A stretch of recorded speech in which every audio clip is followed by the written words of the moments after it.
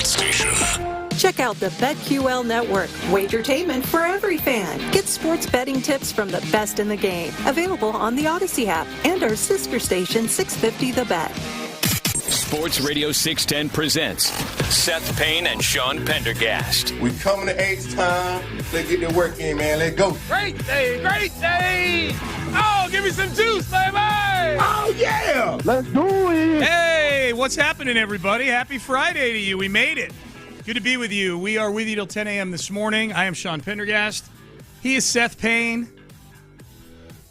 So Fireworks I was trying to going. do something. Yeah. You did it. You made it happen. Did that show up on your screen? Okay, good. Showed up on mine. Every now and then I randomly do a facial hand gesture and it creates some kind of special effect. Now you're doing it intentionally. So now the YouTubers can see me creating the fireworks. You can watch us on YouTube, everybody.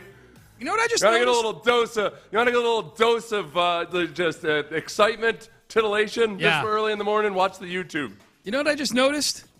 You caved. What'd I do? You caved. Well, I mean, I caved on many things. Look at your face. Oh, my mustache. Yeah, it's gone. I had a feeling yesterday that I didn't, between the protests of my wife trying to hold me down, basically castrate me. Yeah. She didn't like the mustache, but then I was in a little bit of a funk yesterday. I was like, you know what? I haven't earned this mustache. My senior year in college, Sean, I remember, I think I told you, I'd showed up. Me and my buddy Rich Sheeran had said, like, you know what? Let's not cut our hair all summer long. And this is back in the day when you wouldn't see your friends for an entire summer. That's right. Sometimes they'd come back and they'd gain 30 pounds of muscle or whatever. We didn't have any. We couldn't FaceTime each other. Right. So we were like, all right, let's not cut our hair.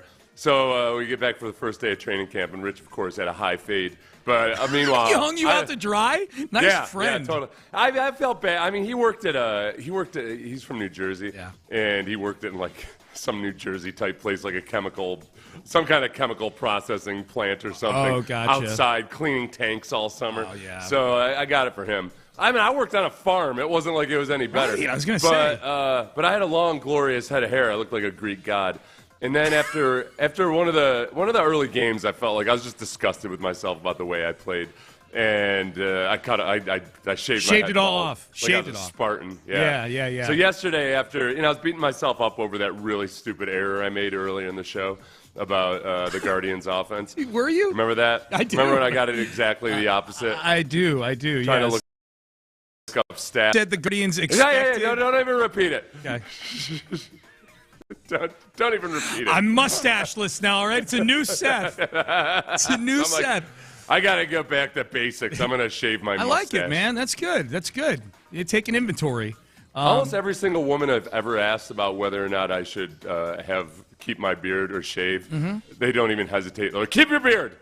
Really? So, yeah, Brandy likes it when I have a beard. Yeah, you rock the beard well, and you never grow it way out. You've always got it grown right to the proper length. It looks good on you. I've got a freakishly large head, so it's good. I think it's good to cover up some of the real estate sometimes.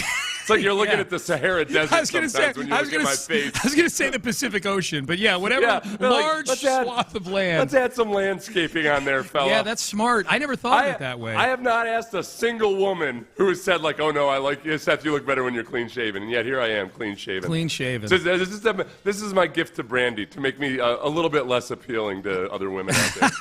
Less attainable. Yeah, don't worry, Brandy. Women won't be throwing their panties at me when I'm at the grocery store like they typically do. Are you... How fired up are you for the Rangers coming to town, man? I'm freaking psyched. Scale of 1 to 10. Out of my depression. You sound like a 13 on a scale of 1 to 10 right now, man. You're fired up. I was in some kind of a funk yesterday. I went for like an hour-and-a-half long walk on a nature trail, and that helped out a little bit. But then there was something. I was getting ready to watch the Astros. It's 7:10 p.m. last night. Yeah. And I told Brandy, I was like, do we need to stop watching this movie? Talking about idiot, you mustachioed moron, and this is pre-shave. And I thought, oh yeah, okay, I'll take a little break, and then I remembered, oh yeah, the Rangers series starts tomorrow. Yeah.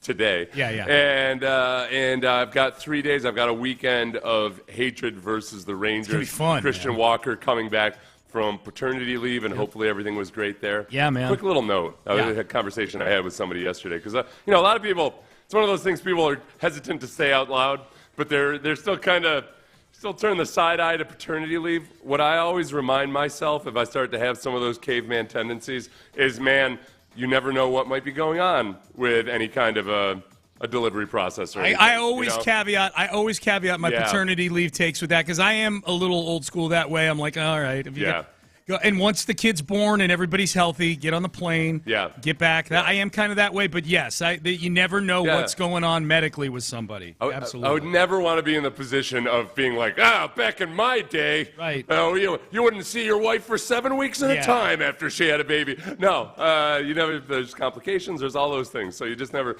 Blanket policy is I try not to be side-eyed about that. Yes. But you do get Christian Walker back. Get him back. Who was on a hell of a tear. Yes. When can he replicate what he was doing before paternity leave now? And typically what we've seen with Astros players, Alex Bregman and the like, is you have a baby and all of a sudden you do go on a tear. That's what happened with Bregman a few years ago. I think what needs to happen with Christian Walker, because when we last saw him, it was at Chavez Ravine in L.A. where he rakes. He's really good there. If we could ask Astro fans to, when Christian Walker comes up, just change into Dodger gear just for 5 minutes, so it feels like he's in Chavez Ravine. Anything to help the squad, man. We should go find some of those old placards on eBay from the COVID games. Oh, the cardboard remember when people? when the Astros played at Dodger Stadium in the playoffs in the bubble? They were smacking those Dodgers placards upside the face with home runs all over the place. Yeah, that's a good idea. It was fun. It was like all those placards of Dodgers fans who had probably, told their children to cheer for Altuve to get hit in the face. Yeah. They were getting hit in the face. They were. With home run balls. It was awesome. What a weird time. Zach Greinke sitting in the crowd. Yeah, where are the Astros playing in the AL playoffs this year? Dodger Stadium. How many were in attendance? Ooh, they had 20,000 placards. Yeah. It was pretty impressive. How many people or how many cardboard people? There are a lot of cardboard people. Bryce Matthews called up yesterday to the big club. I wish I could be more excited about this, except so much of it is that it's a desperation move. I don't think the organization really thinks he's ready to be up here right now. He's going to play. Like, this isn't one of those. This is not one of those guys who's getting called up because you have to feel six guys on the roster. So let's go grab. Let's go grab Zach Short or Cooper Hummel or Shea Whitcomb or this guy. I mean, there's been plenty of, and I haven't even touched on the pitchers that they've had to do that with. Bryce Matthews is a legitimate product. This is closer to a Cam Smith situation than it is a Shea Whitcomb situation, right? He's 100%. Yes, he's 100%. Obviously, the number one prospect in the system. He's going to play, et cetera. Yeah. But people, I mean, you got to look at the splits and everything else. There's a reason that Guillorme and Zach Short and Shea freaking Whitcomb have been called up ahead of him multiple times. Yeah. He's got a 30% strikeout rate. And you might look at his overall numbers and think like, hey, yay. He's got a 1,077 OPS on road games in the Pacific Coast League, which is full of hitter-friendly ballparks. Yeah. At home, he's got a 598 OPS. Right.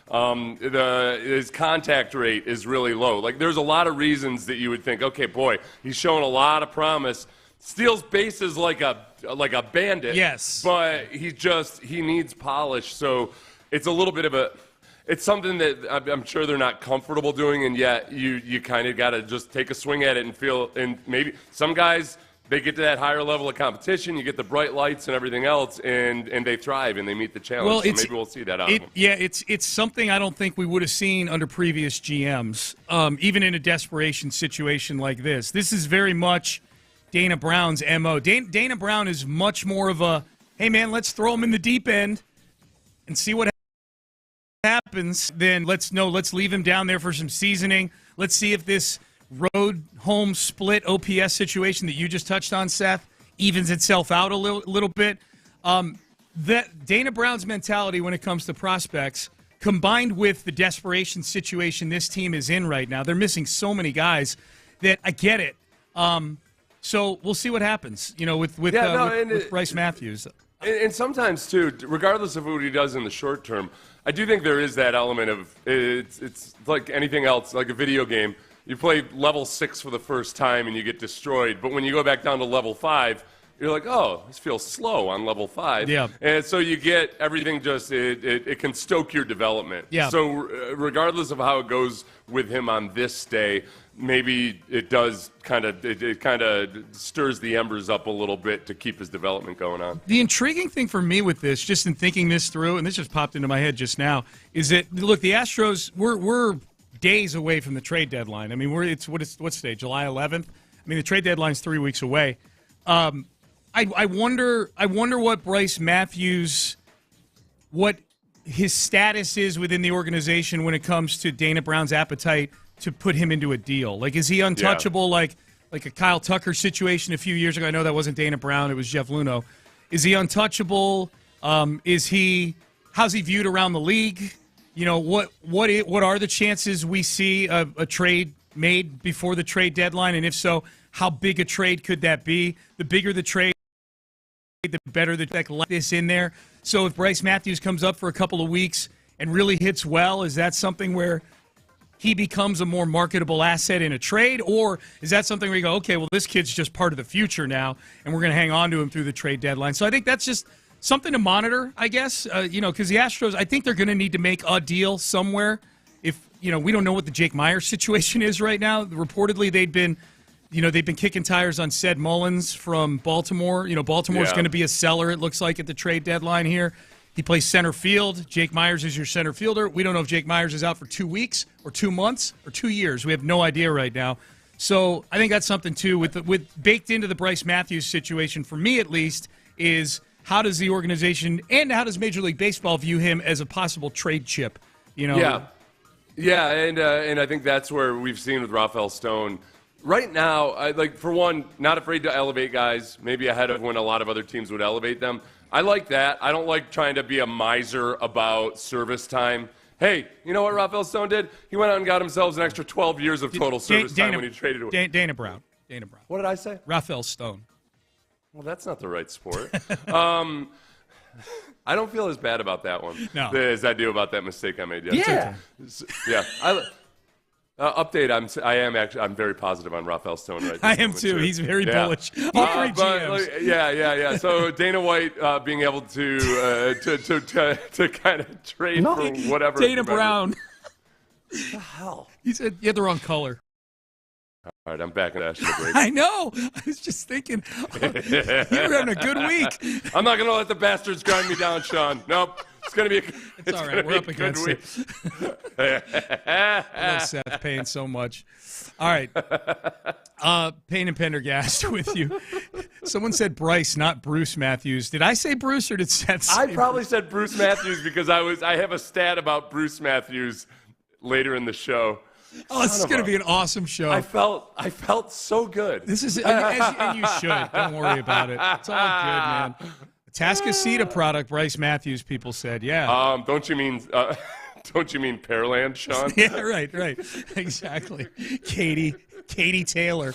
Bryce Matthews from Pasadena, California. That's right. Bruce Matthews, drafted by Rafael Stone out of Pearland. All right, we're off and running. Going to be a good show. Going to be a good day, everybody. Going to be a good day. Be a good day. This is how you get to be the best in the world. All right, kids, gather round. All right, let's shift over to the Texans for a little bit. We'll get back to the Astros in headlines. Off-season report cards are in, courtesy of Seth Walder of ESPN. Do we agree with the grade for the Houston Texans? And a grade on a team in the division that I want to get to as well. We will do that coming up next. Hey, Area 45 with Bijani and Creighton.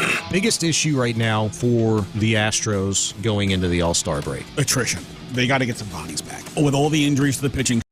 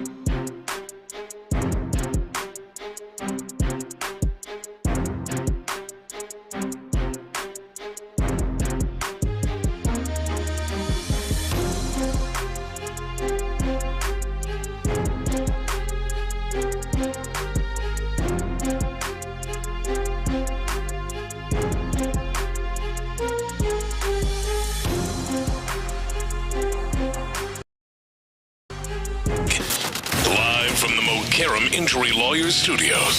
Sports Radio 610 presents Payne and Pendergast. Probably need to do a 5 Reasons I Hate You today. I just haven't put one together for the Rangers. If ever there were a team we put one together for, we've probably done several for the Rangers, which is why I'm going to crowdsource this one. If you want to, we'll do it in the 8 o'clock hour. 5 Reasons I Hate You, but I don't feel like putting it together. I want you, the audience, to do the work for us. So we're going to crowdsource 5 Reasons I Hate You for the Rangers at 8:25 today. I'll do one. My first one right off the bat is Uvalde is pitching out of his brain. Okay, I'm writing that down. Uvalde's got Uvalde. I think Uvalde and Adolis Garcia might have worked out together in the offseason or something because Adolis Garcia, Uvalde's never had better than a 3.3 ERA in a season. I think that was back in 2018, and he's currently sub 2, is he not? Yeah, he's 1.62 right now. Yeah. I want to monitor him and see how much he's hanging out with Adolis Garcia. I like that. I'm going to look at Uvalde's trapezius size now compared to in the past. Yeah. All of a sudden you have a career year at the end of your career. No.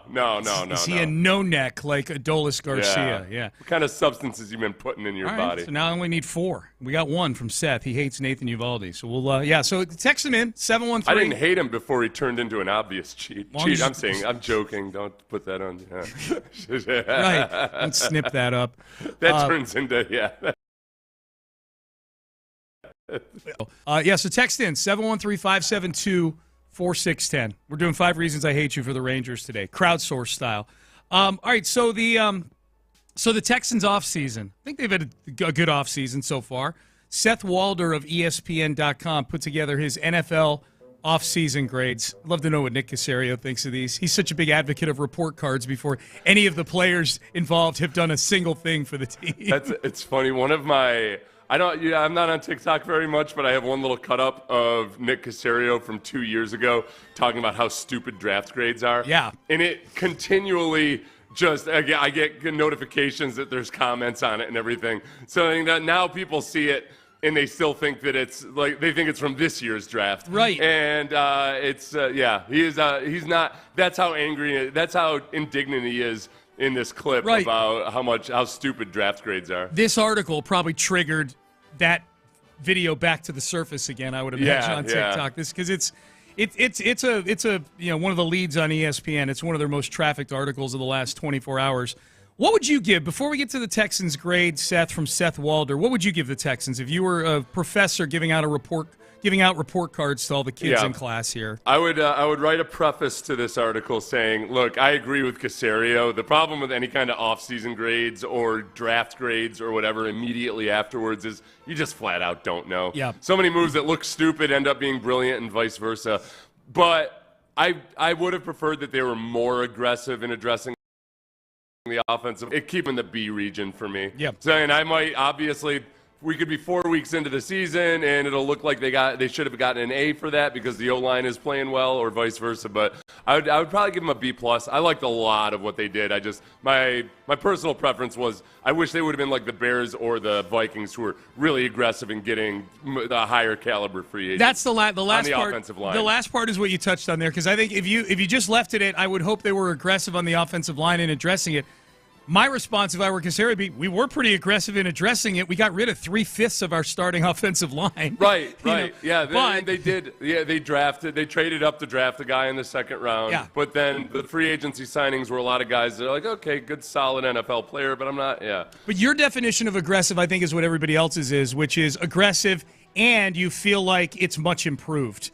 The Bears are a great example of that. I think you just touched on them. The Bears had just as bad an offensive line last year as the Texans did. The only person that got hit more than C.J. Stroud at quarterback was Caleb Williams. Now, some of that is on Caleb Williams for extending plays and so forth, but they went out and got Joe Thuney. They went out and signed Dahlman from Atlanta, the center, who's like a top 5 PFF guy. They traded for Jonah Jackson, who's kind of a distressed asset with the Rams. So they were aggressive in not only tearing it down, but building it up with what feels like much higher level talent. They were, you know what they did? It's kind of like what I did with my mustache. They were kind of disgusted with themselves, so they said, "Let's screw it. I'm gonna shave it off. Yeah, I'm gonna shave off the mustache." That's what they did. Trade away 2 guards trade away 1 guard, cut another guard, and we're gonna grow a new mustache. They've just they're kind of slow to grow facial hair. Now, they're kind of like the 15-year-old kid standing outside the convenience store asking bums to buy him beer. Yes, it's just they're in that moment of the rebuild. That's right. Walder gives them a B+. So that's about where I would put him. And when I was looking at this article yesterday, I said it feels about right. That feels about right. He has biggest move I liked, move I disliked. Biggest move, trading away Laramie Tunsil, and I think that's undeniable. That was the biggest move that they made this offseason. Says offensive line play sunk the Texans' offense last season. I agree with that as well. So naturally, they dealt their best offensive lineman away, sarcastically, he says. It's a move I struggled to assess at the time and still do, given its unorthodox nature.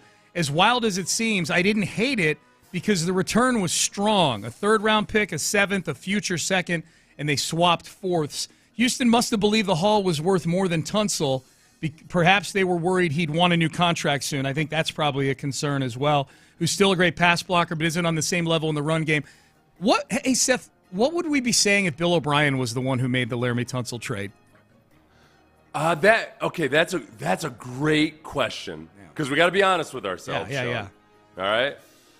The difference between the Laramie Tunsil trade and between the Laramie Tunsil trade and DeAndre Hopkins trade. One is that people very much approved of DeAndre Hopkins. Texans fans very much liked DeAndre Hopkins and looked at him as one of the strengths on a team. 2 was the return that they got for DeAndre Hopkins, which was universally panned as a ridiculously bad deal. So with Laramie Tunsil, the feeling is different. If Bill O'Brien had done it, I think people would have been questioning it, but I think in a lot of ways that's be honest with yourself too about how you might have felt about Bill O'Brien at the time. It wasn't necessarily the same level of vitriol as when everything fell apart.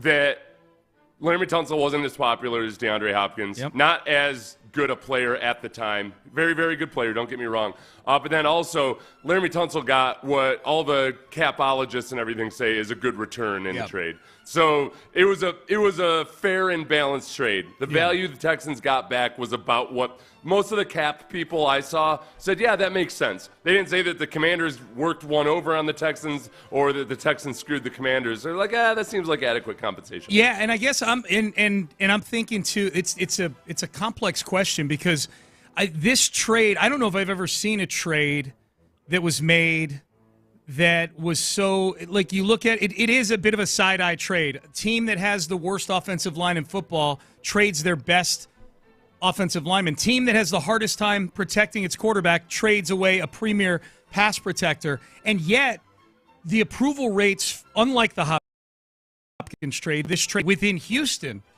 were through the Texan fans. 80 to 90% when we polled them on Twitter said we like this trade of getting rid of Tunsil because they like you and I and everybody else here, they watched snap to snap and they followed the team all week long and they know he never practiced and they know that he probably shouldn't have been a captain and all those things. Well, no, and then he led the league in penalties. And that too. That a lot of those penalties come at inopportune times or took you out of scoring position, no doubt. all those things. No doubt. And yet I think there was an element outside of Houston that looked at this trade a little Hopkins-ish. Walder touches on it there. Offensive line play sunk the Texans last season, so naturally they dealt their best linemen away. I think outside of Houston, if it was O'Brien making the deal, they would have been like, oh, my God. I think Caserio has enough goodwill banked, obviously, here in Houston and outside of Houston, where certainly people in Houston are willing to see how this looks. They approved of the trade, but I think even people outside of Houston, like Walder says, I struggle to assess it at the time and still do. As wild as it seems, though, I didn't hate it. The return was strong, Yeah, this is where if you find yourself, because there's still these people that, including in the media, that feel like they need to stick up for Laremy Tunsil or something. And this is, if you find yourself in a conversation with somebody who says, yeah, he's one of the best pass protectors in the league, this is what you need to tell those people. Because you know what I'll always say is all those people love to point out his Pro Football Focus pass protection grade. Yeah. And look at it. It's one of the top 4. And I always say, well, why don't you show his other Pro Football Focus grades? Yes. Because Pro Football Focus has him as the 21st or 22nd best in football last year, not a top 5. Right. And they'll say, well, Pro Football Focus in their grading factors in penalties way too much. All right, okay. If that's how you feel, if you think that's overly weighted, here's the problem with that. Hey, Laremy Tunsil is an incredible pass protector, don't you know? Okay, well, those guys like Trent Williams typically have fewer than 5 false starts in a year or pre-snap penalties in a year. Often, a lot of times, 0, 1, or 2. Panay all those guys, So what you have to realize is Laremy Tunsil gets these great pass protection grades because he's kind of cheating partly. Yes, he is brilliant. I love watching him. He's an artist. But he's also, by damaging the team in these consistent pre-snap penalties, he's cheating the grade system a little bit. It's almost like if you're like, wow, that guy's a straight A student. You're like, well, yeah, but he was also copying off the guy next to him. But he's a straight A student. Like, no, he's getting a jump on the snap count, and he doesn't give a single damn if it hurts the team or, and this is most critically, all right, it's 3rd and 4. Laremy has a false start. Really no big deal for Laremy because he's gonna be good in pass protection on the next down no matter what. Yeah. It really, really, really screws your struggling guard, your struggling center, your struggling right guard when all of a sudden you take a 3rd and 4, which is it could be either or. It could be run, could be pass. Quarterback wouldn't have to. You can hit something quick and get the first. Sudden, it's 3rd and 9, and there's that much more pressure on the interior offensive linemen to pass protect longer, to have defensive linemen that are in pass rush mode, all that stuff. So it's a double whammy on the rest of the team. And that's the kind of culture that you just can't have on a struggling offensive line. Nope. It was infuriating to me to watch because it's just so selfish. It's so incredibly selfish. And if you bring up the Pro Football Focus pass protection grades and don't bring up any of the other Pro Football Focus grades, you're being a little bit fraudulent. I'm sorry, but you are. More than you're being a little bit fraudulent. More than a little bit. That's a great breakdown. Move I liked, move I disliked. We'll hit these quickly. This is Seth Walder's report card. Gave the Texans a B+ for their offseason. Move I liked, trading down from 25 to 34 in the draft. So that's the move he likes. Just to contextualize it a little bit, that was when the Giants traded up to get Jackson Dart and the Texans moved back to 34, picked up a couple of third-round picks in the process, and drafted Jaden Higgins, who they may or may not have had as the top guy, one of the top guys on their board at 25. They were still able to get him at 34. The thing I liked most about that was, and I think this entire draft was like that, that Caserio has very much of a kind of a gangsta, we don't love them hoes type of attitude about draft prospects. You know, like, hey, love them, leave them, whatever, and just move on. You don't fall in love with prospects to the point where you're like, oh, we got her. Oh, it's a sweet spot. You kind of try to stay detached emotionally as much as possible. Yep. And match up with, okay, are we picking at a spot where it makes sense that we're drafting this guy? Because you know that by and large, if you let your heart rule things too much as a GM, you're going to get destroyed in the long term. Yes, so Bill O'Brien. Yeah. You just can't be impetuous. Yeah. Now, it's not to say you can never fall in love. Right. They were clearly in love with Will Anderson. Yes. But you got to be selective. You can't go out asking every girl you meet to marry you. That's you right. know? You're going to get screwed, buddy. Yep. Yeah. Absolutely. Move he disliked. We'll hit this real quick. This may be the indication that the Texans had a really good offseason, is that the move he dislikes, Seth Walder, is trading for Ed Ingram. They traded a future sixth for a backup guard, and that's the move he disliked. Right, yeah. And didn't he say something weird is going on with ESPN in my computer? Didn't he say something like, hell, maybe they just look at him as a guy that's going to be a backup or something? I'm like, yeah, exactly. They're probably, and they think with potential upside. But as of right now, the most likely scenario is that Titus Howard is going to play right guard. And I think a lot of people writing these articles, and they're doing it for 32 teams. I don't expect them to know this. I think a lot of people writing these articles just don't realize that Titus Howard is probably going to be a guard this year. Or there's a very good chance he'll be a guard. Yeah, you may be right. Yeah, real quick, he says this. I did not like the Ingram trade. The Texans surrendered a future 6th-round pick for the former Viking, who was benched last season. If Ingram ends up being only a depth player, giving up a 6th-round pick and paying him he's this year will be a steep price. Okay, I mean this isn't a team that's dealing with attention to salaries these days. Right, and it's not like the Texans. And it's not like the Texans right now, Seth, are a team that's having to cut guys to make cap. You know, like it's. I mean, they're up against it a little bit, but this, you had to kind of. I look at it as he had to kind of dig to find something here that they did where you're like, no, that's a really bad move that they made. Right? Yeah, that's a good point. And he's not crushing them for it. He's just giving them. He had to pick a worse move, and that's the move that he had to pick. Then, good offseason. That's pretty good, I'd say. Yeah, that's good offseason. All right, Payne and Pendergast with you on a Friday. We got a lot to get to on the show today, including the Astros. Let's do that in headlines here. Didn't play last night, but did make big headlines with a move they made yesterday. We'll have that for you in headlines coming up next. I don't know if you guys were listening to the first.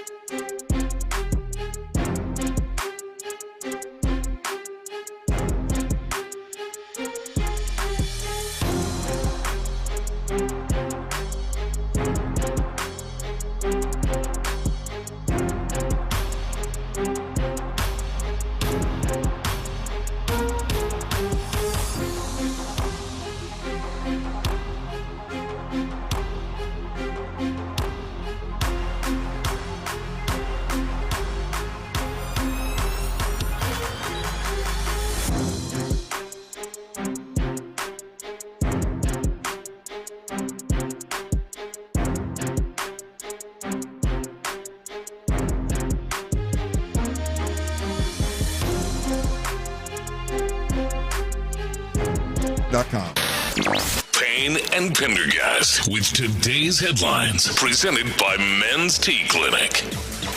All right, thank you to the Men's Tea Clinic for sponsoring headlines. I'll see you lovely ladies there in 4 hours.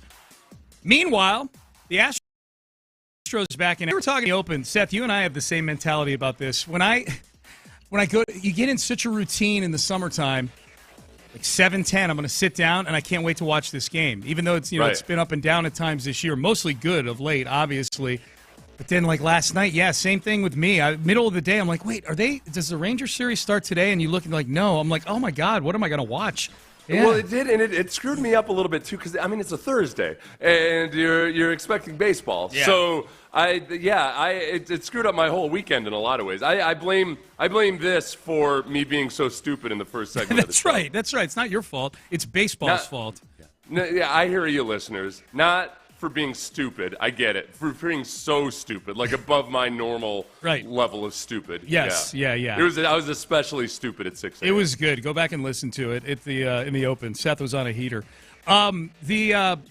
The Astros called up Bryce Matthews yesterday. That was the big news. And I don't know. Were you expecting this? Were you expecting Bryce Matthews to get a call up? We know he'd been doing pretty good down in the minor leagues. Well, he's been doing well, but he's got the classic things that you need to iron out before you get called up. Yeah. I don't think there's a chance in hell that if it weren't for the injury issues and everything else right now that we would see Bryce Matthews before the trade deadline. Yeah. It's just that they're so beleaguered with injuries right now.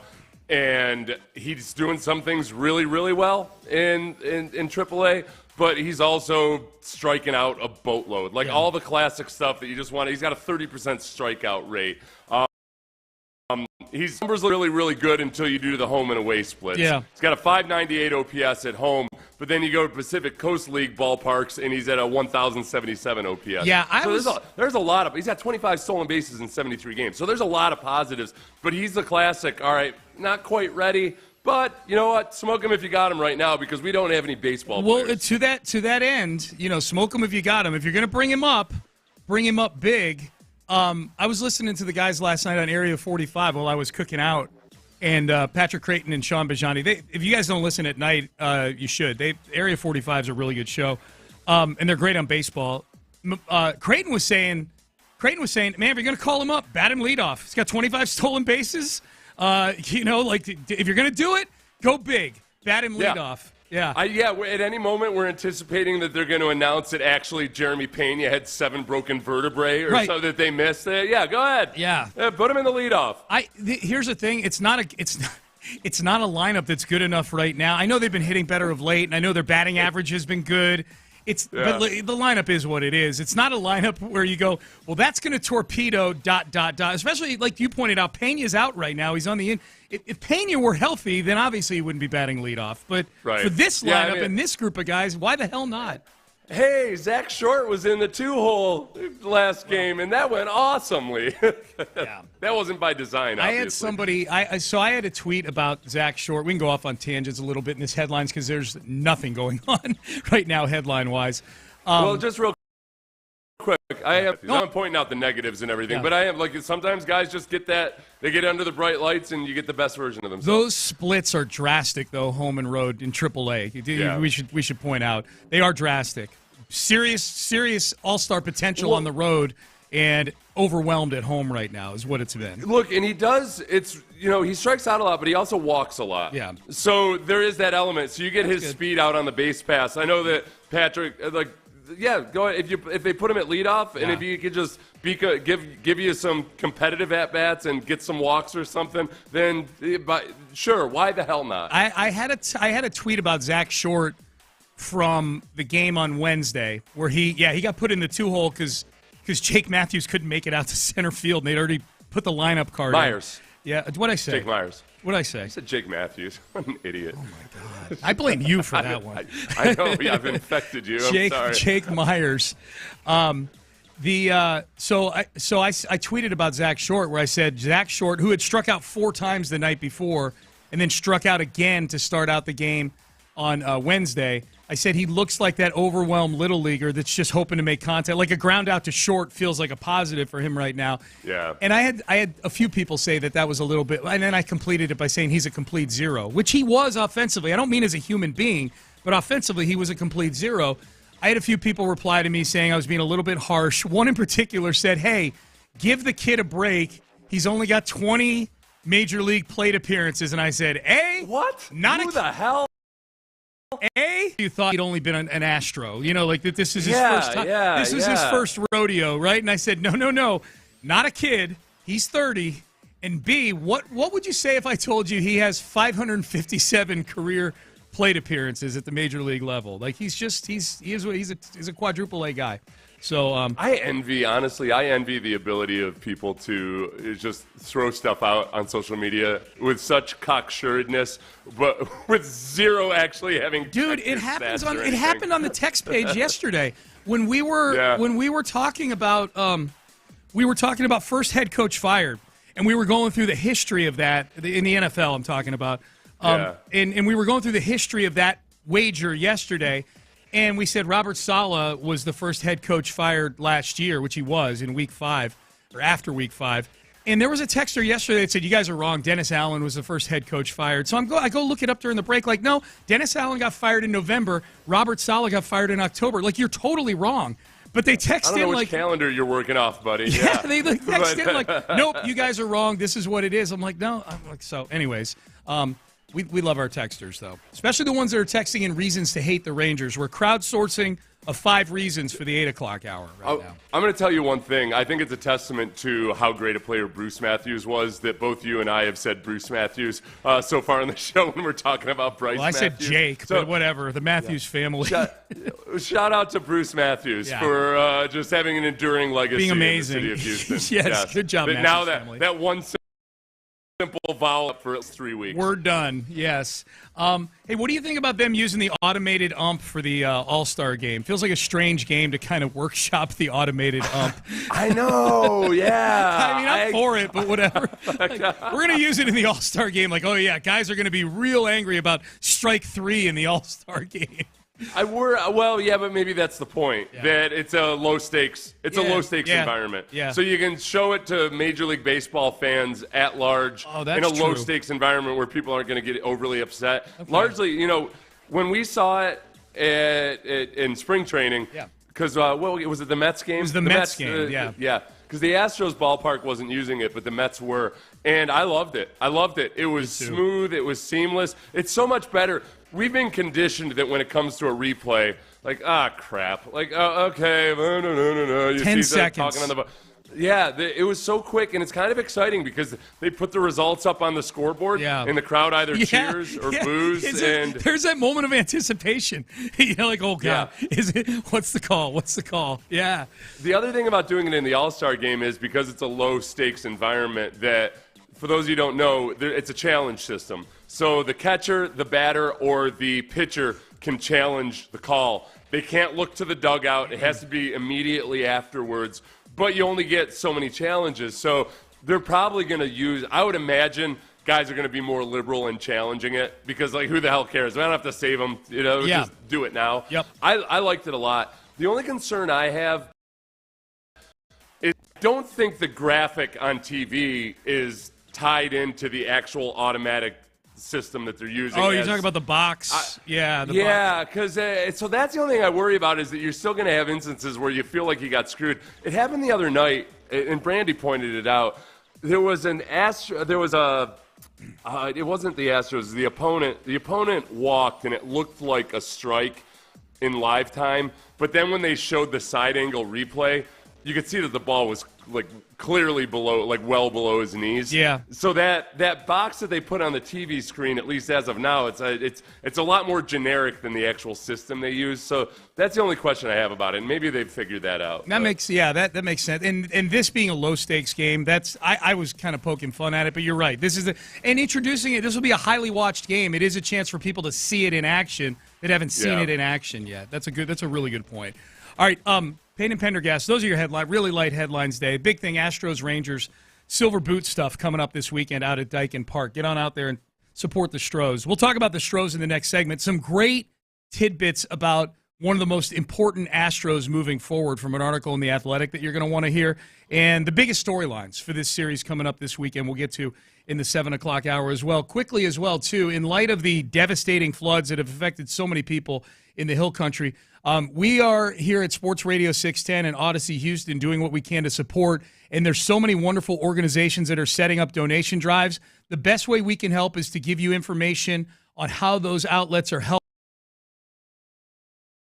and help our Texas neighbors. This is all you got to do right now. If you're looking for a way to help the victims of the floods, just text the word FLOOD, FLOOD, to 20357. That's texting FLOOD to 20357. And what you're going to get back is a list of all the ways that you can help in the flood relief efforts for Kerr County. So text FLOOD to 20357. Stay there. The Drive with Stoerner.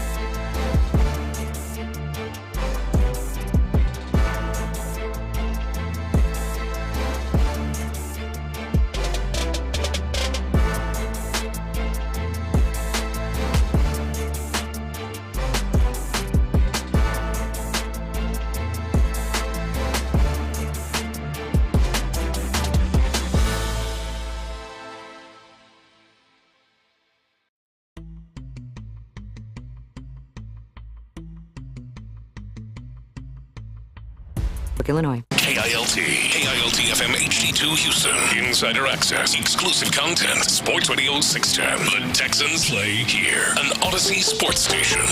Sports Radio 610 presents Payne and Pendergast. I will say this, that one of my projects for this weekend, you and I talked about it yesterday, Seth, will be watching Quarterback on Netflix. Last night would have been a good night to start it with no Astros game, but I did not. I say that because this actually gets me interested in watching it.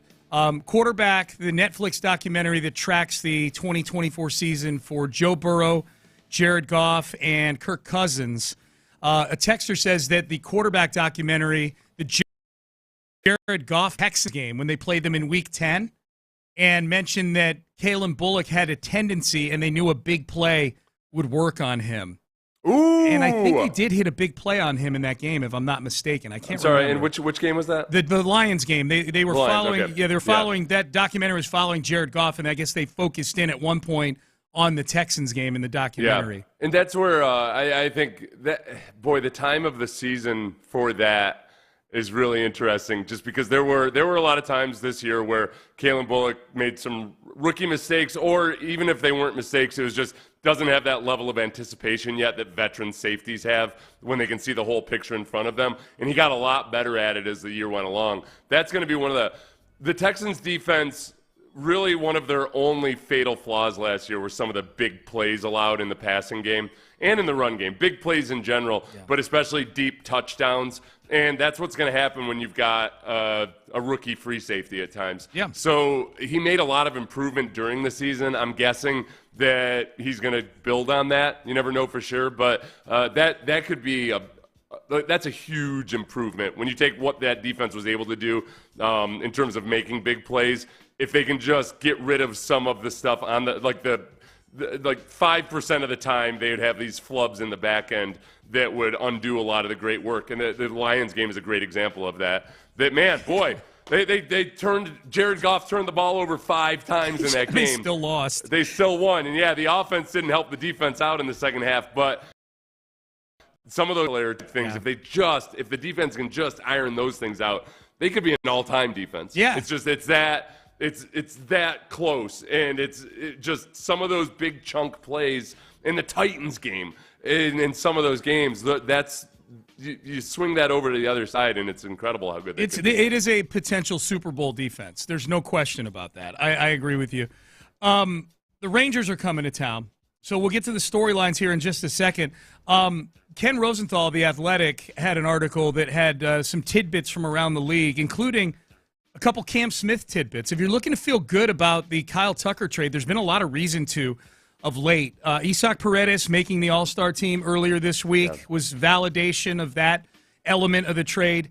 Cam Smith, as we've said since the trade was consummated, Seth, and since you and I were there for his spring training debut where he hit 2 home runs in his debut, we've been saying that Isaac Paredes could wash out. Hypothetically, I'm saying. I don't think he will. But Isaac Paredes could turn into a donkey.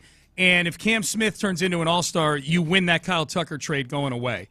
He's 22 years old with 6 years of team control coming up. And it would appear, according to these tidbits that you unearthed in this Ken Rosenthal article, that he's got good baseball character on top of it as well. Yeah, and it wasn't. It was an article specifically about Cam Smith, so it was easy to unearth the tidbits. Yeah. But the big one for me, that's really, regardless of anything that Cam Smith does at the plate, one of the reasons I was frustrated the last couple seasons was that he had regressed defensively, and a lot of times it just looked like Kyle Tucker was a little bit lazy in right field. He had been incredible earlier in his career, and then these last few years he hasn't been the same guy defensively. This is a guy, Cam Smith had a total of 3 starts in the outfield, and it was in summer league back in college or wherever it was, playing left field. So very, very little experience in the outfield. Among AL right fielders, Smith entered Tuesday tied with Aaron Judge for 3rd in outs above average, within striking distance of the co-leaders. I got it here. Will you Abreu on the Red Sox and Lawrence Butler of the A's? Yep. Thank you. Yep. I had excised that for some reason.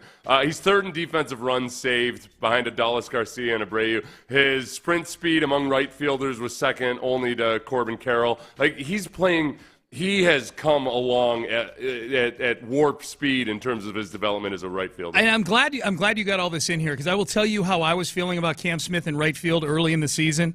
In the season with him at right field, I'm like, he's really good. But I don't want to be over the top in the praise, because I'm like, he's really good. I think he's really good, but I don't look at myself as some sort of defensive nerd baseball expert. I'm like, I think this kid, looking at his range, looking at the catches he's making, I think he's going to wind up having a pretty good arm as well when the whole thing's all said and done. I'm like, I think he's really good.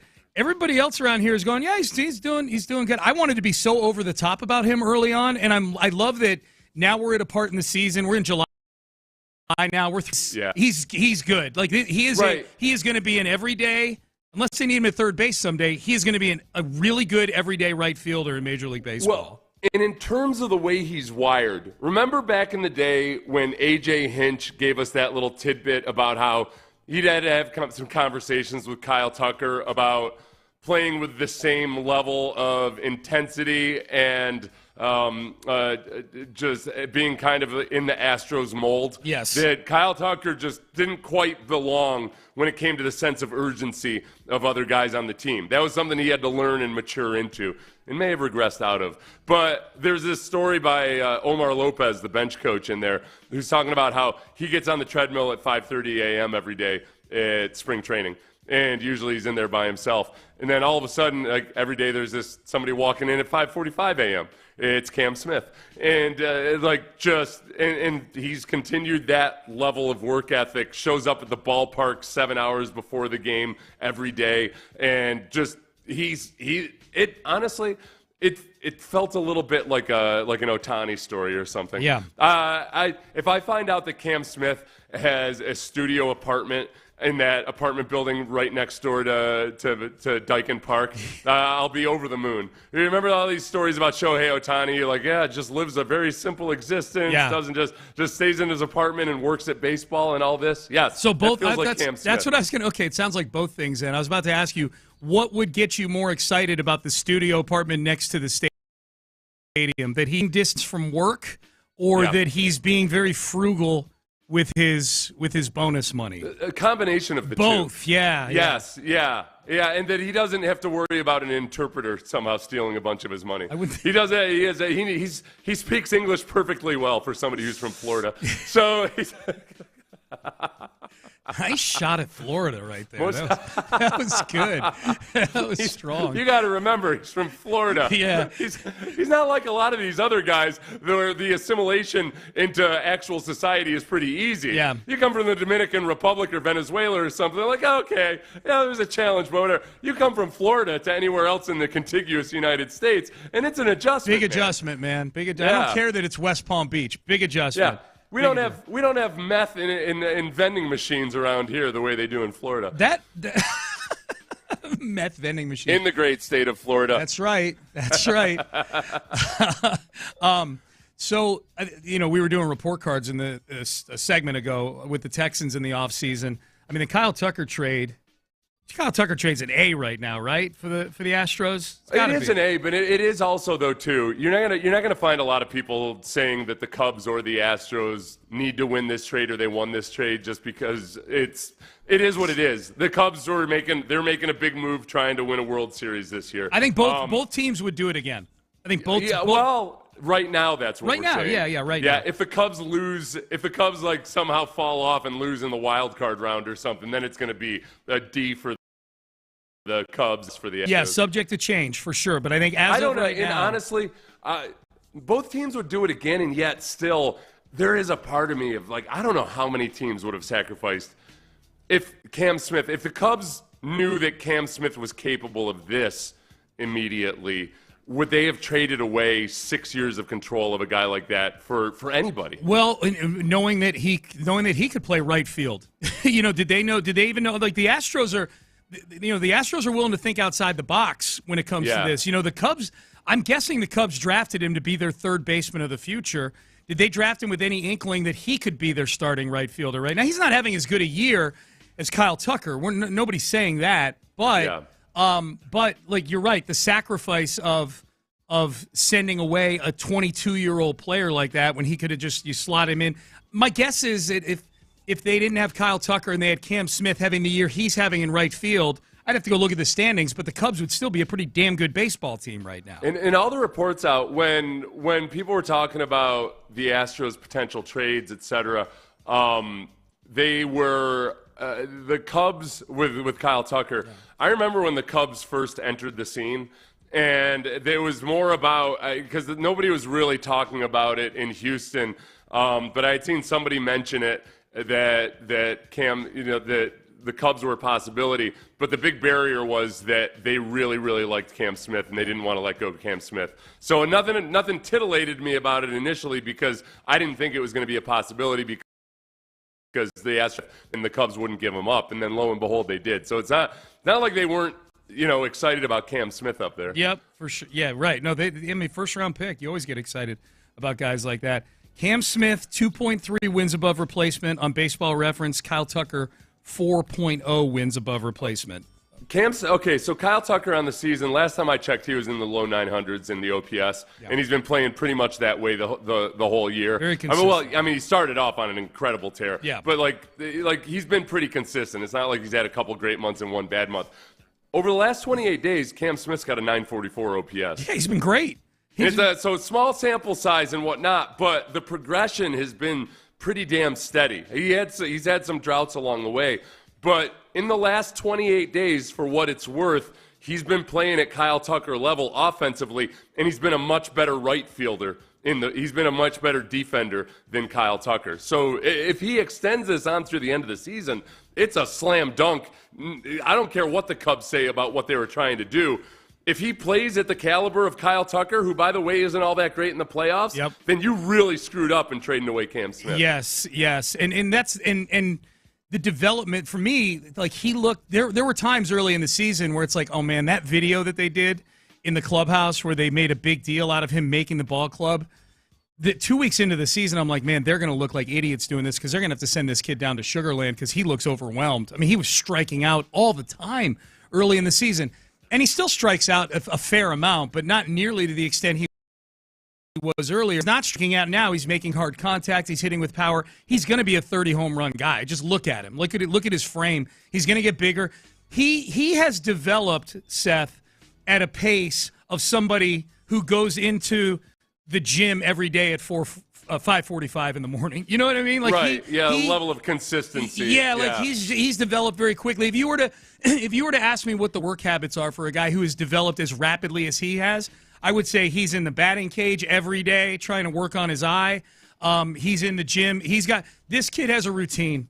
He's got a routine, and it starts early and it ends late, and that's what this Rosenthal article says. I think if there's one thing that they've done a really good job of with younger athletes these days, it's almost like they teach them the value of compound interest. Don't worry about trying to make these vast improvements in big chunks or whatever. Every workout doesn't have to look like a Nike commercial, et cetera. It's how quickly can you get them on a consistent schedule to where they understand when they're looking, and this is what D'Amico talks about. You just look at the veterans around you, the guys that have a consistent schedule and a routine, and you just make that 0.1% improvement every day. And it's hard. You guys, anybody out there that, has kids, it's hard for young men to necessarily latch on to the value of just everyday work. And he seemingly, from all reports, has that. Yeah. So, as of right now, Kyle Tucker's got a 899 OPS on the season. This month at a 944 OPS. Yeah. I mean, it's got a half a season to play. There's going to be hiccups along the way, but it looks really, really good. If these two teams got together, today, the two GMs get together, and the purpose of the conversation is, hey, let's just flip back and we'll give you back Tucker and you give us back our guys. If that were the topic, I don't think either team would do it. Like we have a few texters saying Cubs wouldn't make this trade again. I think if you were to ask them, like today, right now, you could do like, they say 1, 2, 3, no give backs. If you could do a give back here, and the Cubs would say, all right, give us Cam Smith and Isak Paredes, and I guess Wisniewski with his Tommy John, and we'll give you back Kyle Tucker. I think if one of the two teams were to flinch and say, okay, we'll reverse the trade, it would be the Cubs. I think they would say, yeah, give us back Paredes and Cam Smith. Here you can have Tucker, and you guys deal with the contract issue at the end of the year, not us dealing with the contract issue at the end of the year. That said, I don't think either team would flinch. I think if a team were to flinch, it would be the Cubs. They would say, yeah, let's reverse the trade. But I don't think either team would. The Cubs are 2 games up in the NL Central right now. Like, I don't like it may work out to where Kyle Tucker's not there long term. And to your point, Seth, if they don't win a World Series or whatever the bar is, they feel like they need to clear in the postseason for them to justify 1 year of Kyle Tucker for all this. If they don't attain that, then that's a different conversation for a different time. I think on July 11th, both teams would say, we're going to stick with what we did in this trade. We're going to stand. Yeah, right now, yes. Right now, today. Yeah. So somewhat, I didn't want to cherry pick. I'll cherry pick a little bit, but I'll go back to May 1st. Since May 1st, game 24 for Cam Smith. Yeah. So he's had some time to get acclimated to the major leagues. Yep. Since he's hitting .313 with an .816 OPS. Yeah, he's a solid, more than solid right fielder in the. And been playing really, really well in the outfield. Yeah.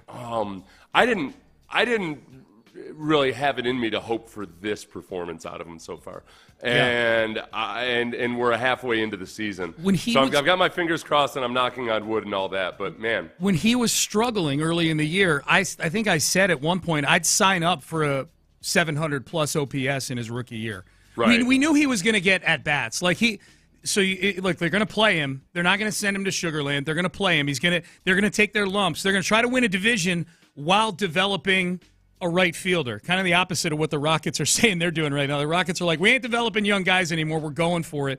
The Astros, if you were to, give them truth serum, would say, yeah, we're trying to, with Cam Smith specifically, we're trying to win. We're trying to win a World Series. We are. But at the same time, we've got this right fielder that is a phenom that we're trying to develop, and we'll take some lumps here. They're not having to really take lumps with him anymore.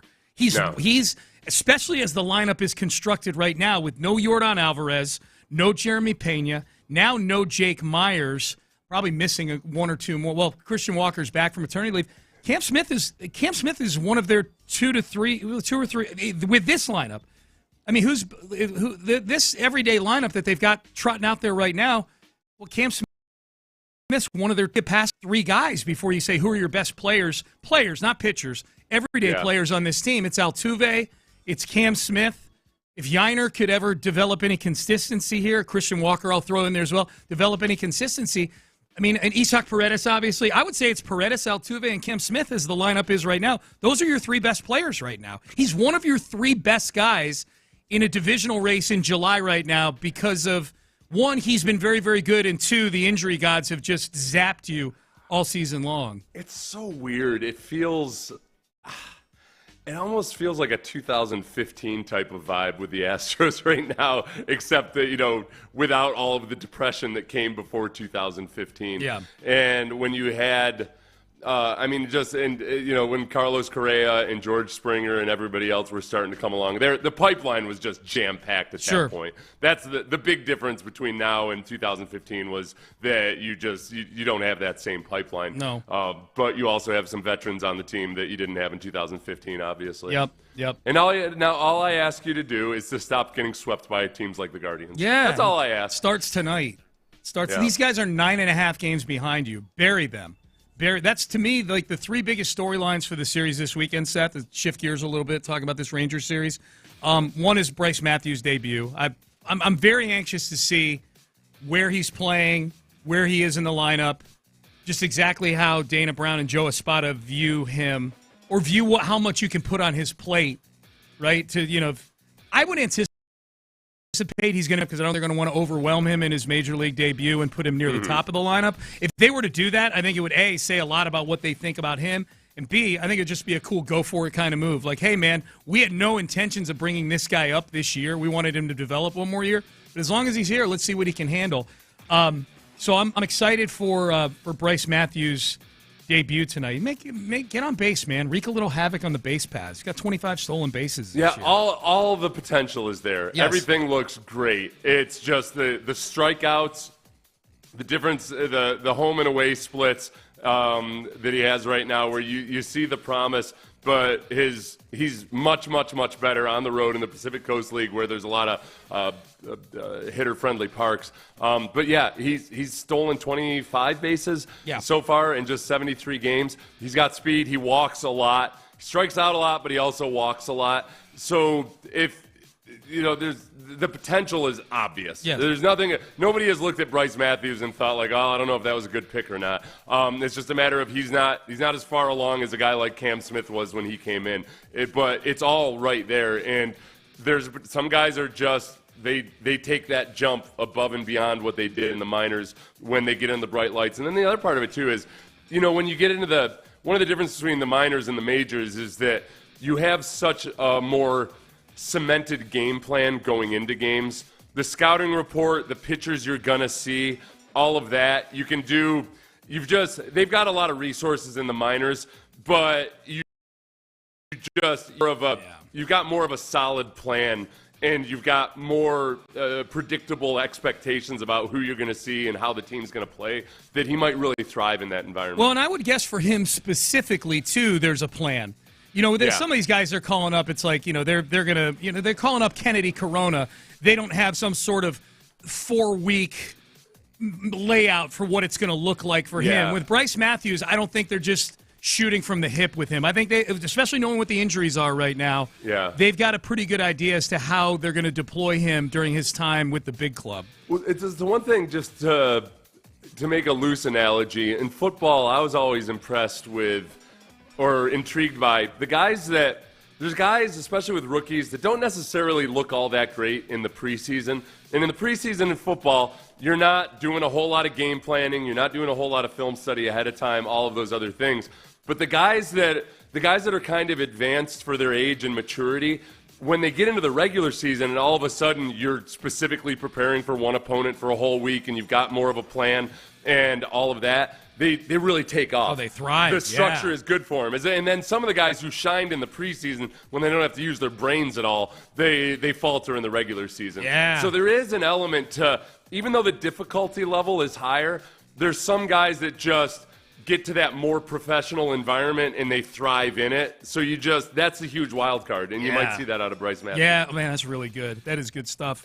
Number 2. So number 1 storyline this weekend, Bryce Matthews. Number 2, about as good a card of pitching matchups in terms of quality and intrigue that we've had all season long that I can remember. First, rare is the series where we get both Framber Valdez and Hunter Brown pitching back-to-back with each other. The way the schedule's laid out, those two have always seemed to fall in different series than the other guy. But they got the All-Star break coming up here. Hunter's not going to pitch in the All-Star game. He's already been replaced on the All-Star roster. I don't know if he's traveling to Atlanta or not. I know Jeremy Pena is. He's not going to play, but he's going to go to the game.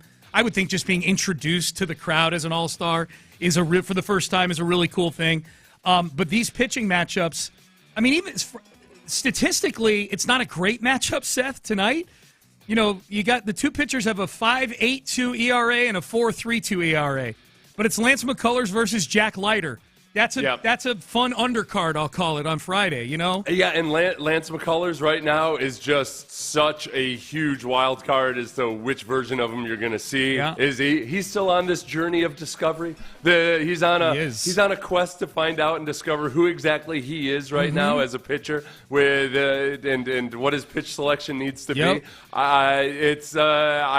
I'm excited, but also very, very nervous about it. And I think Lance is going to be jacked up for this. It's the Rangers. I think he's going to the energy is going to be high. We'll see. I mean, Lance has been inconsistent, so hopefully it looks a lot more like that stretch where he was striking out 9 and 12 guys in back-to-back games earlier this year. It's always for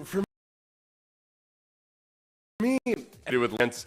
And make it personal almost, like somehow Lance is responsible for his own injuries or something, because Lance might be, in terms of Houston athletes, the guy who most embodies everything that you as a fan would really like your players to be like emotionally. Like Lance got an H-Town tattoo when he was a young man. Like he is all about the team. He's got that fire in him. He genuinely hates his opponent, it feels like at times. Like, all those things are exactly like how we wish our athletes would be. He's just got this one minor detail of getting injured all the time for long stretches of time. He misses full seasons. Yeah. But I do. Everybody, the difference between professional athletes and the fans a lot of times is the grudge that they have against divisional opponents or whomever else. Like the athletes come from all over the damn hemisphere and the other hemisphere, and they're temporary residents in their city, and they don't have that same level of animosity towards the opponent necessarily. Yeah. Lance has that animosity in him. Yeah, it's in him. He does. He every team you hate, Lance hates too. Yes, love Lance McCullers. He takes it personal, and I love that. I do too. The other two matchups are, as they would say back in the day, as Gorilla Monsoon would say, this is a main event anywhere in the country, Mean Gene. Framber Valdez and Jacob deGrom, a should-be All-Star versus an actual All-Star, and then Hunter Brown versus Nathan Uvalde on Sunday. I mean, these are two pitching matchups. Framber versus deGrom on Saturday and Hunter versus Uvalde on Sunday. These are excellent pitching matchups. And I would, as a sub-storyline to this one, Seth, of all these guys, I would say the one that I have my eyes on the most is Hunter Brown. Was not great in his win in Colorado. I think he won his game in Colorado. Some of it was attributed to the altitude. The break on his curveball wasn't great. But he had one of his worst outings of the last 14 months earlier this week against the Guardians. Gave up 6 earned runs and was giving up a lot of hard contact. I mean, home runs, line drives. I would feel much better going into the All-Star break if Hunter Brown gave us one of his classic 7 innings, 1 run, 10 strikeouts, that kind of thing. And then the big question is, Hunter Brown alluded to it in the postgame, that there's a chance that they had some tips on him, or that he had some tips, and that he was going to get in and try to figure it out and see if they could iron that out. I think that the Guardians especially, man, it seemed like the Guardians staff worked their butts off to try to figure some things out about the Astros pitchers. Yes. I mean, there were just times where it just felt like they knew it was coming, and they probably just you're on a 10-game losing streak. You send your nerds to the lab with 18 cans of Red Bull and figure it out. Because they did. And in that first game, I mean, they were bunting early in the game. They were doing everything they could to just try to get off the schneid. Yep. So if they had figured out a tip for Hunter Brown, then ultimately, maybe that ends up being. And number 3 storyline, this is a simple one. You get a chance to bury the Rangers. You're 9.5 games up on them. You can walk out Sunday. You can go into the All-Star break with the hated Rangers 12.5 games back. Make it happen, man. Just make it happen. I was really looking forward, Seth, after the Jake Myers re-injury on Wednesday. I was really looking forward to Chandler Rome writing about this, because Chandler has appropriately had such scorn for the Astros' return to play policies, just little jabs at them throughout the last couple the Astros, the way they communicate things has really agitated him. Yeah. And I get it. I mean, I get it, especially for Chandler. You know, Chandler works his butt off. You can tell. Like, he really puts his time into it. And he's probably got – I don't think he likes probably – fielding hundreds of questions from readers that he simply can't give an answer to because the Astros are so opaque about the way they release information about injuries. Well, and Chandler's quick to point out too that Joe Espada and Dana Brown are being put in a similar situation to Chandler. You know, Chandler's asking these guys, and these guys either know or are not allowed to say certain things. Like Joe Espada and Dana Brown are put out over their skis a lot with a lot of these medical questions. And and Chandler also points out, comes with the territory. This is why you get paid a lot of money as a GM and a manager, is you do get asked about injured guys. It's up to you to give the answers that are going to convey it the way the team wants to, or the way you want to, or provide clarity, whatever the goal is. I thought this was in response to Joe Espada. Let's play the clip here. Joe Espada being asked if any imaging had been done. This is after the game on Wednesday. Again, Jake Myers leaves the game before the game even starts, re-injuring his calf. Joe Espada asked, did you guys do any imaging before sending him back out there? No. We didn't think that he needed it.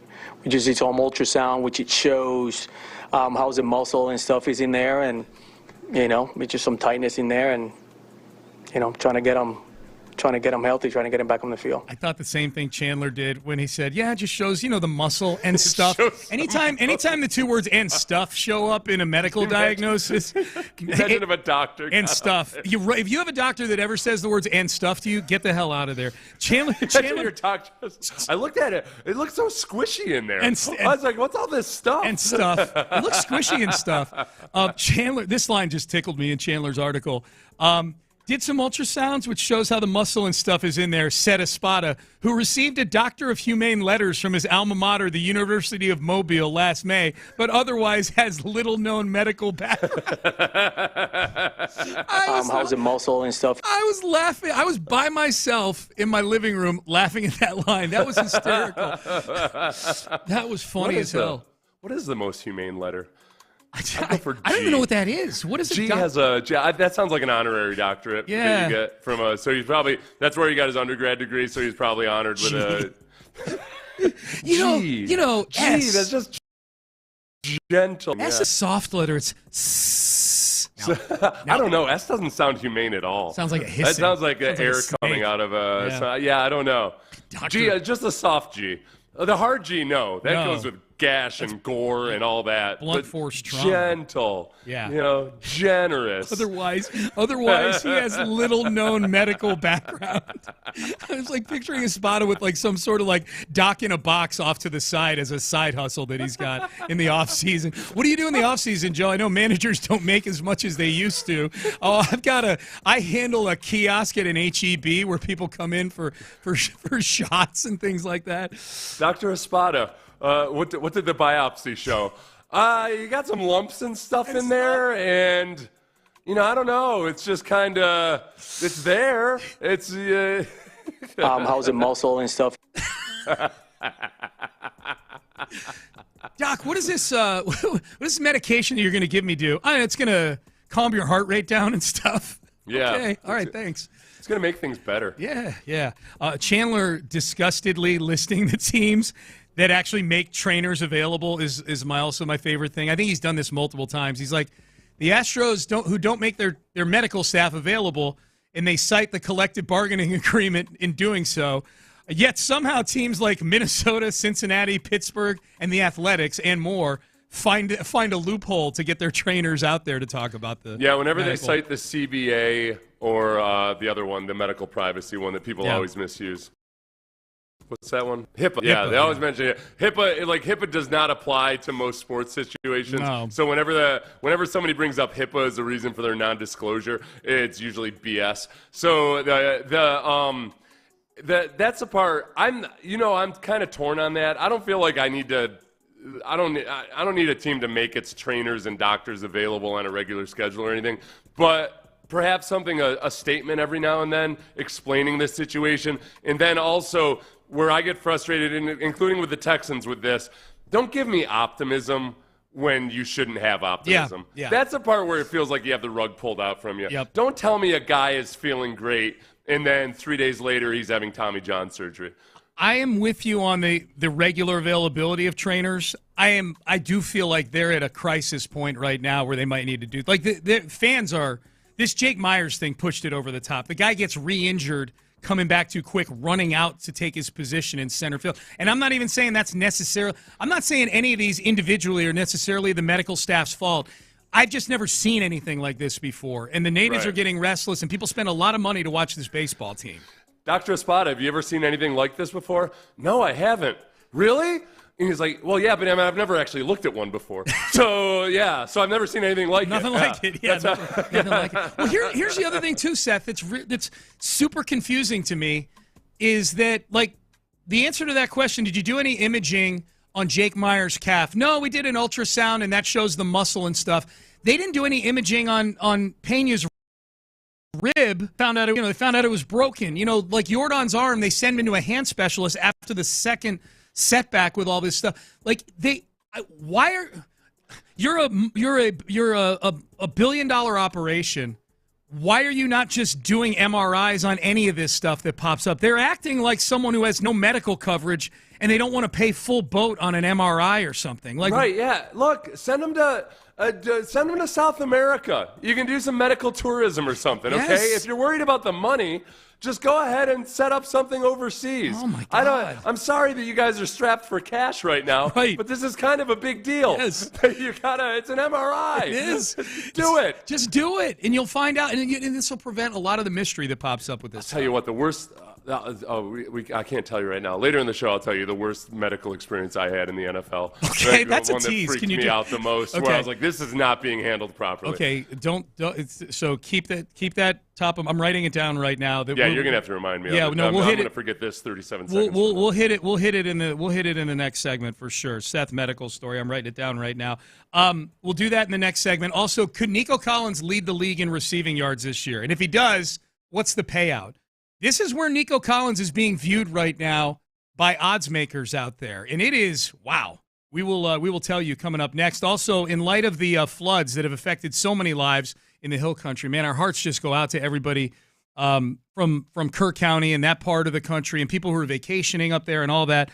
We're doing what we can to support with so many wonderful organizations setting up donations. Best way we can help is to get you in touch with those people, provide you the information where those outlets are providing those avenues for you to help our Texas neighbors. And it's really easy. Just text FLOOD, FLOOD, to 20357, and it's going to immediately send you a website with a list of all the ways that you can help in the flood relief efforts for Kirk County. It can be a little overwhelming, like, how do I help? I want to find a place. I've got money. I've got time. Whatever it is, I want to go help.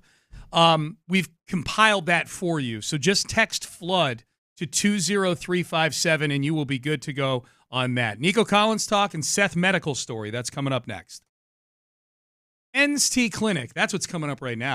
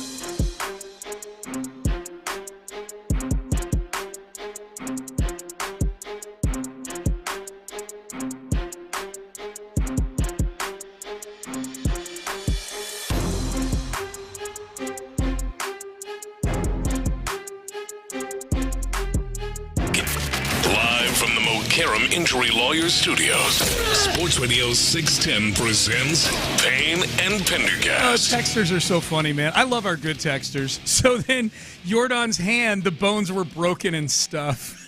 That's what they were. Dr. Espada said the bones were broken and stuff. And so, Dr. Espada was like, what happened, Dr. Espada? He broke his hand bone. Which hand bone? There's more than one? There's actually more than one hand. It's, yeah. This was a text, too.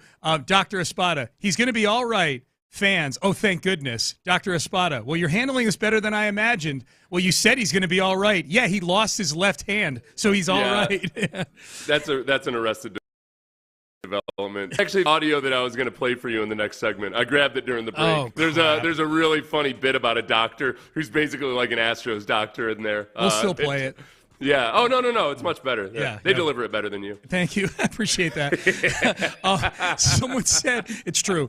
Someone said that Joe Espada's side gig as a doctor kiosk is like Lucy's stand on Peanuts where she charges a nickel for advice. That would be great. Yeah. Joe Espada could set up a stand where he just makes you feel good about yourself. He's a very positive person, Joe Espada. Mm-hmm. I would do and that. Everybody always feels good. Yeah. It was Christian Javier. He's feeling good. He's feeling good. I do think it was announced that he's having Tommy John. Yeah. He's not always right, but he makes you feel good. No, but Joe Espada's the videos they've done from the clubhouse of him announcing each of the All-Stars for the Astros. Yeah. Those have been good. He's good in that setting. Delivering good news, he's excellent at. Joe Espada. He's really good. I'm so pissed at that texter for texting that in before I could send you the audio. I'm really PO'd about that, honestly. Sorry about that. It's a long read, too. I should have just let it be. Block that guy. Yeah. Stop being so loyal. What was your medical story? I'm more intrigued by that than Nico Collins' odds on the receiving board right now. Okay. So, as you know, I had many surgeries as I was a player. And how many? What's the total? Have you ever counted? Counted it the other day. I wanted to say, I always said 15, and I think it was actually 21 or 22. Wow. Okay. It's all a blur. Yep. So after this one surgery, and now listen, this is why I always say sometimes the athlete himself is his own worst enemy, because sometimes the guys that work really hard and are really aggressive in the rehab, they do more harm than good. So like for me, and I was that guy. I was way too aggressive early on. Doctors would be telling me like, hey, lay off, Seth. Don't do too much. Don't do this. So I had a knee surgery, and one of the things after a lot of knee surgeries is they want to get your range of motion back, and you'll be on this little machine that bends your knee for you, and you're supposed to do it a few times a day. And like they might have it set at 30 degrees of flexion, but the goal is to get up to like 120 degrees or whatever it is. Does it hurt? So what's that? Does it hurt? Oh, yeah, it's not fun. Yeah. Well, it does. In the initial stages, it shouldn't. It should be gentle movement. Okay. But I'm laying there in my hospital bed with nothing to do, and, pre-smartphones and what have you, and I'm like, wow, I'm going to be at 90 by the third day post-op. So I'm just cranking the thing up and just letting it just like, I'm just grimacing through the pain and everything. So I wake up at 2 in the morning. And I look down, and my bandages are just soaked in blood. Oh, soaked in dude. blood. Oh. So my fault. Yeah. I'm just being an idiot early in the process. Yeah. So I hit the nurse button, and, 78 minutes later, she shows up. And you know how it is, guys. It's same with the damn morphine button. So you hit the nurse's button. She shows up eventually. And I am open to everything when it comes to overcoming a disease, coming back from an injury, whatever. Talk to your shaman. I'll bring it. Yeah, bring in whatever incense you need to burn. But I don't abandon Western medicine while doing so. I am open to everything and anything, but I'm not going to abandon the Western medicine at the same time. This nurse comes in at 2 or 3 a.m. in the morning. She sees that my bandage is just completely soaked in blood. And she's like, oh, and she had a really nice way about her. Very gentle soul. She's like, I'm gonna, if you don't mind, if you're open to it, I just want to massage the energy field around your knee. And she started just kind of waving her hands over the knee. And in my mind, I'm thinking like, all right, that's cool. I'm open to it. I mean, like, should we maybe call a doctor too? And she's like, let's just give this a chance. Let's give this a chance. And I'm like, and I'm trying not to be a bad patient. I'm just like, okay. She leaves the room, and is it 2 or 3 a.m.? I call the Texans doctor, on his personal cell phone, and I'm like, hey, man, my bandage is soaked in blood right here. And they got somebody on it, and I saw an actual doctor in a minute. But that was... That's what I feel. So hold on. If I'm hearing, I feel like the Astros have maybe. Do we know for sure that they haven't just abandoned Western medicine? We completely? need names of who's handling this stuff. Yes. Do they have somebody like shaking maracas over the injuries or something? I think I got to dig into it because I think that this might be one of those nurses that you find out has been killing her patients for years. Yes. Like mercy killings and everything. Do some research after the show. So, see how close I came to death. If I'm hearing you correctly, you dialed for a nurse, took her 78 minutes or give or take to get there. Oh, yeah, that's an exaggeration. Yes, of course, yeah. But when she got there, she her whole remedy was to just wave her hands over the bloody gauze and then leave. Yeah, and she was doing some kind of incantation, like mumbling or something. And like I said, I'm open to it, man. I'm not going to act like I understand and know this universe and how it operates. I'm open to it. But I'd also like to stop this bleeding. That feels like how at least 60% of the porn scenes involving a nurse begin. I'm just going to say. I should have explored that avenue. That's when you started describing it, I'm like, I kind of like where this is going here. I am feeling I do feel a little bit more relaxed, but I'm still kind of tense. Well, where are you tense? Right around where that tent is. Yeah, I'm tense in the tent right there. TENTS, tense. Yes. Let's get past tents. So that's what it feels like with the Astros. Yeah. I feel like they might have. We got to dig into this and find out exactly what their strategy is for coming back from horrific injuries. A lot of potions and mysticism and things like that. It feels like right now. Yeah, which I'm cool and I'm open to it. But hey, throw in an MRI while you're at it. All right. Yes. I'm just like, hey, 100% right. The Astros text message. We'll get to Nico Collins in the next segment. The Astros bought their MRI machine from IKEA, and nobody wants to use it because nobody wants to put it together. Jim Crane is just flipping out. It's like Jim Crane is like the father trying to put the bike together on Christmas Eve, just flipping out at 1 a.m. like, what is this damn Mitsubishi MRI machine? What the hell? It's got like 3 of those wrenches that only work on the bolts that come with that product included in it. Like, All right. I like it when the instruction manuals for how to assemble are almost like they're constructed almost like the plot line of a movie with a lot of flashbacks. Yeah. You get to step 8, and it's like before you complete this step, you should have done this on step 3, and you're like, you son of a! Oh my god! Yeah, and those instructions are in such small fonts now.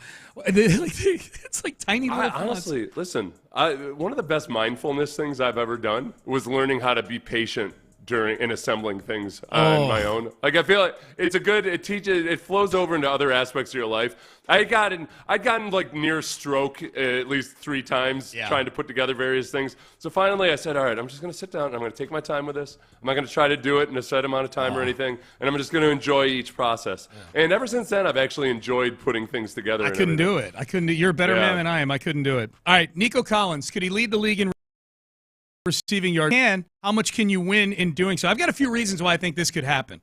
We'll do that coming up next. But first, Dr. Ben Salento, Texas sign.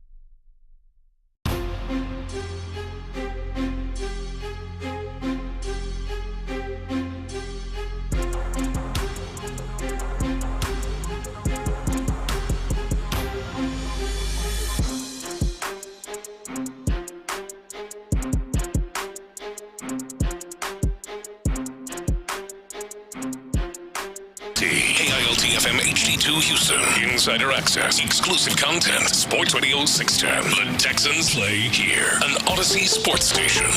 Sports Radio 610 presents Payne and Pendergast. All right, good to be with you, Payne and Pendergast. Could Nico Collins lead the NFL in receiving yards this year? I will point out that, if you recall, when he went out with his injury, it was week 5 last year, and it was the first quarter of the game in week 5. It was a 78-yard touchdown pass, I think, from C.J. Stroud's deep bomb, and he pulls his hamstring as he's strolling into the end zone.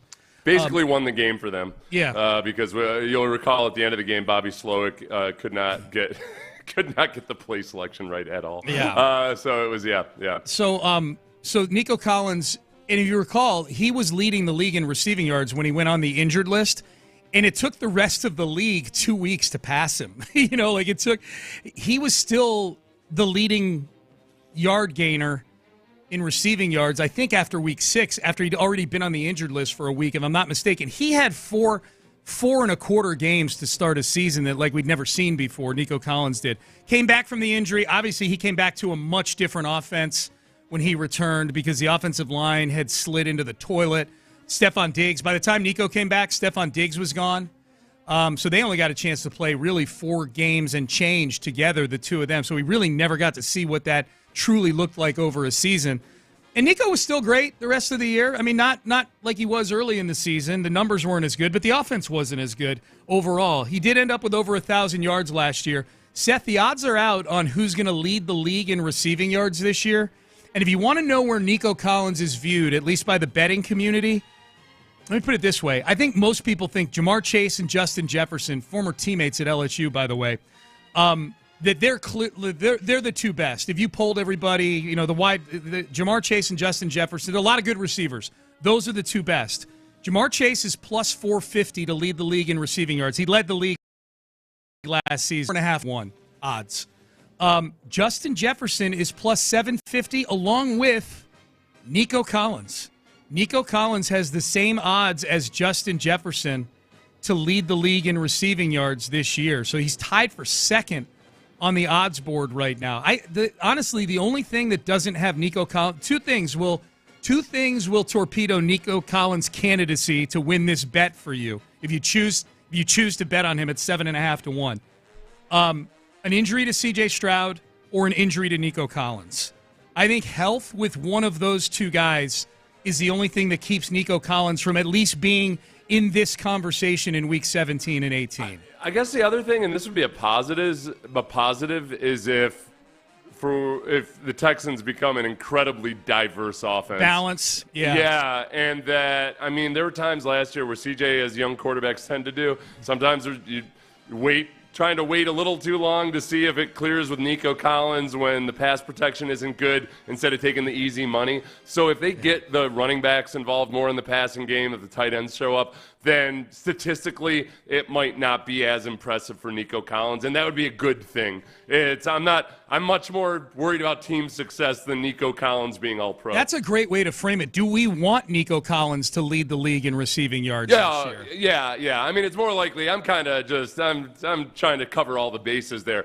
Plenty of really good offenses are both diverse and have a 1,700 yard or a 1,500 yard receiver. Yeah. So but not at the expense of being a diverse offense. Yeah. I want Nico Collins to be all pro with that one condition, that it's not because but the Texans end up 7-10. Yeah. And they're not a consistently productive offense. That's the one little asterisk I'll put on it. There have been 9 different guys that have led the league in receiving over the last 9 years. There's not been a repeat receiving yards leader in a long, long time. Andre Johnson might be the last one to do it back-to-back. He did it in 08 and 09. But in the last 9 years, it's been 9 different guys, and none of them are Nico Collins. So there's that. Maybe he's due. Justin Jefferson? Yes. Jamar Chase? Yes, he led last year. Tyreek Hill? 2023. It's Nico Collins' time, man. He's got to be healthy, though. He's missed at least 3 games every year. And that's where, Will Anderson is in a little bit of the same boat. I agree. In that he hasn't been it's not like they've been huge injuries or what have you, but when we were going over the pass rusher rankings or the edge rusher rankings yesterday, the one big difference between Trey Hendrickson and Max Crosby compared to Will Anderson is just simply the number of snaps that they played. So, like that with Will, if he can just figure it out, whatever issues he's had with his ankles, and I told you before, I had kind of chronic ankle sprains for a period in high school and college, and I just did all the traditional stuff that you do to try to strengthen your ankles. It never ended up being an issue again. So it does happen a lot with Younger, the best example of a guy that had chronically bad ankles, and then he seemed to have done all right. Became one of the where are we on Steph Curry? Became one of the career? 10 best players in the history of the game. Yeah. Are we? Is he definitively not a bust yet? Let's take it to the text page. Is Steph Curry good at basketball? 713-572-4610. Oh, real quick, and we'll circle back to this football conversation. We are going to do a 5 Reasons I Hate You for the Rangers, but we are crowdsourcing it today. So be sure to text in now, 713-572-4610. Got to get 5 reasons. I think I've got 5 already, but I'm open to better ones. So if you want to text in 5 reasons I hate you, and the ones that aren't going to make the cut because they've already been texted in are like it's they're in Dallas, or we hate this guy or that guy. Be creative here, man. Think outside the box. Reasons we hate the Texas Rangers. So yeah, Nico Collins plus 750. No other Texans on the odds board. I guess the closest thing to a Texan storyline would be Stephon Diggs if you were to thumb down the odds, but he's like 50-1. But there's no Christian Kirk on here. Unlike last year, where I think if you looked at the receiving yard leaders on the odds board early in the year, none of the 3 Texans receivers were near the top of the board, but I think Nico, Tank, and Stephon Diggs were all on the board somewhere. Well, they were on the board, but it was also one of those dynamics where nobody knew how to handle them in fantasy drafts or anything because, okay, who's going to emerge as the number 1 guy? I know right now in hindsight everybody says, oh, I always knew it was going to be Nico. There's pretty healthy debate over whether which guy would end up leading the Texans because of, hey, if Nico's getting doubled to Nico, then Stephon Diggs might really go off underneath, et cetera, et cetera. This year, it's a lot more clear. Yeah, that mystery's gone now. You know who the guy is. I was watching Nico Collins' mic'd up video yesterday. It made its way onto my Twitter timeline. It's about 7 minutes long. And he's not great mic'd up in terms of things he says. Like, he doesn't say anything provocative, or he's not a real conversationalist on the field. He's super enthusiastic. You know, a lot of like, oh, yeah, boy, yeah, you know, like, come on, 7, let's go. But, boy, just to watch him, Seth, forget about the mic'd up part. The best part about the mic'd up part for Nico isn't anything he says. It's that you can feel the physicality of his game through the microphone. The blocking is more fun to watch than the catches on there. That's exactly what I was going to say. Yeah. The blocking is fun to watch with Nico because he takes pride in the physical element of it. And again, going back to Bobby Slowick and some of the issues that I had as the season went on, it was easy to fixate on the offensive line. But when it came to blocking, it was every position group. It was the backs in pass protection. Agumbawale is a good pass protector, except the last couple years he wasn't as good as he should be. And a lot of times you can go back and deconstruct some of the plays. There was confusion. There was miscommunication. There were times where the offensive tackle and the running back were blocking the same guy, and it's hard to figure out exactly who's at fault there other than that, man, there was discombobulation in the way that they were operating. Likewise with the wide receivers, a lot of those wide receivers frustrated by it was a combination of things. It was one, the predictability, because a lot of times defenses just looked like they had a beat on it, so they were out there immediately. But then you had wide receivers who were supposed to be out there blocking for the receiver and not touching anybody. Yeah. So it was mass confusion all over the place. I think getting the best version of Nico Collins as a blocker, that hopefully we see that with Nick Caley. Yeah. We won't know until we see this offense this year, but hopefully that's one difference. The one Nico block, the one thing hearing Nico say on there on the mic'd up that is really funny to me is when he waylaid somebody on a block, and the guy's kind of like getting up slowly, and Nico's just kind of standing next to him, kind of over and next to him, not like taunting him, but kind of walking over and going, "That's weight room, boy. That's weight room." Yeah, that's right. That was really good. CBSSports.com has an article on the 25 worst head coaching hires of the 21st century. So of the last 25 years, the 25 worst head coaching hires, the person compiling this is Cody Benjamin. 2 Texans hires made the cut, Seth, here in the 20. And keep in mind, the Texans' entire history is in this century. So the Texans made this list twice. I don't think it's going to be a real reach to guess which 2 hires it was, although I think one is maybe getting a little bit too much shade.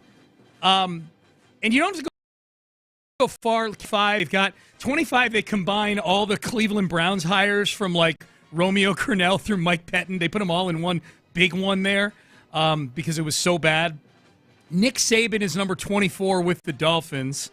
Number 23, David Culley. I took this job simply because there's 32 of these in this league. Yeah, and you had one of them for a year. a year that feels like a fever dream. What man. number was he? 23.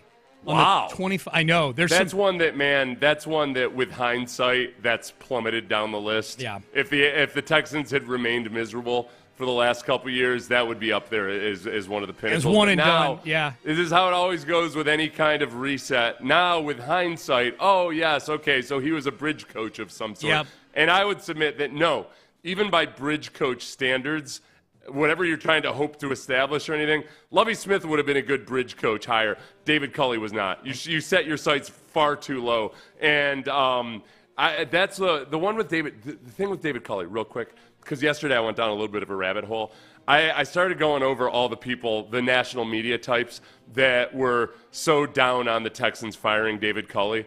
Because, hey, it's not David Culley's fault that everything is so bad. And in Houston, by and large, we were all saying, and this was across all different races, ethnic groups, and everything, like actual Texans fans that watched were saying, like, no, man, that ain't it. Like, we know that, yes, the Texans are a mess, but also David Culley bad. But it was a moment for all these people to grandstand and act like they were the pinnacles of virtue, and they couldn't believe that poor David Culley was being fired.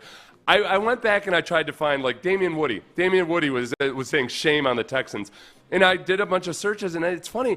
I could not find anywhere in the last 4 years Damian Woody advocating another team hiring David Culley. Yeah, it's amazing, yeah. Stephen A. Smith. Yeah. I couldn't find him advocating for another team hiring David Culley. Right. Like, all these people that were Mina Kimes or anybody else, just nobody advocating to hire David Culley, and yet it was unbelievable that the Texans had fired David Culley. It reminds me of, like, Quagmire exposing Brian the dog on Family Guy for being like, oh, you're just such a fraud. You're like, oh, you've got a David Culley flag in your profile, but what have you done to help David Culley? Yeah. Fraud. It's spot on, man. Spot on. Now, number 22. Lovie Smith. Sometimes divorce is a good thing. Smith deserved better than to go out as a hapless Houston headset, is what Cody Benjamin says. The one-time Chicago Bears leader took the Windy City all the way to the big stage in 2006. Still, his stint in Houston was almost unfathomable. The Texans took their sweet time searching for a new head coach after axing David Culley, only to promote Smith, another aging assistant, at a time when he'd compiled 7 straight losing seasons as a head coach across his most recent college and NFL jobs. Here's my issue with this reasoning. And I'm not going to say that. Like, does he deserve to be 22 on this list? Sure, I guess. The reasoning behind it that Lovie Smith deserved better than to go out as a hapless Houston headset is the first sentence.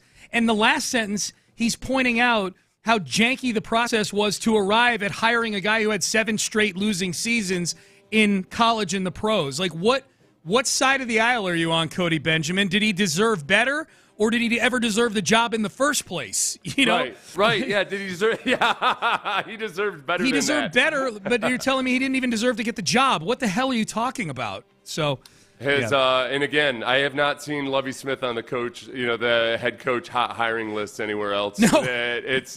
Now, Lovie Smith, the process that led to Lovie Smith being hired, people point to that this seemed to be the height of dysfunction for the Texans, because at the time it looked like they were really close to hiring Josh McCown as the head coach. He was one of the finalists in the job. But Brian Flores adds the Texans to the lawsuit in which he was suing the Dolphins, and Lovie Smith gets added to the mix.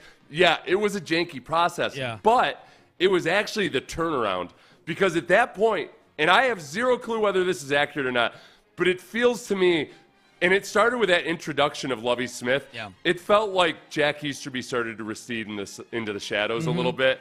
And that everything I know about Lovie Smith is that he's the type of guy that would be able to sniff out how bogus and BS Jack Easterby was. Yeah. And within a few months, Jack Easterby. That's why I think the Lovie Smith hire might have been as bad. You might want to say it's a bad hire in that year, but I think he, as well as others in the organization that I know were a part of getting Jack Easterby gone, was part of getting Jack Easterby gone. Yeah, so it was that for that reason alone, I think that it happened the way it should have happened. Well, he didn't cost you anything that year, you know. You weren't going to be good anyways that year. Look, if anything, people at the time that Lovie Smith was still the coach, they felt like they cost him the number 1 overall pick, and even that turned out okay. You got the number 2 pick in the draft, and it ended up being C.J. Stroud. I'm just scrolling through the rest of these, Seth. We don't have time to go through all 21 guys that were ahead of the 2 Texans hires. It's a smattering of college great coaches who were completely overwhelmed as NFL coaches, or a lot of hires where at the time you're like, what are these teams thinking? Or, you got your representation of Bill Belichick, refugee, or Bill Belichick offshoots, branches. Matt Patricia, number 9 on the list. I'll go through the ones near the top. Jim Tomsula is 6th on this list. That's how bad some of the hires have been in the 21st century. Jim Tomsula, 1-year coach who conveyed 0 head coaching energy at all, was number 6. Bad. It was really bad. As David Culley's introductory press conference was, man, Tomsula couldn't get out a complete sentence. Horrible. It was really bad. That poor guy. He's kind of like, he's in that same David Culley boat. Yeah. In that, man, Tomsula is a hell of a guy. Mm-hmm. David Culley is a hell, but you just thrust him into a situation where it's almost like you put a guy out to lead the charge in a battle that you know is doomed. Yep. You put let's put our best, let's put the most likable guy out in front to lead the infantry when we know damn sure everybody's going to die. The poor fella. Nathaniel Hackett, 5 with the Broncos. Josh McDaniels' Broncos stint where they drafted Tim Tebow and traded away Jay Cutler. Number 4. Cam Cameron, 3, Dolphins. I don't remember anything about that. Bobby Petrino, 2. We're talking about disgraced college head coaches. And Urban Meyer, number 1 on the list. Yeah, Urban Meyer. I don't know how to feel about this. Whether it was a win. I guess I should have given myself an F for being intrigued by the Urban Meyer hire, but I still stand by it in that I thought it was going to be boom or bust. It could be kind of like Jimmy Johnson back in the day. Take a guy who's had extreme success in college, but man, that doesn't usually play all that great in the NFL. Nick Saban doesn't always play that way in the NFL. Yeah. And I said, I ignore Nick Saban. Yeah. I go to Jimmy Johnson. Yes, Urban Meyer will be the Jimmy Johnson. If you search hard enough, you can definitely find audio of me advocating for the Texans hiring Urban Meyer. I admit it here. Urban Meyer. It turns out that Urban Meyer was 4,000 times worse than the Nick Saban hire in Miami. Yes. Yeah, in every way, on and off the field, the whole thing. It was bad. All right, Payne and Pendergast. Saban was really done in by whichever team doctors said that they shouldn't sign Drew Brees. All right, 713-572-4610. Still need 1 or 2 more. 5 Reasons I Hate You. Texas Rangers edition is coming up next. Area 45 with Bijani and Creighton. Biggest issue right now for the Astros going into the All-Star break? Attrition. They got to get some bodies back. With all the injuries to the pitching staff, no Jordan, no Pena, you're down about 5 outfielders. They're outperforming. Do you feel like, hey, we're going to get guys back, and if we supplement the team with the right guys, we're going to be a legitimate World Series team? Radio hits different at night on Houston's sports leader, Sports Radio 610. From the Attorney Steve Lee Traffic Center, 713, call Lee. This traffic report is brought to you by John Moore Services. An earlier accident causing major backup along the Southwest Freeway northbound at Fondren. That has cleared. That traffic still slowly recovering from the Beltway. 288 southbound at Home. Stop vehicle on that left shoulder. And the Gulf Freeway southbound before Scarsdale. Stop vehicle sitting along that entrance ramp. Be careful as you approach. Mostly sunny this afternoon. Chance of thunderstorms. High of 92 right now. Cloudy, 82 degrees. Amelia Escobar, Sports Radio 610. Need AC, plumbing, or electrical service? Call John Moore. Our technicians give you a full, honest explanation of the problem and an estimate for the work. Free. Call John. Get more. 730-2525. Hello, Houston. Marcus Kajawa here, bringing you another incredible land buying opportunity.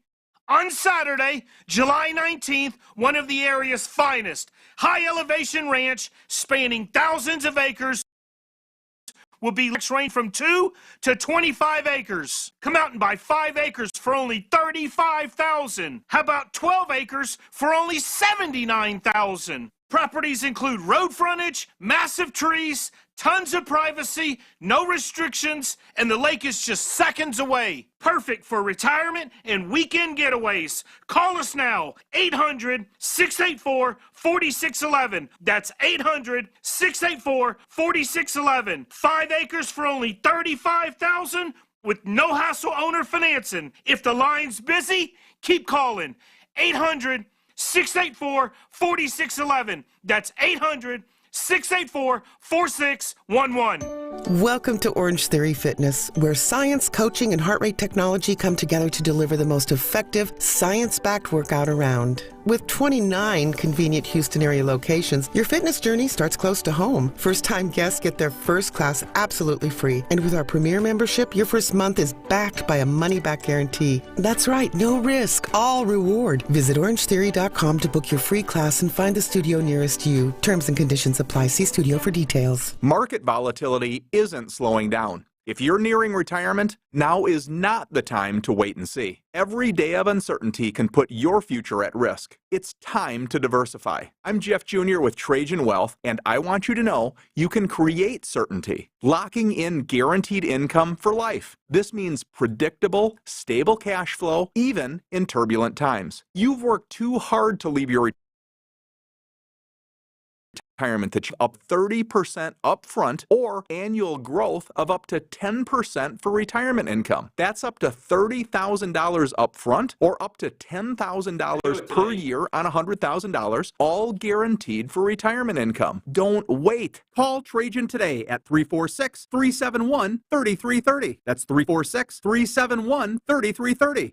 Annuity guarantees are based on the claims paying ability of the issuing insurance company. Any examples provided are hypothetical. Annuities are issued with prospectus and sales brochures and should be reviewed carefully before funding as features and benefits vary. DBA in most states as Trajan Wealth Insurance Solutions. Hey, y'all check this out, man. I just saw 2 houses for sale. Same neighborhood, almost identical, but one had an orchard sign, and guess what? It sold for way more than the other. So I asked my friends over at Orchard, why is that, man? The first house used a traditional agent. After weeks of price drops and frustrations, they settled for less than they'd hoped. Boy, that's a Debbie Downer. The second homeowner chose Orchard, and guess what? They got more. Their local Orchard agent just didn't list the home. They marketed it. They knew exactly which upgrades would attract serious buyers and brought in a pro to handle everything. And even more, with Orchard's Move First, Sell Later program, the homeowner moved into their new home before their old home even hit the market. They skipped all the hassles and showings of selling that old home. Never settle for less. Get more with Orchard, the smarter, faster, hassle-free way to buy your new home, even before your old home sells. Start with a free home valuation right now at Orchard.com. That's Orchard.com. Again, that is Orchard.com. This is Joe Cordell of Cordell & Cordell. Cordell & Cordell is the largest family law firm in the country with over 35 years of navigate divorce. That does give us certain advantages, for example, in focus and resources. But being big doesn't mean less personal or less local. Our attorneys live and work in your community, and as neighbors, they understand the challenges your families face. If you're a guy facing divorce, remember, Cordell & Cordell, a partner you can count on. Office in Houston Metro and St. Louis. CordellCordell.com. I'm Bob Burke, founder and chairman of Burke America Parts Group, a family of brands that includes RepairClinic.com, an appliance and HVAC parts solution company that's grown into an international brand. Before AmericanEagle.com, we partially launched a new technology platform developed by another firm. American Eagle helped take our technology to a whole new level with digital marketing, software development, and business insights into our key markets, appliances, HVAC, and outdoor power equipment, and did so both on time and on budget. AmericanEagle.com has the resources, experience, and talent needed to produce solutions. Our new technology platform, developed by AmericanEagle.com, has produced tremendous results with higher traffic, conversion, engagement, and online revenue. If you have any home repairs you need to take care of, check us out at RepairClinic.com. If you need a world-class website or technology project, then I would highly recommend AmericanEagle.com. Call AmericanEagle.com at 773-NETWORK. That's AmericanEagle.com, 773-NETWORK. Payne and Pendergast. On the Southwest Freeway, exit Kirkwood and take the first U-turn at West Airport under the giant American flag. Sports Radio 610 presents Payne and Pendergast. Left this one. The Rangers are coming to town for the next 3 days, so we feel good time to dust off 5 reasons I hate you. It's a staple during the football season. Every Friday at this time we do it, but it's a silver boot, man. It's big. Tex, the Astros and the Rangers, and they started off tonight, Friday, Saturday, Sunday at Dyken Park. So we crowdsourced this one. It's virtually all text messages. I'll give an honorable mention right out of the chute. I'm going to leave the 5 to the texters, but honorable mention to Seth C. Payne, who said one of his reasons he hates the Rangers is because Nathan Uvalde might be going to the same clinic doctors as Adolis Garcia. Look, Evaldi has never in his career had an ERA on the season lower than 3.3. Yeah. And right now he's somewhere below 2.0. He's half that. He's 1.62. He's literally half that right now. Yeah, and look, hey, I'm not saying nothing about nothing, but sometimes when a guy has his career season at age 35, sometimes it raises eyebrows a little bit. Yes. Sometimes you might wonder, my gosh, what magical elixir did you discover at this point in life? Red flag. Yes. Bastards. Right. So that's what I say. Honorable mention.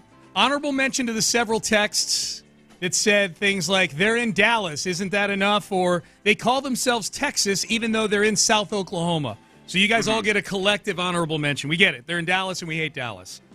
I do. The fact that they took the state's name for themselves. A little presumptuous. It's bogus. Yeah. All right, so let's get to... You know what? Plus, it's kind of insecure. It's not like Dallas Cowboys need to say, "Hey, we're the Texas Cowboys." Right. You're just kowtowing, like you're pandering for votes. When meanwhile the Cowboys are like, it doesn't even matter if we suck. Like we call ourselves America's team. The Rangers are like, oh God, I don't know if we could call ourselves America's team, but we're going to call it Texas. I don't know if we have enough people in Dallas that are going to like us. We better go all of Texas. We got to hit Amarillo and Midland and Odessa and San Antonio. Pathetic. Texas Rangers, you're embarrassing yourself. Yep. So those are the honorable mentions. Let's get to the 5 reasons. Now these are this is a barrage of reasons. When we put this out there in the 6 o'clock hour, I like to reward the loyal 6 a.m. hour listeners because they're up early, they're doing their thing. Champ Slice is a really loyal listener. He just hit us with a machine gun of reasons. So I'm going to do a collective number 5 for Champ Slice. Corey Seager has the personality and charisma of a Walmart greeter. You can never tell if Bruce Bochy is drunk or tired. Did you see their parade? Nobody cared that they won the World Series other than the 12 media members that showed up. I didn't know that. Was the parade really bad? I don't know. I didn't see it. I wasn't interested. I was apparently as interested as fans of the Rangers were. Yeah. So that's a shame. Yeah. That's sad. Yep. They probably claimed it was fake news and everything. Like, no, that was during the setup. And the one that tickled me is I can never tell if Bruce Bochy is drunk or tired. That's true. Yeah, I feel like that's charming. Yeah. I have to, and I kind of. Old guy. Yeah. Number 4, Nolan Ryan is remembered more as a Ranger than he is an Astro amongst the baseball community. This is from 9151 on the text page. He's from here. He's an Astro, is what the texter says. I'm with you on that one. He's our guy, man. I think the whole thing, too, is, he's had 4 or 5 seasons with the Rangers. Yeah. but also the tough part of that is, and then he was involved with the organization for a long time afterwards, obviously. Yep. But we stole his son for a brief spell there. For a bit. And had Reed handling things. Yeah, that part of it, he spent twice as much time with the Astros, or at least 1.5 times as much with the Astros. Yeah. So. He's from Alvin. He's from here. I have a hard time with that one because, that was partly because he aligned himself with the Rangers afterwards. Yeah. So it gets kind of dicey, Yeah. I don't want to. If I add into that, then I gotta acknowledge that that Nolan Ryan was part and parcel to it. All right, this one will get you off the fence that you're straddling right now, Seth. 5819. They wouldn't let us use their stadium after Harvey. We had to go play in Tampa. Yeah. Thanks a lot. Thanks a lot, Rangers. Way to help out a fellow Texas team. Thanks. Yeah. Here in Houston, hey, Katrina happens, and we basically welcome half the city of New Orleans into our city. And you guys built a wall. You guys were just like, no Houstonians. Whatever the halfway point is between Houston and Dallas. Madisonville, yeah. Madisonville. Yeah. Nobody passes Madisonville. Right. Remember they had the police checkpoints set up and everything? They did. It was good for Buc-ee's because it's the side of the wall. And everybody just stopped at Buc-ee's and hung out there all day. That's what I remember. Yeah. I remember them building a gigantic wall in Madisonville, and they kept two things on the Houston side of the wall. Buc-ee's and Steve McKinney's McDonald's at that exit right there. Those two things. Is that a McKinney McDonald's? Yes. Yeah. How many does he have? I don't know. I don't know how many McDonald's The he snack has wrap is back. Text him about the snack wrap. I'm going to ask him if he's responsible for that. Yeah. Did he get it? From what I understand, the chicken ones are back, but not the Big Mac snack wrap. I love the Big Mac snack wrap. We'll see if he answers, and we'll see if he lets me say how many. Steve might not want people to know how successful his business. He is. He's got that everyman quality to him. He doesn't want people to know that what a big shot he is. Yeah. Oh, McKinney's the best. All right, number 2. This is a deep one right here, man. 4060 text this in. The Rangers didn't get former All-Star Josh Hamilton the help that he needed. He had bad substance abuse issues and thus robbed all of us baseball fans of one of the top 10 all-time great careers. That's a deep one right there. Team didn't get a guy the help that he needed. Josh Hamilton.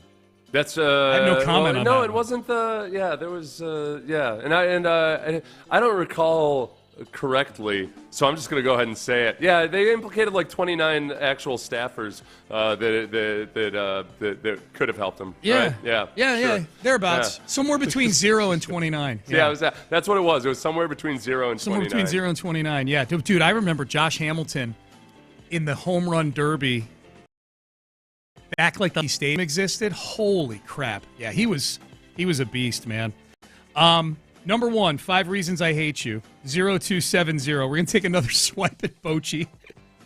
It takes Bruce Bochy about 12 minutes to walk out to the mound. That is annoying. That is a little bit come on, pace of play. I love that pace of play. I love that this is the one you're most angry about, too. Yeah, no, it is. I feel like, I feel like that hockey enforcer in the video, that viral video from a couple days ago, where he was upset with the pace of play of the guy who thought that his tattoos made him tough. And I'm like, come on, let's move this along, Bochy. Yep. All right?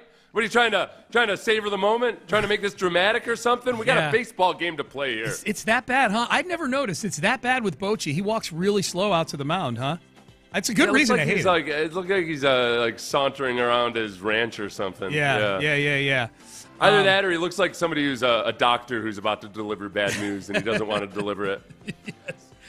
So you know what? Speaking of which, do you have any more reasons to hate the No, Rangers? that's it, man. Those are the 5. Here's the clip that I had referenced earlier. This is how I feel every time the Astros give me a medical update.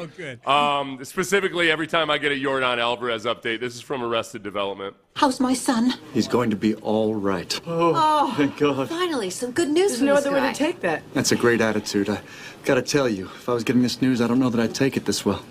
But you said he was all right. Yes, he's lost his left hand, so he's going to be all right. You son of a bitch! I hate this doctor! He's a very literal man. Yes, come here. That's more the way I... That's Dr. Espada. How's the muscle and stuff? Sean's cracking up. Yeah.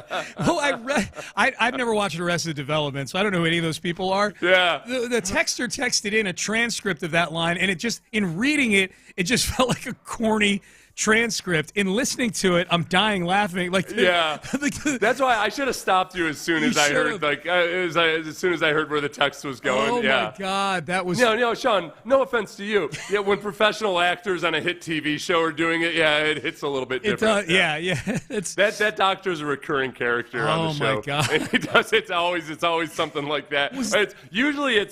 He's making it sound like somebody. There's one scene where he says we've lost him, and everybody freaks out, and they're like, "Well, can we go see him?"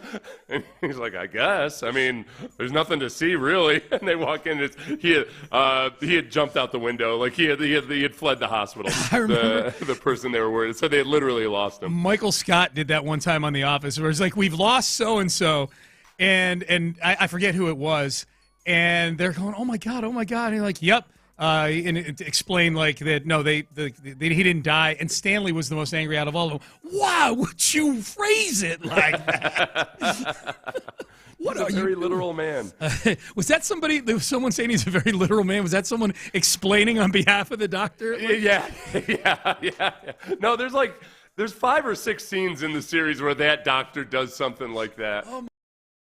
Oh my God, that's what people look like or whatever. That was hilarious. Yeah. Steve McKinney, update, now has 26 McDonald's. He texted you back, huh? Yeah. And he gave me the approval to read it on air. Okay. He's not that much of an everyman. Yeah, no kidding. Did you ask him about bringing some snack wraps up to us sometime? That would be nice. Oh, no, I'll do that. I didn't want to multitask too much in the middle of the segment. Yeah. You know how that goes with me usually. Get us some snack wraps, by God. All right, Payne and Pendergast. I'm glad we played that audio. Payne and Pendergast with you. All right, up next, we've got, a couple things here, a couple items of interest. We have Take a Mania at 9 o'clock. So I believe Joy Taylor is the reigning champion. We haven't done one of these in 2 weeks, but we've got some good contenders here for Take a Mania for the worst takes of over the last week, trying to take down the champ. Next segment, we've got the top 10 tight ends that I believe are now out on ESPN. Did Dalton Schultz get a vote for top 10 from any of the 70 voters on ESPN? We'll do that coming up next. And I also want to remind you that you can text FLOOD to 20357. If you're looking for ways to help the people, the victims, any sort of help that they need there for the devastating floods there up in the Hill Country and Kerr County, we're trying to do what we can to help support. And I know there's a lot of you out there. I've talked to some of you. I've texted with you that are going, hey, what are you guys doing? What are some ways that we can donate? What are some ways that we can help? We figured the best way was to compile all the ways you can help, and then you choose the one that speaks to you the most. If you text FLOOD to 20357, you'll get a text with a link that has a list of all the ways you can help in the flood relief efforts for Kerr County. Our good friend over on Mix 96.5, the great Jesse Watt, who put this together. Text FLOOD, FLOOD, to 20357. You get a list of all the ways you can help the flood relief efforts in Kerr County. Stay there. Up next, top 10 tight ends. Did Dalton Schultz get a vote? We'll do that coming up next. Sports Radio 610 listeners. Wow.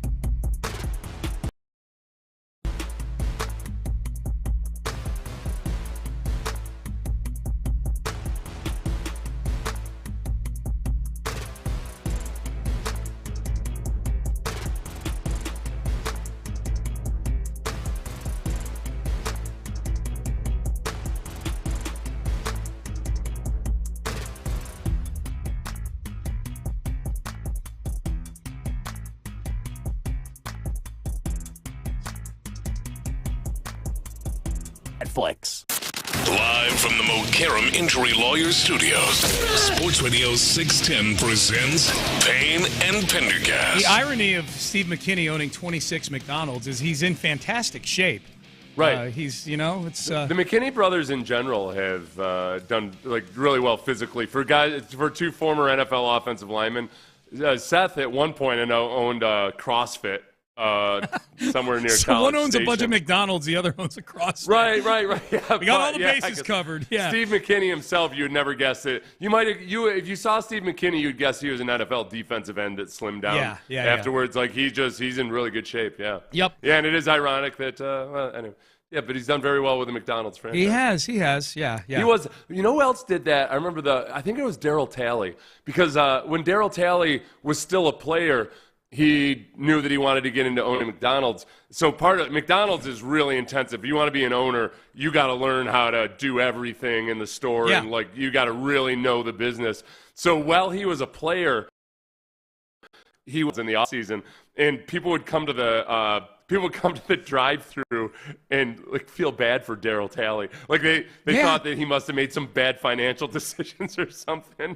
Or maybe it was a year after he retired, whatever it was. Yeah. No, he's just going through oh, poor Darryl Talley. Oh, boy, he's falling on hard times. No, he's doing a really smart financial thing. Yeah. Ain't that poor. Yeah. McDonald's franchises tend not to fail all that often. So exactly. So ESPN, as we've mentioned once a day over the last several days, is doing their annual series on the top 10 at each position. They've taken votes from 70 executives, coaches, and scouts who each were tasked with ranking the top 10 players in each position group in the NFL. They tabulate the votes, and it spits out a ranking at each position. Thus far, the Texans that have shown up in the rankings for the positions that have been done so far, they're going to finish this up next week. Quarterbacks coming up next week. Corners coming up next week. Over the weekend are the offensive linemen. I don't think there will be a whole lot to cover with the Texans there when we come back in on Monday, probably. We've seen Joe Mixon be rated 9th among running backs. We have seen Danielle Hunter and Will Anderson. Actually, Will Anderson 8th, Danielle Hunter 9th among edge rushers. Yesterday was fun because it was the safeties, and the Texans didn't have any in the top 10, but both their starting safeties got honorable mentions. C.J. Gardner-Johnson and Kalen Bullock was, next 5. They were between 11 and 15, and Jalen Petrie even got some votes at safety as well. Those are the Texans that we've seen thus far. That was fun. There's no reason to get disgruntled over C.J. Gardner-Johnson because we don't have a history with him yet. But it was nice to see him on that list. If you're still in Philadelphia, Eagles fans would be saying, look at his interception numbers, et cetera, et cetera. Yeah. They'd be PO'd about it. I mean, they wake up PO'd. But with Kalen Bullock, that was a bit of a surprise just because I think I had the perception last year that a lot of people nationally they could look at the numbers and look at some of the bad plays perhaps where they say, okay, well, he's a rookie with promise. But here we saw the progression that he made through the season and how he improved, and you see the potential for playmaking. He made a bunch of great plays, but he was so close to either interceptions or pass breakups that you can see with just an extra year of experience, a second year or third year guy can make some of those plays, and he was raw coming in. So it was nice to see that. Real quick, before we get to the tight ends, I'm curious, now seeing Kalen Bullock get honorable mention, not just also receiving votes, but he was between 11 and 15 among all the safeties in the NFL. You were dubious that Kamari Lassiter would show up anywhere on the radar at cornerback. Yeah. Does Kalen Bullock showing up at safety change your mind that Kamari Lassiter will at least get some votes, if not be maybe honorable mention among corners? And I think because he's another one. Lassiter, I think because he wasn't a first-round pick, and with cornerbacks, the physical traits for cornerbacks really matter. Shine. So people kind of just shove non-first rounders off to the side when it comes to cornerback. I think that people and because he's playing opposite a cornerback that got so much attention, it was kind of lost in the shuffle, despite all these stats about the Texans having the lowest passer rating when targeted by against the cornerbacks, all these other the completion percentage, all that stuff. I think the actual executives and scouts and coaches, they see that a lot more. So I think Lassiter will show up in this one. Yeah, I do too. He's top 5 in some really important stats, in terms of completion percentage, passer rating allowed, things like that. And he's playing as a rookie, he's playing opposite of an all-pro cornerback in Derek Stingley, which means there's extra pressure on you because they're going to target you. Yep. And, Derek Stingley travels with the best receiver a lot, so it's not like Kamari was always, facing the best receiver, but he's going to be targeted, or at least teams are going to try to target him more. And it was in the second half of the season that it really started to show up. So in the tight end position, there's obviously the top 10. There are 1, 2, 3, 4. There are 7 honorable mentions. And then there are 1, 2. Oh, why are you reloading ESPN right now? It looks like there's 5 also receiving votes. So there's 22 that showed up on the radar. Top 10, 7 honorable mentions, 5 also receiving votes. Do you think Dalton Schultz shows up on this radar? Also receiving votes. No.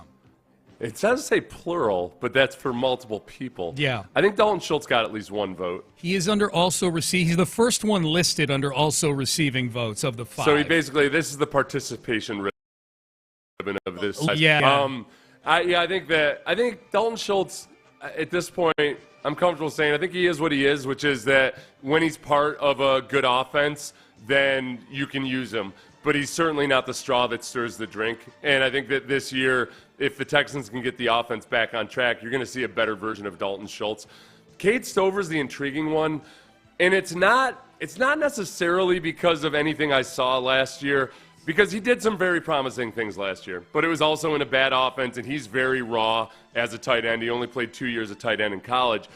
I've gotten to the point now, though, where I very much listen to D'Amico Ryans praising players during OTAs in training camp, because he doesn't just put it out there about everybody. He's not one of these coaches that has gushing praise for every one of his players. But if it's Kamari Lassiter or guys like that, he'll just go ahead and say it. And he singled out, both he and I think Nick have singled out Cade Stover this year. I'll have to see. I don't know if it's good audio or not for radio, but it's a really cool video. I'll tweet it out later. At that tight end summit that they do every year where a bunch of NFL tight ends get together, there's a little clip of Travis Kelce explaining a couple of the little nuances of his route running. And it's really, really cool to watch, because a common question that people have about the NFL is like, hey, what's the big deal with route running? Like, all right, it's a route, run the route. It shouldn't be able to. There's so much that goes into it. Yeah. And with Travis Kelce, it's like what people say is, Travis Kelce is he used to be, but he's so good at the route running and the deception that it's really hard for people to stay attached to him. And you see it as we saw with the Texans. At the top of the route, he's just got all these little tricks of the trade to get the opening within the timing of the offense. And that's what D'Amico had kind of gushed about with Cade Stover during OTAs, was he's gotten really good at the top of the route. Yeah. All those little tricks and all the little nuances of route running to create that separation. It looks like he's developing with that. So that might be one of the – it's not like I can forecast it, because I didn't see anything electric out of him last year or anything. I saw some promising things. But I won't be surprised if all of a sudden he's one of the breakout players this year. Number 1 on the list for tight ends, a rookie last year, Brock Bowers.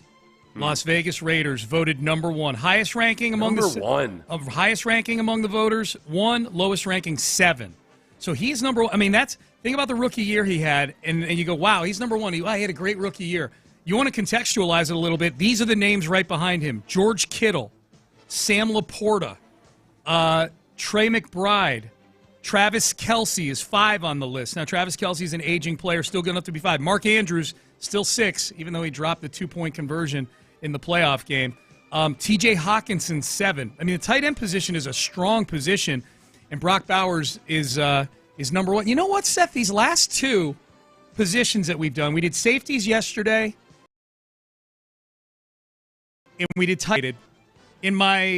In my attempts to be a draft analyst, because as you know, I've had some misses. I mentioned earlier, I wanted Urban Meyer as the Texans head coach. Johnny Manziel, a noteworthy miss of mine back in the day. Yeah. But if we go back to the drafts of 2022 and the draft of 2024, my advocation for the Texans was Kyle Hamilton with the 14th pick, or the 13th pick that they had, I was on a table for that one, not just because he's from Notre Dame.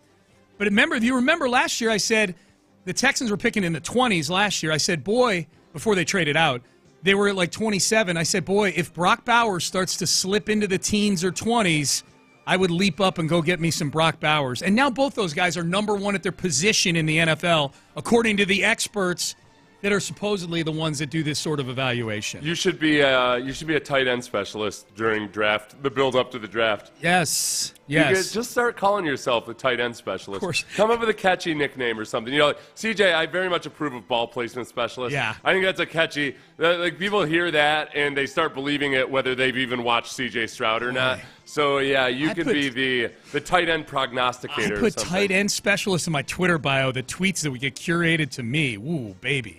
Yeah, and also tight the end whole, specialist. and there's so much potential for childish humor with that. That's too. what I mean. Yeah. Yeah. Butts sent to me. Yeah. That'd be great. So there you go. Yeah, that's what Dalton Schultz is chasing right now. At least one or more voters out there thought enough of Dalton Schultz to make him a top 10 on their list.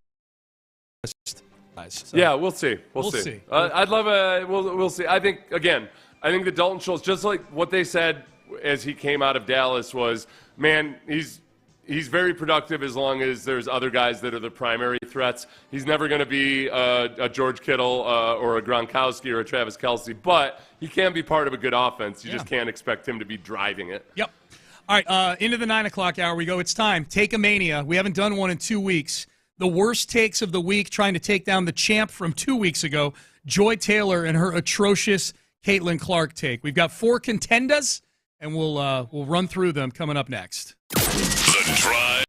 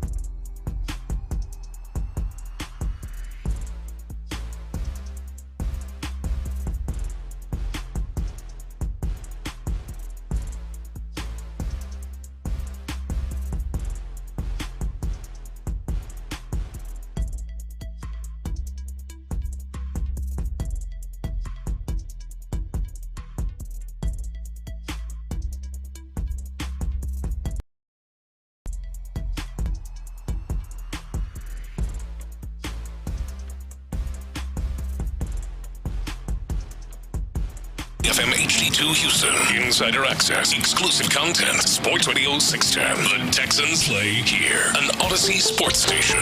Sports Radio 610 presents Payne and Pendergast. All right, let's do this. Take a Mania, 9 o'clock. It's been 2 weeks since we've done one, so I've been chomping at the bit. We do it every Friday at 9 o'clock. The worst takes of the week try to take down the defending reigning champion. I have to go back and count. I think we've had about a dozen or so, maybe 15 different champions this year so far. Angelo Cataldi is the longest reigning one of 8 weeks. I don't know that we'll ever have an 8-week one again. We'll recap all of it at the end of the year. All the great bad takes will be put into a big jumbo tourney stew at the end of the year. But right now, this is the defending champ. This is Joy Taylor.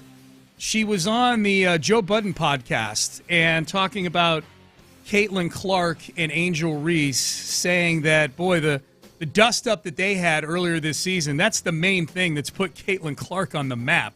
The Magic Johnson, Larry Bird moment for the WNBA. Like, this is great. I'm a storyteller. I think storylines are so important. I think you need villains. I think you need heroes. Mm-hmm. You need to sell. You got to sell a fight. Like, brand all of this. Mm-hmm.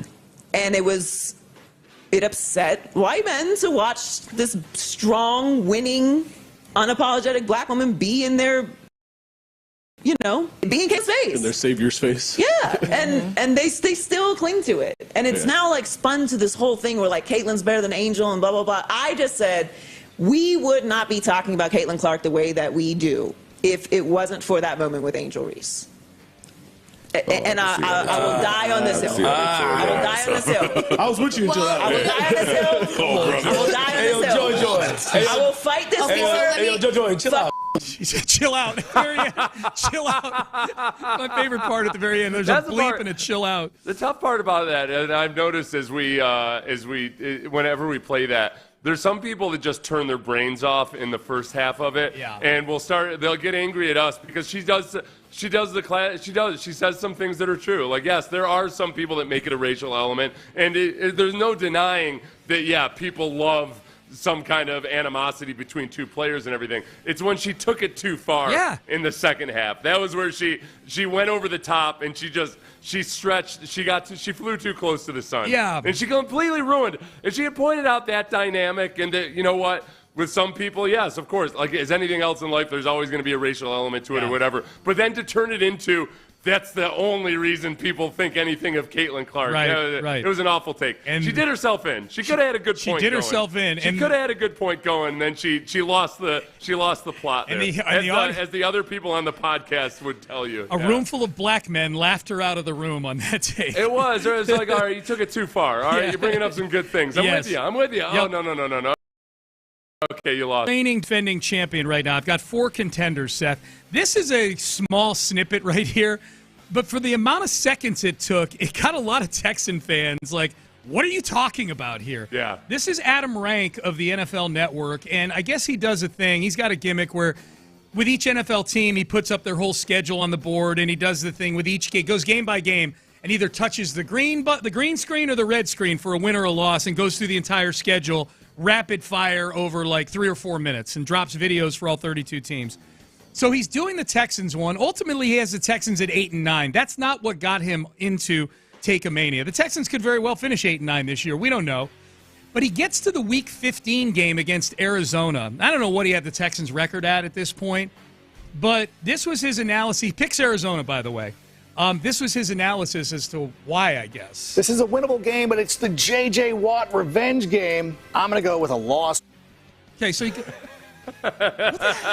The J.J. Watt revenge game? What is he talking about? If you're going to pull the...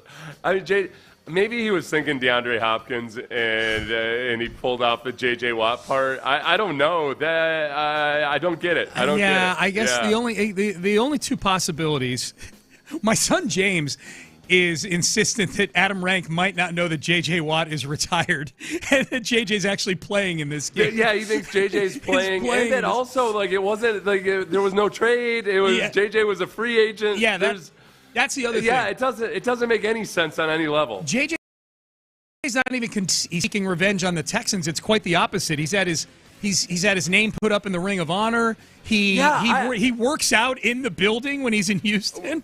Whenever you say revenge game, and the listener has to think, wait, who's seeking revenge on whom? It's a bad joke is what it is. I don't know what the hell you're talking about here. Yeah. So I don't know if it's a bad take or a bad joke. It's a bad take, but I give him a pass because he's going rapid fire through every game in the league and everything, and he's just kind of freelancing there. So I'll give him a pass on that one. He doesn't beat. Joy Taylor kicks out Adam Rank. All right, a couple more here. A couple basketball ones, and then we got a football one. This was Paul Pierce on his show on FS1. They're having a discussion about scoring in basketball. The context of the discussion is not relevant here. This is the line that got everybody worked up on the interwebs. This is Paul Pierce saying, I'm the best pure scorer of all time. I was probably the best pure scorer ever in the history of the game because I was pretty equipped. When I think about it, I'm just saying, like, Could you pull up from the elbow? I need to be in this conversation. Could you pull up from the elbow? I got all that. Could you knock down the three? All that. Could you back him down? Three-point contest champ. Could you turn around? All of that. Post up. Could you dunk? All of that. I was shooting. I must have been one of the most equipped. Okay, so I don't know who's gassing him up there, like doing the whole thing. Paul Pierce says this statement. I was the best pure scorer in the history of the game. And I don't know who that was saying, could you do this? Yep. Yeah, could you do this? Yep. That's the part I almost want to give the co-host in being a cheerleader for him and all of that. Like, oh yeah, being able to do it is great, but many other great scorers can do those things as well. Do you do it better than those guys? Think of the guys that Paul Pierce is definitively declaring he is better than at putting the ball in the basket. Kobe Bryant, Michael Jordan, Kareem Abdul-Jabbar. LeBron James is the number one point getter of all time. I think Paul Pierce is using the phrase scorer as a little bit of a different thing and just like the total number of points. It's the way in which you get Right. points. Yeah, can you do it from all range? Yeah. LeBron became a better pure scorer as his career progressed and he developed his outside shot and all of that. Yep. Kevin Durant. Would you rather have Kevin Durant or Paul Pierce as a pure scorer? Pierce is in the conversation for best pure scorer of all time, depending on how big you make the group. Yeah. He averaged 19.7 points over his career. He totaled 18th most points in NBA history. But if you look at, like, just say compared to Kevin Durant with true shooting, Durant's career field goal percentage is 50%, whereas Pierce's is 44.5%. Yeah. It's like I appreciate you putting yourself in the conversation, but you can't hold a candle to some of the truly elite top 5 type guys. I agree with that. I think you could just go Kevin Durant and it's checkmate. You can define it, if you want to define it the different ways that you can score, if you want to define it purely in the sheer volume of points. Pierce's average was just at the end where he was an aging player. I'll give him latitude on that. But I just go Kevin Durant, checkmate on something like that. Is it worse than Joy Taylor? That's the question, Seth. He's trumping up himself. It's a bad take. Usually I give people a pass. I give Dion a pass a couple times because he was talking about his own son. Sure. All right, it's a bad take, but I get it. Yeah. I can maybe see myself doing the same thing. Yeah. We've got 2 more contenders here. No, it's not worse than Joy Taylor. Kick out! And part of it is that Joy Taylor at least got checked on her bad take, whereas Paul Pierce had a cheerleader in the room with him cheering him on. Doing his take, So that's partially on the gasser upper. All right, this is a quick basketball one. John Hollinger, who is a longtime basketball writer. He was in the Memphis front office for a while. Very big into the analytics, I think. He's I believe, the founder or certainly a driver of the efficiency rating, the PER, player efficiency rating that ESPN uses these days. He was on Zach Lowe's podcast and had this to say about the Rockets' roster composition after all these moves that they've made. I think it's been really good. I do wonder how this is actually going to play out on the court. I mean, there are no real wings on this team, and there is one point guard that they trust. Well, what is Eason? What is Finney-Smith and what is Amen Thompson? Are they not wings? Are they just everythings? If you were building a team from scratch, you would have all of them at the 4.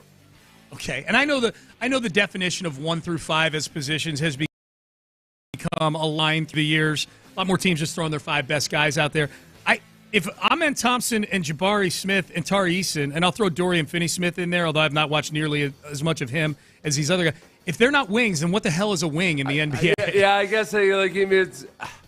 I've been trying to, when somebody that's a pretty smart person and like a full-time basketball person says something that sounds stupid, my first reaction is, okay, there's probably something I'm missing here, and there's more nuance to it. Yeah. But the actual take, he didn't say. What did he say? Real wings? They have no wings? Hit it one more time, Ben. I think it's been really good. I do wonder how this is actually going to play out on the court. I mean, there are no real wings on this team. There are no real wings on this team. He tried to clarify in talking about the diversity of wings and what have you, but no, it's a bad take. It's just factually incorrect. Yeah. So he didn't talk. The take wasn't that they don't have the assortment of guys that I would like or whatever. So, this beats Joy Taylor. It beats Joy Taylor. All right. Yeah. John Hollinger. Now, I don't want to poison the water. I don't want to get in your brain, Seth, and start to take my opinion because you're the judge and jury on this. I just bring in the talent. You book the matches.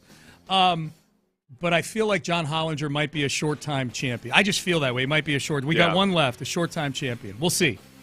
Kevin Keatsman, formerly of 810 up in Kansas City, not our sister station. He was part of 810 for many, many years.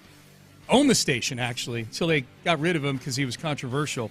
Got rid of the station that got rid of by the station that he owned. Yes, it's like when Elon got fired from one of his companies, right? Yeah. So he's got his own podcast now and had this to say about Patrick Mahomes when he got a gander of Patrick Mahomes' shirtless vacation pictures. Meanwhile, vacation photos are popping up of Patrick Mahomes, and he's fat. I'm going to say it, and I'm going to tell you the truth. That's why you hit the play button. He's an embarrassment. You're a $500 million quarterback. You've made all these comments in the offseason that we're going to do our talking on the field.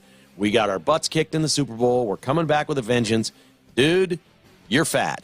Your belly would be fat at my pool, hanging out with us, 60-year-olds, okay? My skin's flabbier than yours. I get it. Stop. Stop the fast food. Do a sit-up. Do something. Yeah, I'm sure he's worked out and strengthened his arm, and he's done all kinds of different things, quarterback things, but there's no training to this man. I don't understand it. He's not a kid anymore. You can't just run through your NFL career eating Taco Bell all the time and door dashing fried chicken, which he loves, from that one place over in Leawood where he gets it all the time. It's time, dude. It's time. Okay. Every time I listen to it, you get more. I'm so angry with him because I'm in a position of defending Pat Mahomes, and I felt this way all week long, that I wish he hadn't rescued himself with the explanation of the fried chicken comment. I really wish he had, because then it really would have blown up. This is the problem. For one, the picture this week, you cannot tell me that's fat. No. That's not Instagram shape. But he sounds like, even though he confesses to being a flabby 60-year-old as he's giving this statement, he sounds like some bogus fitness influencer who loves to get engagement by calling people fat unless they have shredded abs or something. Yeah. You know? Like, by quarterback standards, he doesn't have a great body, but there's no part about it where he looks fat. Two, he lives in Kansas City. This guy, he lives in Kansas City, and he's speculating as to whether Mahomes works out or anything. You can find any number of videos that shows the way that Pat Mahomes has been training, and he does kind of like some pretty cool stuff to strengthen his core and stuff that help quarterbacks out. In which this is just a stupid take. It made it sound like in his mind, in this guy's mind, he thinks that quarterbacks strengthen their arms by doing like bicep curls and stuff. Yeah. Like that there's somehow that it's actual arm exercises that get them stronger, when in fact it's all the leg and core and everything else that goes into the to actually where you get power from in throwing a football or a baseball or anything else like that. So this especially because he lives in Kansas City, and I don't think he was even trying to go viral with this or anything. He's just that uninformed about his own quarterback. Yes, this is the worst take. All right, we have 2 title changes this week. 2. Joy Taylor It really is. And you know what, Mahomes, if there weren't so many pictures of shirtless quarterbacks like Peyton Manning or Tom Brady or Eli Manning or whatever, where you can see how unimpressive their physiques are. Yeah. I've looked, Brett Favre didn't start looking like he had a good physique until after he was out of football and took up the triathlon, remember? Yep, and all of a sudden it's shredded Brett Favre. Like are you going to tell me Ben Roethlisberger, like the all-time example of – and probably if Ben Roethlisberger had lost weight, it might have been bad for him because there is a certain – you'll hear some quarterbacks will say this, that, having a certain amount of heft to you helps when you're taking all those hits. So, this is just a horrendously bad take. It made even worse because now I have to defend Pat Mahomes. It feels bad. It feels bad. All right, so new champ, Kevin Keatsman from Kansas City. I don't even know if I gave out his name. I think I just said he owned the station, and then we started playing the take. Kevin Keatsman is his name. He's the new champ. Hey, which Houston athlete right now would be most likely for somebody to go after erroneously and say, well, you know what, honestly, I would say C.J. Stroud and Pat Mahomes have kind of similar body types, yeah. They're bigger than you think, than you expect. Like a lot of quarterbacks. You meet them in person, you're like, oh, you're bigger than you look on television. Yeah. Because they've got big frames. Yep. But I don't think CJ's ever going to be a guy that looks chiseled or anything. No, he's just fine because he's a quarterback, and that's not an expectation of quarterback. He's definitely put on a little bit of bulk this offseason. Like you can good tell. weight. Good weight, yeah. Like going into last year, I think he's added. Casario talked about it with us.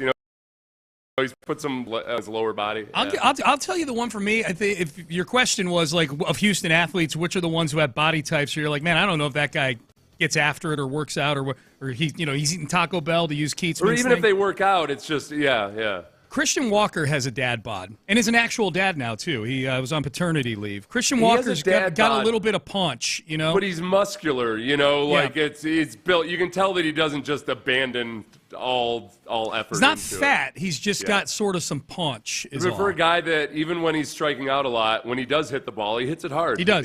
That's for a power hitter. Or anybody that wants some element of power in their swing. Yeah, you get a pass when you're a baseball player. Baseball players in general get a lot of passes. For sure. That might be the sport that has the most disconnect between conditioning. Can you tell how good the player is by his physique or no not? Question about it. No question about it.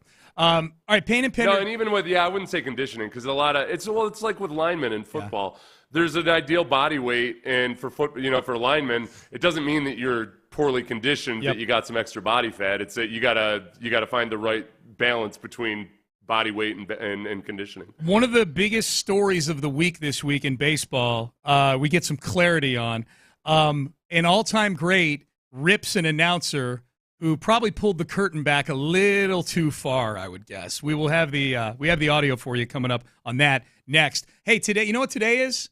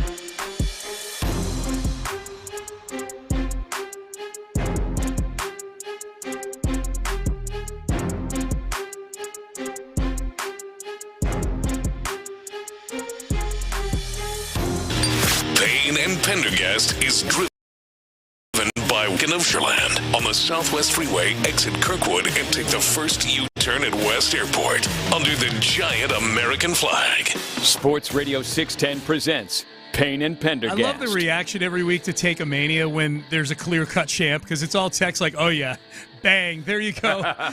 New champ. Yeah. The best part about the all-timers is the way that they just keep getting worse and worse and worse. Yeah. It's bad take after bad take after bad. Perloff's take about how Steph Curry's hamstring injury shouldn't bother him all that much was it was like 9 false things that he said. That take might still be the champion if it weren't just for me getting tired of it. Yeah. It gets to a point where I'm like, all right, and I got to respect the listeners too. We got to, all right, yeah, he's made it. He's made it. He's going to be in the end. He'll be a top seed. He'll be one of the 4 1 seeds in the bracket in the bracket. At the yeah, end of the year. He's a Take a Mania Hall of Famer, no doubt about it, no doubt. We've had so many bad takes that I don't know. We might have to stretch the tournament out over like a month. Stretch the tournament, or maybe we just power rank them ourselves and do like a countdown, Casey Kasem style. I don't know. Maybe we do like a 4-hour podcast, something, and then just try to cut it up and maybe make it into a one segment deal. Yeah, we'll figure it out. There's too much good stuff to not do something. We will do something at the end of the year. But you're right. Like, I've been keeping all the really bad ones at the bottom of our rundown. She actually starting to get bloated. Like, it's just all green ink down there. We should create a separate Google Doc, because that starts making when that Google Doc gets too long, things get clunky. They get loaded. It doesn't function properly. Yep.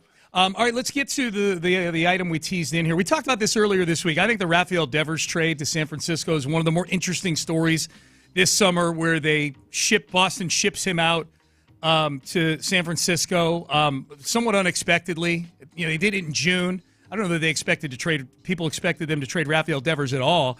When he got traded, he was their most productive player because Alex Bregman had been on the injured list. By the way, I should point out, Bregman activated. He's coming back. That's important because the Astros have yet to play the Red Sox. They play them twice in August, 2 series in August. You know what? I do feel like I'm in a better place emotionally right now because Paredes has been playing so well that I'm not as hung up on the way and likewise because Cam Smith has been playing so well. I'm not as hung up on the Kyle Tucker and Alex Bregman watch. It'll be hopefully by that point, especially if the Red Sox aren't anything to really worry about overall. I'll just enjoy seeing Alex Bregman again. There's more conjecture out there about could the Red Sox trade Bregman than or is he going to lead them to, or are they going to extend him? Yeah. Well, or is he going to decide to stay there? Like it's right. Option. I mean, they might have something even in the right. Yeah. Anything contractually. Yeah. So, because he has the option to become a free agent, right. So would they try to get ahead of the curve and just do it before that? Yeah, exactly. So, with them trading Devers, this past week was the revelation from Will Fleming, the Boston play-by-play guy. Let's hit that one first, Ben. Will Fleming, the play-by-play guy for the Boston Red Sox, who we should point out his brother is Dave Fleming, the play-by-play guy for the Giants. So that's an interesting coincidence.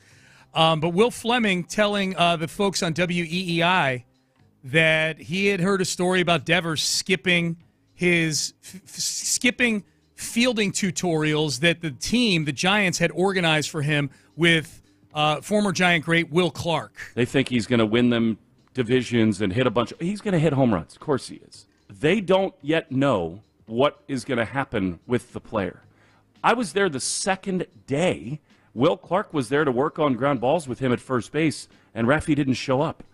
So that's the person that these guys have been dealing with for a long time. Okay, and now we should also point out that Will Clark on his own podcast, I think it's called the Deuces Wild podcast, said something similar about Rafael Devers not showing up for these first base tutorials. So Matt Williams and Bob Melvin want me to go out there and work with him around first base. No problem. Friday, Saturday, Sunday, he did not come out early at all, period. Not at all. Now, in fact, he didn't even hit on the field. But Rafael Devers, the next time I'm in San Francisco, your ass will be on the field at first base. Okay, so that's Will Clark himself saying that, right? Yeah. So I want to make sure we got all the audio out there before we get to this part here. Now you claim on that podcast in the next episode after all this stuff happened, they claimed that there was a lot of conversation about there that like it was taken out of context, that he was kind of joking there, and that they it wasn't. Because I was honestly, I was kind of surprised when I heard that clip that Will Clark would be talking like that about one of his own players. Yeah. And he was kind of joking there, you know, like just saying it. So Yep. Yeah. All right. So I've not listened to this one yet, Seth. I think you have the audio. So here. this is Will Clark explaining on that next episode that hey, there were a couple things. For one, it was an optional batting practice, and then part of it too was they were playing the Red Sox in a couple of those games, and he didn't want to be warming up right in front of the Red Sox dugout. They're on the first baseline in that one. Yeah. He had a conversation with Will Fleming, just a casual conversation out before the game, and he's none too happy about Will Fleming putting his version of the conversation out for the masses. You know, he didn't want to have to go through all that bullshit in the Boston media and all that. And so what happens? I'm standing out there. Dave Fleming actually introduces me to his brother, Will Fleming, who is one of the Red Sox radio TV guys, I guess. And so now he goes on some podcast, a Zoom, I don't know when it was, and blows this thing out of proportion again, and here we go. And, I just got to tell you right now, this is a bunch of bullshit. That's first off.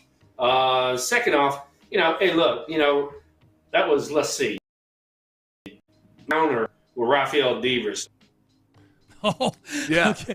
So this is how that relationship is starting, with the water's poison that Devers is some kind of malcontent, which he may or may not be. Yeah, exactly. Yeah, I side with Will Clark on this one.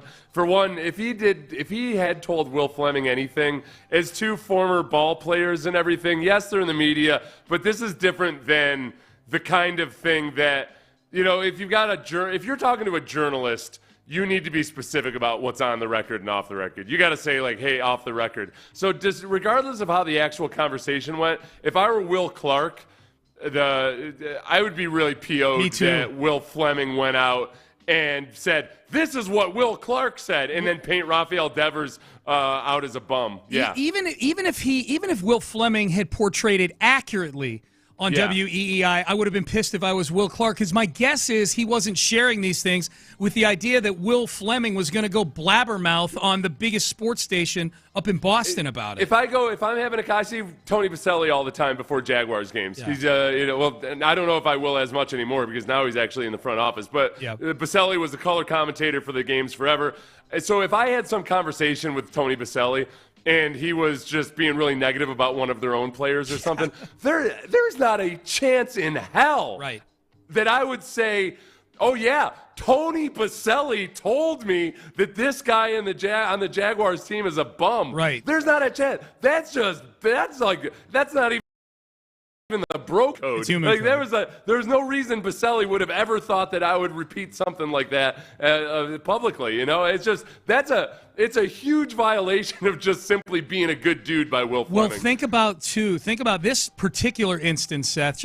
Pretend that Will Fleming was just the radio or TV announcer for the Red Sox, and he happens to be down on the field, and he gets introduced to Will Clark by any random person, and they have this conversation, and it plays out this way, and it's super uncomfortable for everybody.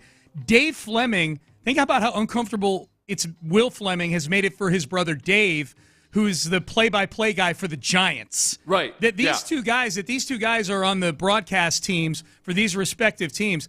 And the fact that Devers is playing the Red Sox right after the trade are the most fascinating coincidences of this whole thing.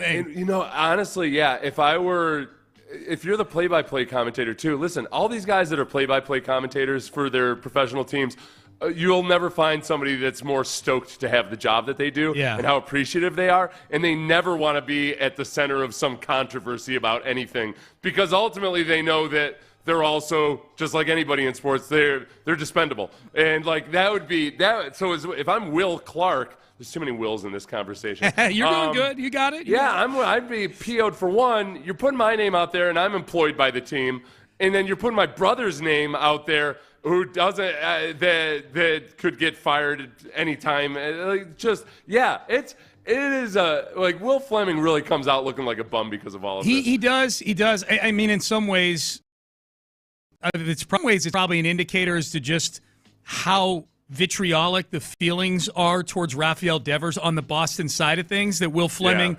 I don't know. I know nothing about Will Fleming and his propensity to blab things that he knows. I saw some people from Boston making comments about like, "Oh, here we go again with Will Fleming." Okay, so I don't know. Maybe he's got a reputation. Like, without knowing anything and looking at all the stuff, just the stuff that we've encapsulated in this segment, I would say 1, Will Fleming needs to shut his mouth. Number 2, boy, for him to go public like that with something like that.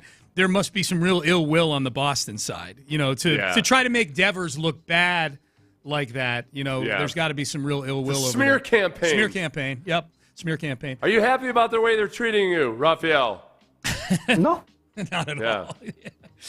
All right, Payne and Pendergast. All right, we're going to get you ready for this series between the Rangers and the Astros this weekend. The biggest thing I'm looking forward to, and it's not Bryce Matthews' debut. I almost said Bryce Young. I mean, all these names today, Seth. It's just all over the place. It's my fault. Yeah. I got the ball rolling very poorly in the first segment of the show. What's up, guys? How we doing? Everyone good? Thanks, Ben. Yeah, There's Bryce Matthews audio right there. I'm sure I won't say Bryce Young now in the next segment.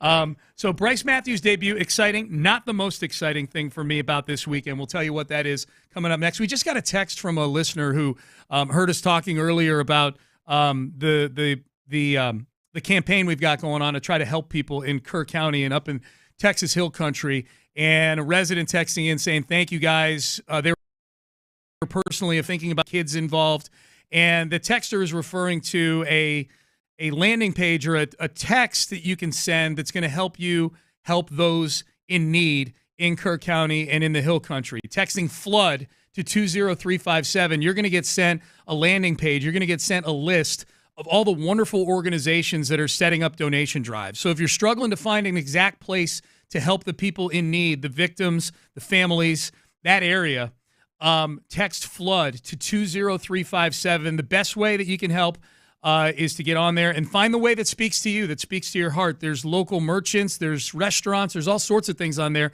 that are donating some of their profits to help the folks in need. So whatever speaks to you, but you'll get a long list of places you can go to help out. Text FLOOD to 20357. That's FLOOD to 20357 for a list of all the ways you can help the flood relief efforts in Kerr County.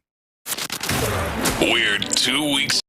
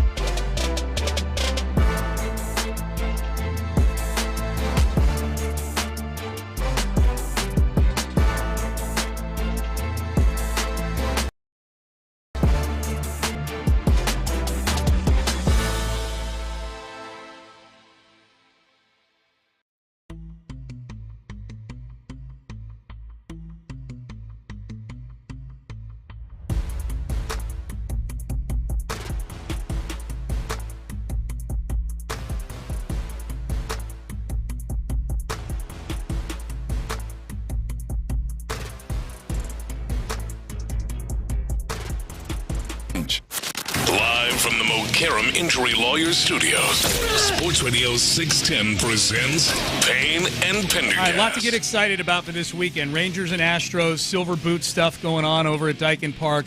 The debut of Bryce Matthews. Really, really anxious. This is as anxious as I've been in a while to see what a lineup looks like for the Astros. For most of these lineups the last few weeks, I've been averting my eyes. I've been like, oh, God, here comes the lineup. Oh, boy. And they've been winning. That's the crazy thing until this week. But I'm anxious to see where Bryce Matthews is playing, where he is in the batting order. I 100% feel like he is going to be playing. This is not some stopgap Kennedy Corona guy they're bringing up. This is their top prospect. He's got to play. He's going to play. Excited about that. The thing I am most excited about, Seth, though, of all the stuff going on, is the matchup on Saturday night of Framber Valdez and Jacob deGrom. Mm-hmm. I'm more excited for that than I am Hunter Brown. I'm more curious about the Hunter Brown start on Sunday just because I feel like I need to see something good from him going into the All-Star break so we go in a good mood. Well, and especially, because Hunter Brown he had hinted that they may have the Guardians a tip he had or something. So, and we know Hunter comes out, like, he's kind of like Lance. He's fiery and aggressive, and he might go out seeking vengeance. Yeah. So it'd be fun to see on the final game before the All-Star break. Yeah, we get Lance tonight too. So I mean, that's three intriguing pitchers at least. But the Framber Jacob deGrom one for me is really interesting because deGrom's been great this year. He's 9-2. He's back from injury. 9-2, 2.29. This is what they signed him for $40 million a year. They're getting it out of him. And Framber is one of the hottest pitchers in baseball and didn't make the All-Star team. So he's 10-4 with a sub-3 ERA, but he's 8-0 or 9-0 in his last 9 decisions. He was 1-4, and then they've won double digits. They've won of the team games has won. Played, yeah, they're in the double digits now in consecutive starts. He's been great. He's been great. He's won. Yeah, so I'm most looking forward to that this weekend. Framber and Jacob deGrom Saturday night. That's going to be really, really cool. Out at Daikin Park, and a chance to bury the Rangers, man. They're 9.5 back. Let's put these guys to bed. Let's drive a stake right through their heart. Yeah, because if you let them come in and do what the Guardians did, now all of a sudden they're in sniffing distance from you. They're at 6.5 games instead of 9.5. Can't have that happen, man. Cannot have that happen. And it is, honestly. Look, it's one series, and it's not the end of the world or anything. But getting swept does not feel good, especially when it's by a bad baseball team. So I'm kind of glad that the consecutive series without a loss has ended. And even right before the All-Star break, I just don't want to extend it into hey, they went 2-4 in those last 6 games before the All-Star break. Exactly. And I don't like that it happened on the week where you and I did a segment of when are they going to lose a series next time. That was a bad look for us. But I guess I should say 2-4 still wouldn't be bad because you would have won this series. Yeah. Let's just go ahead and sweep them. Just go ahead and sweep them. Go ahead and sweep them. That's easier. No more injuries either, please. Everybody stay healthy this weekend. I feel like this is before a long weekend with a Monday holiday. Like, hey, everybody stay safe out there this weekend, all right? I know there's fireworks and things like that. Let's stay safe out there and not get injured. But no, this is our baseball team. I'm very anxious to get the news on Jake Myers. I don't know that we've seen a corresponding move to Bryce Matthews coming up.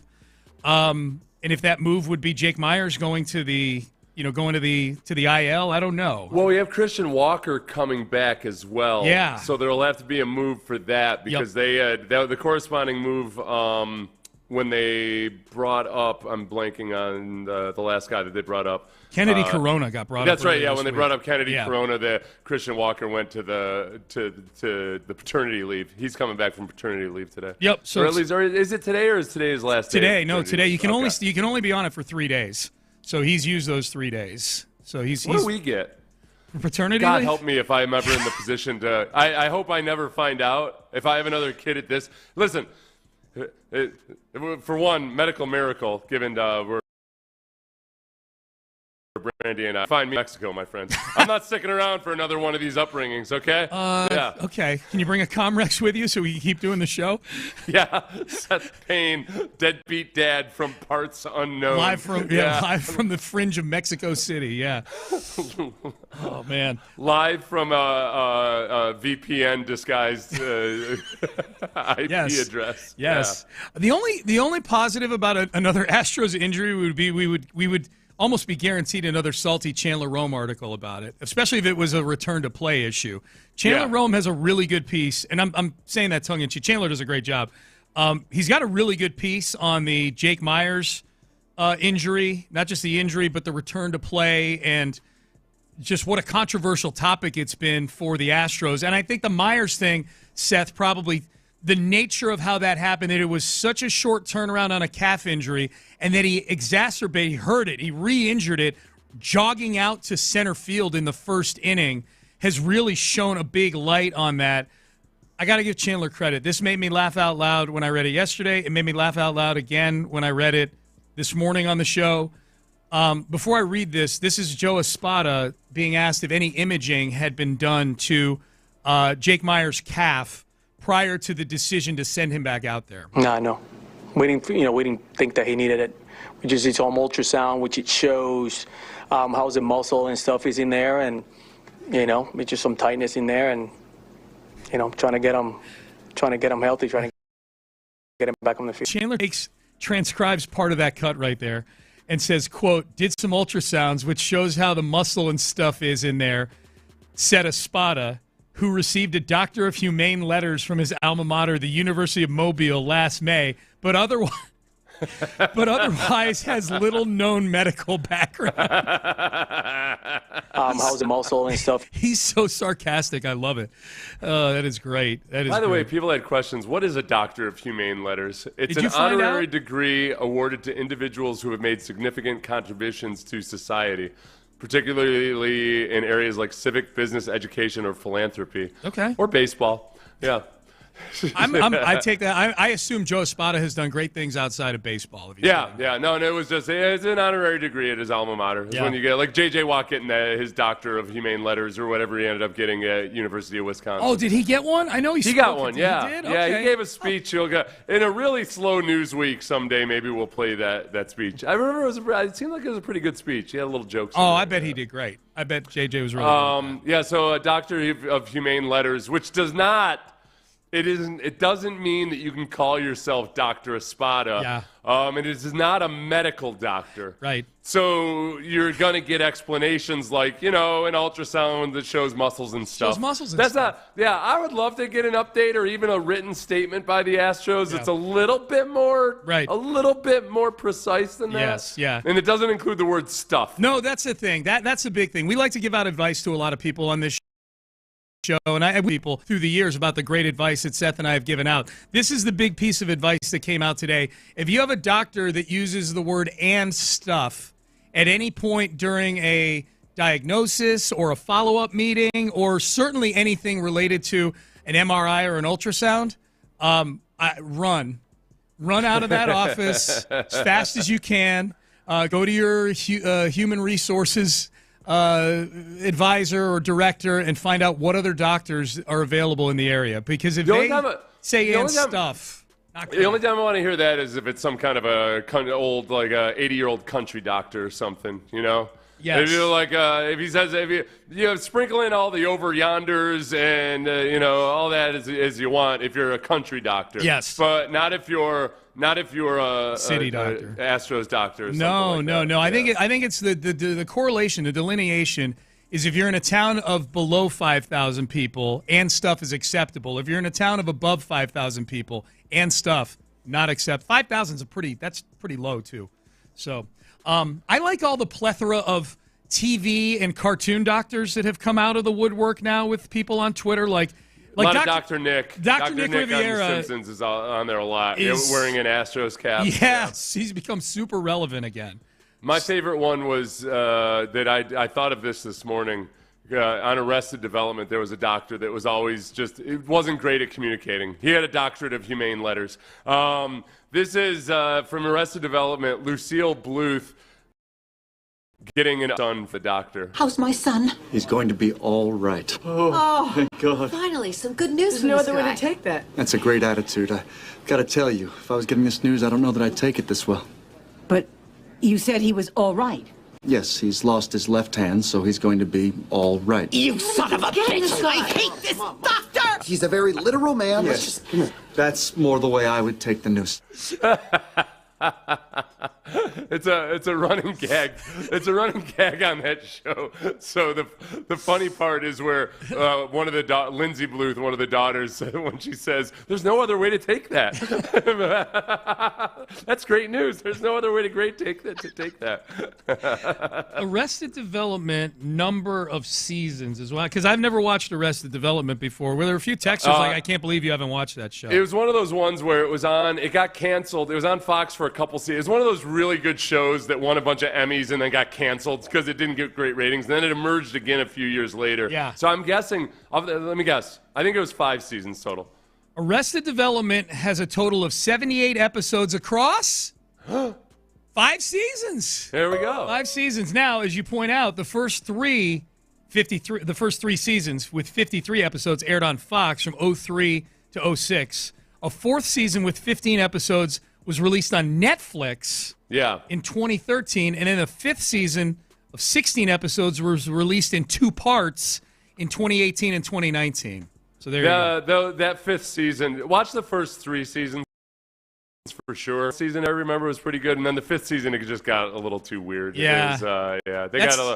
You could tell, honestly, when you watch the fifth season, there's parts where you can tell they went back and had to, like, they dubbed in dialogue in various spots over it was weird. It looked like everybody was phoning it in at that point. Was there a different level? I know nothing about the show. Was there a different level of political correctness in the show in the first 3 episodes in the early 2000s than there was in the late teens? Oh, no, I don't think so. They pushed the envelope the entire time. They did good. Okay, yeah, because a lot of shows. I was a big fan of Arrested Development. Big so fan. You recommend? Okay, did you watch it, Luke? Yeah, you gotta watch it. Okay, I'm the only one in the room that hasn't watched it. Ben, did you watch Arrested Development? Yes, I did. Oh my God, I'm such a.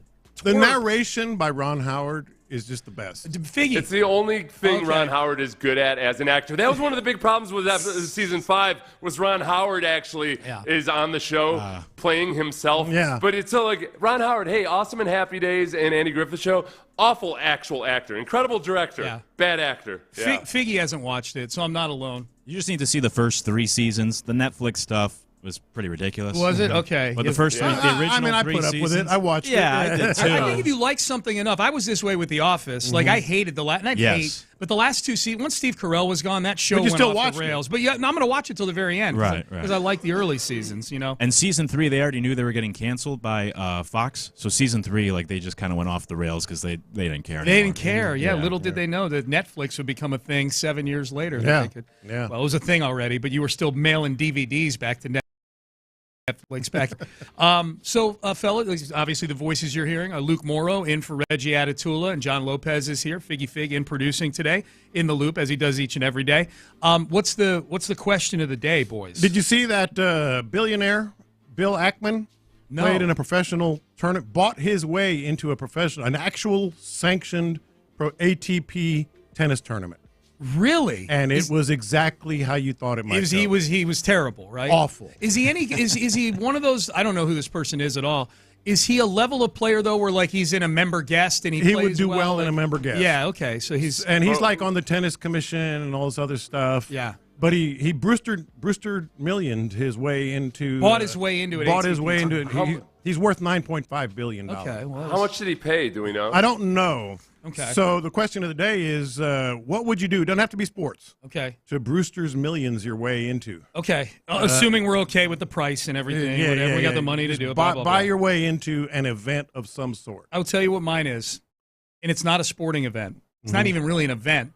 I would pay Hollywood, whoever the producers are, Dick Wolf, whatever, of Law & Order, to be in one Law & Order episode. Really? That's mine right there. That's Figgy's. That's mine. Wow. Are you serious? I'm a big Law & Order fan. Amy's a huge Law & Order fan, the biggest. She's seen every episode like 10 times. I'm watching Law & Order Toronto right now. Are you really? Okay, yes. Yeah. We love Law & Order SVU, Law & Order Organized Crime, the original Law & Order, all of those. The one thing that you notice if you, like I'm big when I see actor or actress, I like looking at what their history is. Like, oh yeah, they were that guy in that. It feels like not every prominent actor, like every actor in Hollywood, like even non-prominent, have been in an episode of Law & Order at one time. That's crazy. They've been a corpse or they've been in the crowd, or they've been a lawyer or a judge or something like that. I want to be one of those people. I want to be like a low-level crime, like a guy that's just out there just selling weed and then just get tackled by Stabler. Right. And then I'm a rat. Tackled. And then I'm going to rat everybody out. This is my crew. Yeah, that would be mine. I got my lines where I just want to say, I don't know anything about no kids, man. All I do is sell drugs. That's all I know. Yes, Figgy. This is it. And neither of us have seen Arrested Development. Figgy and I are simpatico, man. I think I would totally, try to buy my way into some kind of world-breaking effort for something that becomes a big deal, even though it wasn't before. You know, every now and then they'll have this boat made it from London to New York in record time or whatever. That particularly doesn't appeal to me, but if it was something like that where I could just sit on the boat and be part of the team and everything and be like breaking champagne bottles at the end. The America's Cup. Let him sit next to the yacht He's just riding on the America's Cup yacht. Yeah. Let's say America's Cup. Yeah, I'll be like one of the crew members up there, tell my grandkids about what a heroic effort it was. I'll tell you right now, a horrible strategy to try to win the America's Cup is to take money to allow a 280-pound person onto your yacht. 250. Is that what you are now? You 250, folks. That's crazy good. Yeah. So thank you. Yeah. No, but I could see that. My first thought was, and then I realized, no, I cannot go here at all. But I was almost like, is there a way I can kind of get some of that stolen valor? Because I grew up my grandfather was just an incredible, a very, very interesting man and everything. And I always remember how much I looked up to him because he was a World War II veteran and everything. And there was just no way I could finagle around to where it would ever be acceptable to somehow, have fought my way into back in Afghanistan. Valor. Listen, I don't want to be just a veteran. I want to be a combat veteran. Yeah. I was the guy that said, there he is, when they got bin Laden. Yeah. There he is. I rode on the helicopter. Yeah, you rode on the There he is. And then what's his name shot him. Lopez is following Rob O'Neill around trying to buy his story like Kramer and Peterman. I had actually bought my way onto that helicopter right up until the point where they told me there's a 50% chance that nobody's making it. I'm like, what's a refund policy on all of this? Man. Yeah. Mine is not even close. I got several, but my number one by a mile. I want to coach a major college basketball game. Oh, yeah, you actually coached AAU. Yeah, and I coached you would look like this tennis clown that was out there. I would just. It doesn't have to be a tournament. Okay, just a major college basketball. See, I would get greedy. I'm not too. Well, I'm greedy. talking like Arkansas versus Missouri or something. Or coach a 16 seed against a 1. Oh, I'd love because that. then if they pull off the upset, that would be a huge. Because they lose, and they'll stay close at some point. Yeah, right. He did a hell of a job. Nobody's gonna blame you. Nobody's gonna blame you if it's the talent. North Carolina by Kansas. Yeah. But he had them there. They beat them. John, you know what? Honestly, because there's so many coaches that have gotten hired recently that are more from unconventional backgrounds. And I do think that if you went to a smaller college, you could, because you can spin a yarn. You could come up with a good pitch for why you'd be a great unorthodox hire. No, you know what? There's a Ted Lasso quality to John Lopez. I actually coached a little bit with Jerome Tang. From Kansas State. Yeah. And others. Josh Pastner was my assistant coach one year, believe it or not. He was my assistant. There is Prodigy at one time. There's a Division III program. I'll have to look this up. Where it was a guy who hadn't been in football for like 30 years, and he was a retired CEO, really wealthy, I think. But he ended up becoming the head coach at this school without really any previous football coaching. I do remember that. Yes. And he ended up, and they were really, really good. And he did things a lot of, he kind of did things in an unorthodox fashion. Yeah. That you kind of use him as a template and a few other stories, and then there you go. There you go. That's good stuff. Hey, that might happen. Man. This might happen. Yes. Don't even have to spend the money. Don't even have to buy your way in. Is his name Joe Moglia? An American businessman and former football coach at Coastal Carolina. I don't know. There's a few I don't names know if that that's have him or popped not. up. Yeah. All right. I Googled it. That's what they gave me. All right. The Crosstalk brought to you by D&M Auto Leasing. Seth, antibodies to you, my friend. Yes, antibodies and good irresponsible wagers this weekend. Thank you very much. I'll need it. I will need it. All right. We are done. We're out of time. Again, Crosstalk brought to you by D&M Auto Leasing. You're listening to KLT AM, KLT FM HD2, Houston, an Odyssey sports station.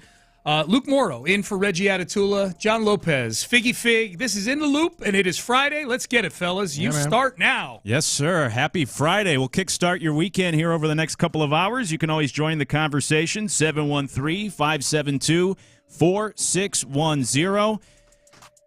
Astros begin the weekend series tonight with the Rangers. Was it weird to not have any Astros to watch last night? I didn't know what to do with myself. Was it even weirder? There wasn't any injuries nor injury news to worry about? How do we know that? Yeah, I know. It's true. I was thinking about that. I was laying in bed last night that as brutal as this has been for the Astros on the injury front, we haven't had one of those ridiculous baseball injury stories of treadmill. Yeah. John Smoltz ironing his shirt while it's on. Walk through a glass sliding door. Exactly. Yeah. Guy fell asleep in the tanning booth, tanning salon, so I guess there is still more ways to go down in this whole scenario for the Astros. We haven't gotten to that point, at least. Yeah. Jeff Kent tripping over the hose while washing his car in the driveway. Yeah. It could still get worse. And but thank you, by the way, for your tribute to us follically challenged people today.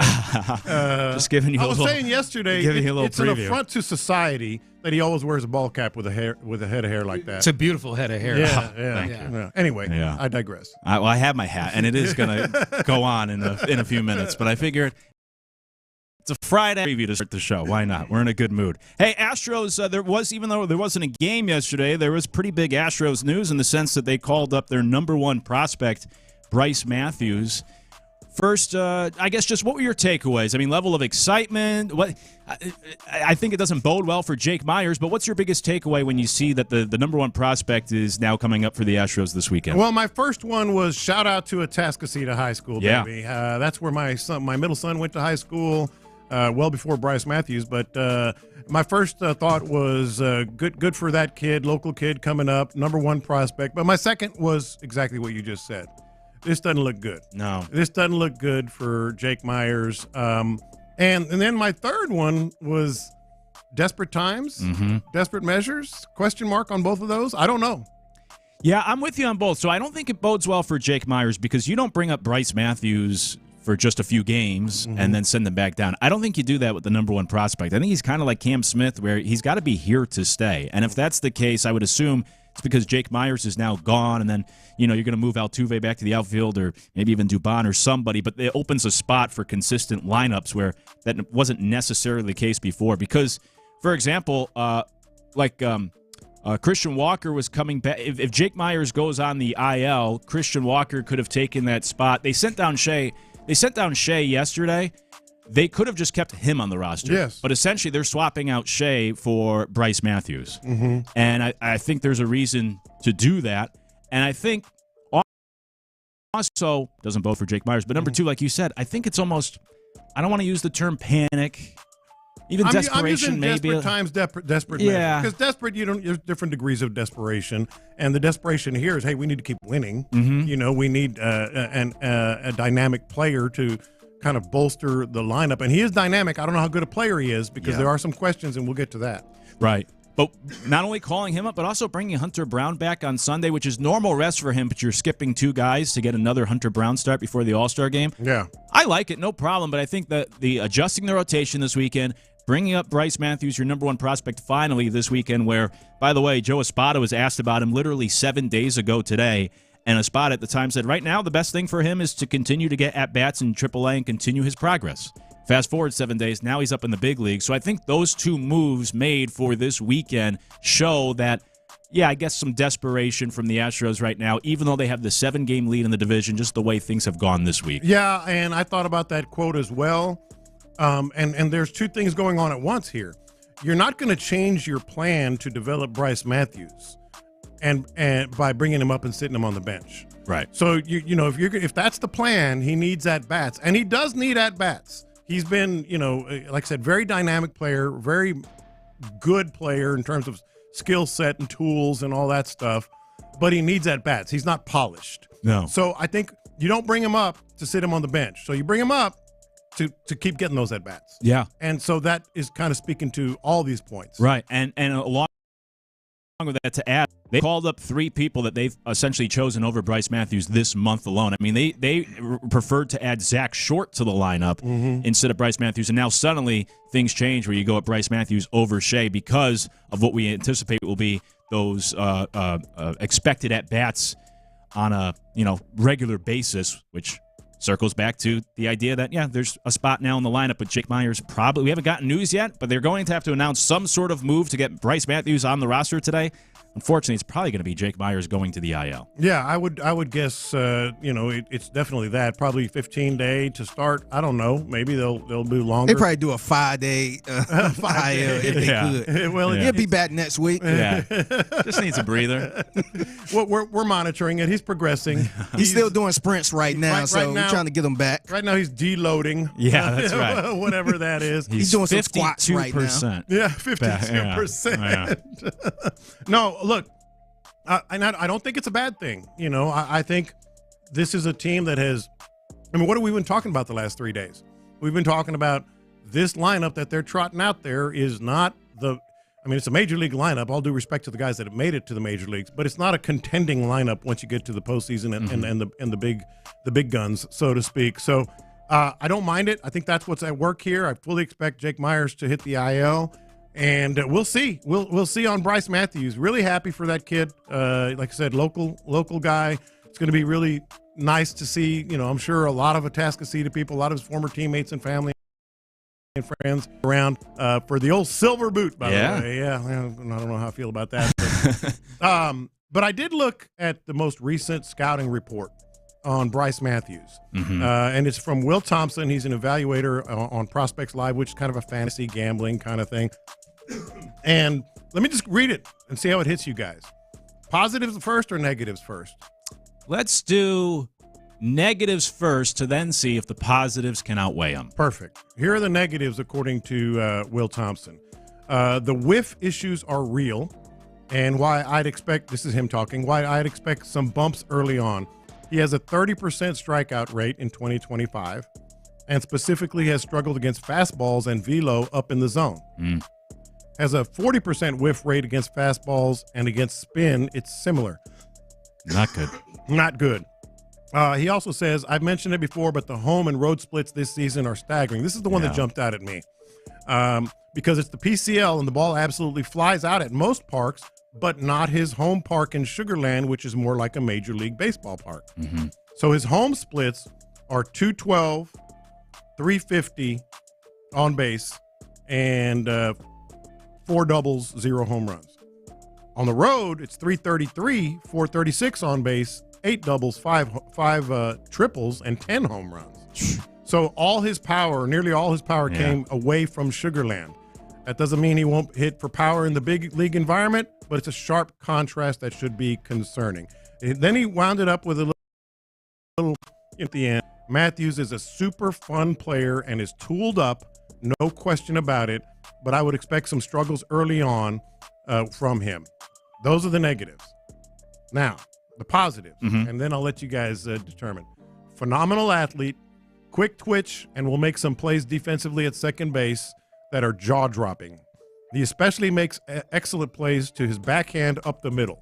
His bat speed is plus, and when he connects the ball, it jumps. For the most part this season, he's had a good approach. He did chase too much on spin in the series I saw him, but for the most part, his approach is definitely a strength, and he'll take his walks. Plus runner, plus base stealing.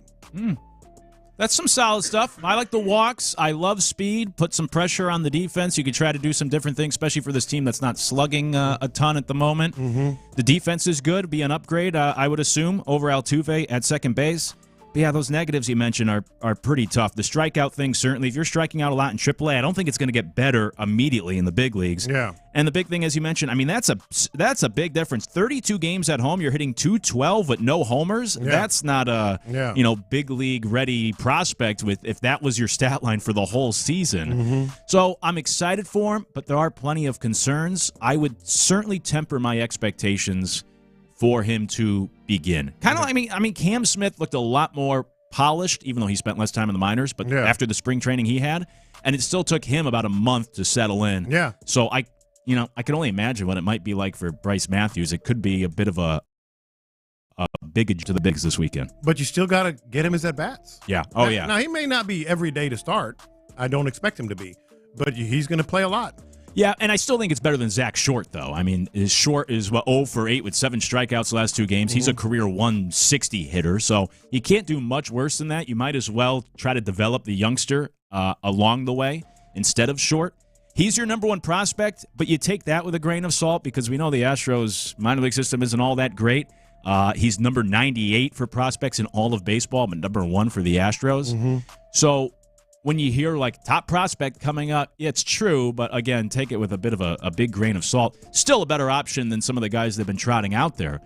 But just don't think he's going to come in and suddenly fix this lineup. This is the missing piece. I think there's going to be quite the learning curve for him. Yeah, and and we're not going to say it's crucial or anything, but you sure do want to make some hay against the Rangers too. Yeah. You want to get some guys out there.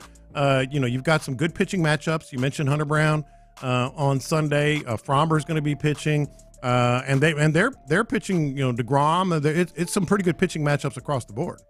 Of great pitching matchups. Yeah, it should be a lot of fun. Here's the other thought I had, and you could tell me if I'm crazy. I was again laying in bed thinking about it last night. Those were the 2 thoughts that I had. Was number 1, doesn't seem good for Jake Myers. Number 2, maybe the Astros are getting a little desperate at the moment. But then number 3. Do you think this is any sort of audition for the trade deadline coming up at the end of the month where the Astros, like I said, don't have the best farm system. They can offer. But if they do want to make a big move to bring in somebody that could really help propel this team to actually try to win a World Series this year, I don't know if Bryce Matthews is going to help them actually win the World Series this year. But if you can go get somebody from another team, whoever that might be, plug them in, and that could be the missing piece. Could this be any sort of, over the next couple of weeks, show what he could do at the big league level for another team? A Bryce Matthews audition? Yeah. To then trade him away at the end of the month? I want to say that's crazy, but I don't think it is. If you're contending and you think you can make a run, and clearly, you're at the top of the American League, near it. Yeah, I wish you hadn't said that. I will say this. I wouldn't be mad at it. Yeah. Because I feel like Dana Brown, the last couple things he did with this, especially when it comes to trading prospects for somebody, seemed like it worked out. Yeah, it did. It seemed like it worked out because I know last year people was kind of upset with the Kikuchi. I'm one of them. Yeah. And that trade pretty much worked out for him. It kept him alive. It kept, It really He was the best pitcher on the squad at around that time. Whew, boy, that would be something though, to trade your number 1 prospect. Yeah. So I feel like Dana Brown kind of earned that part of the trust, I guess. Kind of knowing who to get. Yeah. Do you think it could be? I think it could be. Yeah. I'm not saying it is for sure. I do think there's some other things at play, such as you need something here more than Zach Short. And like a few texters said, and we mentioned, those guys weren't necessarily going to be everyday players who went down to essentially make room for Bryce Matthews. He's not playing every day, where I think Bryce will play every day. So I do think it's not necessarily apples to apples. But then part of me, you only have so many guys you can offer up if you're the Astros if you want to make a move at the trade deadline, because this farm system just is not there. Yeah. And Dana Brown said just earlier this week, we've been talking to teams about trades since mid-May. We're going to be aggressive of trades there at the deadline. So that was a thought. I'm not saying that's what it is for sure, but I wouldn't be surprised if you do move him at the end of the month to get a major league piece that can help you get to the next level, because you have the 3rd best record in baseball right now with the most injuries in baseball. Like, this is a team that if you get some of these guys back, maybe you add a piece or two. Obviously, we know this could be one of the best teams in baseball. And Bryce Matthews, how much of a future does he have? I'm not sure, because of those things you laid out, the strikeout rate, the home road splits, and the fact that, again, he's your number 1 prospect, so people get caught up in that. Yeah. But he's 98th in baseball because this farm system is really watered down. Right. And you have a chance here. Jim Crane that's the other aspect here. Jim Crane is not afraid to do things like this, and ultimately it's going to be his call. Yeah. 832 says, I don't think Matthews is ready yet. Saw him in Sugar Land. He was disappearing. And a few people have pointed out, the timing of why they bring him up now instead of earlier in the year, because of what I'm looking for, like the years of control. Yeah. It is true. No one has been called up this late in the season and has won Rookie of the Year, or I believe even finished second. And that's how these players, these rookies, if they finish first or second in Rookie of the Year voting, they get to hit free agency. So if the Astros, you call them up now instead of earlier in the year, you can manipulate that service time and keep him for an extra year. Maybe that plays into it. Also, the guy has been raking over the last month. He's batting like .350. But again, a lot of that has been on the road. A few texts also coming in saying, did John bully you into not wearing a hat today? It's true. HR, we have a bullying violation here. I'm reporting it. No, I have my hat. I'm about to throw it on during the commercial break, too. Bryce Matthews gets the call up to the Astros. How excited are you? What were your thoughts? You can text the show, 713-572-4610. When we come back, I've been meaning to get to this the last couple of days. ESPN ranked the weapons groups in the NFL. Where did the Texans wind up? But more importantly, how good does this offense truly have to be this year for the Texans to have the season they want? We'll do it next. It's In the Loop.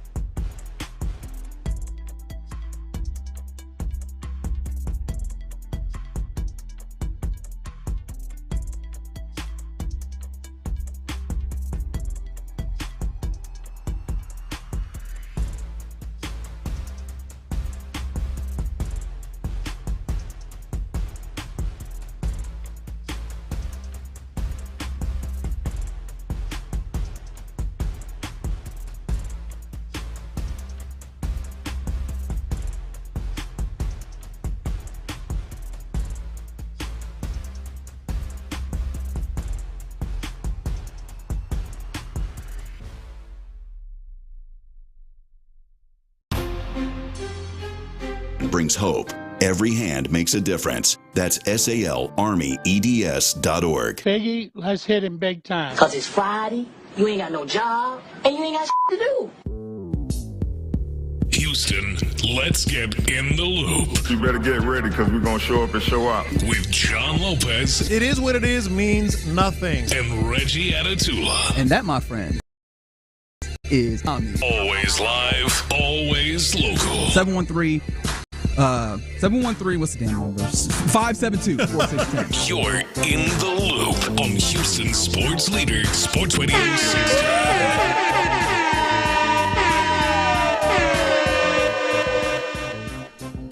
How good does the Texans offense truly have to be this year? How good are those weapons on the roster? We'll get to a ranking from ESPN. It's In the Loop. I'm Luke Morrow in for Reggie alongside John Lopez and Figgy Fig. Tell you what, I know Reggie's probably excited about the Bryce Matthews news. We were talking about it last week. Yeah, he's been talking about him. Yeah. Off air, he was making the sales pitch on why the time is now to call him up with how he's been swinging in AAA. So I'm sure Reggie was happy to see that news. He'll be back next week. He's been on vacation this week, and looking forward to his return next week with everything going down. But let's talk about the Texans and their offense. You can always text the show, 713-572-4610. I've been meaning to get to this the last couple of days because, of course, this is the time of year with all these rankings and these lists, and we eat it up, and it's fun fodder. ESPN.com put together a ranking of the best weapons groups, which is wide receivers, tight ends, running backs, for the entire roster. So, like the teams with the best weapons, I guess, is the easiest way to say that. Mm-hmm. Titans finished number 32, in case you were curious. Worst weapons in the league. Again, that's wide receivers, tight ends, and running backs. The Jaguars finished 18th, or they were ranked 18th, I should say, after being 16th. Colts were ranked 16th for this year, which is an increase from the last 2 years. And then you get to the Texans at number 14. The Texans were ranked 4th in last year's list. So entering last season, ESPN.com, led by Bill Barnwell, thought the Texans had the 4th most talented group of weapons. This year, 14th. Let's first start off with that. Does that feel right to you? Does that seem low? I mean, we could talk about the 13 teams ahead of them, but just back of the envelope, does 14 seem high, low, right? I don't mind it. I mind it. I'd much rather be 4 than 14. But I don't disagree necessarily with their logic here. You know, last year, Tank Dell, Stephon Diggs, we knew what they had. Obviously, Nico Collins, and actually Dalton Schultz was higher, was more highly regarded. Joe Mixon as well, and Joe Mixon they'd brought in. So yeah, I get it. This year, I think Christian Kirk is going to be really good for this team, and a lot of people would agree with that. A lot wouldn't necessarily, but you still got rookies, man. Yeah. Jaden Higgins might end up being the second best receiver on the squad, but he's a rookie and he's going to have his ups and downs. We talked about that this week. Mm-hmm. Jalen Noel as well, and Dalton Schultz has taken a step back. So I get it. I'd much prefer it to be higher, but I get it. Yeah, I think it feels right too. I'm with you. Obviously, you wish it was high. You wish it was number 4 like last year, but yeah, towards the middle of the league, middle of the pack seems right. I did hear Patrick Creighton last night in Area 45 saying that. I want to get the phrasing right. I think he says this has a chance to be the best group of weapons in history, is what he said last night. I strongly disagree. Yeah. I have concerns about this weapon group. Mm-hmm. The running back room could be really good, as we've discussed. But just like you laid out, I have concerns about the wide receivers, depending on how things work out, and the tight ends have to be better this year than what we saw last year. It's an asinine conversation. Well, I wasn't going to say anything, Patrick, but do the names Arian Foster, Owen Daniels, Andre Johnson mean anything to you? Right. Would be my response. But, I guess it has a chance. You know, you're saying there's a chance? Yeah, everything got a chance. Everything's got a chance. But I wouldn't go that far right now. No, I agree. Yeah. But here's my question, because we talked yesterday about the defense, so I guess it's fair today to focus a little more on the offense. If the defense is going to be, as we anticipate, top 5 defense, maybe top 3, should certainly be top 10, worst case scenario. Like, how good does this offense truly have to be? Because, for example, maybe the other side of the coin is, well, last year we thought they had the 4th best weapons. Now, granted, there's plenty of injuries, but still, you know, the offense wasn't quite good enough over the course of the season to get to where they wanted to be. Now this year, we believe the weapons aren't quite as good, but the defense is better. So where do you think they actually need to, by year's end, kind of slot in when we talk about this weapon group to actually achieve what they want to this year? It's interesting you said by year's end, because I fully expect, and we'll probably overreact early in the season when the offense is not necessarily lighting it up. Mm-hmm. But you have to realize this is a totally new offense. Rookie receivers are going to be, integral in the attack. Yeah, Nick Chubb coming off an injury and coming into a new offense. I have higher hopes for higher expectations for Nick Chubb than most people, but nevertheless, I think the first 3, 4, maybe 5 games of the year is going to be vastly different from the end of the year. So if we're looking at the entirety of the year, I think this offense, it doesn't necessarily need to be higher than 12th or 14th overall. I think the defense is going to be that good. I would prefer top 10 offense. Yeah. And it may well get there based on, C.J. Stroud's abilities alone. But the offense is going to be, the old work in progress thing. I think this is going to be the definition of that with the new style they have, the new players they have, and the new approach, new offensive line coach, maybe some changes on the offensive line as we get into the early part of the season.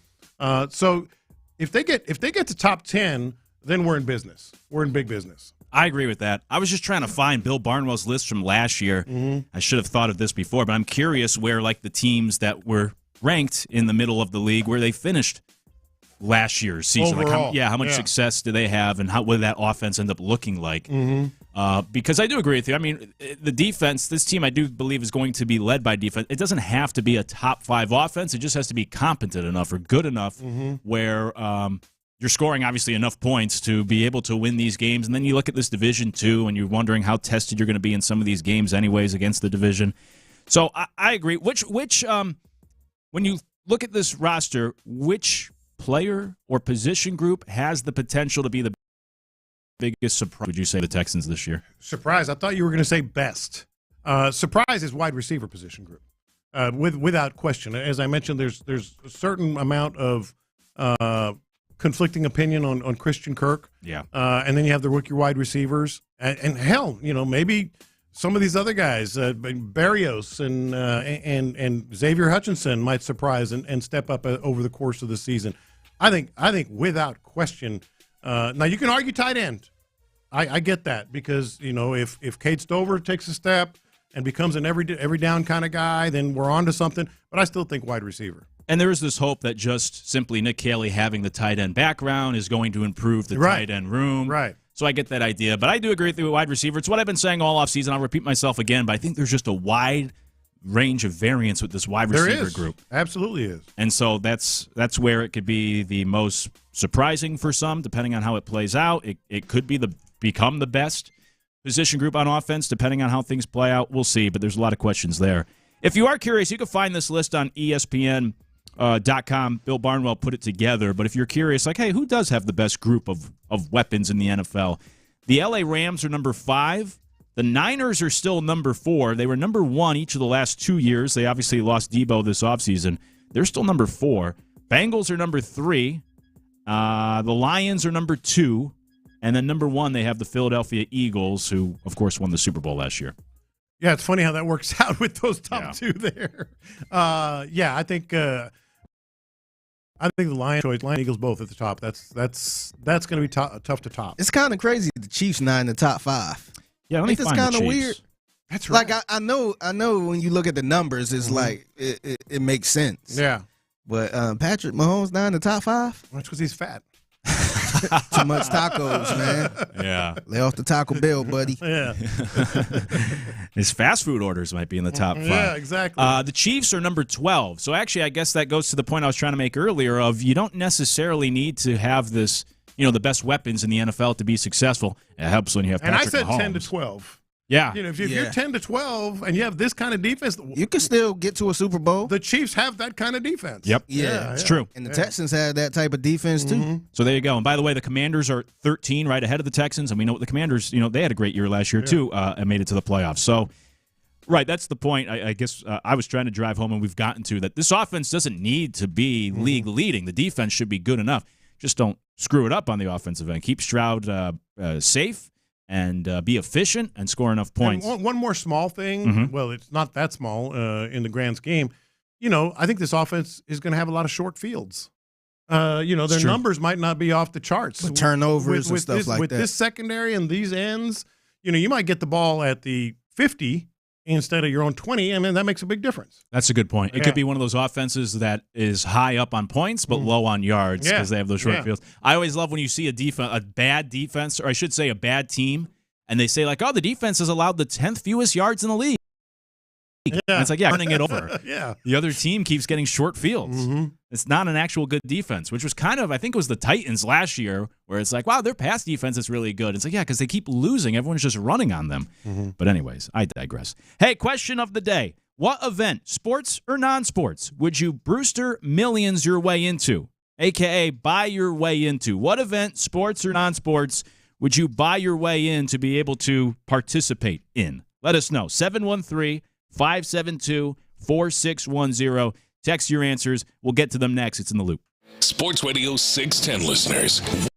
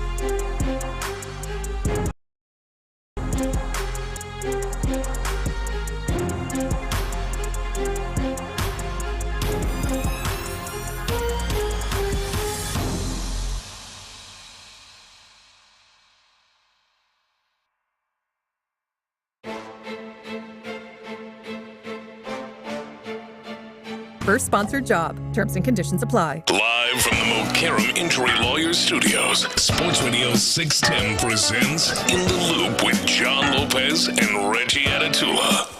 Come here, man.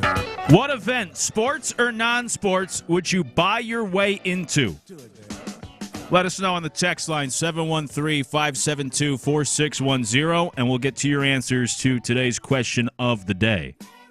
Before we get to ours, I do want to say, in light of the devastating floods that affected so many lives in the Hill Country, we're doing what we can to support with so many wonderful organizations setting up donation drives. The best way we can help is to provide you with the information on those outlets so that you can help us help our Texas neighbors. So just text FLOOD, F-L-O-O-D, FLOOD to 20357 for a list of all the ways you can help in the flood relief efforts for Kerr County. That's FLOOD to 20357. And don't forget, tonight at No Label Brewing, there's an event going on with our friend Jesse Watt from Mix 96.5, where $1 from every beer sold will go directly to flood relief. So hopefully you join us. People here from this building will be out there, and get out there, have some beers to kick off your weekend, and also help a good cause in the process. She might have some gifts. Got some raffles, right? That's true. Yeah. I just seen a guitar walk out of here, man. I see that guitar. I mean, I don't know if that's part of the raffle, but it might be there. We're gonna have to get Jessie on maybe later in the show. Yeah.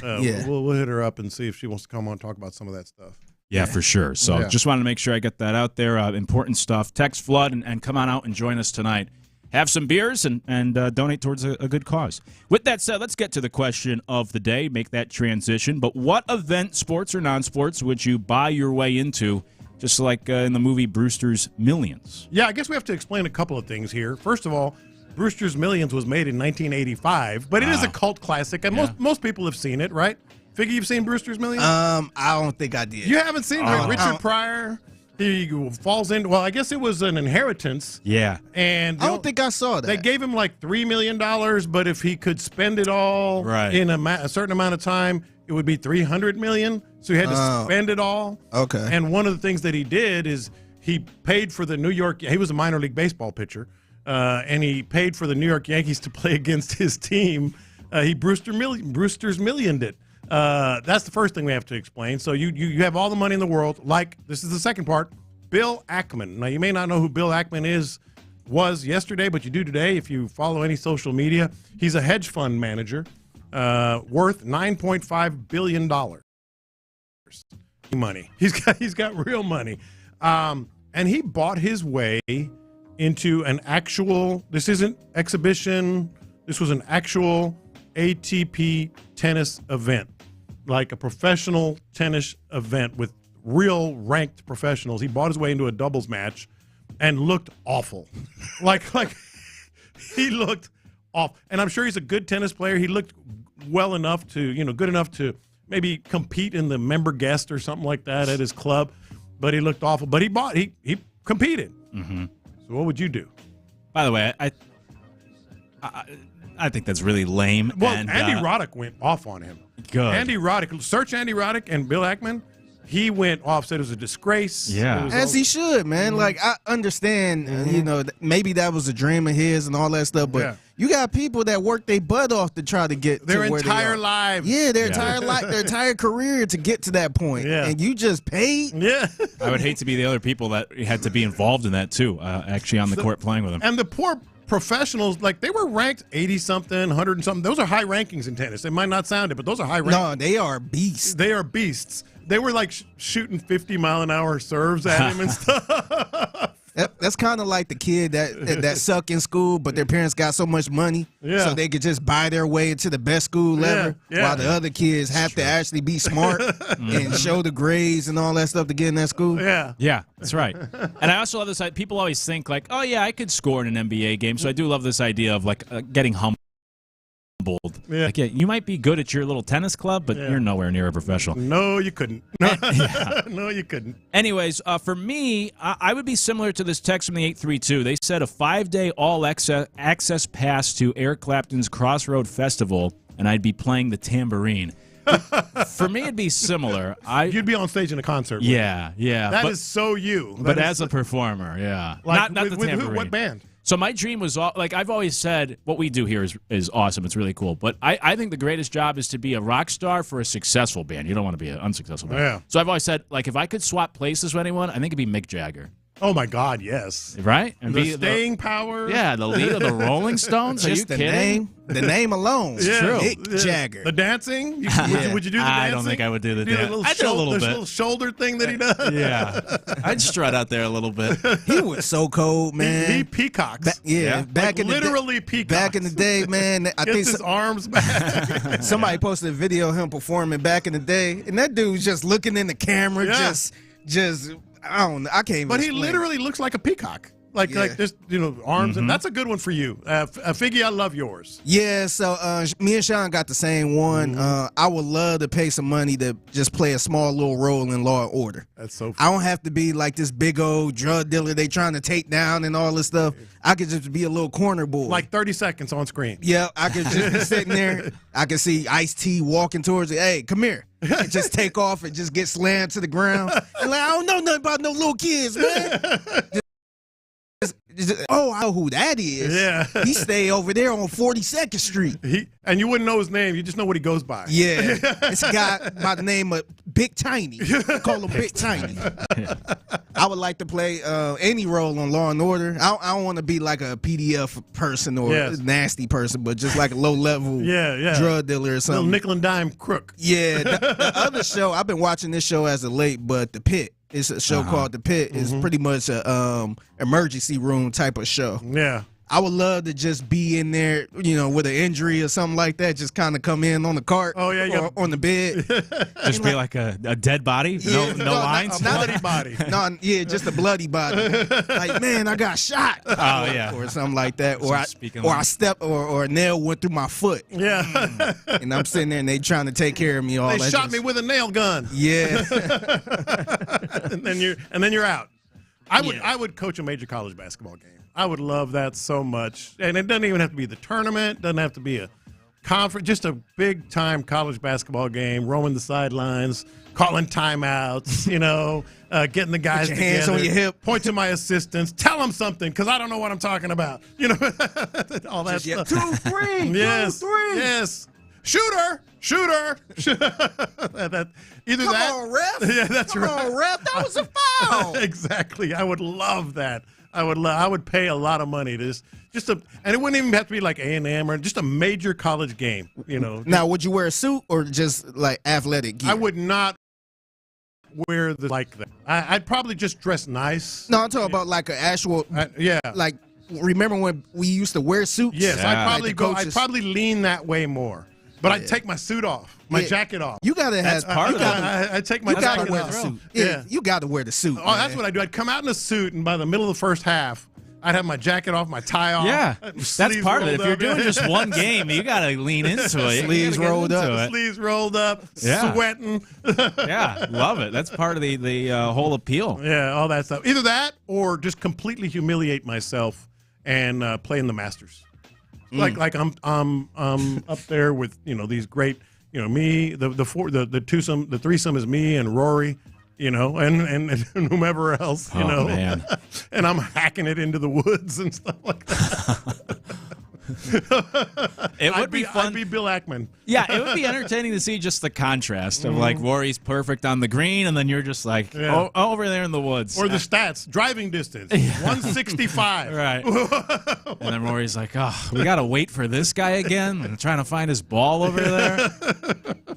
Can I just putt out? I would absolutely love to do that. Baseball game at Fenway or play football at Lambeau Field from the 3-4-6. The only problem, though, is you don't get the skills of these people. So if you want to put yourself in an NFL game, you're still you in an NFL game. Yes. And you might get broken into. Exactly. Like this one from the 832. Race in an F1 race. You're going to kill somebody. Yeah. I would be scared to get in a car having that. Yeah. Man. Oh, my goodness. Buy my way into the bullpen for an entire season. Last guy in the bullpen. That's cool. I like that one. You'd never get called on, or maybe like an 18-1 game or something. Yeah. You're throwing little 60-mile-an-hour pitches. Yeah, just get to hang out there, watch all the games. In that regard, I'd almost rather be like the bullpen coach, just so I wouldn't have to worry about ever going in. And all due respect to bullpen coaches, I don't know how much they do other than pick up the phone and say, you go warm up. Yeah. So I'd be the bullpen coach instead, but that's a good one. I like that. Yeah. Figgy's IMDb page would have one credit, Law and Order, Dead Guy Number 2. Yeah, that's right. or Thug Number 2. Yeah. This is kind of mean right here. I'd like to pay for an actual doctor to live their dream and work for the Astros. That's good. I'm telling you, it's out there, man. Somebody else earlier said they would pay just to sit in the offensive line meetings for the year for the Texans. Yeah. John, there are no forward tees at the Masters. I know. I don't care. Still get to play Amen Corner. Yeah, it'd still be cool. 713, so they buy their way into the Academy Awards as a seat filler. It's kind of like Kramer did that in an episode of Seinfeld.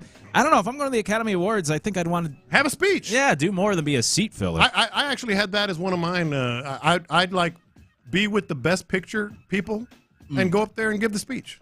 Like, who is this guy? Well, he was an associate producer. Yeah. Right.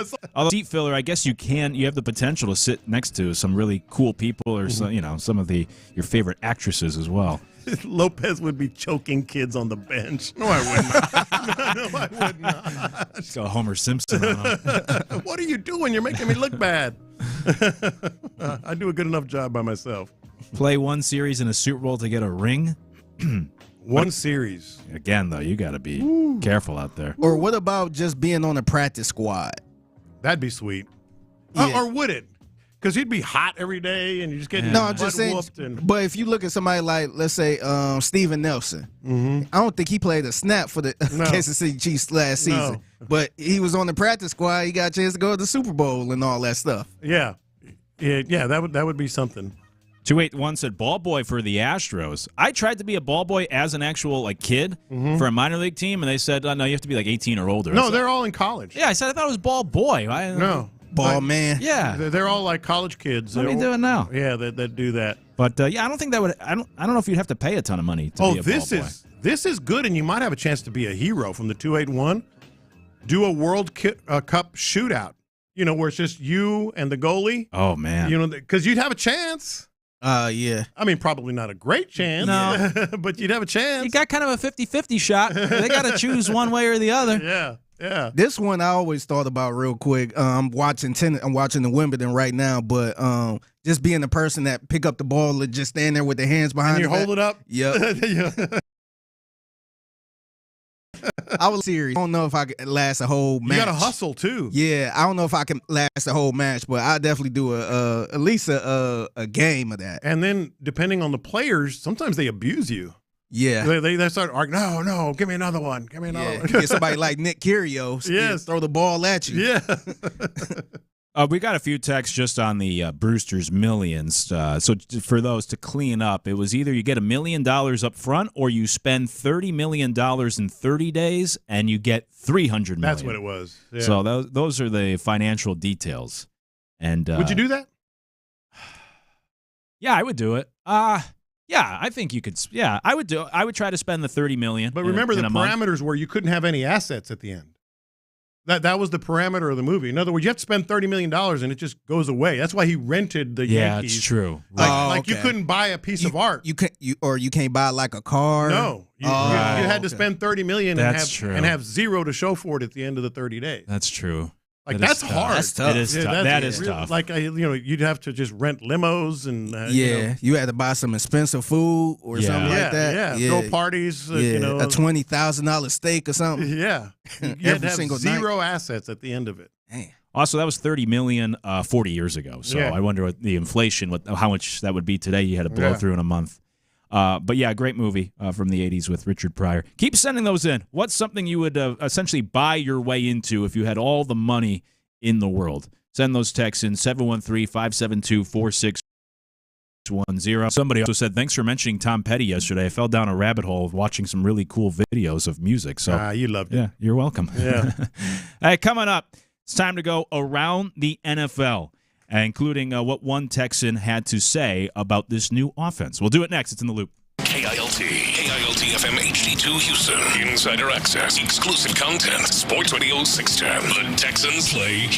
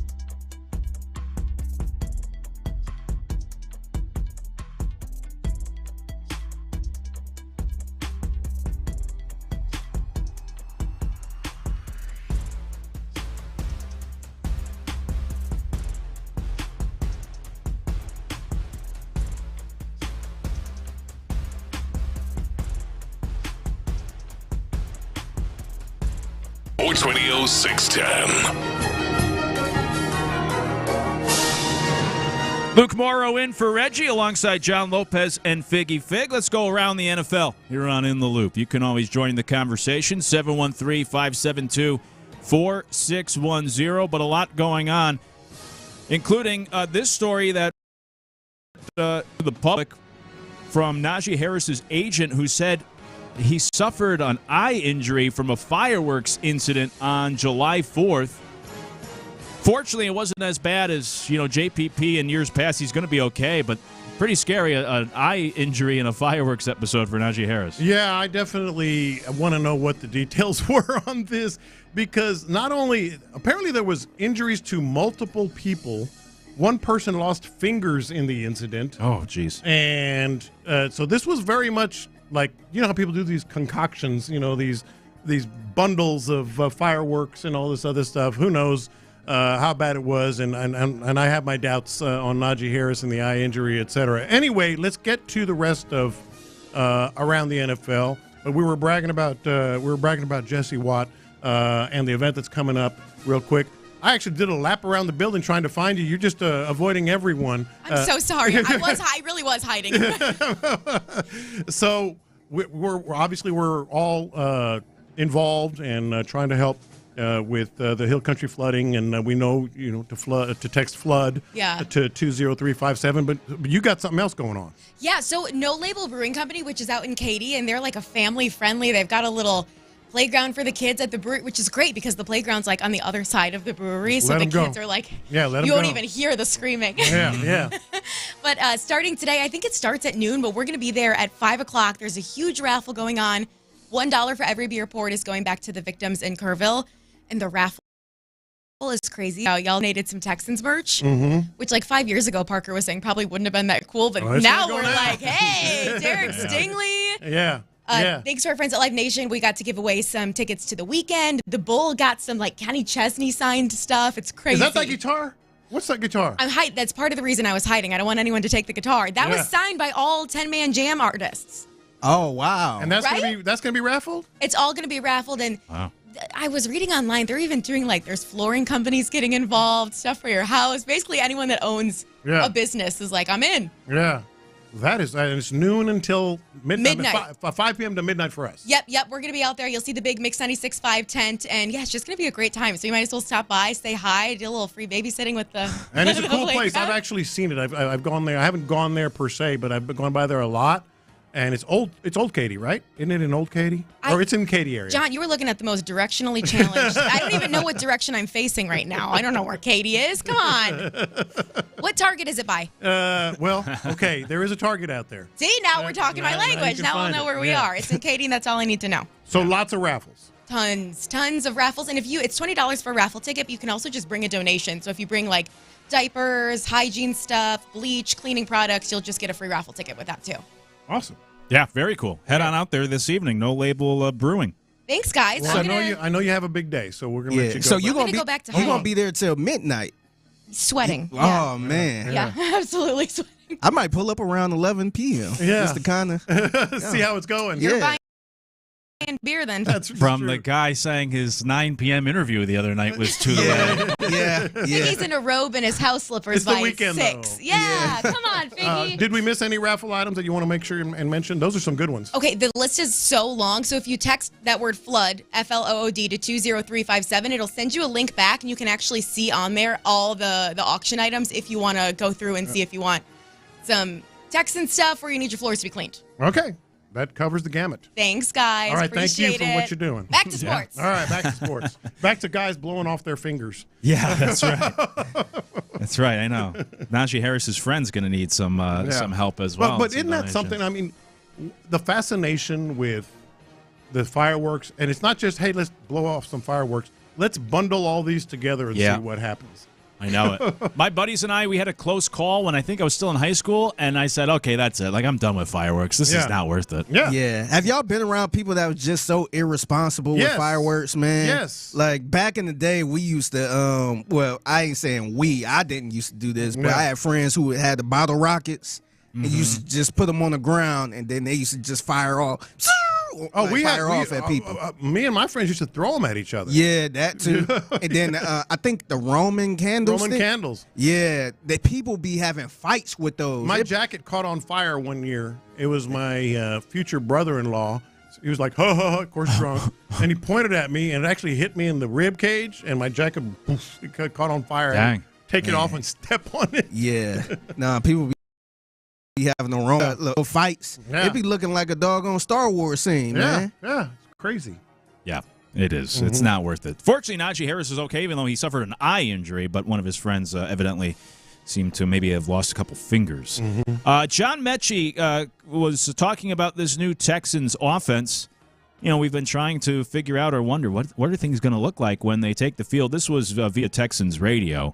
And here's what Mechie said in regards to the current offense under Nick Haley.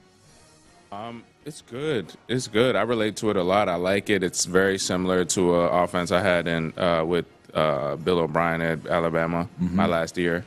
And a little bit of that Sark offense, too, because of the West Coast. So it's been pretty good for us to adjust to it. It's been pretty easy. It's fun for the receivers.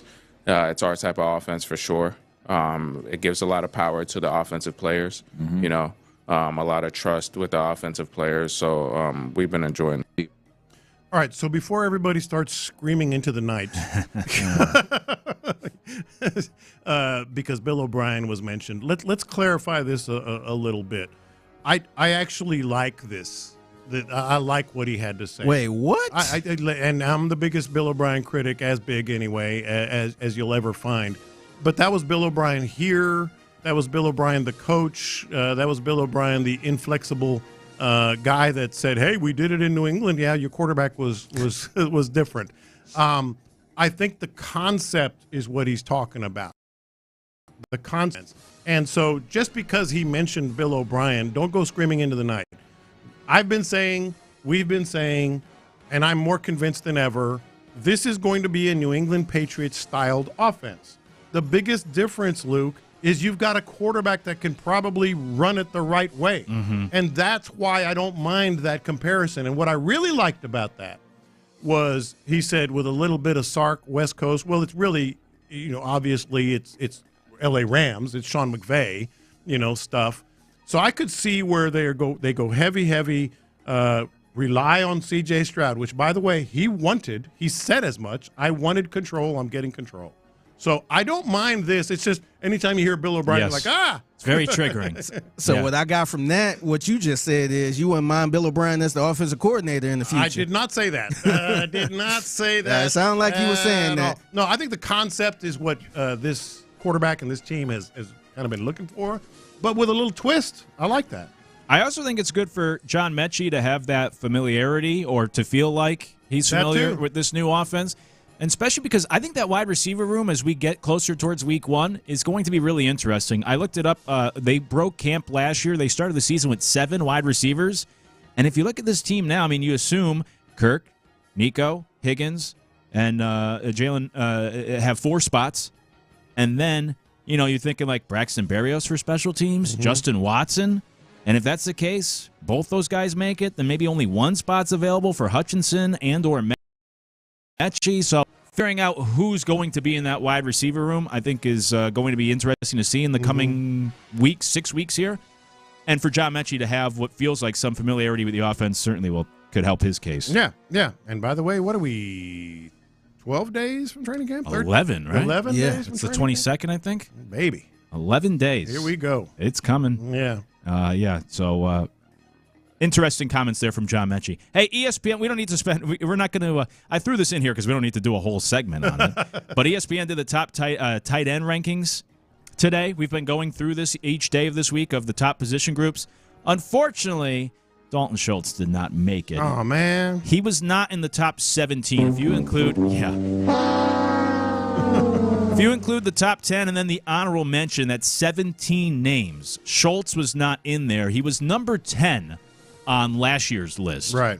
But not in the top 17. Now, he's at the very bottom as others who received votes, so maybe he was technically ranked as the 18th best tight end, but not in the top 17, was 10 last year.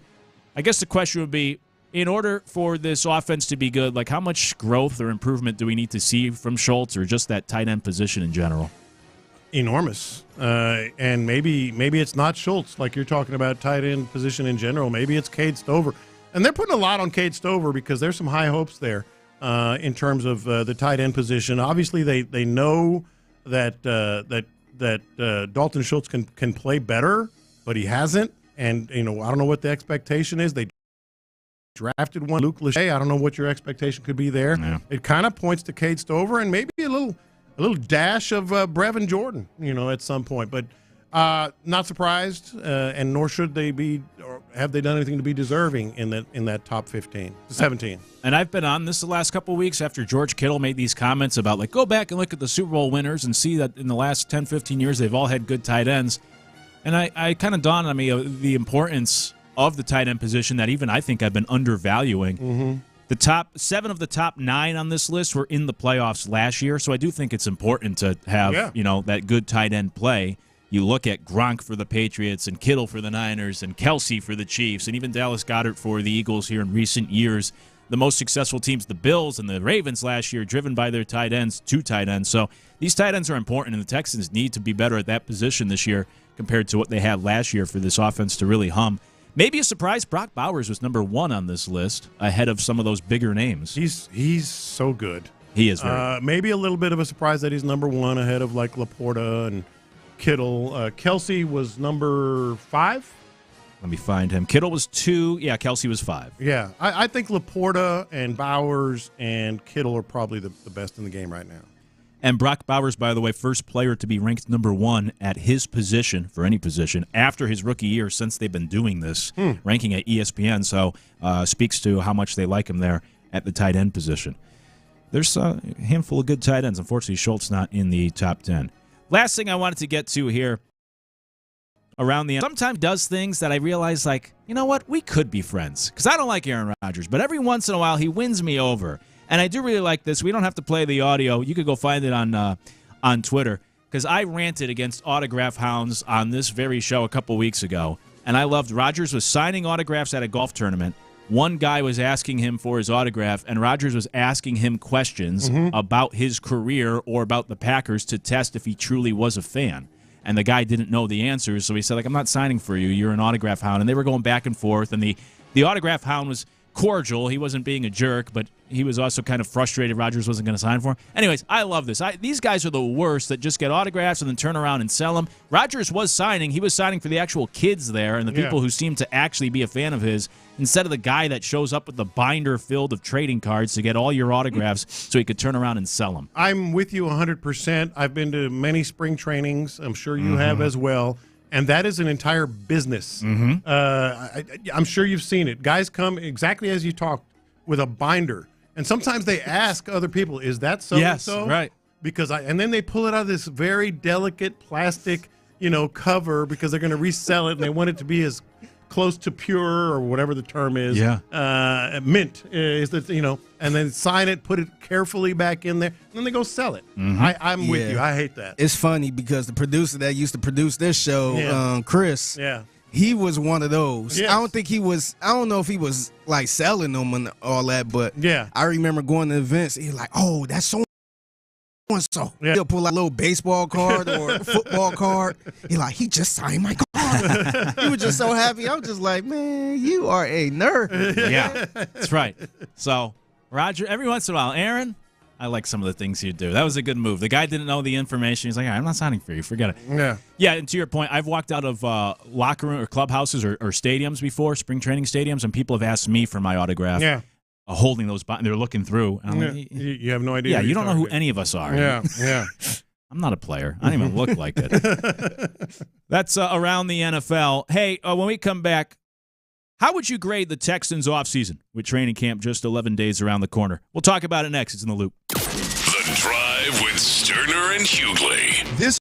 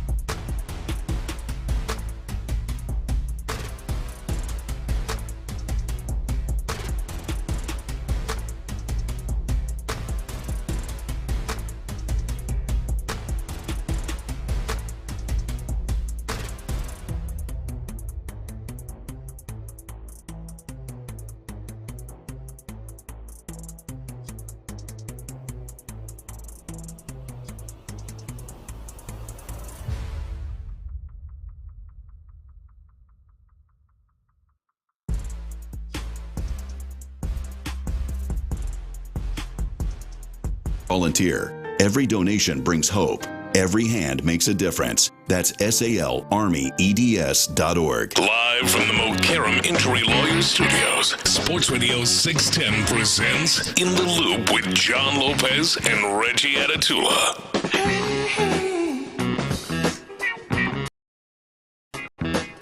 How would you grade out the Texans' offseason? Because the report card is out on ESPN. We'll get to that here on In the Loop. I'm Luke Morrow in for Reggie alongside John Lopez and Figgy Fig. And you can always join the conversation. Text the show 713-572-4610. I know it feels kind of, lazy this time of year to just lean into all these different articles that NFL.com puts out and ESPN.com puts out in the different lists and rankings and all that sort of stuff. But I always find it interesting. And ESPN, we referenced the tight end ranking last segment as we went around the NFL, but they also put out, it's their top story right now on the front page, NFL offseason grades for every team in the NFL. Mm-hmm. How would you grade the Texans offseason? You can let us know in the YouTube chats, Twitch as well, or again, text the show 713-572-4610. Would you be pleased, or are you pleased at this point with what they've done this offseason? ESPN gave the Texans a B+, and that sounds good. That's generous. Yeah, I think compared to most. Yeah, no, that's really good, especially when you lose your top offensive lineman. Yeah. Mm-hmm. Yeah, and you still get a B+. What would you feel? What would you have given if you were the professor here? And being as objective as possible, I don't think I could. In fact, we may have touched on this when, just early on in the offseason as all this was happening. I would say C-. Ooh. Maybe C now after the draft. A C after the draft. And I don't feel I'm being harsh. I mean, because there's so much you still have to find out about these guys. Yeah, I think I probably would have leaned towards a C for the simple fact that you didn't. When they got rid of Laramie Tunsil, we thought they was going to replace him with somebody of value or right. We had all these grand ideas. Yeah. So if you feel like who was the guy? Who was the left tackle they replaced Laramie Tunsil with? Cam Robinson. Robinson. Yeah. Like if you feel like I feel like that was a little bit underwhelming to me. Mm-hmm. And then we thought during the draft they was going to get one of these premier left tackles, right? And that didn't happen. So yeah, I would probably came away with a C after the draft. Because I feel like they still didn't really address the O-line like I thought they would have. So B+, I think they're being pretty generous. I hope they're right. Yeah, I think so. They seem to be pretty, I guess you could say, easy graders. Mm-hmm. I'd probably be closer to you guys with like a C. I like the tear down on the offensive line. I didn't like what they did afterwards. So in agreement with Figgy. It's like when you try to flip a home or something and you tear it down, and that's all great, but then you kind of run out of the money to build it back up. And then it's just sitting there. It's a bit of an eyesore, and you don't see have those all the time. Yeah, you ran out of funds, so you can't build it back up. So that's my concern. We'll see how it works out. B+ sounds good. Here's my other thing, though, with this whole list. That's 12th best for the NFL, which, again, also sounds good. You had the 12th best offseason. Yeah. That's solid, top third of the league. My concern, and this is just ESPN, the Ravens are ahead of them. The Bills are ahead of them. I mean, shoot, even the Titans. Just for their off seasons. Yeah, just for the offseason. Okay. Even the Titans. But that's my point in that I don't know if the Texans had a good enough offseason to close the gap between them and specifically the Ravens and the Chiefs from last year. And those are the teams I still believe you have to get by if you want to win the AFC. Yeah. And so that's my problem where I feel almost like spinning your tires here where last year you had a good season. We know what the Ravens did. We know what happened against the Chiefs in the playoffs. And I don't think you did enough since then to get over that hump in 2025. No, I think that's more than fair. Clearly the hope is, and their hope big time is, that some of these moves that, like they didn't make the quote, sexy moves. Mm-hmm. The drafting the tackle with the first pick, as Figgy, talked about, or the big, bold signing of a big-time free agent or whatever. Now, I thought the Christian Kirk thing was good. We'll see. I think the Nick Chubb thing has possibilities, but those are riskier. Those are more kicking the tires. Yeah, those are riskier moves. in case you were curious for their breakdown, biggest move, they, of course, said trading away Laramie Tunsil. I think everyone would say that. The move they liked the most was trading down from 25 to 34 in the draft. So, again, kind of to the point that there wasn't that big splashy. I mean, Christian Kirk was kind of the splashiest thing, or maybe C.J. Gardner-Johnson. But for ESPN, the move they liked the most was moving back in the draft. And then the move they disliked the most was trading for Ed Ingram, which I can also get goes back to our conversation a moment ago about this offensive line. But, yeah, I didn't really like some of the players they brought in, a la Cam Robinson, Ed Ingram, some of these other guys to try to fill the void. But that was their breakdown on ESPN. And, of course, they talked mostly about the offensive line being the concern. But overall, still a B+, as you said, sounds pretty positive. So we're just hoping that the offensive line comes together. I've kind of compared it to, I think both of you guys are Food Network people. I'm not, but I've seen enough over the shoulder of somebody over the years that I would compare it to those cooking shows where they give a cook a bunch of random ingredients and they turn it chopped, and somehow they turn it into something really good. And I think that's my hope for the offensive line of, like, you have some of these random pieces, but when you put it together and you have the right chef, it comes out to be something pretty good. Boy, I have never used that analogy, and I think that is exactly what they're trying to do. Everything we talk about with the Texans, literally everything, comes back to what they're going to end up doing with this offensive line. Yeah. Like the receivers, are they going to be good? Well, how's the offensive line going to be? C.J. Stroud running the offense. Well, how's the offensive line going to be? Joe Mixon and Nick Chubb. How's the offensive line going to be? Everything with this offense comes back to that, and it is you open the chopped basket and you see a little bit of Laken Tomlinson. You're like, wow, I didn't expect to use that. That's like ginger. What am I going to cook with ginger? Or something like that. Oh, and then you've got you open the basket and you dig around and you see a little bit of Eddie Octus. What am I going to do with this? Yeah. And you got to make something delicious out of that. That's exactly what it is. Or we actually call it making chicken salad out of chicken. Yeah. You know what? That's true. Exactly. And not that these guys don't have pelts on the wall. They all do. Cam Robinson, we know he's been good. Obviously, just go down the line, of these offensive linemen. Jarrett Patterson, we've known he's done some things. Trent Brown, for sure, has done some things. But in that basket, in that moment, can you make something good out of it? It all comes back down to that. Yeah, it's interesting looking at the feedback coming in. Most people are saying it's just simply addition by subtraction, why they feel good about this offseason. 832 said solid B, but then a bunch of other text says addition by subtraction with Tunsil. Someone else said an A for getting rid of Slowick, Strausser, Kenyon Green, Tunsil. 713 said getting rid of Tunsil and Bobby Slowick, also getting Nick Chubb. Pretty good offseason. 832 says the coaching staff is probably the biggest move in free agency. So it is funny that at least the feedback we're seeing at the moment, Texans fans feel like, just addition by subtraction. We got rid of that Slowick guy. We got rid of Tunsil. Can't be much worse. Happy just to see them gone, and hopefully this year will be better. There is something to addition by subtraction. We all know that. It does happen.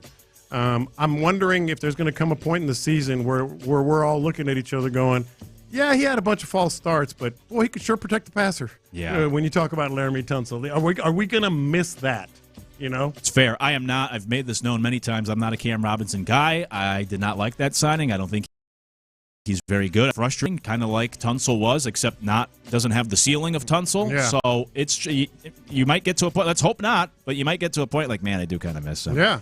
Like that relationship you had that, despite her faults, I do kind of miss some of the things, the good things that were brought to the table. Yeah. Another text, best move was getting rid of Tunsil, addition by subtraction. And then Champ Slice saying, until we take that next step, there is no offseason that will push us any further, so I agree with you, is what he said. ESPN gave a B+. What sort of grade would you give? 713-572-4610. They feel pretty good about the Texans offseason. How do you feel? Let us know. When we come back, it's time for What's Poppin'. We'll let you know what's going on, including another embarrassing loss for the Mariners. We'll talk about it next in The Loop. Payne and Pendergast.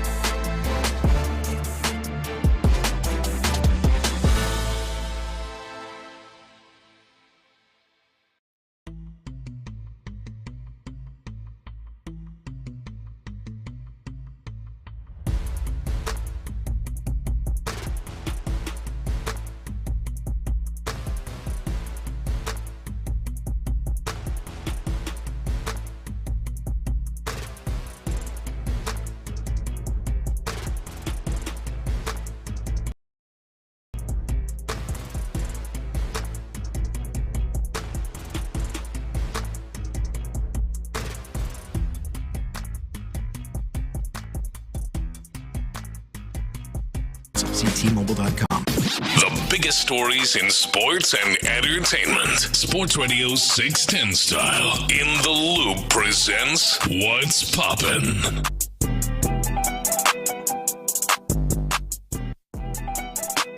What's poppin'? We'll let you know here on In the Loop. I'm Luke Morrow in for Reggie alongside John Lopez and Figgy Fig. You can text the show 713-572-4610. The Astros get back in action tonight against the Rangers. We'll talk more about that series coming up later on. 7:10 first pitch tonight. Lance McCullers on the mound for the Astros.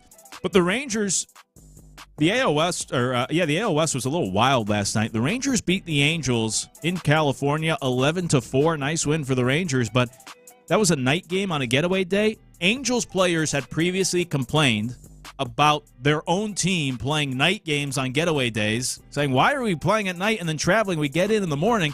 Now the Rangers were unhappy because they played a getaway day in California, had to come back here, apparently weren't going to get in until about 5 a.m. this morning. So maybe a bit of an advantage for the Astros, who didn't have to play yesterday, got to stay home, and the Rangers had to travel, sort of cross-country here overnight. Those are things that happen in every, especially in baseball and the NBA. But I always feel like it's a valid argument. I really do. You've traveled with them. I've traveled with an NBA team, and to a smaller degree with baseball on certain trips. It's even just for normal people, that aren't putting your entire body to work in a professional environment. It's just tiring, and you're just not the same the next day. Sometimes you just have to, but I never feel like it's right. No, like they should be able to schedule around that.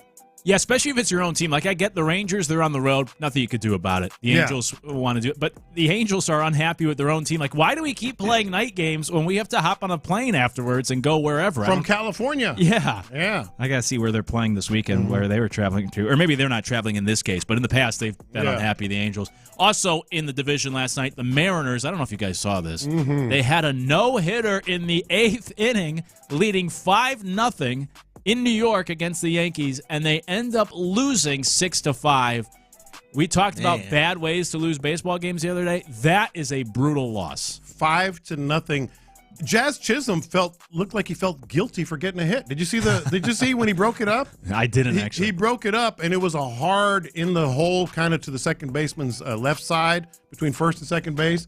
Got a glove on it, but it went into right field. I mean, it was clearly a hit, but the player had a chance to get it, but it was clearly a hit. Chisholm rounded first base. He patted Kim on the butt like, sorry, man. Because they thought they were going to lose. Yeah. And he's like, I broke it up in the 8th. Sorry, Right. And Kim actually took it well. Shoulder shrug. 6 spot up? Yep. Did it in the 9th against Munoz, who evidently was tipping his pitches. The Yankees were signaling. Their arms. Very obvious. Cal Raleigh admitted after the game, he was tipping his pitches. That's become a real thing. I know we've been talking about it because the Astros-Dodgers Friday, but then there was some concerns, and maybe just because it was such an outlier that maybe Hunter Brown was tipping his pitches the other night. Now we get this case last night. A lot of pitch tipping in baseball these days. These guys said, and just got to be more careful or better. They thought the PitchCom was going to remove some of this stuff, but still. So the Yankees win 6-5. Mariners get swept in New York, and the Astros, without playing yesterday, pushed their lead to 7 in the division. They're watching everything. Opposing teams, no matter either side, they watch everything. And a lot of the pitch tipping, as you know, is just how they're holding their hand in the glove. And it's kind of hard. I mean, you're trying to grip the ball. You're trying to make a great pitch.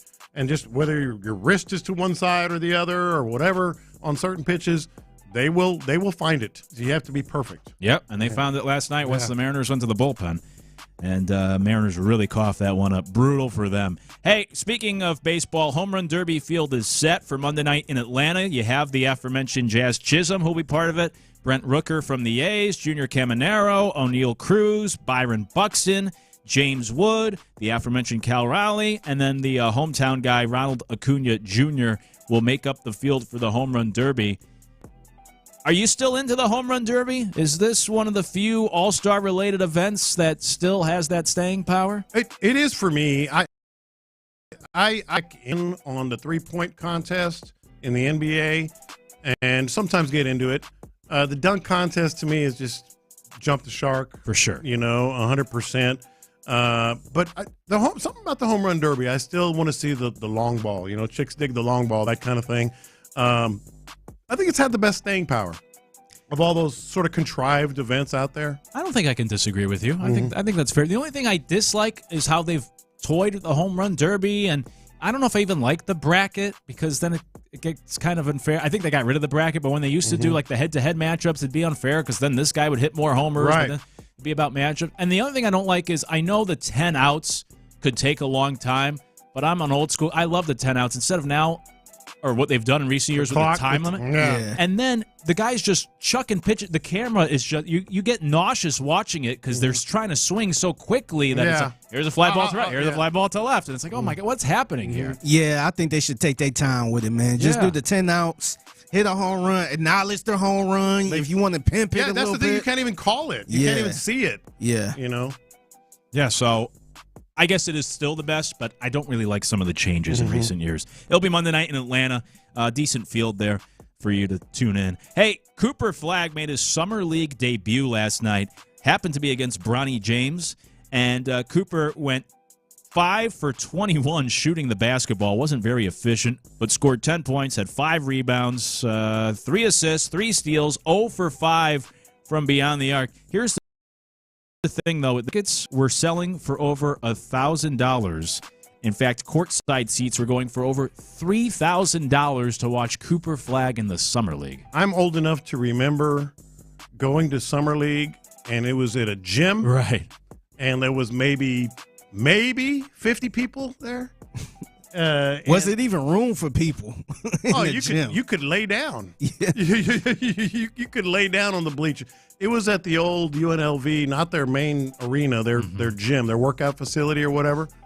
I remember going to those, this is, late 80s, early 90s, and it was just like you're chatting it up with coaches and GMs, and they're just watching the game nonchalant. Now they're going for $1,000. Yeah. The average ticket price last night for that game was $223. I want to see who was paying to see that. Yeah. Well, they want to see Cooper Flagg. That's it. Or Bronny. In Summer League? Yes, in Summer League. You got like 4 chances to see them two play against each other. Well, I guess I don't know if Bronny going to play, but yeah, I guess that might be the only time you see them play head to head. Yeah, but it's crazy, and it's actually gonna be a pretty good weekend if you like the star power. They have I think Cooper Flagg's gonna play again. Dylan Harper is gonna play tomorrow, I believe. He's the number 2 overall pick. I want to say there's another that I can't remember. One of the other big names is going to be out there. So Rockets play tonight at 9 on ESPN. So if you're interested in watching them, do you take anything away though? Like Cooper Flagg's shot 5 of 21 in his Summer League debut is what I'm trying to say. Do you ever take anything away? Not necessarily, but you want to see what they have, and even with the 5 of was it 21? Yeah, 5 for 21. Yeah. I think you see that he's got it. He's going to be the real deal. There's no questions because he even said that was the worst game I've played in however long. But you could see he will control things. Yeah. He tried to dunk on a dude from just inside the free throw line, and he got stuffed by the front rim. But just even seeing him being able, oh my God, he's going to have some highlights. Yes, he is. Speaking of basketball.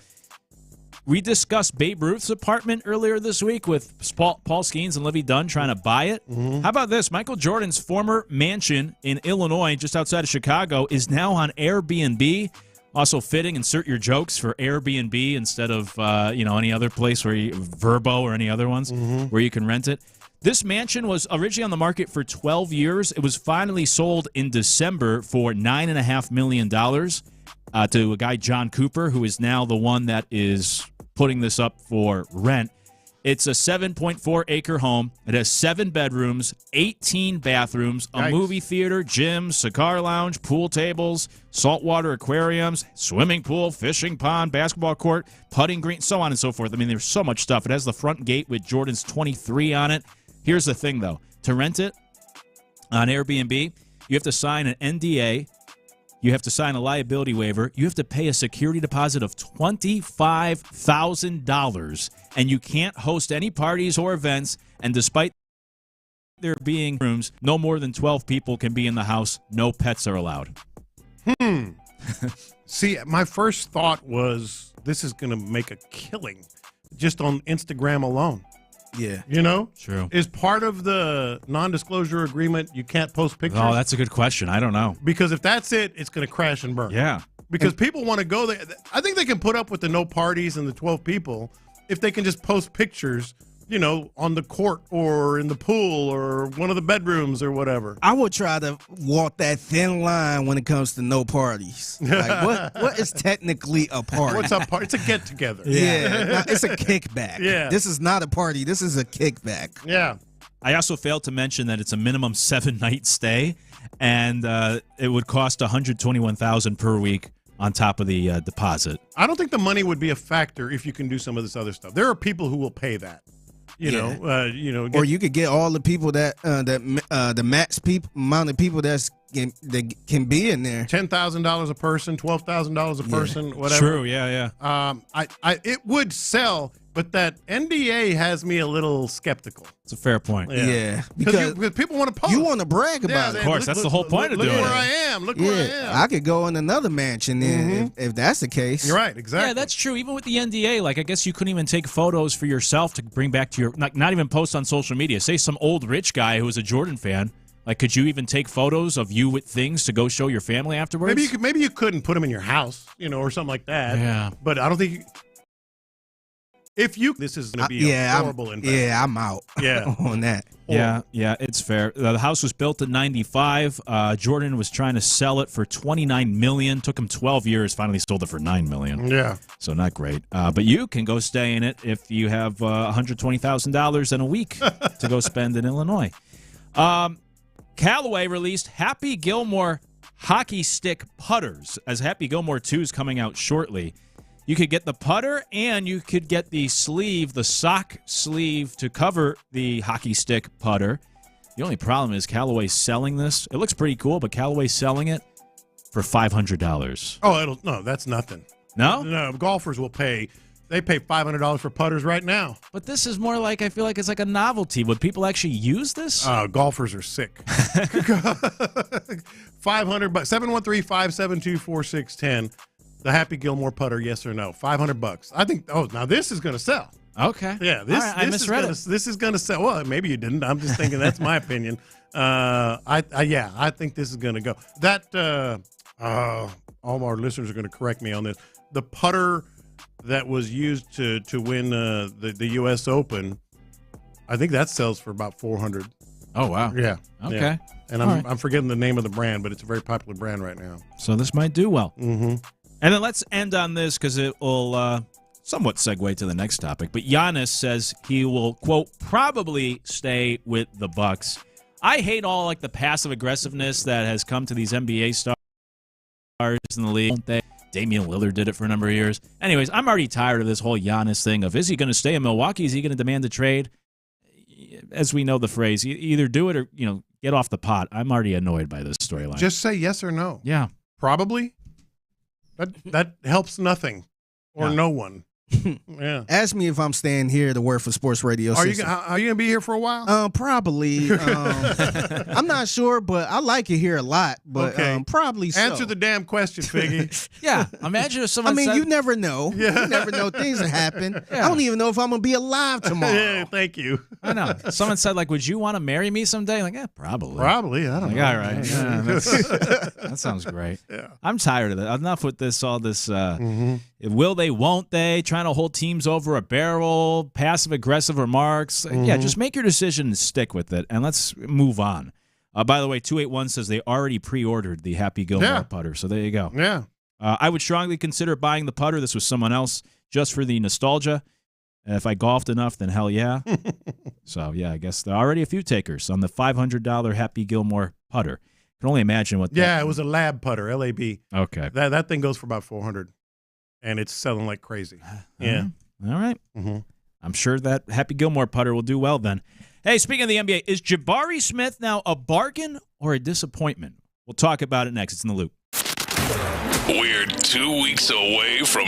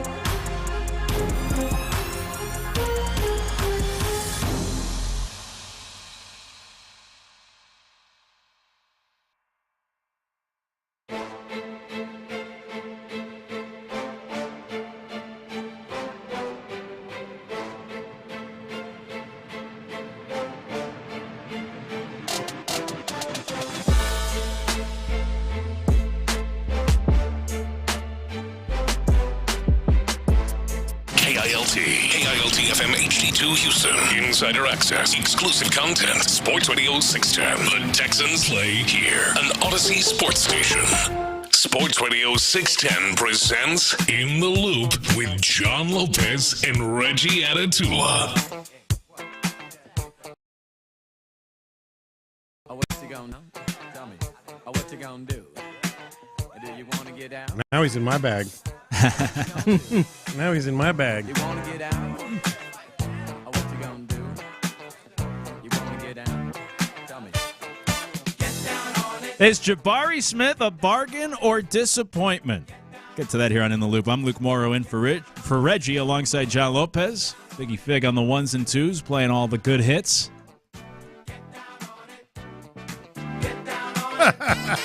How you gonna do it? I mean, it's Friday after all. Come on. We got to get in the mood. Kick off your weekend right. Off the wall.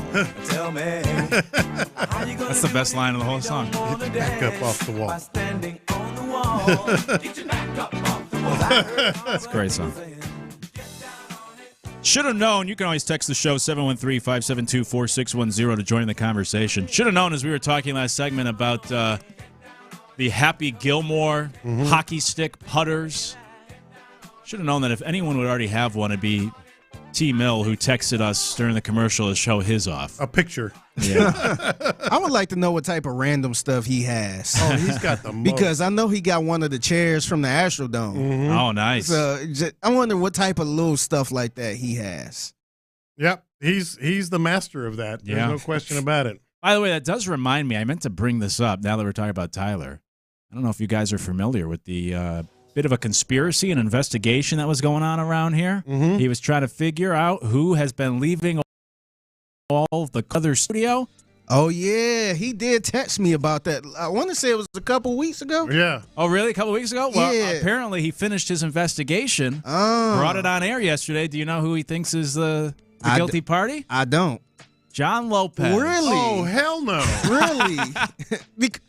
What's funny is every day. What's funny is he hit me up about it, and he pretty much asked about you. Really? And I was like, nah, I don't think he be doing stuff like that. I barely see him with a cup.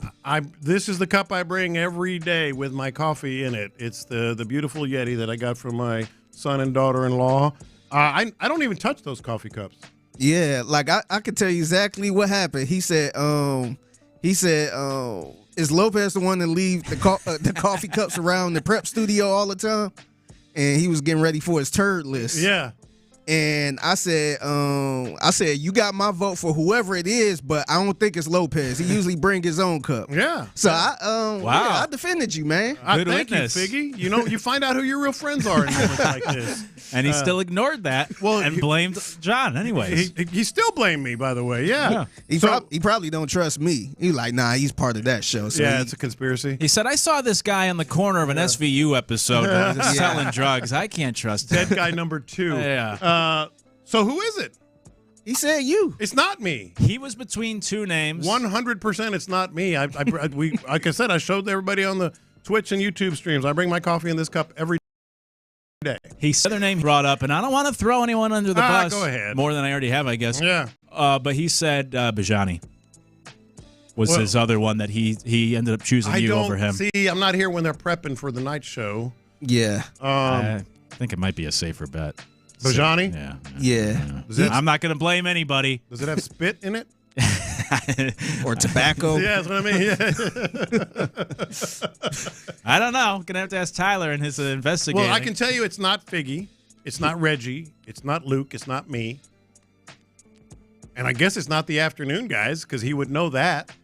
So it's either Sean. Sean usually has his own thing too. Yeah, he's got his Whataburger one. Yeah, I don't see anybody from these shows with like an actual coffee mug. It might be Bijani. Might be. Or PC. True. Mm-hmm. Or it could now here's the other thing. Could be a producer. That could be true. At one point, it's funny when Tyler texts me. At one point, it was a whole bunch of glasses in here. It was like 8 glasses in here. I'm like, who is getting all of this water and just leaving the glass right here? Yeah. So, I don't know, man. It could be a producer. I feel offended. Well, Tyler has reached out and said he might Might change his mind. We'll have to wait and see later on this afternoon. I guess. We're telling you right now. So right now it's still Lopez. It's still me? He might change his mind. Literally just showed you I haven't touched those cups in. Hey, you gonna need a lawyer, buddy. All right, I was trying to build a tease, keep people around. He said he will change things. He will correct this issue. It's the turd list today? That's why, yeah. Okay, Lopez was bronze, I think. I want a full retraction. I want a written retraction. You need to hire a lawyer. I might. Yeah. I might. Very interesting. Who's leaving those mugs around here? Gotta get to the bottom of it. Yeah. Is Jabari Smith a bargain or a disappointment? So the reason why I bring this up is because if you go back to that 2022 draft night, and you look at the first 3 players taken, we know Jabari Smith got his extension for $125 million, and then this week you get Banchero, who was taken first overall in the draft. He signed a contract getting $239 million. Then you get Chet Holmgren, who was taken second, the 2 guys taken ahead of Jabari Smith, and Holmgren, he signed a contract worth $250 million. And then, of course, you get to Jabari Smith, who was selected third. He just got his extension that was half the money of those other 2 guys, and it's based in part, of course, off of performance. So with what we've seen, what we know with these contracts, Jabari Smith 5 years, $125 million, would you consider that a bargain? That, yeah, he's not on the level of Paolo and Chet, but you also don't have to give that much money? Or would you view him as a disappointment in that he hasn't developed yet into the guys like Paolo and Chet? Got to be honest, right? Mm-hmm. Nah, you ain't got to be honest, man. I'm always honest, except when I said that. Anyway, yeah, a little bit of a disappointment. Ooh. I mean, why would you not say that? We know the potential, the flashes that we've seen, but we're talking about, and I think, the person who's most disappointed here is Jabari Smith Jr. I mean, considering the money that's been flying around here. And, what guys taking right ahead of him, are making. I mean, Banchero's averaging 26 points a game. Yeah, he's good. I mean, that's big time. That is big time. And that's not what he's doing. Third overall pick behind those 2 guys? Is that harsh? Am I wrong? No, I think where how the Rockets are set up right now, I think it works out perfect where I wouldn't look at that as a disappointment. Now, if the Rockets were still bad and never made the playoffs and all this other stuff, then I would look at it as a disappointment. But I think right now, I think it fits. I think it worked out really perfectly because now you're not spending a whole boatload of money on one guy, and then you got KD and you got all these pieces around that. I think it kind of worked out for the best. I agree, which is where it gets complicated for me. If we were to compare him to the 2 guys taken ahead of him, or even compare him to maybe other number 3 picks, or what you would expect from a number 3 pick overall, I would say disappointment. He's averaging 12 points per game for his career 3 years in. I think you want a little more from your number 3 pick. However, to Figgy's point, with that said, I think it's worked out better in that it fits in. You don't want to have to devote $250 million to him right now with this team. Like, the Thunder have just spent 70% of their salary cap on guys they have. And it's great to keep those 3 players around, and they just won a championship, but it could be tough to build around those guys moving forward, where Jabari, because of his role, you didn't have to pay him as much as those other players. That's where it almost becomes maybe not a bargain, but it becomes the right fit for this roster and how this team's currently constructed. So I guess I'm kind of on the fence. Yes, I would say disappointment compared to his draft status or the other, his peers ahead of him. However, I almost prefer where he is because of how he fits into the team than if you had to worry about a Banchero while also trying to sneak in a Durant. I guess Banchero would be your Durant, but I like the situation the Rockets are in now, so I'm okay with it. Yeah, and it seems like he got room to grow, too. Yeah. Because I don't think this is his ceiling right here. That's true. I think he got some room to grow, and it's not a lot of pressure on him either. Yeah. I feel like we got other people on the team that could take that load off. And meanwhile, I feel like the other players had way more on their shoulders than Jabari Smith. I guess the way I'm looking at it is is it good for the team? Is it good? Is he done developing? It's absolutely been good for the team. The team is fine, and he's playing a specific role. But I'm looking at just him as the number 3 pick. if you're just judging the pick, as a player, I think you have to say it's somewhat of a disappointment. Not horrible. And again, he's developing. The book is not written. It's not bust or anything. Not even close. No. He could be a multi-time All-Star. And I think the potential is there for things like that. Right now, pick number 3 as a player. What's he averaging? 12 points a game.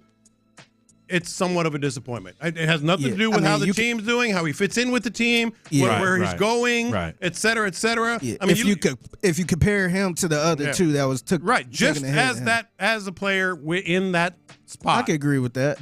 That's how I'm looking at it. Or even just expectation. Like when you're picking third in the draft, is the expectation like, he'll be a 12-point per game scorer for us, right? I think you expect a little more from that slot in the draft.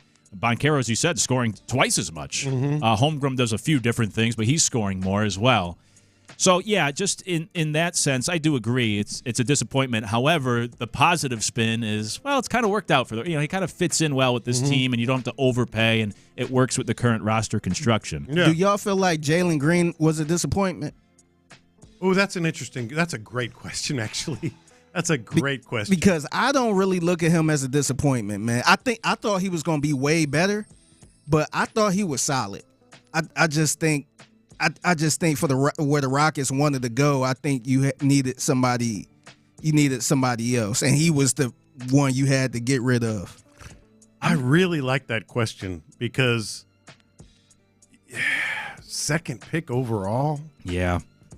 And you're only here 4 years? It was a lot. I mean, see, to me, the timeline, if you're the number 2 overall pick, even if you're averaging 21 points a game as he did this past season, you got to be 7-8 years with that team, at least. I'm trying to think. Who else was in that draft? It was obvious Detroit who went ahead of him. But I was trying to think people in that class. You had Cade Cunningham, Jalen Green, and then Evan Mobley, Scotty Barnes, Jalen Suggs, top 5, Josh Giddey, Jonathan Kuminga.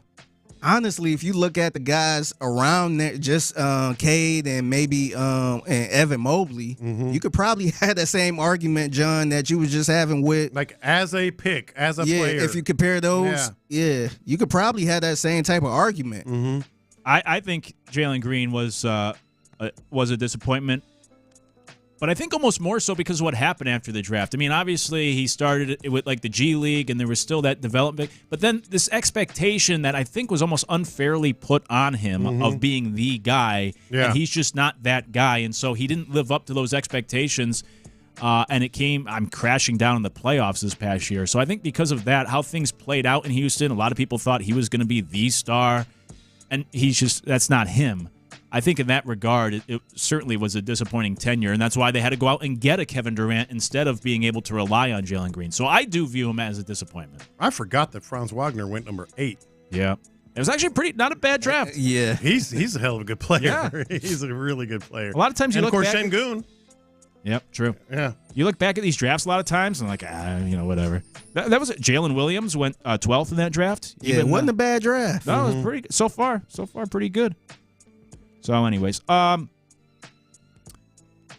is Jabari Smith a disappointment, or is he considered? A lot of people are already saying Chet Holmgren is overrated or overpaid. I could sort of get behind that as well. I'm kind of curious how OKC gonna go after this, man, because that's a lot of money for 3 dudes. I feel like they're gonna look like the Boston Celtics in 2 years. Yeah, well, I think you could be right, but they do have a lot of. I think they still have a lot of draft picks. But they do. I don't think Holmgren is overrated just because of what he can do defensively as well, and the presence and fitting in that and that's the biggest part of it. Fitting with that team.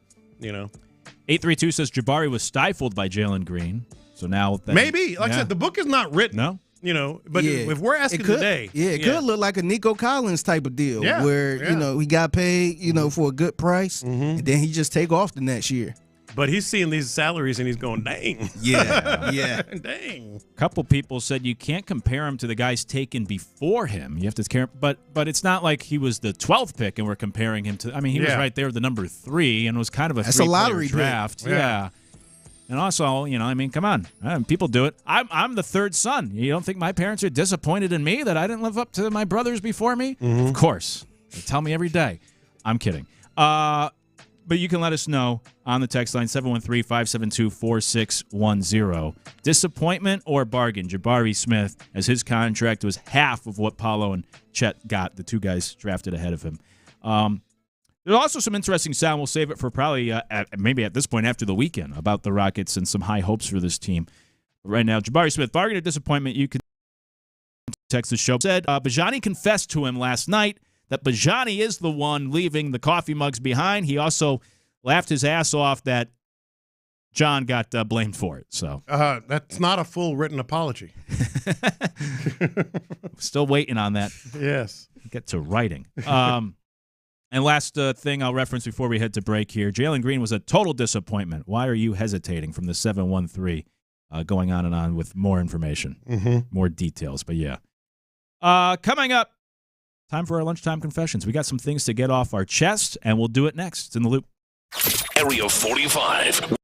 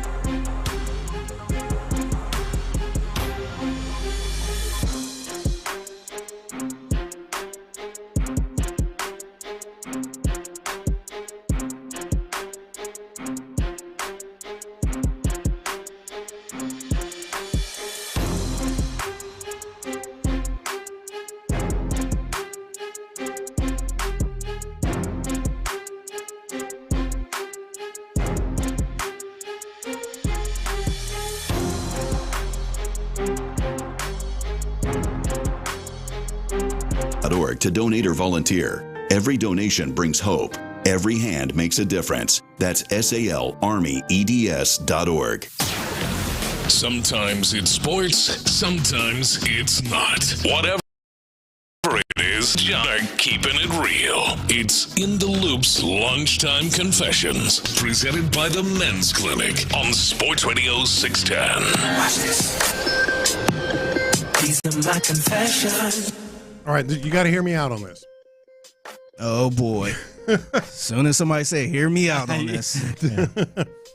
So, I'm not saying I'm getting a divorce. Uh-oh.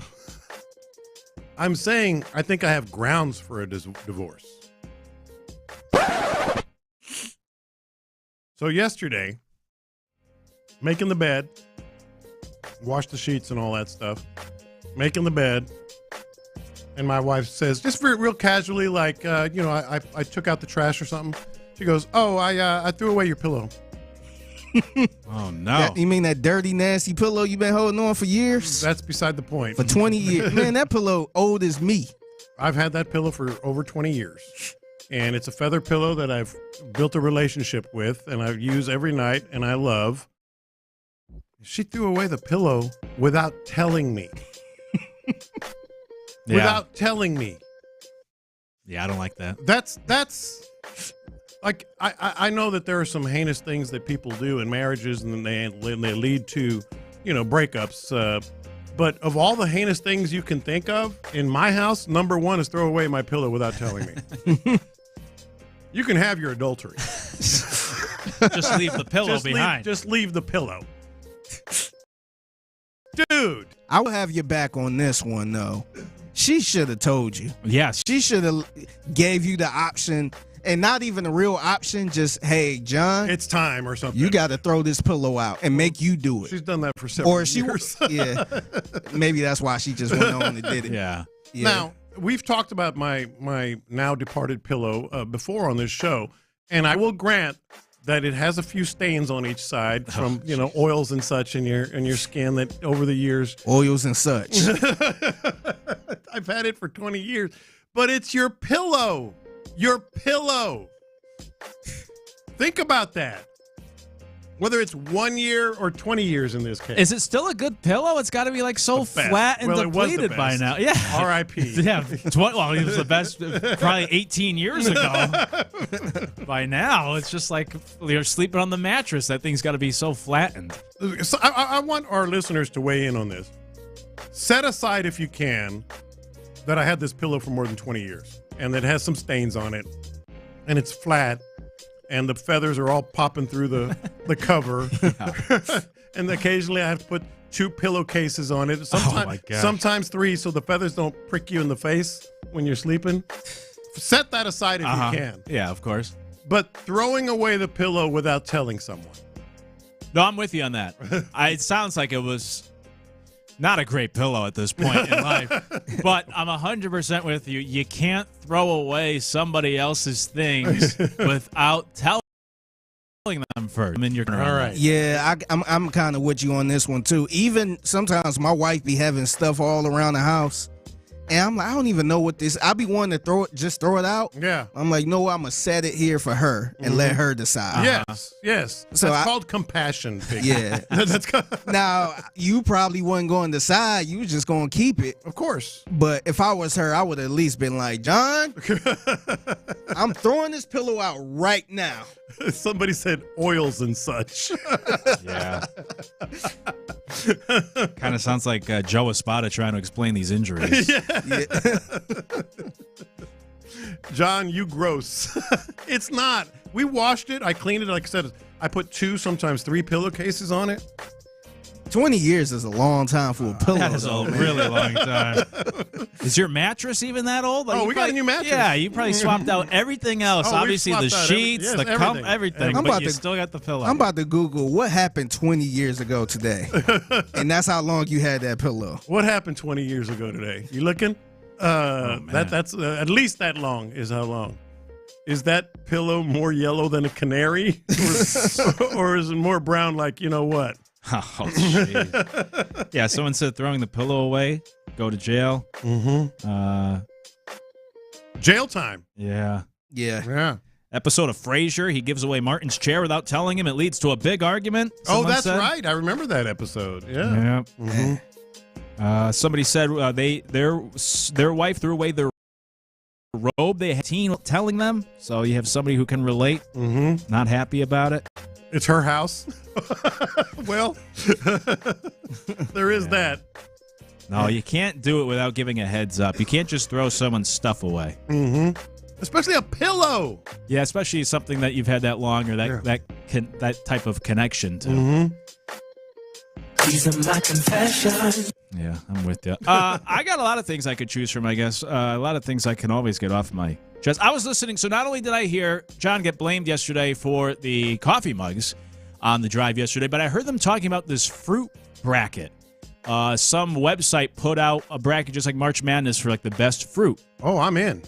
And I have to admit, I guess I was just ignorant or naive. I was very surprised that pineapple did so well. Pineapple's always been my favorite fruit, but honestly, I always thought that was a bit of an outlier and that I was a bit unique in that. Mm-hmm. But it got a number 1 seed in the bracket, and I believe both B. Scott and Ron both said that it would be one of their 1 seeds as well. And I was like, oh, everyone loves pineapple. For some reason, I've always thought that that's a more unique, because of the maybe something like the tartness, the flavor, that it's not such a popular fruit. I guess I was wrong. Well, the thing about pineapple, I'm all in on this, by the way.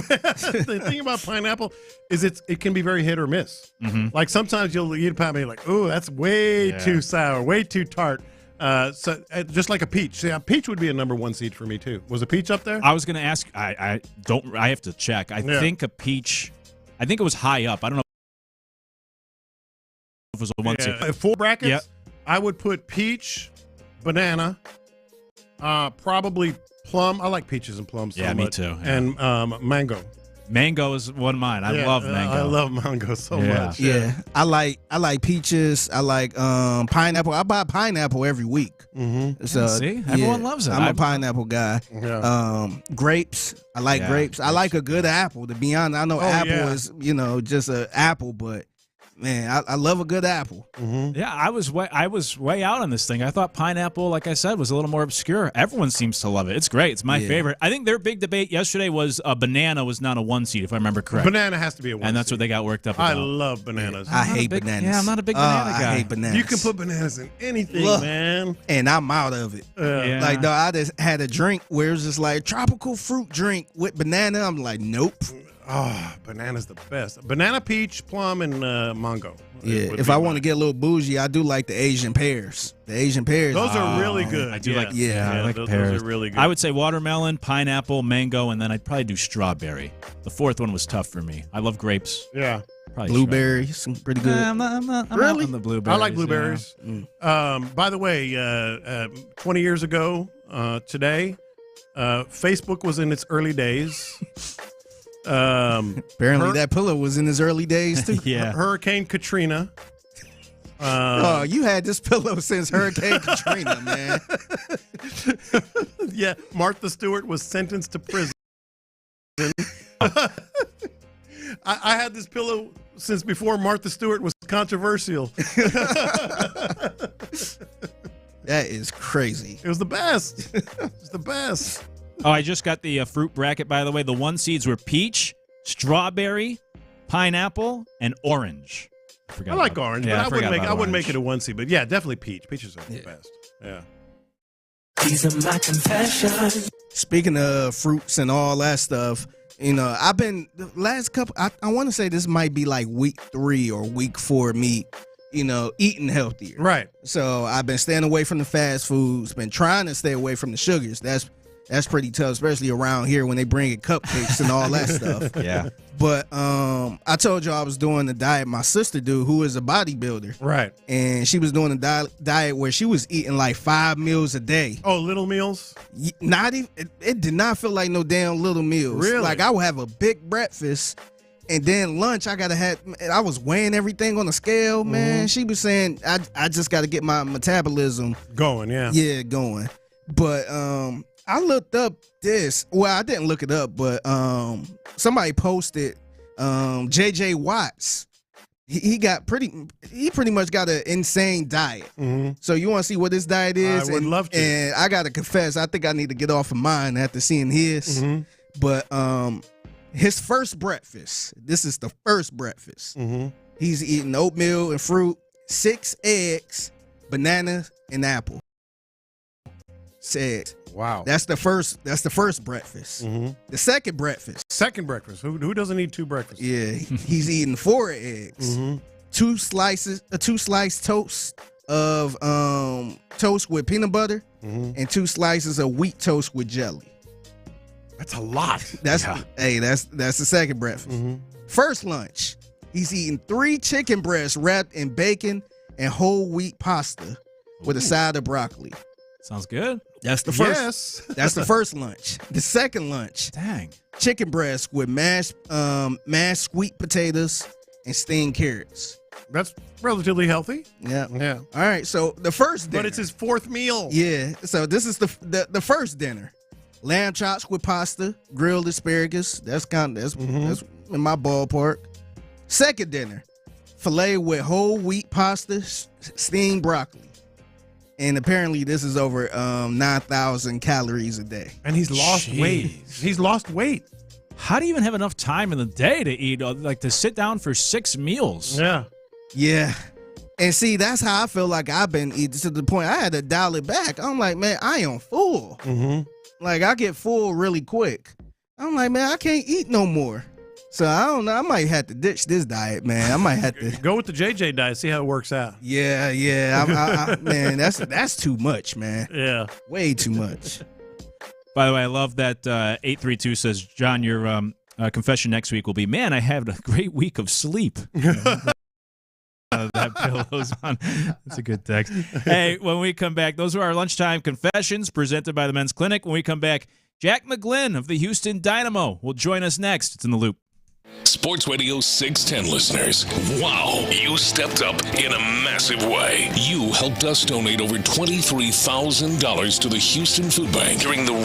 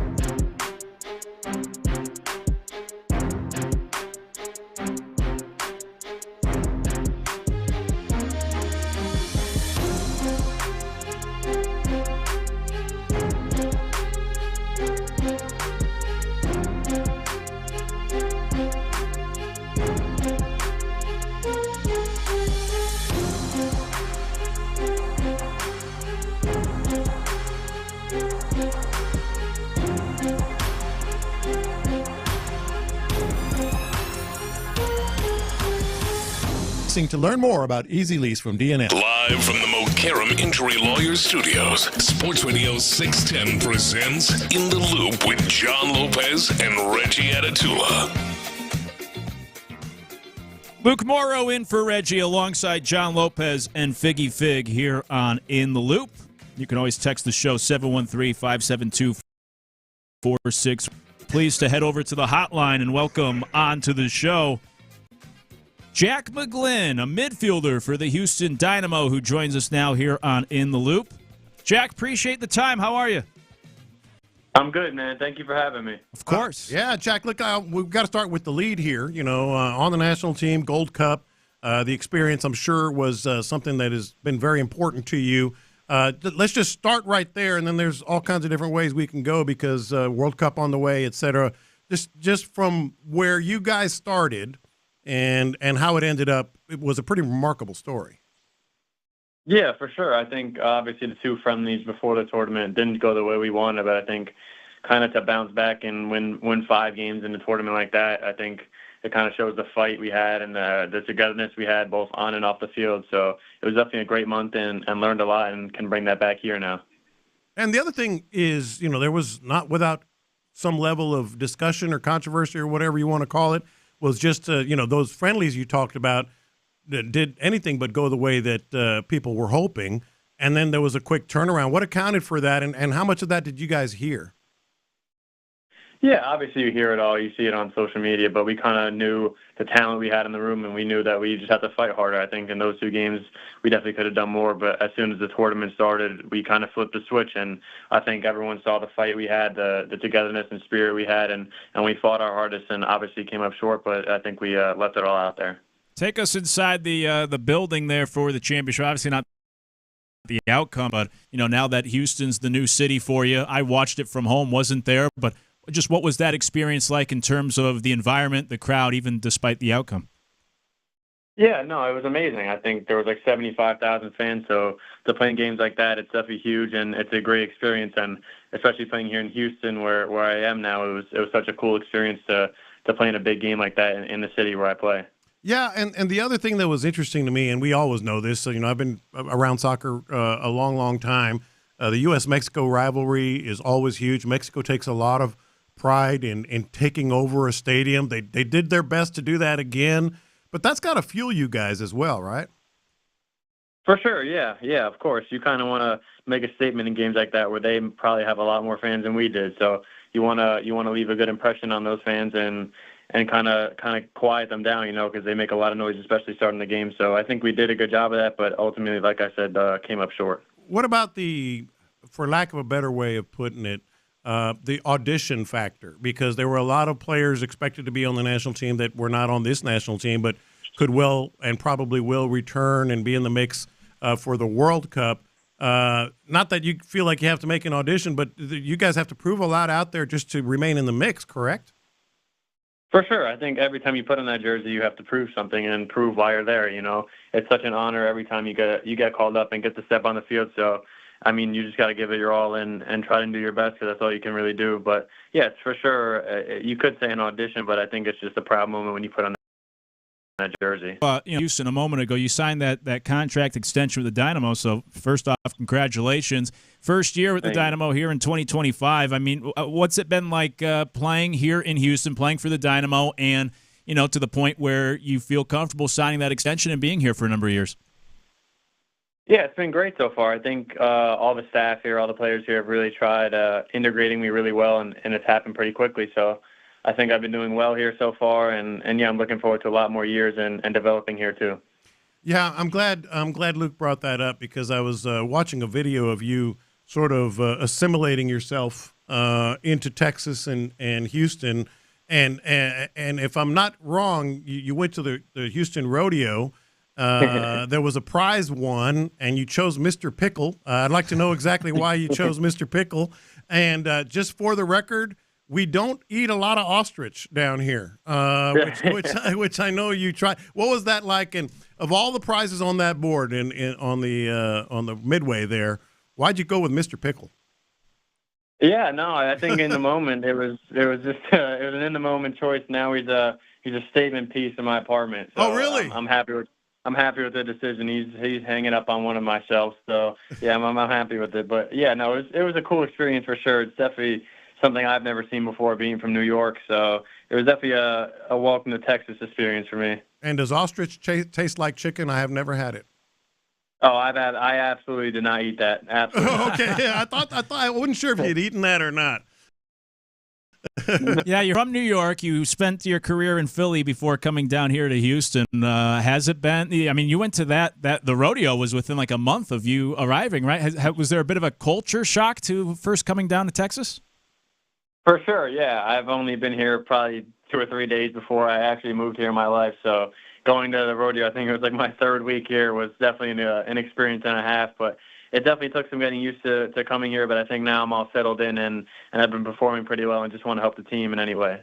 Well, and that's the other thing we wanted to mention before we let you go here, because all of a sudden, Dynamo making a little noise in the Western Conference playoff race. You're back. They've had some. There's some new faces since the time you left. What are the prospects there?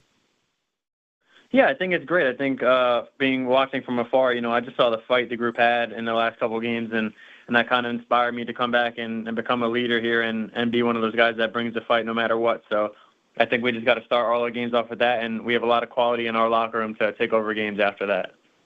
You guys take on Salt Lake tomorrow, but I do know Philadelphia's on the schedule. In 8 days? Your former club. Is there any sort? Does that game mean anything more for you to go up against the former team? Yeah, it would be nice to kind of see all my old teammates and everything, but I just got to take it as just another game, and prepare the same way and try to impact it the same way I want to do in any other game. Yeah, and I kind of want to wrap this up with going back to how we started, on the national team. The World Cup is such a special thing, and I know what it would mean to you and any player to participate, and it being on home ground. I mean, that is pretty incredible. What are your thoughts and hopes in terms of keeping this thing going and getting on the World Cup squad? Yeah, I definitely hope to be there. I'm going to give everything I physically can to be on that roster, and I know it comes down to my performances both here and if I get called up in any other camps leading up to that. So I know it's going to come down to that, and I'm just going to do everything I physically can to be there and represent the country well. Jack, we'll let you get out of here on this one. The most important question we'll ask you all day. You've been here in Houston for about 5 months, or at least first came down to start playing soccer here 5 months ago. What's your favorite thing about this area, whether it's a certain type of food, a certain area of the city, off-day activity, whatever it might be? What stands out most so far about your time here? I'd probably say the food here is really good. Like, I had Texas barbecue a couple of times since I've been here when I brought my family there, and they never had anything like that before. So I'd definitely say the food's amazing here. So, yeah, you lean towards the barbecue. Yeah. Yeah. Good call. Yeah, for sure. He's Jack McGlynn, midfielder for the Houston Dynamo. They're in action tomorrow against Vancouver, starting at 7:30. Pardon me, tomorrow against Salt Lake, then Vancouver. Tomorrow against Salt Lake, starting at 8:30. Jack, appreciate you joining us and wish you the best of luck here in the rest of the season. Yes, sir. Thank you so much for having me. All righty. Hey, pleasure's all ours. Jack McGlynn from the Houston Dynamo, who just signed that extension earlier this week, so he'll be here for a few years, returning after the international. But that's always an interesting aspect, as he was talking about, like watching the team from afar, returning back when you lose guys like that. I know hockey has dealt with it with the Olympics, and they will pause the season and such. But that's such an interesting dynamic where guys go away for a little bit, come back, rejoin the team, and try to pick up where they left off. Yeah, and I'm just really, really excited about the World Cup coming here. Literally here to NRG at some point. Even the most casual or not casual, even casual soccer fan, you gotta be a part of it. You got to be a part of it somehow. There is not. I've been to so many Olympics. I've been to World Cups. There is nothing like a World Cup game in your city. Like absolutely nothing like it. If you've been to see like U.S. Mexico in the Gold Cup, multiply it times 10.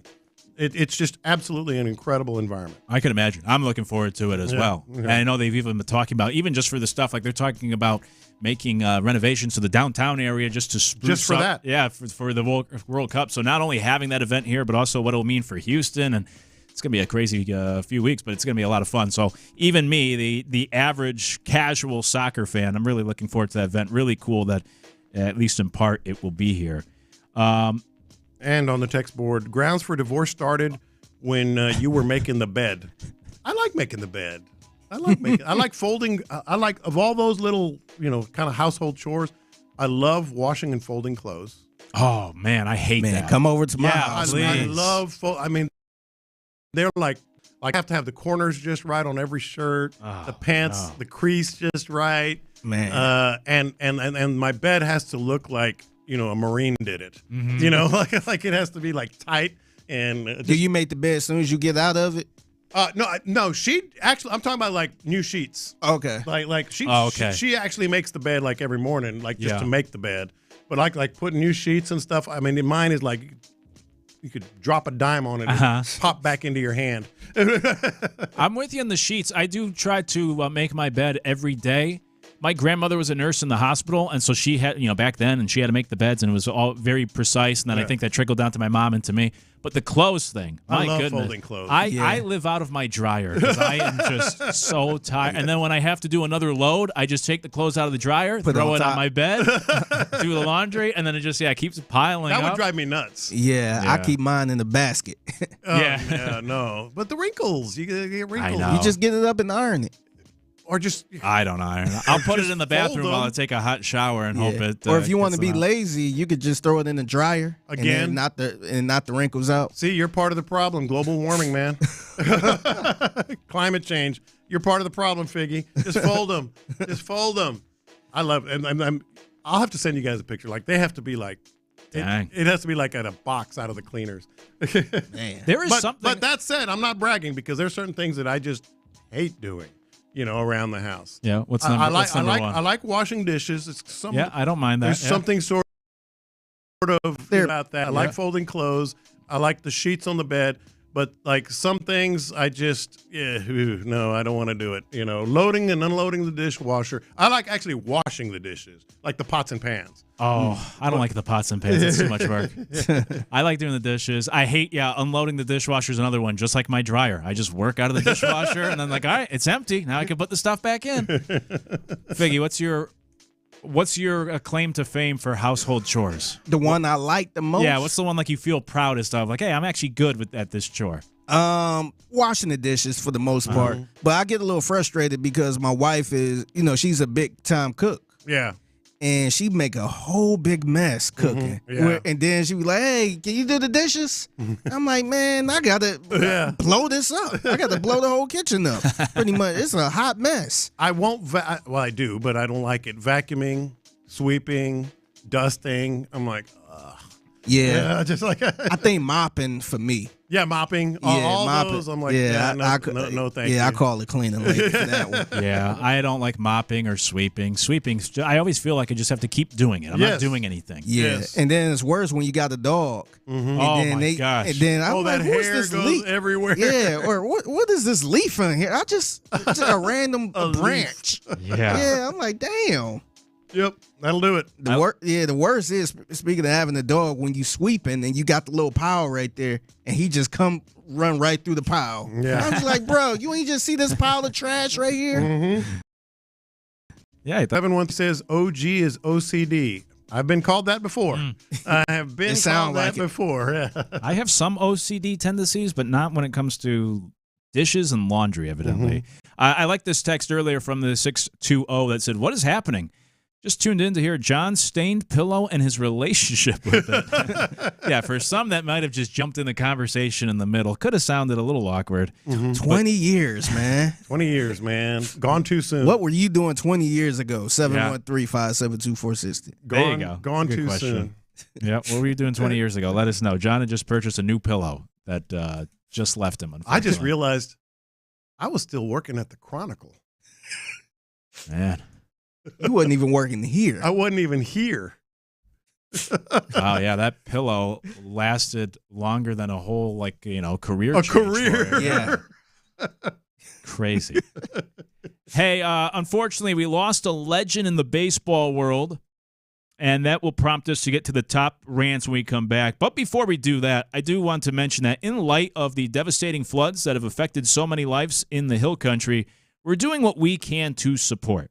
And so with so many wonderful organizations setting up donation drives, the best way we can help is to just provide you with the information on those outlets so then you can hopefully help our Texas neighbors. So all you have to do is text FLOOD, F-L-O-O-D, to 20357. Text FLOOD to 20357 for a list of all the ways that you can in flood relief efforts for Kerr County. And, of course, we will continue to get that information out to you and also remind you about tonight's event over at No Label Brewing with Jesse Watt and Mix 96.5. It goes on till midnight. They have all sorts of great raffle items as well. We talked to Jesse earlier about it. And $1 from every beer sold will go directly to flood relief. So check that out tonight if you got nothing else going on. No Label Brewing in Katy. $1 from every beer sold will go directly to flood relief. So you can have a good time and help out in the process. When we come back, top rants in sports, and we'll tell you why we're doing it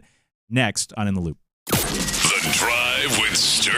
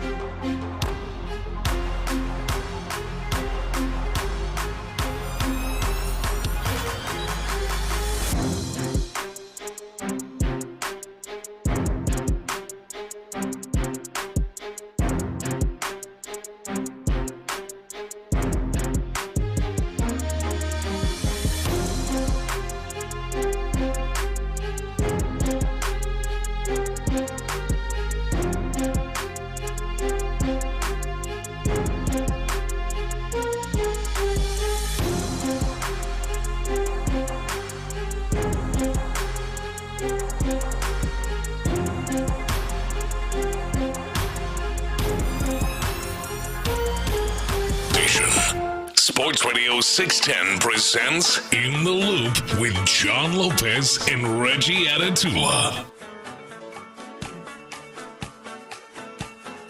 Luke Morrow in for Reggie as we finish out the week alongside John Lopez and Figgy Fig here on In the Loop. You can always join the conversation, 713-572-4610. We were talking about John's pillow, which unfortunately is no more. His permission. It's a long run. It was a great run. That was a Vince Carter in the NBA type run. It was. Well, that's what I was going to get to. I did like the text that came in that said the only thing outlasting Craig Biggio's career was the pillow. Well, both 20 years. Hard to believe. Hey, man. Julio Franco of pillows, man. Yeah, legendary run. 47 years old, still playing. That's right. Hey, speaking of baseball, unfortunately, we lost Lee Elliott yesterday, who was a week shy of his 88th birthday and spent over half a century in baseball. I guess you were lucky enough to spend some time with him? Or I crossed paths early in my career. I believe he was with the Phillies at the time. I don't remember exactly. Just, behind the backstop type chatter. But I know a lot of people who knew him very, very well, and they all say the same thing, and that is it's just kind of too bad that, he authored, I think, the greatest. I put together a list of the 10 greatest, and no particular order. I think they're all 10. Could argue number 1 or number 10, whatever. I think it's the greatest rant in sports history, and they all say the same thing. Man, it's just too bad. Yeah. It's just too bad in a sense that that's what he's going to be remembered for. And by the way, every obituary you read, every remembrance you read about Lee Elliott has to do, circles around that epic rant, which you're going to hear in just a second. Dude, he was 50 years in baseball, Major League Baseball. Not just Major League Baseball. Player, coach, manager, etc. But great dude. Again, I merely crossed paths with him, chatting a bit here and there behind the backstop, during batting practice. But everybody I know who knew him just spoke really, really highly of him. That said, always great when you do that about, especially someone who passed away. Great guy. Or, did this, and that. That said. However, they had a bad start in Chicago when he was manager there. It was his only year as manager there. Go figure. And then this happened post-game. For all these so-called fans that come out here and say they're Cub fans that are supposed to be behind you, rip at every thing you do, I'll tell you one thing. I hope we get hotter than just to stuff it up them 3,000 people that show up every day.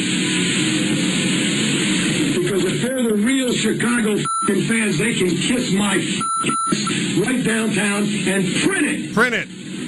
My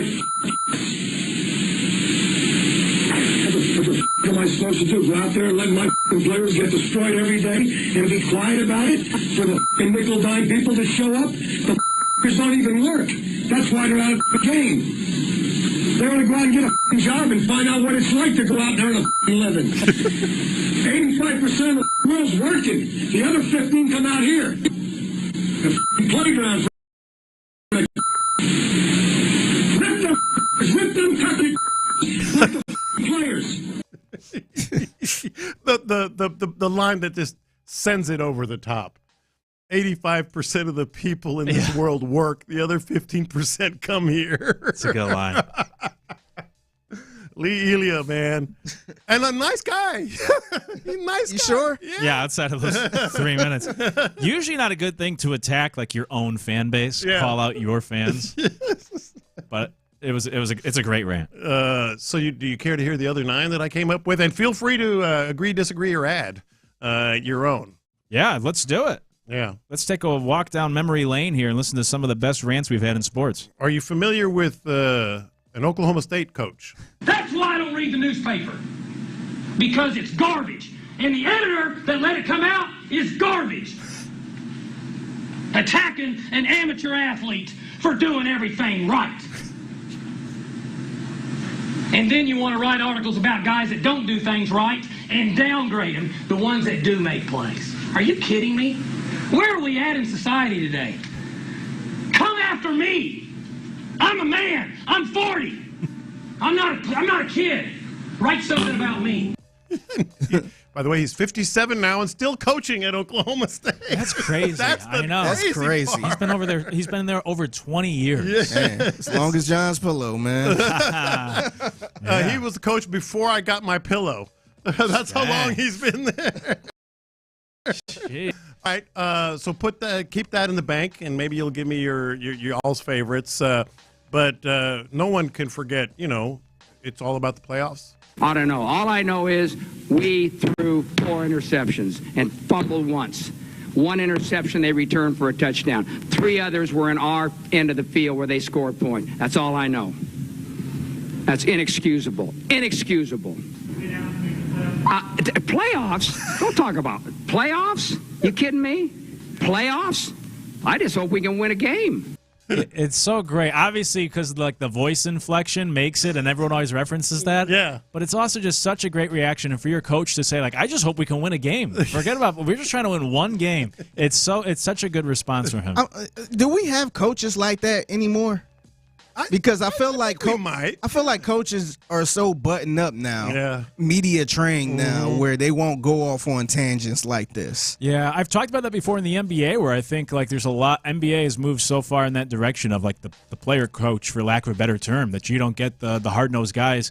Maybe still in football, I think you still have some of those guys, but for sure, yeah, it's different now than then. And this one was great. We're gonna, I assume, here are a couple others that were used in those Coors Light had a great marketing campaign 20 years ago with the fake press conferences, and those commercials also helped these clips. They were great. He was just the inflection in his voice. Yeah, he was just like a gas. Playoffs. Yeah, what are you so saying? Good. Playoffs. Well, why do you play to win the game? This is what's great about sports. This sports is. You play to win the game. Hello? You play to win the game. You don't play to just play it. That's the great thing about sports. You play to win. And I don't care if you don't have any wins. You go play to win. When you start telling me it doesn't matter, then retire. Get out. Because it matters. The best thing, he kind of starts singing at one point. You play to win the game. He goes. Oh, by the way, some of our younger listeners may not know. I'm a man. I'm 40. Mike Gundy. Playoffs. Jim Mora.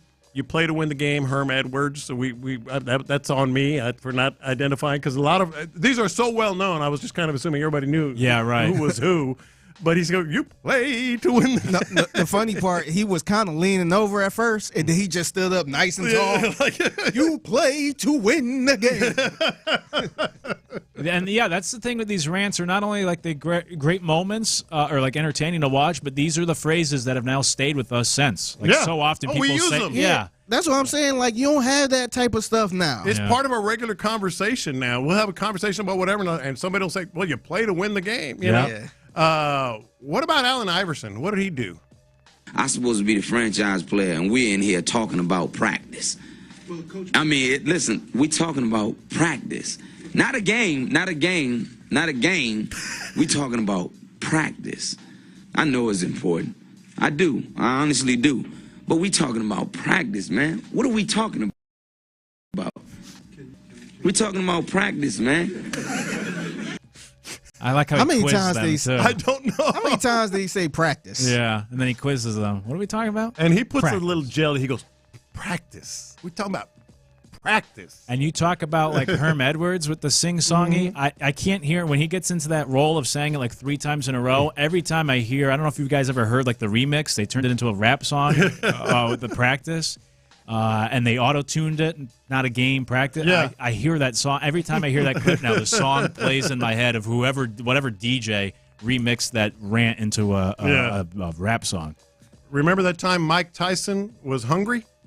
I was going to rip his heart out. I'm the best ever. I'm the most brutal and vicious and most ruthless champion there's ever been. There's no one can stop me. Lynx is a conqueror. No, I'm Alexander. He's no Alexander. I'm the best ever. There's never been anybody as ruthless. I'm Sonny Liston. I'm Jack Dempsey. There's no one like me. I'm from Nairclaw. There's no one that can match me. My style is impetuous. My defense is impregnable. And I'm just ferocious. I want your heart. I want to eat his children. Praise be to Allah. Are you saying now, Mike?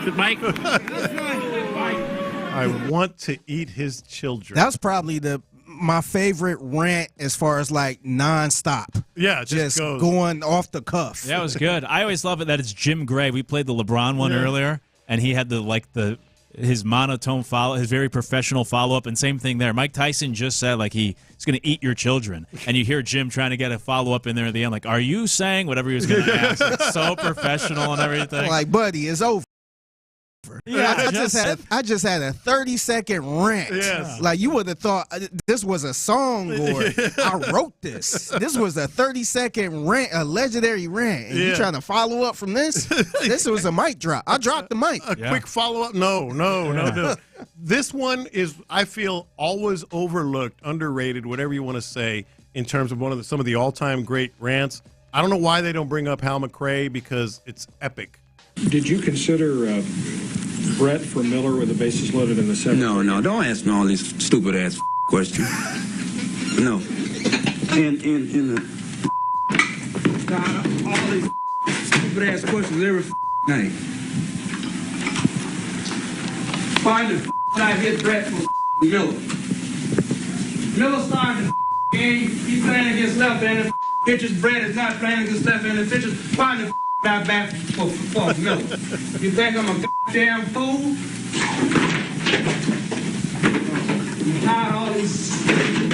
That's when he starts throwing stuff. And stay out here asking all these dumbass questions. Stupid. Suckers.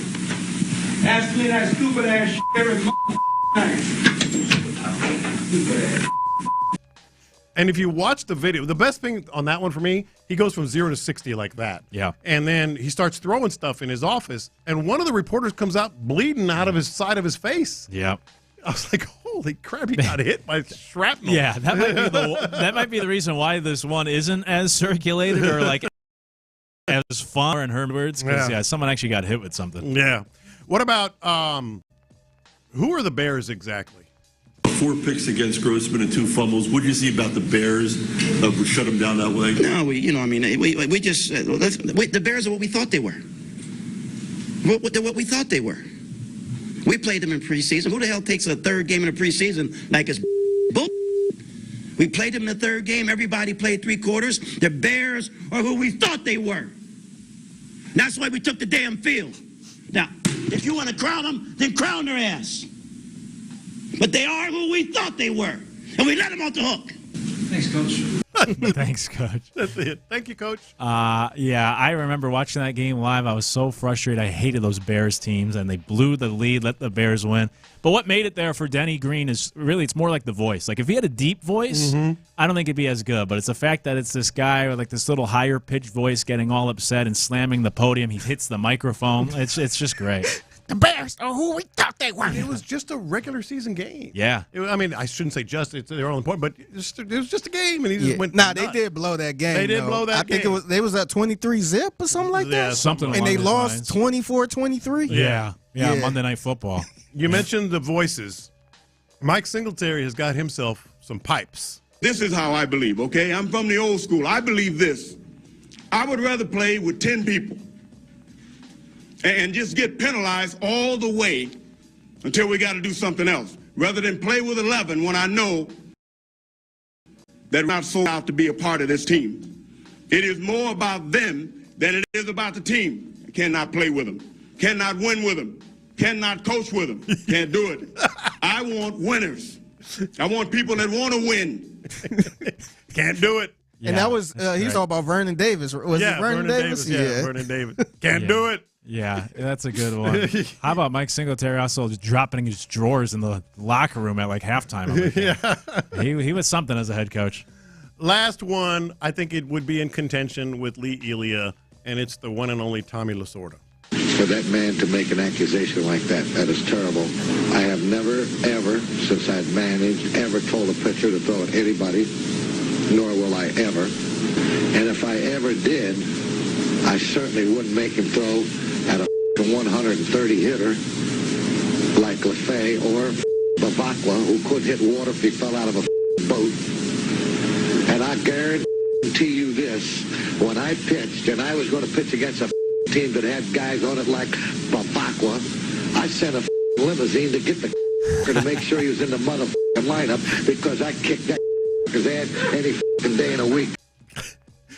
Some of these, like you heard it a little bit in the Lee Elia one, and you heard it in that one. The reporters just start laughing. You can hear the laughter in the background. Yeah. They're like, oh, he's on. He's on the night. That's another great one, too. In fact, we got multiple texts. That was the one that was brought up the most, where people are saying, where is the Tommy Lasorda one? Oh, I took care of you. Yeah, we got to it. My personal favorite one, but Paul Silas, when he was talking about Eric Snow, I actually have it right here. Let's hear it. I'm not going to discuss that. That's internal.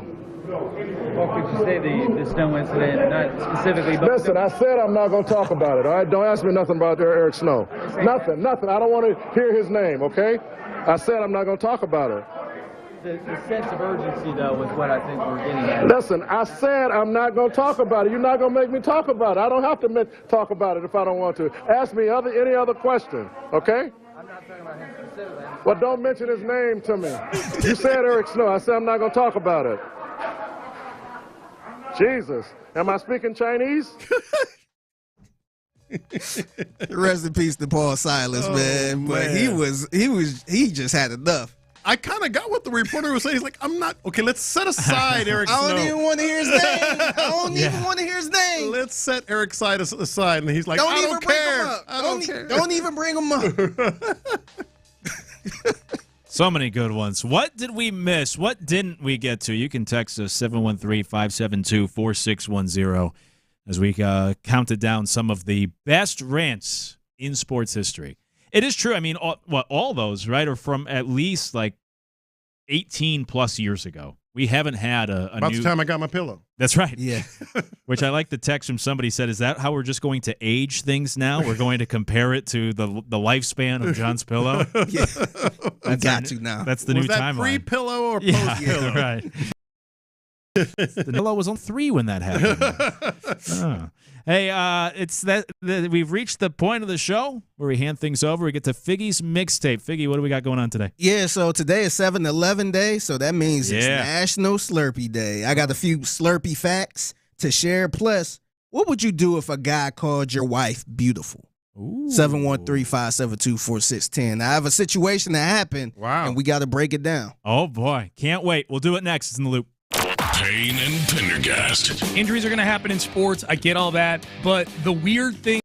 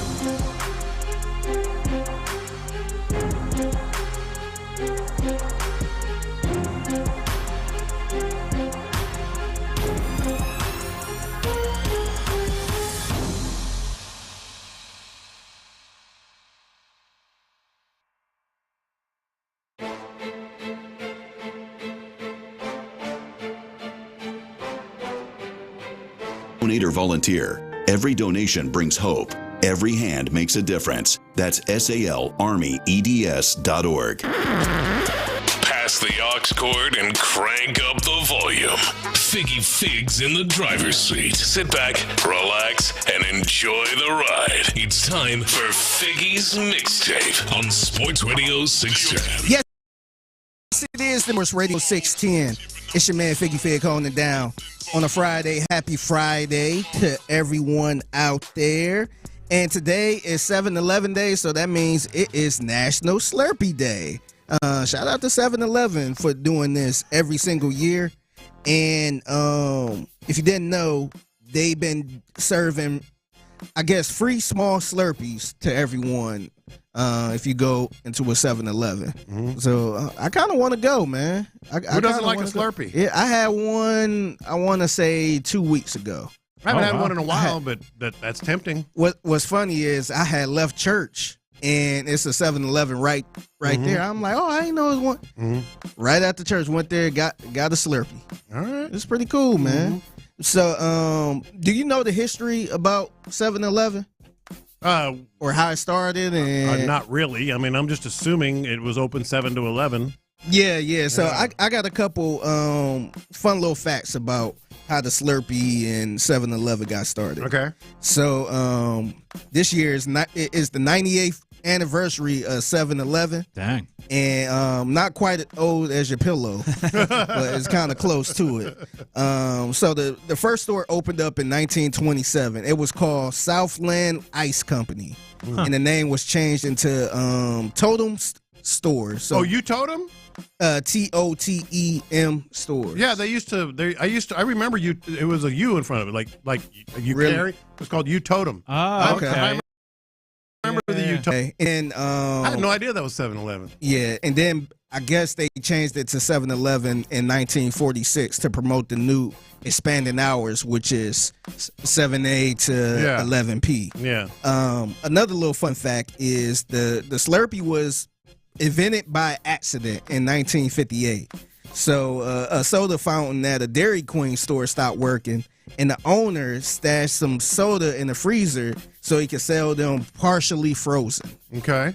And his customers love it to the point that led him to starting the Ice Company, which everybody know what the Ice Company is. Mm-hmm. And that was the first, I guess, distributor of what will become the Slurpee.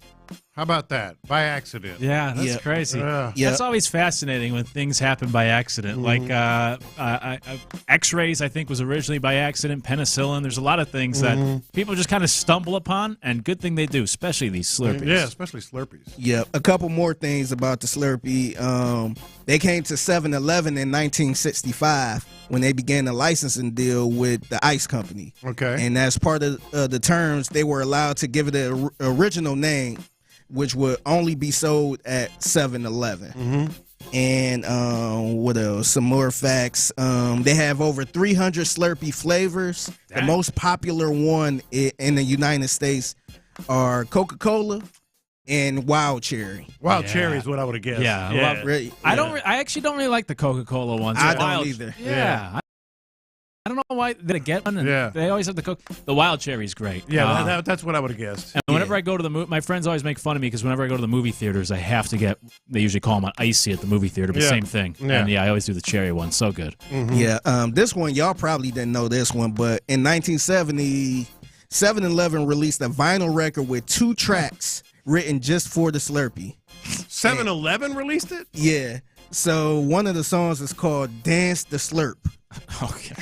I don't know if I want to dance the Slurp. Did you want to hear it? Sure. I actually got a sample of it. Sure. Here we go. "Dance the Slurp." It's like a twist. 1970.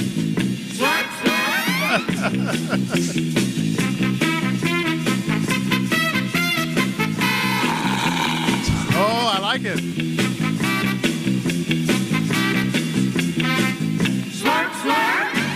That's all they do throughout the song.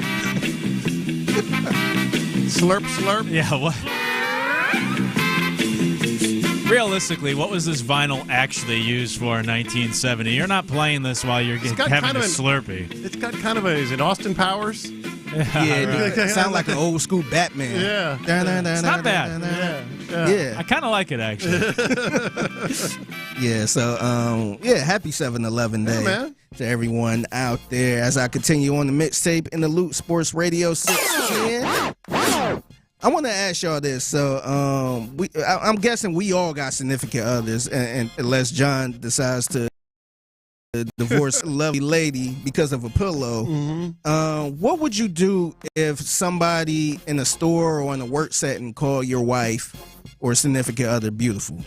713-572-4610, because a situation happened on social media where a guy was in a Popeyes and he was going off on one of the employees because he called his wife beautiful. And here's a little piece of the audio from that situation. You just said out of your own mouth what you said to her. How are you going to tell me? We didn't say something. No, you said she is beautiful. Yes or no?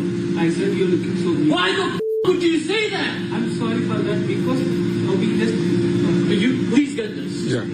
Am I crazy? Well, your wife comes to the store. Yeah, but wants to pick up a freaking sandwich. Yeah, but is she crazy? Yeah. That she sits through these compliments, these creeps. He just gave us a compliment. Why? They made a mistake. This is not your country. This is not India or something, dude. You're in the States. See, so that was it actually grew into a big discussion on social media. Who was right and who was all wrong. depends on how it was said. Like if I go into Popeyes and someone says, "You look beautiful," to my wife, thank you. Right. Yeah, but it's like, hey now, that's different, It's definitely different. Yeah. Yeah, and it seemed like they were trying to make the discussion. I guess he's from India. I think both of them That might sounds, be from the India. accent, Yeah, but the guy, I guess they were trying to make the argument that that's how they do in India, and that's kind of how it is, and it's nothing disrespectful. And the other guy, like, we ain't in your country. We in America, Jack, as they like to say, coming to America. You always come through. Yeah, so I'm wondering what side do y'all stand on, because to me, I feel like he kind of went overboard. as far as like just calling an employee out, man. Unless he was really trying to hit on his wife. That's the difference. Yeah. It's true. Are they complimenting or are they flirting? I think that's what you have to try to determine. He definitely went overboard, and I love when he was trying to get the cameraman involved. Yeah. Am I crazy? And he's like, well, you're a little crazy. Yeah, but you don't want to say it because then he was going to get crazy on him. Yeah. He definitely went overboard. I wouldn't have that. I would never have that sort of reaction to someone just simply, calling my significant other beautiful. But yeah, it's tough. I don't know. There's a fine line. It depends how they say it. It depends what else they say. It depends on the look. And then my reaction, honestly, also might depend on like how threatening they actually are. Right. If it's someone I don't have to worry about, it's like, okay, good. But if it's Brad Pitt saying it, it's like, oh shoot, I gotta do something. Yeah. If my wife is uncomfortable, that's a key part too. Yeah, I wouldn't probably go off like that. I'd be like, yo, man, chill, man. This my lady, man. Yeah. Just kind of. Yeah, she doesn't. Yeah. No, don't call her that. But you said, am I crazy? Am I the one crazy? Yeah, I can't. That one sounds overboard, and I think it was, but it all depends on how it's said. Yeah. All right, I want to know if this is overboard. So, apparently, somebody who is getting married is having a vegetarian wedding. So a vegetarian bride is facing backlash over planning a meat-free wedding menu. Nope. Yeah. She's wrong. Yeah, can't do it. Yeah, you don't even have to read the rest, but go ahead. She's wrong. She's stubborn. She's belligerent. She's a bully. And keep in mind, my wife is a pescatarian. She doesn't eat anything but fish, shellfish and stuff. So you can do all these things and still not hammer it over someone's head. Yeah, so her and her fiance, both dedicated vegetarians, were, I guess they was going to serve dishes like samosas and spring rolls for their 40 guests, but no meat. Nope. And her parents called it, maybe you might be the parent too. Yep. Her parent called it selfish. It is. Even threatening to skip the wedding if meat isn't served. I would. Dang, really? Yeah. Yeah, you can't. Look, it's. Is it that serious? The wedding is about two things. The bride, it's not about the groom at all. It's about the bride. Who goes, who shows up, what you're serving them, how you're treating them, et cetera. Open bar or not, whatever. It's about the bride. It's about the guests. Not all the guests are going to be vegetarians. Period. Period. So would you go to a wedding if this was the case? You skip it? Nope. See, I will be. Look, I will want a heads up. Like, I don't want to get there and surprise. This is all vegetarian. Like, I would be upset then. But if I knew ahead of time, you stop at Whataburger. Yeah, me and my wife, we would stop. Bring it in with you, yeah. We would stop and get something. We'd come there with a full stomach, and hey, we could be here all night as long as we ate. But we've been in times where it was no bar. Whereas with no bar, they had it was just like not good food. We're like, damn, man, we should have. Hey, let's stop at Cane's on the way home. I've heard about that too. Dry weddings. Now, look, if the people getting married have some sort of history in the past, I get something it. Like that. Yeah, sure, even religion, sure.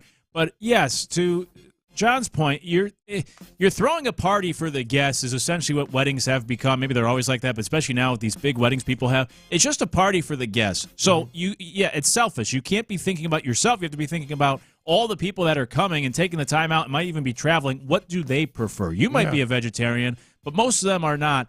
And so, absolutely, you have to have a good menu for the guests. Even like the dry weddings, like I said, of course, there are exceptions. But if you just like, we don't drink alcohol, that's great. It's not about you. It's about the other people coming to the wedding. You need to have goose for them because you're throwing the party for them. I'm with them 100%. It's a selfish move. It's a lousy move. I'd probably still go to the wedding, but I wouldn't be happy. Yeah, and now I don't know if this makes it better, but they did give people the option to leave early if they wanted to. Oh, that's so lame. You have that option anyway. Makes it even worse. Like, that's not even. That shouldn't be it's like you can go to the ceremony and hey, let's go have a steak. That's not an option. You mean you were going to make me stay? I know. It's so lame to acknowledge that your wedding, like people are going to want to leave early, so you're allowing them the ability to do so guilt-free. Just have meat at the wedding, have an actual good menu, and then people have a good time and they'll want to stay. And I don't think. Okay, maybe parents is a bit much because you said the parents called it selfish and were even threatening to skip the wedding. As a parent, if that happened to one, well, all three of mine are married, but let's say it happened, I'd go to the wedding. I would protest. I would want them to have, a menu for all people, that are there.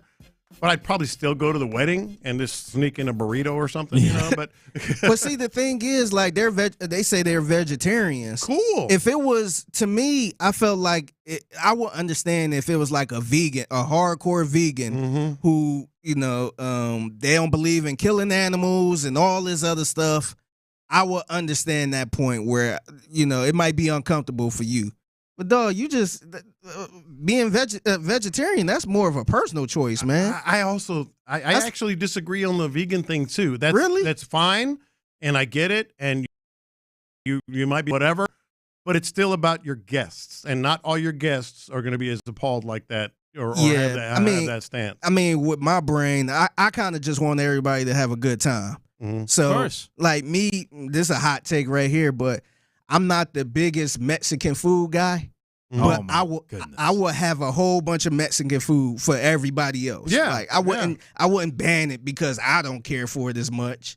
But I would make sure I had that because that's a big deal. That's the right attitude. It's easier for one or two people to get on the same page of 125 guests, whatever your number might be, as opposed to making the 125 guests get on your page. Right. It's just be more accommodating.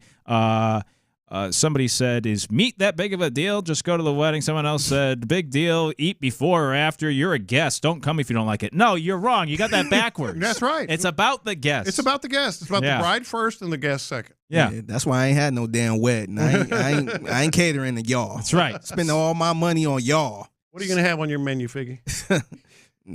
Yeah, I don't know. Got to know in advance. Someone said I don't think I'd be friends with those types of people that you're describing. I've also always said this. Look, the meals at these weddings, in my opinion, usually aren't very good anyways, and you're on the dance floor and doing things. People don't really sit down and have. I think the most important thing of a wedding is the cocktail hour. Yeah, got to have a good cocktail hour. With the hors d'oeuvres and all 100%, that stuff. Yep. And then the dessert. Don't just bank on the cake, which I also don't think wedding cake's very good. You got to have like a dessert table or a cart or a tray. You have to nail those two like things. The walk-away. Yeah, that's good. The walk-away food, the whole dinner or whatever. But then we had breakfast tacos around 11 o'clock, 10:30, 11 o'clock. People were scarfing. Yeah, I want to say Pendergast had Whataburger. He had Whataburger. Yeah, I wasn't at the wedding, but I seen it. We had breakfast tacos and pan dulce. Yeah, that sounds good. Yeah, that's how you do it. Good cocktail hour and a nice way to end the evening with a dessert or something to go. Hey, when we come back, put a bow on the week. We got the Astros-Rangers this weekend.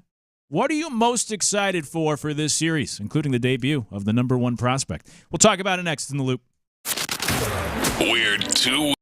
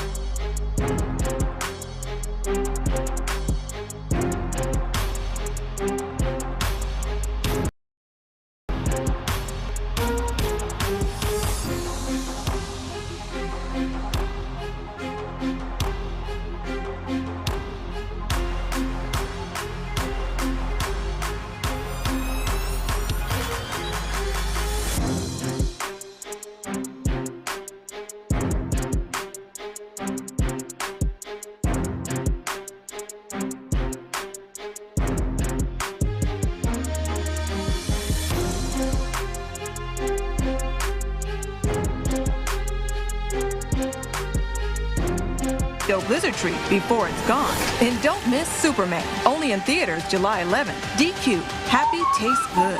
Only at participating locations. Thank you, Figgy. Live from the Mokaram Injury Lawyers Studios, Sports Radio 610 presents In the Loop with John Lopez and Reggie Atatula.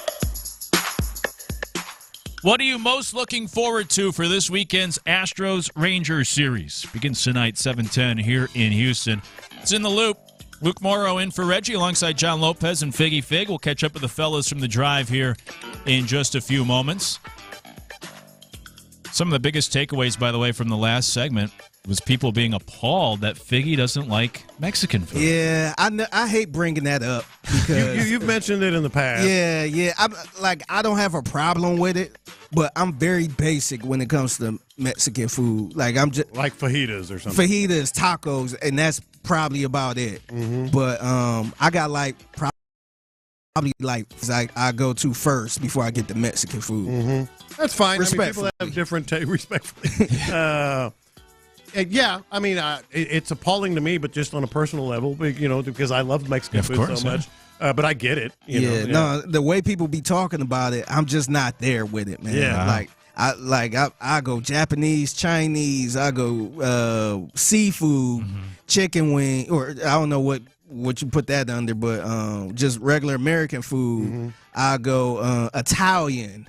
I could go all of that before I get to Mexican food. I wouldn't go that far. Somebody did say Dalton Schultz apparently said something similar. I don't know on our show. Oh, really? Yeah, remember that, Figgy? We had him on. I don't remember that. Yeah.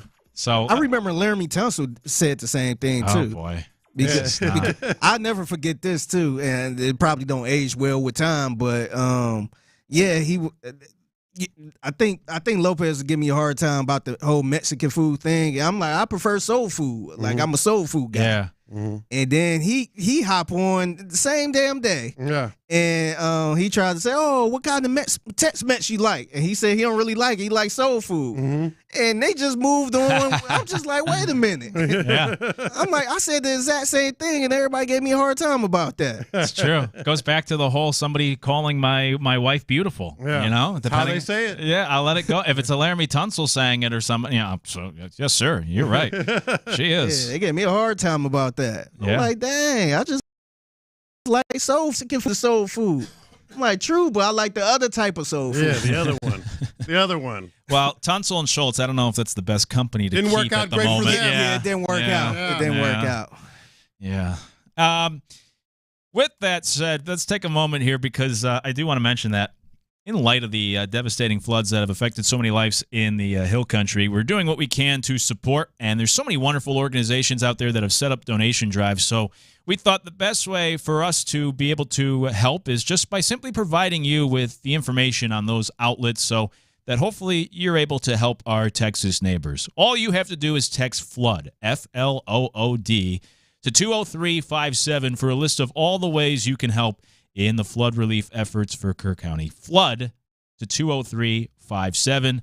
And, of course, let's not forget about tonight's event. You could kick off the weekend with Jesse Watt and Mix 96.5 out in Katy at the No Label Brewing Company all the way till midnight tonight. And for every beer that is sold, $1 from that purchase will go directly to flood relief. Plus, we caught up with Jesse earlier, but they have all sorts of great raffle prizes, things that you can win tonight out there as well, including Texans and sports-related things from right here from this station. So head on out there this evening all the way till midnight, kick off the weekend, have some beer, and help out a good cause in the process. Jesse and 96.5 will be at No Label Brewing this evening till midnight, so go say hello. With that said, making the transition now, we'll catch up with the guys from the drive. But as we look ahead to this weekend, we have the Astros and the Rangers. I mean, this is a chance to bury the Rangers. I think, they're 9.5 games behind already? Mm-hmm. You could push that up to 10.5. Best case scenario, get it at about 12.5 at the All-Star break. Put the Rangers well in the rear view. Great pitching matchups, though. Tonight we have Lance McCullers against Jack Leiter. I know it looks better on paper, maybe, or I should say it looks better in thought than maybe on paper with the numbers. Yeah. Then you get Framber against DeGrom tomorrow, and then Hunter Brown coming back to pitch Sunday against Nathan Eovaldi, who's having a great year.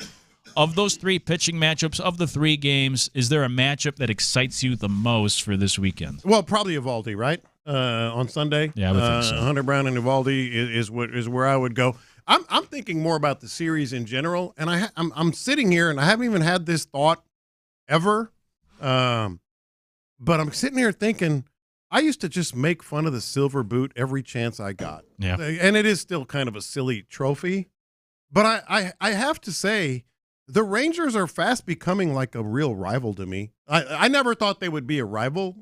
To me, back in the old days, it was Astros-Cardinals. More recently, it's Astros-Yankees.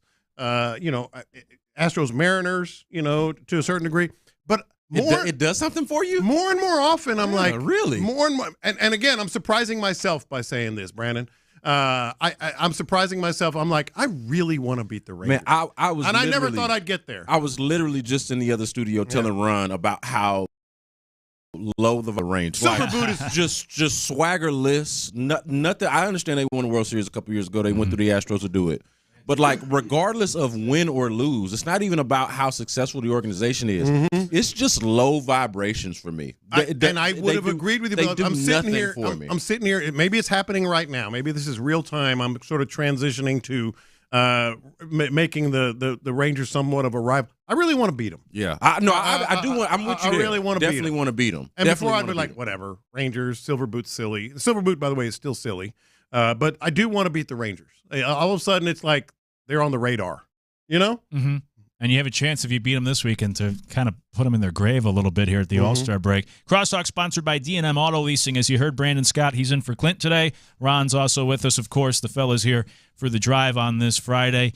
And T-Mill's here as well after, maybe spreading some rumors about the OG yesterday that we was he doing any typing when y'all were? I can admit when I'm wrong. He owes an apology right now. I know. I asked for a written apology. I assumed that he'd done his homework there. My bad there, Lopez. Dude, every single day I bring in this cup. You sure do, and that's on me too. And it also didn't sound like. I'm like, man, if anybody is actually most likely, I'm OCD about cleaning. Yeah, I would say that Lopez is most likely to clean up after himself. Mm-hmm.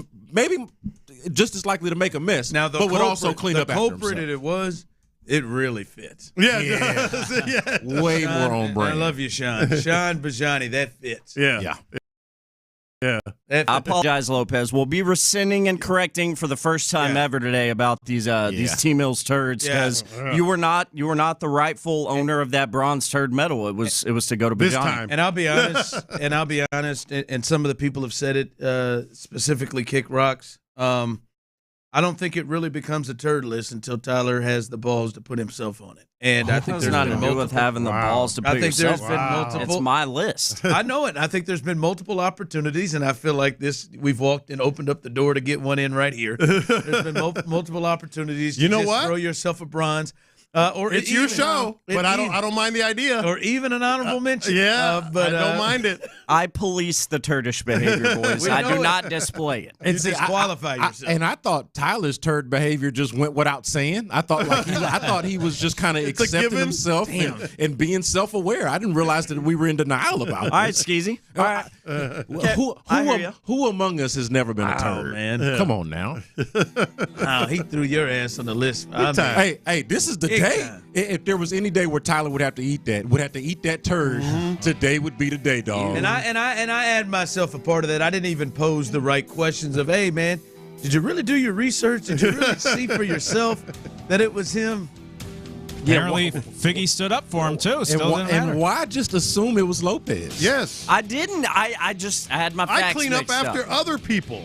I've come into the studio and cleaned up other messes. I was listening earlier. Heard the fruit debate, obviously, as I sent the bracket. Appreciate it. You left off one of my personal favorites of the. There is that one is like the Pete Rose. That one won't die in sports radio. You could always just the fruit. No, I'm going to roll in a segment of, hey, let's play the greatest rants in sports radio. That always plays. Yeah. And today, if you're not going to do it today, when are you? Because the key to one is there always has to be the memorable tagline somewhere, like we play to win the game, playoffs. Or, I think the one that let it off with 85% of the people in this world work, the other 15% are here. You left a couple off. Bob Knight rolled through the time when he called the NCAA a Mickey Mouse organization. Yes. He told that guy, hey, you effed it up to begin with, so you just sit there. Did you hear from the Indiana AD? Yes. You just sit there. Next question. My all-time favorite is Hal McRae. Hal McRae. I had that one. Did you have Hal? Yeah, we had Hal McRae. I must have stepped down. I said it's the most underrated one. I had to. And I've known it for my dude whole left life. bleeding. So that guy, his name is John Doolittle. John Doolittle, one of my first jobs in radio, he did the Kansas pre and post game. Yeah. And I had to produce the Kansas pre and post game show for him. We got real friendly. He was like, "Here, man, you can kind of really co-host this thing after the first year." Yeah. And I found out, and I didn't know how to say it. I said, "John, you're the one on the end of that phone rip out coming down." He was like, "I've wondered about that." I said, "Damn, John, I bet you must hate Hal McRae." He said, "No, he apologized to me profusely, bought me, gifts, signed me some stuff." I said, "Nah, man, I think I would have got my ass kicked by Hal McRae that day." Yeah.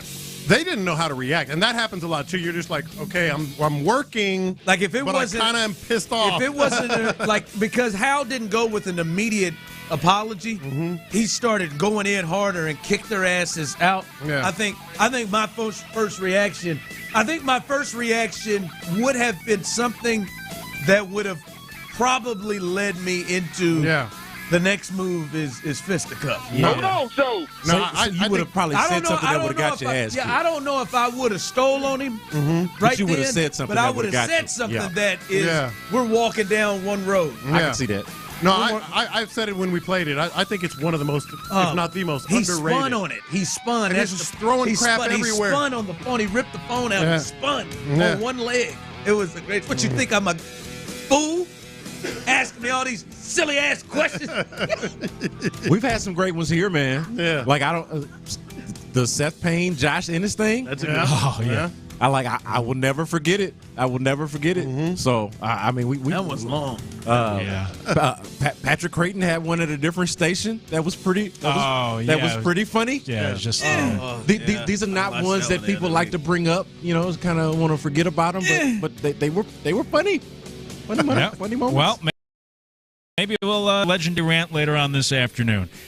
You're listening to KILT AM, KILT FM HD2 Houston, an Odyssey sports station, and The Drive is now live. It is live, man. Are you just going to call balls and strikes? What is going on? Boy. You can really, it is so easy for you, Luke, to slide into I don't know what you're the talking third about. inning. Hey. The third inning. Hey. Which is brought to you by the parking spot. And the 2-1. It was so easy. Man, when he was talking about those tragic events out there in the Texas Hill Country, I'm like, man, is this? He did. He ran into it. Are we in the seventh inning stretch? Or did something awful happen? It is. I wonder, honest to God, I wonder, does this happen in his regular life? Like when he's just talking to people, and does he? I just down right on the outside corner. Hey, it feels like Loose Girl. Whoever Loose Girl is, gotta have a type, and the type is like Bob Costas. Yes, Felix Vermeen. What are you into? 252. Marv Albert. Just got the red carpet. Started off his career in Seattle, but I wonder, does he just turn into a man? Yes, his girlfriend where she started out her career. She started out her career. Seattle, that ball's upstairs, 2-1. He said, there goes Brandon. I thought he was going to come in and say, there goes Brandon Scott, dressed in a dark gray T-shirt, pipe fitting with yellow. He's apparently a Marvel fan. That's my favorite thing, is when baseball radio announcers describe their entire uniform to a T. Pipe fitting down around the Astro, dark blue stripes coming down both pants legs. Socks, 2-1, of course, pulled up to those knees. And then mixing it in the count, 2-1. It's like they're a boxing announcer, but it's baseball. Man, that's tough, boy. It is. I mean, it is easy for Luke to just slide right into that. Get his Jim Nance on, man. I'm telling you. No, man. He's. You just shut up and let me do my job. That's right. That's right. Who is these are new things some people may. Who is the famous, like in cities, like in Kansas City, Denny Matthews has been. That's the voice that's my baseball voice. He has been the broadcaster since they opened. Who is the famous? Let's say it on 3, B. Scott. Houston Astro, because I know it's not who. I love Robert Ford, but hell, Robert Ford. He's good, but it's not. He was in Kansas City. Does it have to be? Does it have to specifically be Astro? Because mine might throw you off a little bit. Mine would be Astro. But I'm just talking about who is that? Is he the legendary baseball announcer? Yeah, if you're going to go, holy Toledo. Yeah, it's no question Milo Hamilton. If you're going to tell like who is just Houston sports synonymous when you think about it, because he did actually do some Astros, it's gonna be Bill Worrell. Yeah, like he's Rockets, but he also did some Astros in my era, like in my time. Now, if you're just going straight Astros, it's Milo Hamilton. It's Milo. Easily. So he was behind the mic for years. Yes. Thank you guys for bringing us to the city. Thanks, Bill. Yeah. Voice of the Astros, with all due respect to the Currents. I still believe Bill was just being extremely nice. I wonder how many times Bill listened to our show when he said that. Every day. You think so? Is that what you feel that? A P1, as they call him. P1. He's probably in the YouTube chat right now. Yeah. He's probably sitting there yelling, "Me, Bill Worrell. I am. I'm the guy." I listen to the #1 afternoon drive sports talk program. There it is. Let me find out Bill Worrell's got a burner in the YouTube chat. Someone said Gene Peterson. That is. Milo's tagline was at Holy Toledo. He was a legend. That was his tagline, Holy Toledo? Yeah. Or like a bomb. Yep. Just didn't know that. By the way, Tyler and I, tomorrow, we're going as friends with other friends. We're going to the Daikin tomorrow. Okay, the Daikin. We're going to. Would you call it the Dyke the other day? Bro, he's been suddenly doing that for a while, and it is hilarious. I'm waiting to just keep saying it to see where I can get to a point where I can take that in off. Hey, no lie. I spit out my water. It's the Daikin. You called it the Dyke? Like y'all were trying to have some kind of serious conversation. That's when you plug it in and just roll it in. He slips it in like this. He'll be like, tonight the lineup coming up here from the Astros here in a minute, coming for this action at the Daikin tonight. Gets Tyler every time. But no, we're heading out to the Daikin tomorrow. We are. Yep. There is some. I'm a bit. As I'm guessing right tomorrow, Saturday, Framber versus Jacob deGrom. Texas-Rangers in town. This feels like we're probably rolling close to selloutville. So I'm guessing. And you're concerned about the Astros? No, I'm concerned about our seating arrangement is what I'm concerned about. This is where I want to go, and I don't know if I've expressed this to you, be clear, Tyler. So I don't know all the people. Listen, Tyler, me and Tyler are going scot-free. Shout out to my guy, Victor Gaines, who hooked us up with this. But we got lower level tickets, good tickets. I know Tyler's a ticket snob. I would not even brought it to him if it wasn't at a 1 to start. And I appreciate that. But we're heading, and we are 6 deep. And Tyler is coming up huge, right? With this, it was you two. It was either one of you two because we needed a space eater. Tyler is under 190 pounds, probably 185. That's coming up big. We know me, last weighed in at 294. I won't lie, I weighed in yesterday. I was at 291. So in the low 290s. I know Victor. Victor is a former offensive lineman, D1 offensive lineman at at Louisiana Monroe. This is a big fella. And he's still there. I'm telling you, right, he may not be Titus Howard. He is bigger than the starting center for the Texans. Okay. He is big. Offensive linemen do after they retire when they slim down. Okay. He's not yet. Now but it's a good put together big. But I mean, he could still probably get out there and reach, rip, and run. But he's 300 pounds. Yeah, and he's He's 6'5". He's probably tall, yeah. Yeah, so he's a big fella. And the only other person I know, Tyler, is Brandon, and Brandon's smaller too. So this is good. We got two big fellas, two small fellas. But the people I don't have accounted for, not me, by the way, a different Brandon, is Josh and a guy who got the tickets. His name is Big Phil. And Big Phillip. And so I don't know. Phil Billy. Is that what he called himself, or is that what others call him as well? He's put himself in the group. Okay. As Big Phil. So so Tyler is vital. Tyler, I know we got two under 200. And so Tyler has got to be my seating partner. He's got to be right next to me. Well, you're the only one I know. I got to sit next to you. Good. But the big Phil and Josh throw a wrench in it. I don't know what they're bringing to the table. I bet old Phil Billy's a big guy. Because like I said, this is Framber versus Jacob deGrom, Rangers, Astros, Saturday evening, 6:10. I don't believe that this is going to be one where there's probably an extra seat hanging out like we went the last time. Yeah. I'm a little. What do you think Big Phil is? If you had name the old Phil, height and weight, we got 2 over 3. We know, or 2 over 290. Big Phil's the name. Josh is a real. I don't know what Josh. We don't know what Josh. I'm hoping Josh is just level. But Big Phil, that would put 3 big ones. Yeah. Big shoulders and legs together. Josh could go either way. What do you think Big Phil is? What do we think the chances are that Big Phil is Big Phil in some kind of ironic way? Someone just texted in, hopefully his name is Big Phil because he's got a son named Phil too. Yeah. And they just call him Little Phil. But would you call yourself in the group me Big Phil? If that's what you've always been called? Have you ever been around a little man with a little man's complex?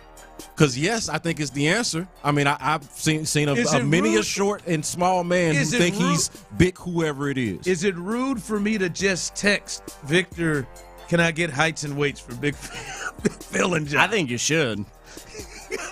I mean, you like to prepare for an event like this. I'm telling you, Tyler, you got a chance to be on the short end of this. I mean, I don't want to be stuck between two of you big fools. If it's me and then Big Phil is, again, text my shoulders are all tucked in. 713-572-4610. Victor is every bit of 6'5", 311. Damn. Yeah. Big dude, but a good put together. I mean, it's more closer to like, the way that who's that deep voiced dude that used to play for the Dolphins that just signed back with Calais Campbell. Calais Campbell put together. Had a big ass. How big? And you could be between me, Tyler, and then Big Phil. And if Big Phil is, again, height and weight, what do you think Big Phil is? Gotta hope that's irony. I mean, Big Phil sounds 6'2". Maybe he's a little person. How big does Big Phil have to be to justify calling himself Big Phil? Right? What if he's right? That is so right. Doesn't he have to kind of like? I know I was selling the whole. Maybe he's got the little man complex thing, but I feel like if you're calling yourself Big Phil around strangers, you can't walk in there 5'5", 150 pounds. He is Big Victor, Big Vic. Now he is also Big Vic because his son's name is Victor too, and he is Little Vic. But I believe he's been Big Vic before Little Vic came through. Yeah. That is a good one. 713-572-4610, two-parter. How big do you think Big Phil is, height and weight, and how big do you have to be for you to have big at the front of your name? Like how big do you got to be to justify calling yourself that in public? Who are other big? I'm Big So-and-so. Big Hulk. Big Black. Yeah. Big Black. Rest in peace. Yeah, Big Pokey, man. Big Mo.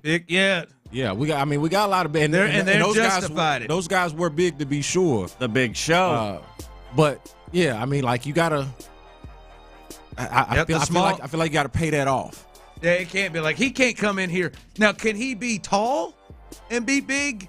See, no, because I never associate height with big. Yeah, tall man and big man are different things. Yes. Yeah, you're carrying some lbs. Yeah, I mean I'm only 6 feet tall, but like I go plenty of places where I'm the tallest guy in the room. I'm never big. I'm never a big guy. But like, so like Victor Wembanyama is not Big Vic. No. Well, because he's so tall. That's what I'm saying. What kind of height He's can slim that height big. can go? Yeah. Yeah, if you're taller than tall, like I guess like 6'8" or taller is Someone at that texted in, point what you're if big. he's big because he's called big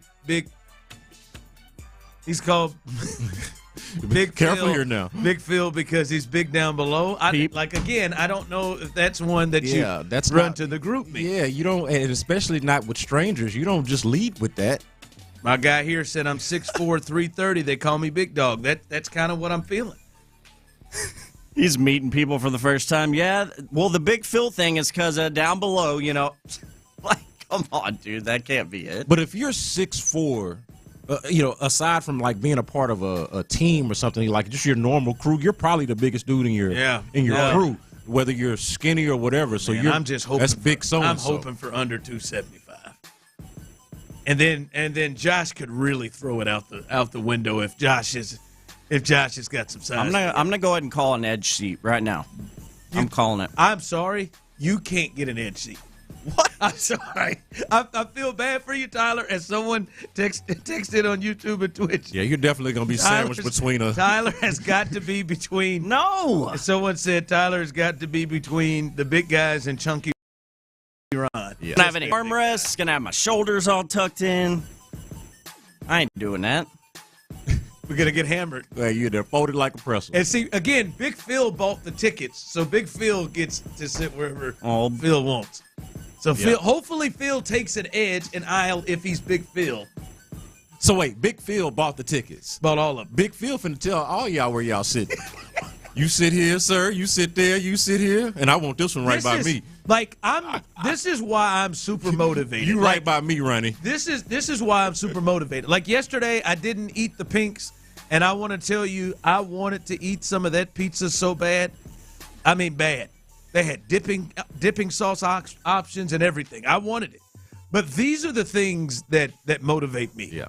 Not like, jumping on the scale or, hey, going into the changing room and I can fit in that size. No, I want to be the guy that when I'm walking down the aisle on the airplane, people aren't saying, God, please no. God, please no. I was picturing you as a bride there for half a second. Or a guy that's probably thinking like, not a bride, that's thinking like Tyler and Brandon, that have no thoughts right now, no cares in the world right now of how they're going to fit in them seats next to everybody. That's like, I want to lose that portion. I don't want to sit next to Big Phil either, though.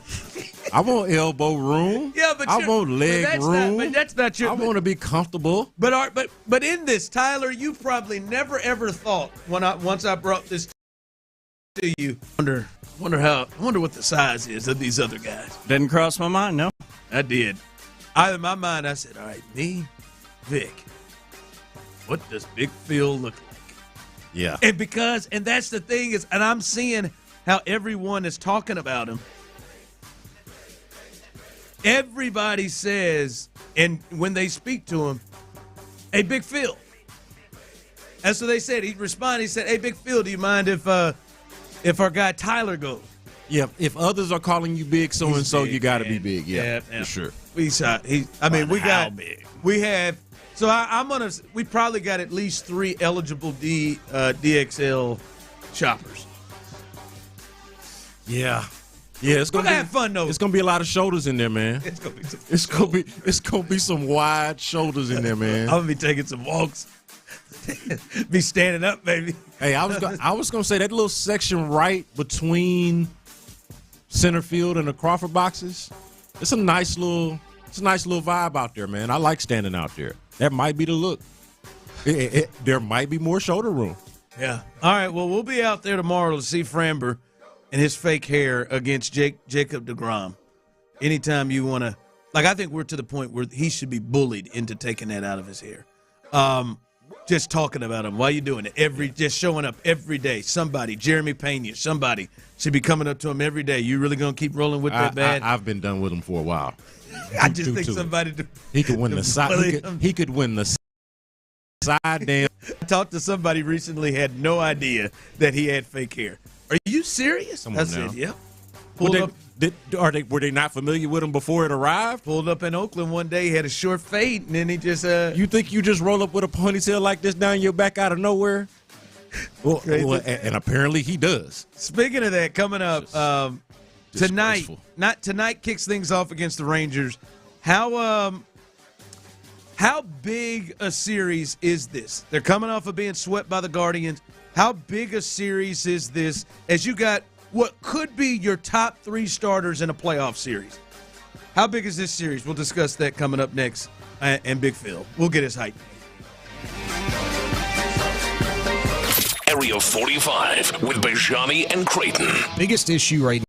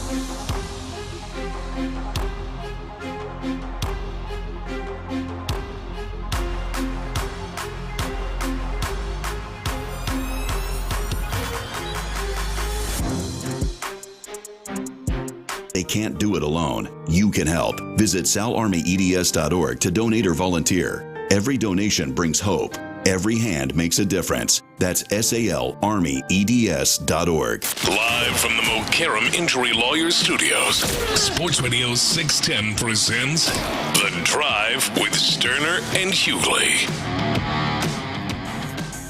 We're going to get the heights and weights of Big Phil and Josh. Very vital. Josh is a wild. What if Josh is bigger than Big Phil? Oh, God. He's such a wild card. I'm not going. I'm just kidding. You're going. I'm just he's going. You just going to sit out there and look. No, I'm Jake. I think you just got to get blitzed.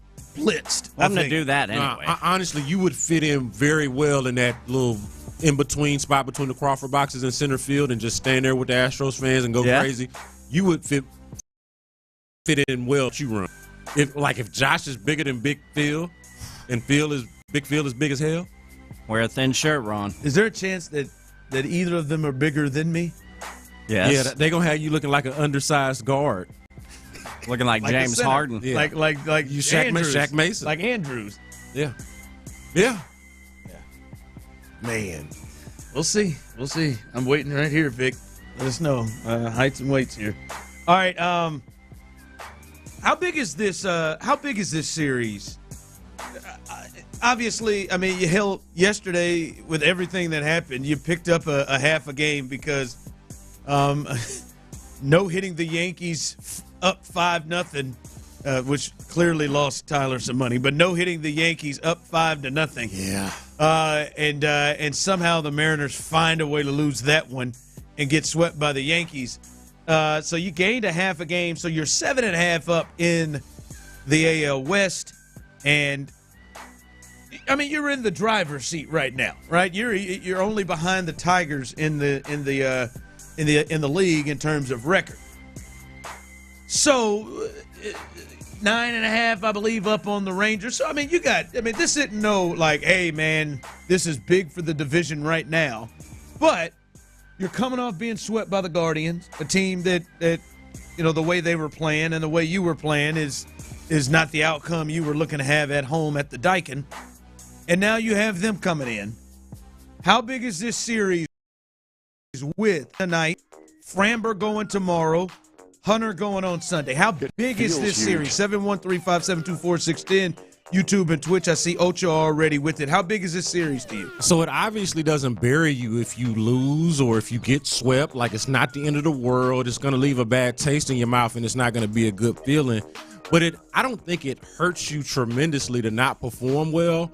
But I think it's big just in terms of opportunity cost, man. When you look at it, like can you really afford to, forget the lead for a second. Just in terms of, the whole vibe of your team, can you afford to waste opportunities when you play an inferior team and that aligns the calendar up with you throwing out there your best pitchers? So you got your best guys going up against one of baseball's worst hitting teams overall in the Rangers. So, it's an ideal situation for you pitching-wise, no matter who you're playing. Oh, by the way, on top of that, you're playing a division rival that has underperformed for the entire season. So, to me, it's more of an opportunity. They're going to have good pitching out there, for the Rangers right now, yeah. It would be a wasted opportunity.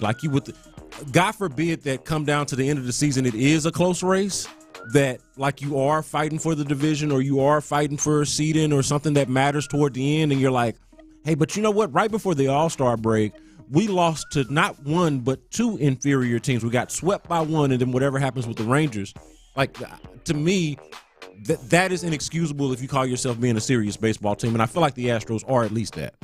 It's bad vibes if you lose this series. And then it starts to kind of creep in, maybe in your head a little. But it's at least bad vibes if you lose the series to a Rangers team that hasn't been playing great, and you have Hunter Brown and Framber pitching in the series. Yeah.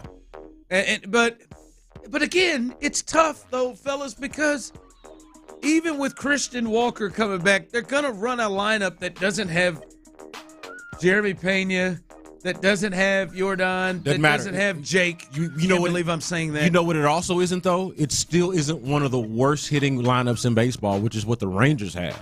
So, like, you got to score some runs. Like, I don't think that. So the lineup for you is not something that's like, it's just like, because I'm looking at this and I'm like, this could be playoff level pitching, that matchups that you're getting. But damn, man, But we've watched the Astros find a way to manufacture runs in spite of the things that are going on with them. I'm not saying that you don't need Jeremy Pena, that you don't need Jordan Alvarez, but we have seen them do that. We've seen them perform. We had these questions early on in the season, and then we get to midway through July, and they're one of the top 10 offenses in baseball somehow, some way, and we're trying to figure it out, but they've done that. What I don't feel like they can afford to do, or what wouldn't look good on them, is to go out there and underperform on the pitching side against, an offense that has not performed. Like, to me, that's just a non-negotiable. You can't do it. Yeah. Coming in from the text line, you have 275 to have big in front of your name. I think I would say 250. Yeah. I would say 250. Right. I think he can he be called Big Ray Lewis? Yeah. Can he be called Big Ray? Is there, but going back to our height discussion, though, is there a height requirement along with it too, though, to just be called big? No, I don't think so. Yeah, I don't think so. Yeah, if you are, there's got to be some kind of ratio. Maybe not an exact height or an exact weight, but 275 seems steep. 275 is clearly big. Once you get to that point, no matter how tall you are, if you're 275, you're big. You enter that. The height requirement goes out of the window past 275. But if you're 210 or 220, but you're 6'5", that's an issue. That's it. You could still be big there. That's Yeah. And definitely would be a problem seating wise. Going back to the point. Yeah.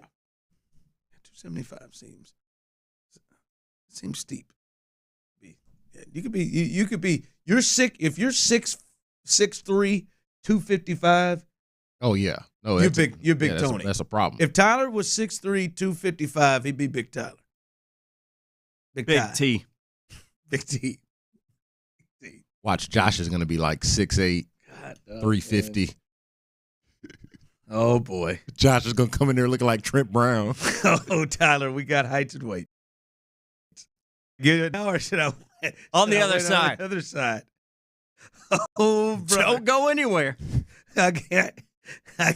Heights and weights. Can I give clues? I'm gonna give the heights, and you tell me the weights. Heights, just text in to me. 5'10", 5'6". Oh, okay. Heights and weights. That's promising. Of Big Phil and Josh. What do you think the 5'10" is at? What do you think? Big Phil's one of them. 5'10", 5'6". Josh is the other. What do you think the heights and weights are? That's been the best tease I've given all week. Also, as a Rockets fan, which matchup concerns you more? OKC or the Denver Nuggets? We'll discuss that coming up next. He's big as hell. Sports Radio 610 listeners, wow, you stepped up in a massive way. You helped.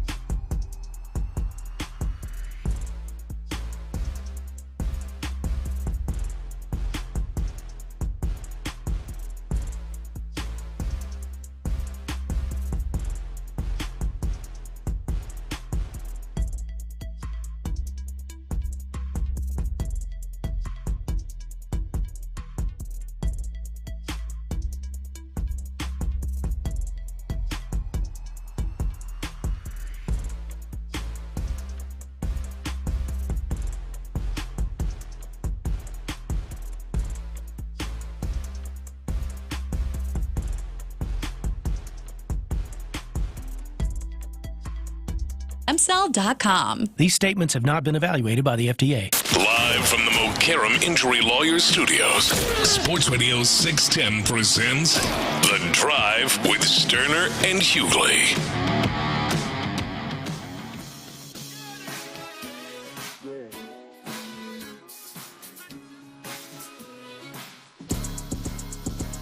All right, welcome back as we are live here on The Drive. Clint is out today. B. Scott is in, as you know him and hear him each and every day.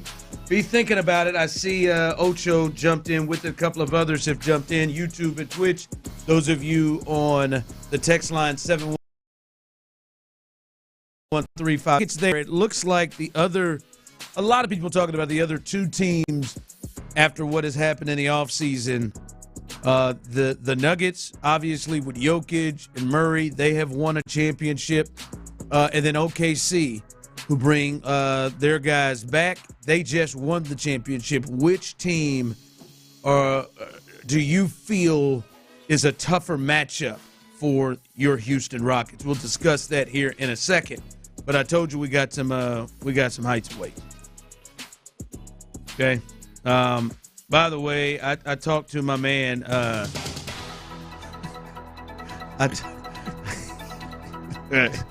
talked to Luke Murrow outside. He said, "Yeah, I think you got to at least be 300 pounds to go big, to have big in front of you." High standards here, man. Tough crowd on there. High standards. This is big news. So, who do you think is 5'10" and 5'6" between Big Phil and Josh? It's too funny now to where I'm just going to go ahead and say Big Phil's the 5'6" one. No. Big Phil's 5'10". Okay. 5'10", 300 plus. Woo! Is what we got from Big Phil. He's big. Oh, Big Phil, big guy. Billy. It's a big fella. Now, where would you have in your mind if you got Josh, who's 5'6", who we said's the real wild card here? 5'6", what would you turn the weight in? Like in your mind, you think the 5'6", he should be in the 5. 5'6". Yeah.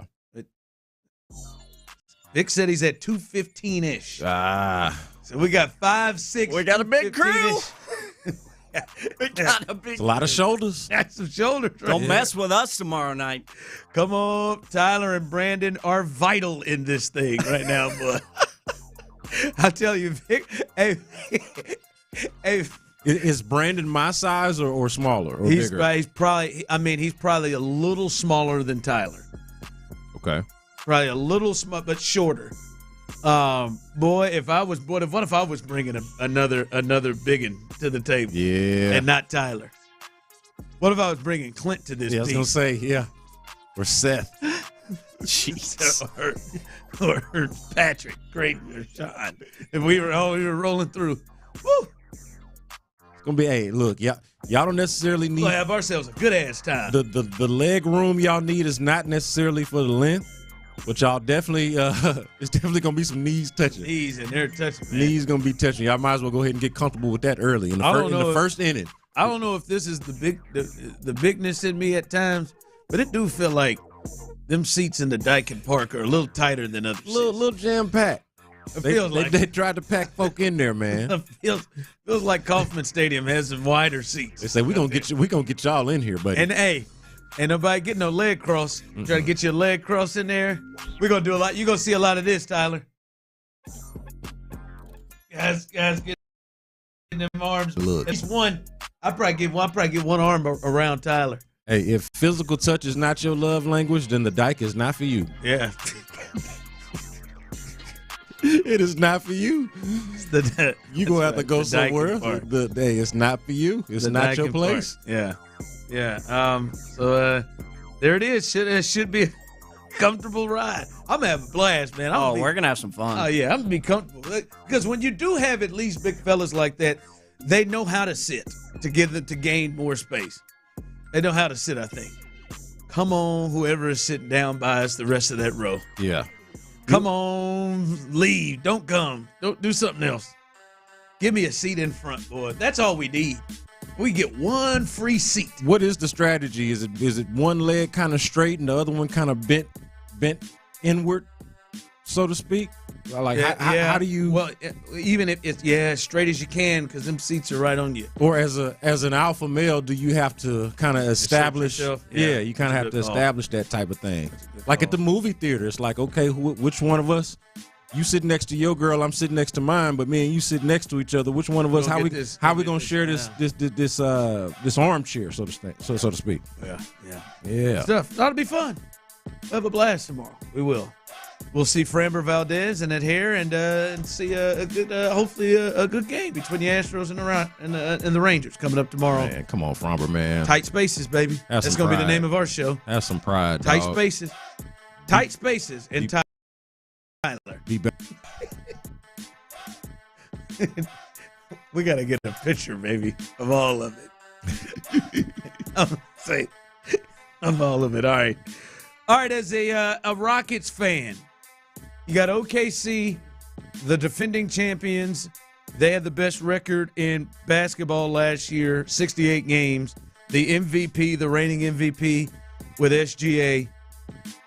Get it, young team that's just probably obviously gained an immense amount of experience and are going to be better. And then you have the Denver Nuggets, another team. They've added some pieces. Their issue was a lot of depth issues for them last year. They have started to make some moves to improve their depth issue with some of the things they have added. And by the way, they have said, "Damn it, boy, we're gonna get Jokic some rest." They went and got Valanciunas, big Travis Kelce. They got another big in there. They added another potential center. They added Valanciunas is the one that I remember. They added another big over there too. But they've added some depth to their roster, and they had some injuries too as well last year.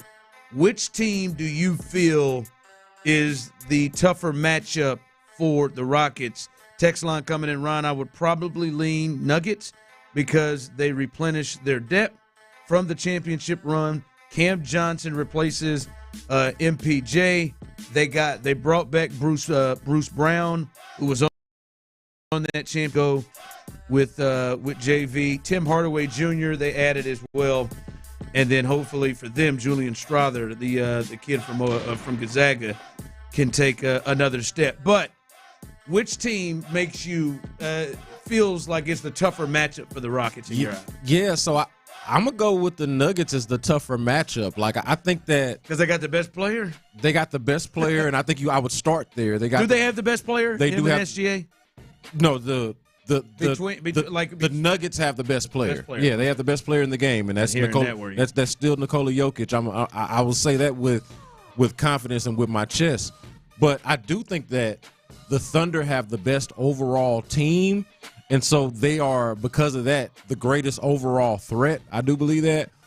But at the same time, I go back to the matchup, to the question that you're asking here, and that's, to me, for the Rockets, a better matchup is against Oklahoma City Thunder. You're talking about going athlete for athlete, bar for bar, if you will. I think they've got the athletes to match up with the things that the Oklahoma City Thunder do well or best offensively. Like, they've got somebody that they can put on Shai Gilgeous-Alexander. So, like, there's not an exact answer to Shai, but they got the closest thing, I think, in Amen Thompson.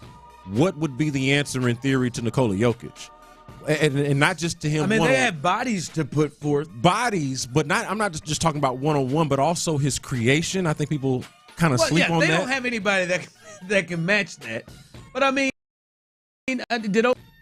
did Minnesota, last year, if you have the bodies to throw it, they're equipped with the bodies with Şengün and Steven Adams that they can throw at him. Clint Capella, they can throw at him. They're not going to match him. So the issue, though, is with the Nuggets, what you're trying to do essentially is outscore them, because you do have the bodies that you can throw at them and you can match up and all of that.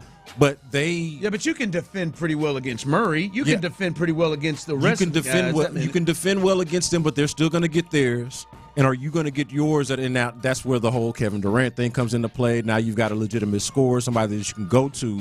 But it's playing catch up and keep up with the Denver Nuggets, as opposed to, I think, with the Thunder, there's much more back and forth. And I think to me, there's kind of a defensive element to where you're able to guard them better, right? And I think if you can kind of hold them offensively, they're not as prolific to me as what the Nuggets have when Nikola Jokic is at his best. And especially some of the reinforcements that they've brought in, some of the ones that we talked about. I think the Cam Johnson move is going to be big for them. Already still got Jamal Murray. Like those guys can go. They can score. They can go, but I think those are the strength areas defensively for the Rockets. I think they can do, like Jamal Murray. I think they can. He's a really great player. I don't think they can just shut him down.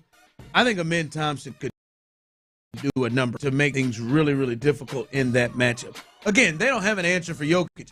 I would ask you this though: how many guys on the list, when it comes to centers, are going to be able to bring it offensively, after Jokic to the level that Şengün does?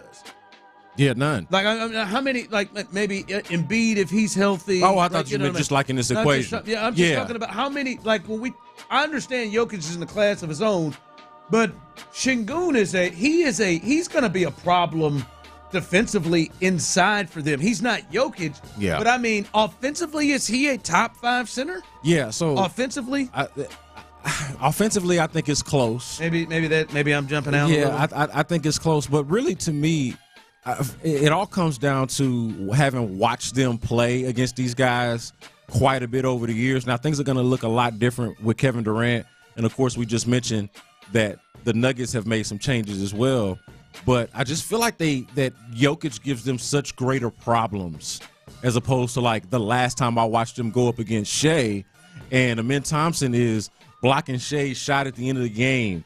I watched them go and handle business with Cam Whitmore and Reed Shepherd leading the way on the road against the Thunder. Like I've seen that matchup before with a lesser version of the Rockets. What I'm going to call is a lesser version of the Rockets this past season, as opposed to what they're going to be. And yeah, so to me that's just that's a bit more so based on history and what they've added. Yeah, I think the Thunder have more ways to potentially hurt you. I think the way that the Nuggets can hurt you, but I think they got more answers for those ways, as opposed to not having an answer for the fewer ways that the Nuggets have.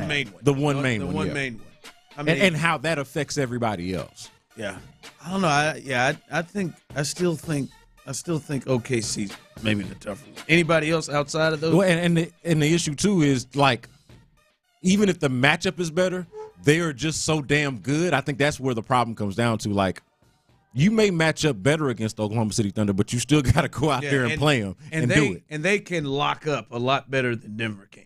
Yeah, that's the other part of it too. All right, coming up, let's talk about the Texans here. Many times in this history, we've looked at the Texans, and it's just been one glaring thing. Now, maybe it's been hard for some Texans fans to admit in the moment, but generally after it's over, you can admit it. Is that changed for the Texans coming into this year? We'll discuss that coming up next right here live on The Drive. The Drive with Stoerner and Hughley. This offense.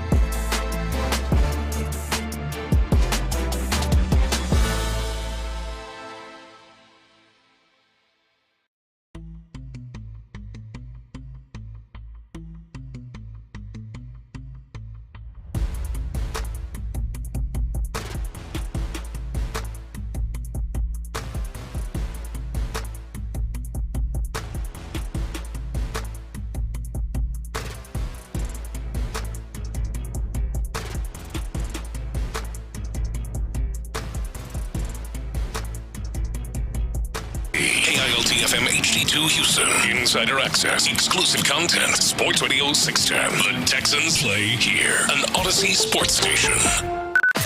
Sports Radio 610 presents The Drive with Stoerner and Hughley. Sports Radio 610 is presented by BetQL. Smarter bets start with BetQL. Download the BetQL app or visit BetQL.com today. All right, Tyler, it is a little after 3. What's the breaking news? Yeah, heading into the 3 o'clock hour, we got some Houston Astros breaking news. Outfielder Jake Myers, he has been placed on the 10-day injured list for the Houston Astros due to what they are calling a right calf strain. This is retroactive to July 10th. Any understanding if they took a look at any kind of imaging or MRIs or anything? No? I'm not sure. I don't have that information, but I would guess they probably felt okay about it and just skipped that part. Yeah. But Jake Myers to the IL, and additionally to that, to make room on the 40-man roster, old D's nuts, Zach DeZenzo, he's been transferred to the 60-day injured list. DeZenzo has been on the IL since June 1st with that left hand injury, but Jake Myers, 10-day IL. So he's going to the 60-day? Yeah, so that tells you that he's at least out for the rest of the month. You don't expect to see Zach DeZenzo back anytime early after the All-Star break. He had the hand inflammation, too, and he hadn't been swinging a bat since. I'm sure the training staff's doing just everything they can to get these guys back out there. Now, they are doing everything that they can for the most part. Now, I think it can be questioned if their methods are the best, but they're doing everything, I think. Yeah, they didn't get that. I don't know if it's an issue of doing everything they can. What can they do? Like, are they? What are they capable of doing? Yes, that's what I'm saying. Yeah. Is their can good enough? Yeah, their can good enough. Astros, if you're just joining us, if you missed Tyler, coming in, breaking news. I see this from Chandler Rome of The Athletic. The Astros put Jake Myers on the IL with what they describe as a right calf strain. Zach DeZenzo transferred to the 60-day IL, so he's going to be a while. Again, Chaz, you have got to find a way to get through this oblique. Oh, man, it's over. Time there for you. It's over. Is it? It's time there for you. If it wasn't ever, man. Jake is on the – man, Jake's gone. DeZenzo's gone for a while. It's done. He's like you ever see somebody perish and it just takes forever for the tombstone to get there? You ever have family like that? It's like, man, when did they bury Susie? She still don't have a headstone. When did they bury Susie? That's Chaz right now. Chaz is the dead man without a headstone. I don't believe that. They just waiting. He got a plot. Oblique. Just get over that oblique. He got a plot. Just get over that oblique, man. We just got to remember where it's at. We'll see. So where is Chaz at? He's out. Hey, Chaz is in Florida. Chaz is in Sugarland. Chaz is out here. No, I'm saying he's in the lineup at the graveyard. Where is he? I don't see his headstone. I ain't hearing that. Nobody hearing that. Chaz he's to the left. He's to the left. He is ready. He's at about 11 o'clock to your left. This is Chaz's time, man. Chaz. He's got to answer the bell. Got to get. Probably won't. Does the headstone say Chaz or does it say Chaz McCormick or white boy Chaz? It's Chaz McCormick. Okay. You gonna come at me about white boy Chaz? Yeah. I didn't know if at least in death that we could honor the man. No more for what he once was. Gotta honor him as he died. But he's not dead though. He's coming back. Man, here he goes. Now it's open season for him. He's got to be able to beat out the Hummels and the Tremels. It's open season. He ain't yet though. I understand he hurt, but I'm just saying he was losing his spot to them types to that type of time already. Chaz time. No, they up here because Chaz ain't available. That's why they up. Was trending in the wrong direction when healthy.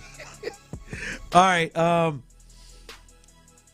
The Texans. I wanted to have this conversation with you guys because I am just answering this question real quick. Shout out to my guy Tony, my guy from Viking Carpet 1 came by the house. He's crazy, man. Tony came by the crib today. Tony is my man. That fool is crazy. My man Tony told me he got a guy. I got a guy for everything. Yeah. First off, important to have a guy for everything. You can tell by a mile away. And Tony, I love you. You're probably listening right now. You can wear every Astro hat that you want to wear, Tony. We know your ass is. As soon as you start talking, we know where your ass is from. Tony gonna tell me. He said I was listening to the station. Patrick talk about where he grew up and areas he's from. He was like, I stayed. I mean, a couple of cities over from him. No, you didn't. You didn't. Heavy New York accent. Oh, heavy baby. He's been here, and he'd been here for a while. Been here over 18, almost 20 years. But he can't shake it. Yeah, but he's an Astros fan. Now he got his Astros hat on, but my man came over. He told me, I got a guy for everything. Got a guy for these. Got a guy for these floors. Got a guy for electric. I got a guy, and I believe him. A resourceful Yankee. I'm gonna have my guy, but no, he took care of me, man. Came over, very discreet. Hey, my man, come over and tell you. He'll let you know. Hey, I'm 9:03, 3 minutes behind. I'm telling you exactly what time I'm gonna be at your crib. Take care of you.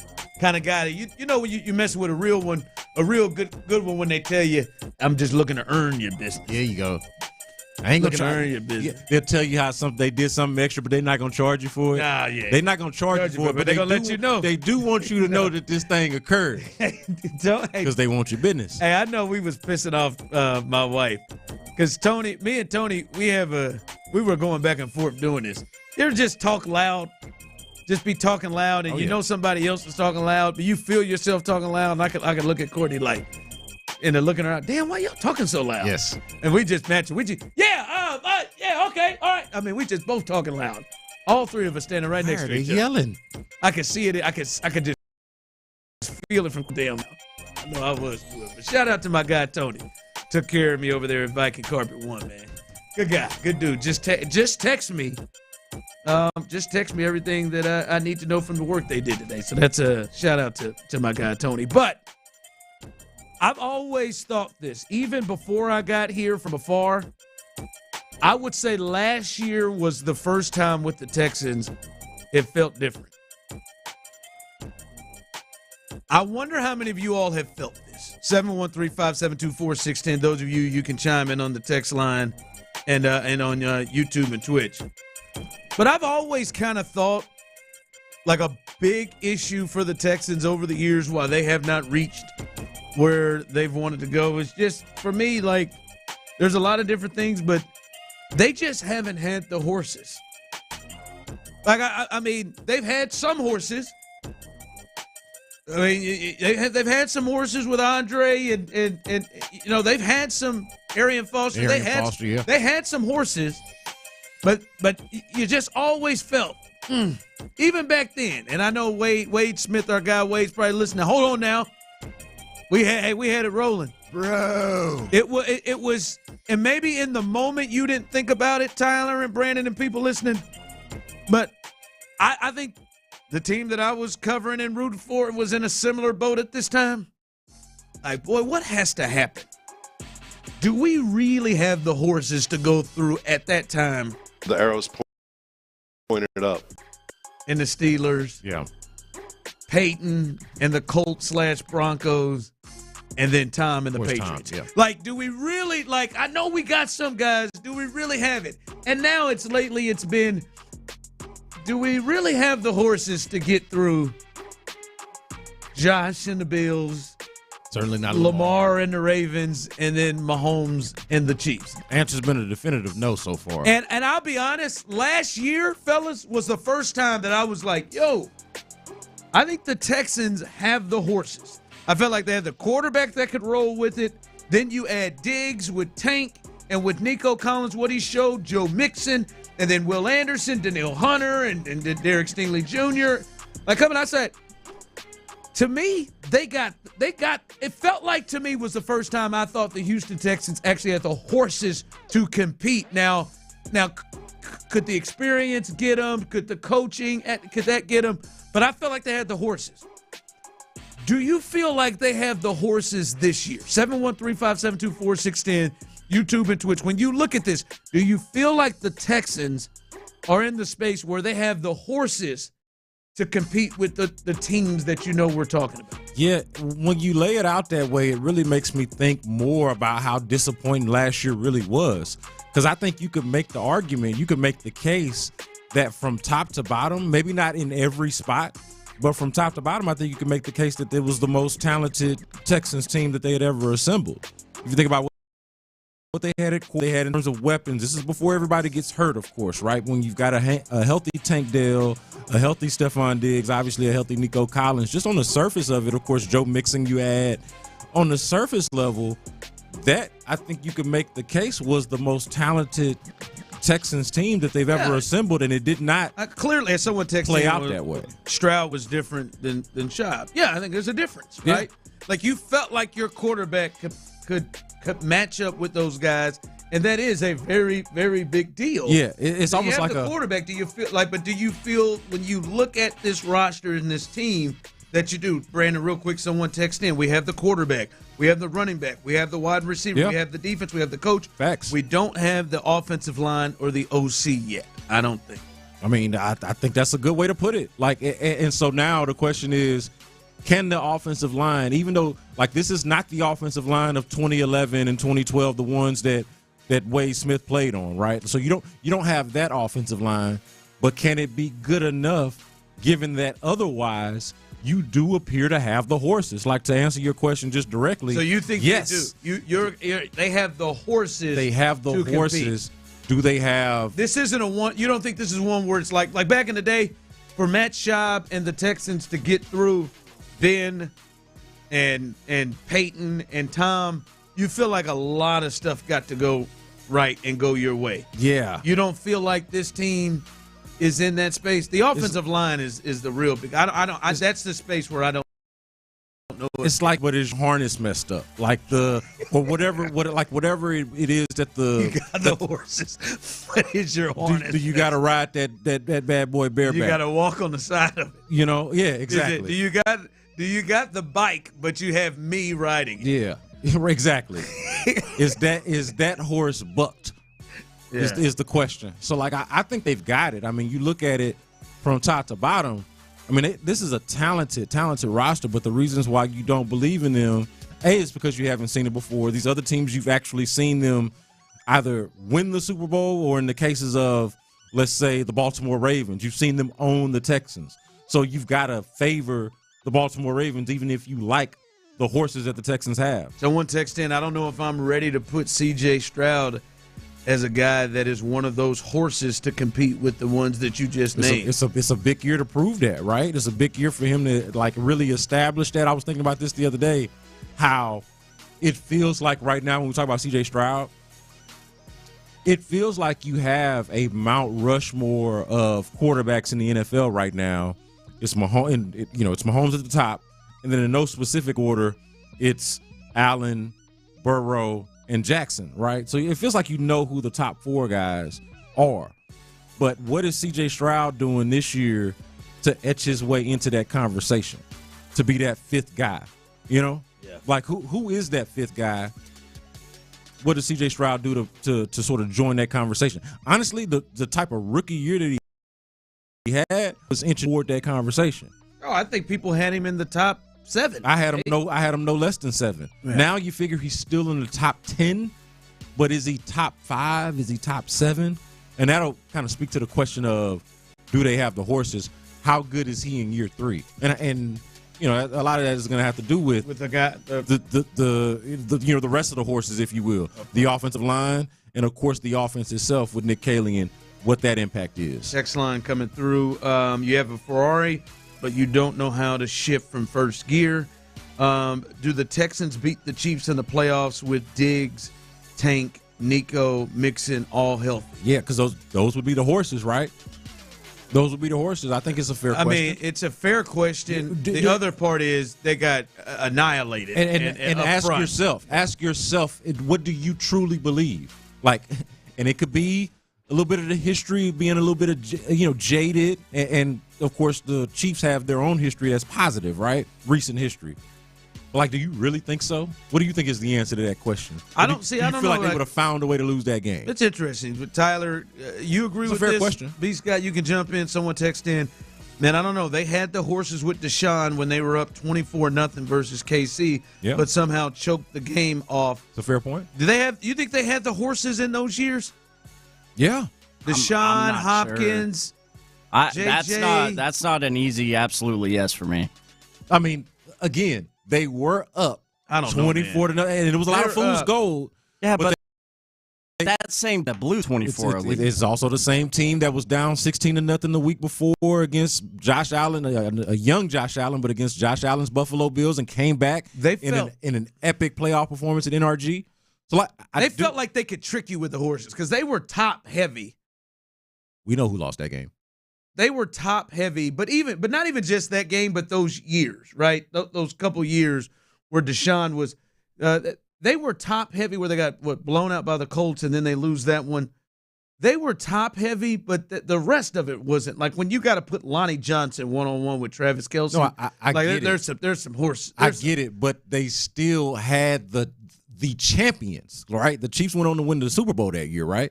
They had the Super Bowl champs down 24-0 at their own house, and by the way, had beaten them earlier in the season at Arrowhead. Well, I got you, but did you feel like that was a team that had the horses? Yeah, at the time, sure. You did. Now in retrospect, clearly they didn't.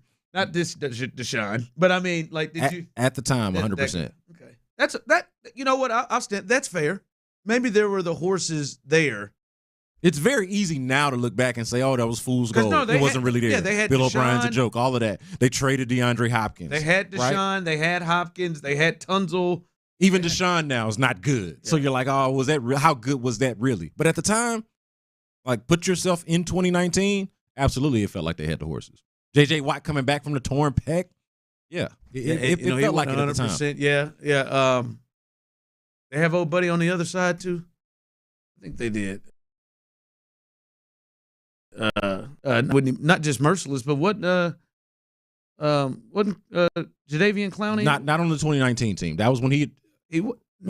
Yeah. He was on that team. Clowney was on that team, right? No. They were traded. They were traded in the summer of 2019. So no, Clowney was not on that team. Who? They played together, but not on that. Not that. Maybe I'm missing it. 2018 they did. Maybe I'm missing it because remember they do the Clowney trade and the Tunsil trade like within days of each other. Yeah, okay, all right. Yeah, all right. that cross, so that happens at the same time. All right, coming up, I need Tyler and I need many of you. I need many of you. I told you yesterday. I tell myself I don't like lists. Well, I heard a list that I had to bring to the people. We'll discuss that coming up next, right here live on The Drive. You just made the list. Payne and Pendergast. Injuries are going to happen in sports. I get all that. But the weird.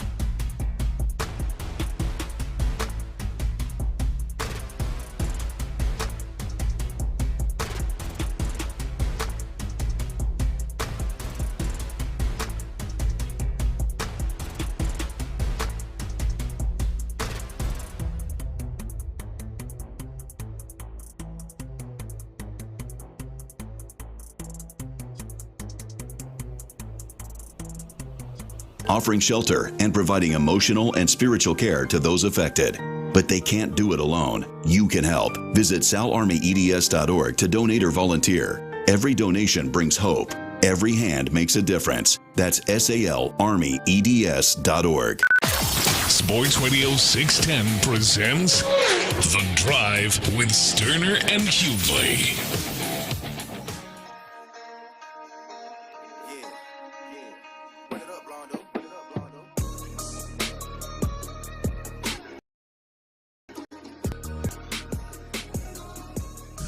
All right, welcome back in to The Drive. Clint is out today, but Brandon Scott is in the building. Also, Tyler Milner is in the building.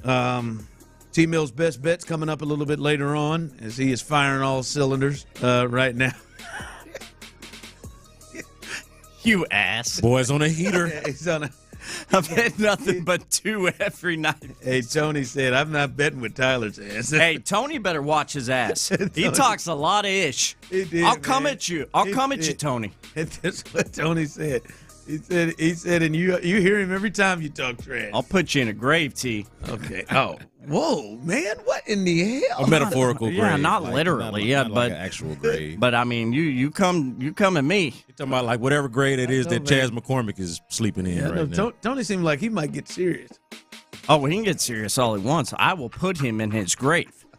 Tony talks a lot of ish when he calls into Area 45 about this show. He did it in my kitchen, place you've never been yet. I've invited you. Once, yeah. Twice. Nope. Once. Yep, twice.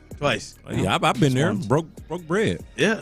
Yeah, you and Clint tossed around some idea about us all like having dinner or something at some point. That never happened. That really fell by the wayside. I put that on me. Yeah, that did. We're just coworkers, man. It's cool. You're going to the game with us tomorrow. Me, you. Yeah, because you needed a skinny dude. That's not entirely true. That's kind of how you made it sound. You could have picked me. I'm You're skinny. the first person. He said it was either of us were skinny. I'm just having some fun. You're the first person I thought of. Yeah, okay. You needed it, just like we need it together. Man.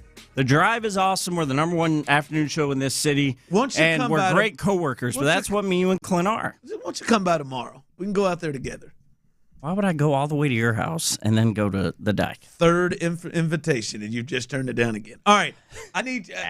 What a setup. All right, I need your help and the people. So I'm not afraid to admit, I was listening to another show earlier today. I was listening to the Dan Lepetard show. Why not?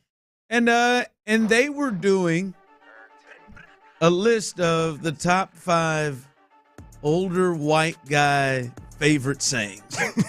Yes. And I had to write them down. Oh, I got one. I had to write them down, and I just wanted to bring to the table to Tyler for obvious reasons, and a lot of our other listeners for obvious reasons. And I think the emphasis on older white guys is a real clear thought to this, as B. Scott is writing down some, I think. And I just want to get your thoughts on the top 5 older white guy sayings. And 713-572-4610, those of you on YouTube and Twitch, tell me if you agree with them, because where they went at number 5, I was blown away because I thought it would be much higher on the list. And I don't know that I love this list. Especially, I don't agree with number 1. I feel like number 1 is not it. So I'm just going to throw it out you tills right to you. Top 5 older white guy favorite sayings. And it does seem like a lot of this is coming from some sort of a confrontational or anger way. Yeah. Because mine is, I have one in this friendly. What's your one? You betcha. You betcha? All right, don't have that on the list. That could also be like a northern thing, though. Could be. Or you bet. You bet or you betcha. So here's number 5. Betcha. Here's number 5 they have. Take a hike. You listen here, buddy. You can just go and take a hike. Take a hike. I would have thought that had been higher on the list. I'm going to be honest. And I was going to say, at 5, take a hike, Bob. Against older white guys saying, take a hike. I don't feel like. That feels low to me. No. I don't even think it should be on the list. Like, Really? Do you think anybody has Tyler, actually said? No, come on. 713-572-4610. I think there are a lot of guys. Do you think anyone has actually said take a hike? I've heard it. Someone out in the wild? Yeah. Wild. Take a hike? Yeah, I have. I think it's Take a hike, buddy? Yeah. I've only heard the it buddy like, on the buddy on the like end as a of joke. it is a really big one. All right, so that's 5. That's what the whites used to do. Is take a hike. 4. I don't know white people the way I thought I did. 4. Hey, hold your horses, pal. That's a good one. Is that a good one? Now hold your horses. Hold is your a horses. strong contender. Hold on now, buddy. Hold your horses there, pal, okay? Yeah. Hold your horses. Hold your horses is definitely one. Hey, where's the fire? That's a good Hold your horses. All right. Number 3. Oh, for Pete's sake. Pete's sake. Right, that's in, right? I would.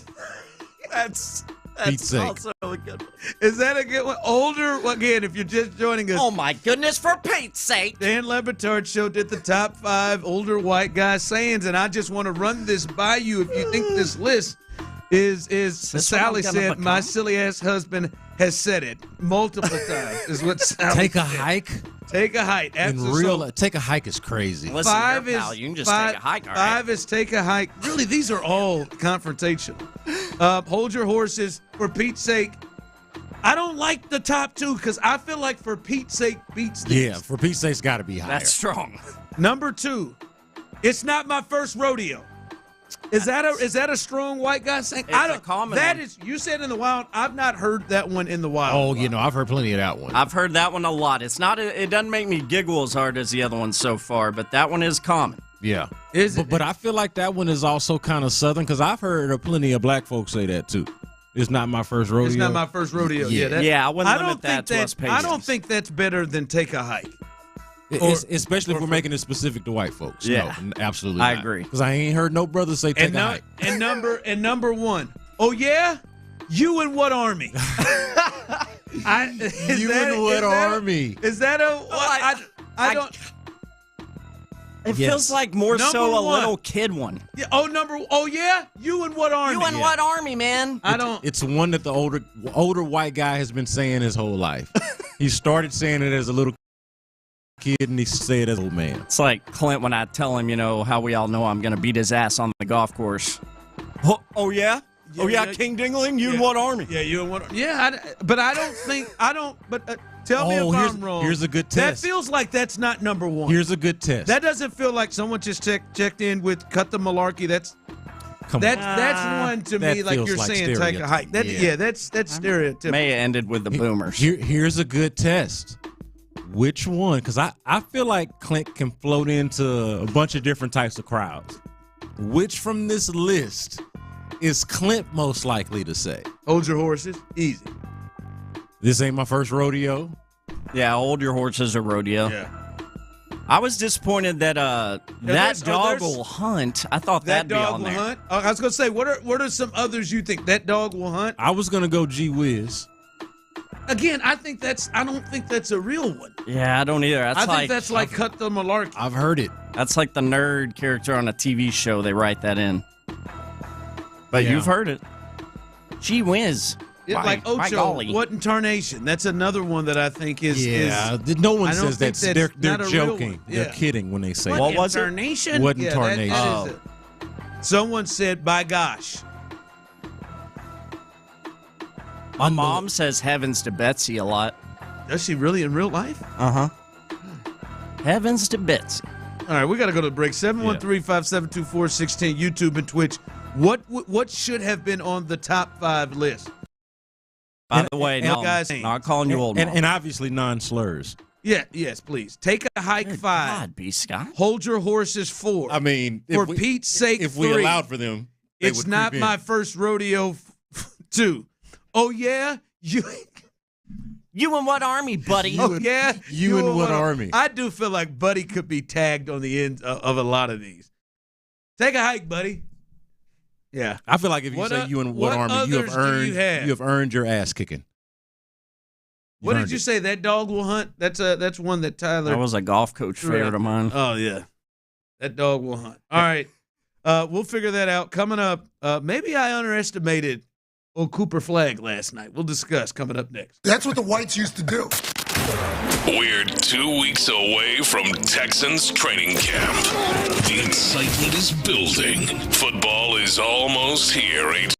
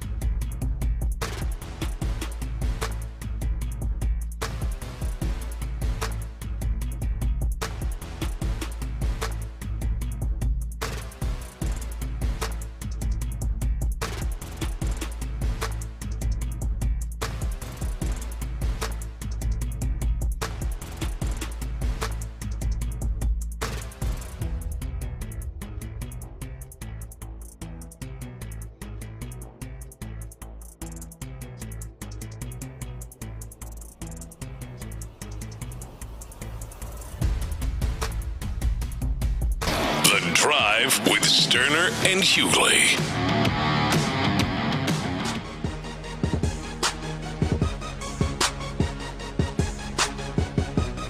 All right, this is one of those that are flooding around here a bit. As I see them coming through, Jiminy Cricket. Again, it is really you'll have to tell me, Nokia? are these stereotypical, or are these things that older white folks really say? Yeah, we're trying to have fun here, but like just say let's make a lame ass. Because I can see it like when Dave Chappelle is imitating white folks, Jiminy Cricket. Like or I can Shizzle. See, but I want to really like someone. You ain't just whistling Dixie. I've not heard that one. Your ass is grass. Your ass that is really grass. Said, is I feels strong. like that's it. And I'm the lawnmower, buddy. Okay, I've definitely not heard that. As the my dad used to say as the superset. I did not know, and I'm the lawnmower. It was your ass is grass, and I'm the lawnmower. Buddy. This is a good one. Leave when it's time to leave a restaurant or leave somewhere. Let's rock and roll. Rock and roll. Shout out Mark Vandermeer. Yeah, well, that is a different feel. Rock and roll, meow. When I'm leaving, one I've said, and I know other white fellers have said, is it's time to hit the old dusty trail. Hitting the old dusty trail. Yeah, I've never really heard that one. Yeah, I think some of these are Southern specific. What are the ways that older white guys say they're going to the bathroom? Gotta hit the loo. The loo? It's not the head? Gotta hit the head. The outhouse. Gotta drain the main vein. Yeah. Taking the Browns to the Super Bowl. Gonna go sit on the old porcelain throne. Okay. Me and my granddaddy used to say, go make magic. Go take a dump. Yeah, that feels universal. That's just straight to the point. Right there. Got to tinkle, is what a Champ Slice said. If you're a grown man saying that, why he gotta take a piss whether he know it or not. That's from The Wire. Same person who's saying I want them tendies, I guess.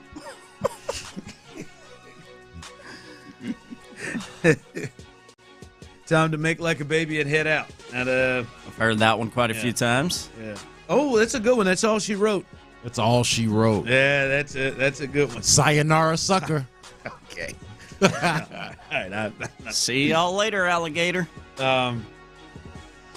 After a while. Yeah, that's interesting. All right, that was fun. I heard that list and I just wanted to. I just didn't feel that didn't feel like an accurate list to me. Holy smokes, that's another. Holy smokes has got to be a 1 That's a seed. strong one. That's in there. Holy smokes! Yes, I mean that is. Kevin turns to that one often. Yeah, he's a white guy. Holy smokes! Yeah.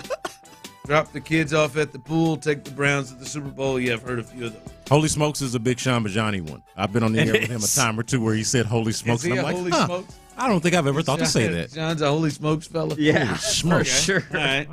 I didn't know. I didn't have that one from him. Yeah, Bijani's got There you holy go. smokes in his bag. All right, well, Sean, you sent a few in there. Sarah Jessica Parker, man, she's always done it for me. Okay. That's a weird one. There, man. I'd play it because he hates that I have it. He always looks at me like, bro. Careful what you say on these here airways, man. Hey, I know Tyler didn't watch a single second of it last night, but Cooper Flagg, I may have misjudged the experience. Now I'm just trying to think of what is Cooper Flagg's white guy saying, if he has one. Nah, I don't think he's got one. I think he should. He's from Maine. You would think he's got to have a background. I don't care how many brothers he can play basketball with. That was the first thing. See, the Cooper Flagg experience, we got to get it because it appears, I don't know if it's just been on the 1 year he spent in Durham and Raleigh in the North Carolina area, or if it's like maybe Maine has a little something else, or he's been playing on tournaments, but he certainly he does appear that he has been influenced. Yeah. Influenced the way that J.J. Redick starts sounding a lot different from the way he did when he came out of Roanoke, Virginia to Duke about 10 years in the league. Like Svi Mikhailuk from overseas completely changed the way he sounded within 3 years of his time at Kansas. So Cooper Flagg does look like he's been kind of influenced a little. He has much more of a going towards the old Travis Kelce way than he appears to be going the Duncan Robinson. Yeah, it seems like his dap game is probably proper, if I had to guess.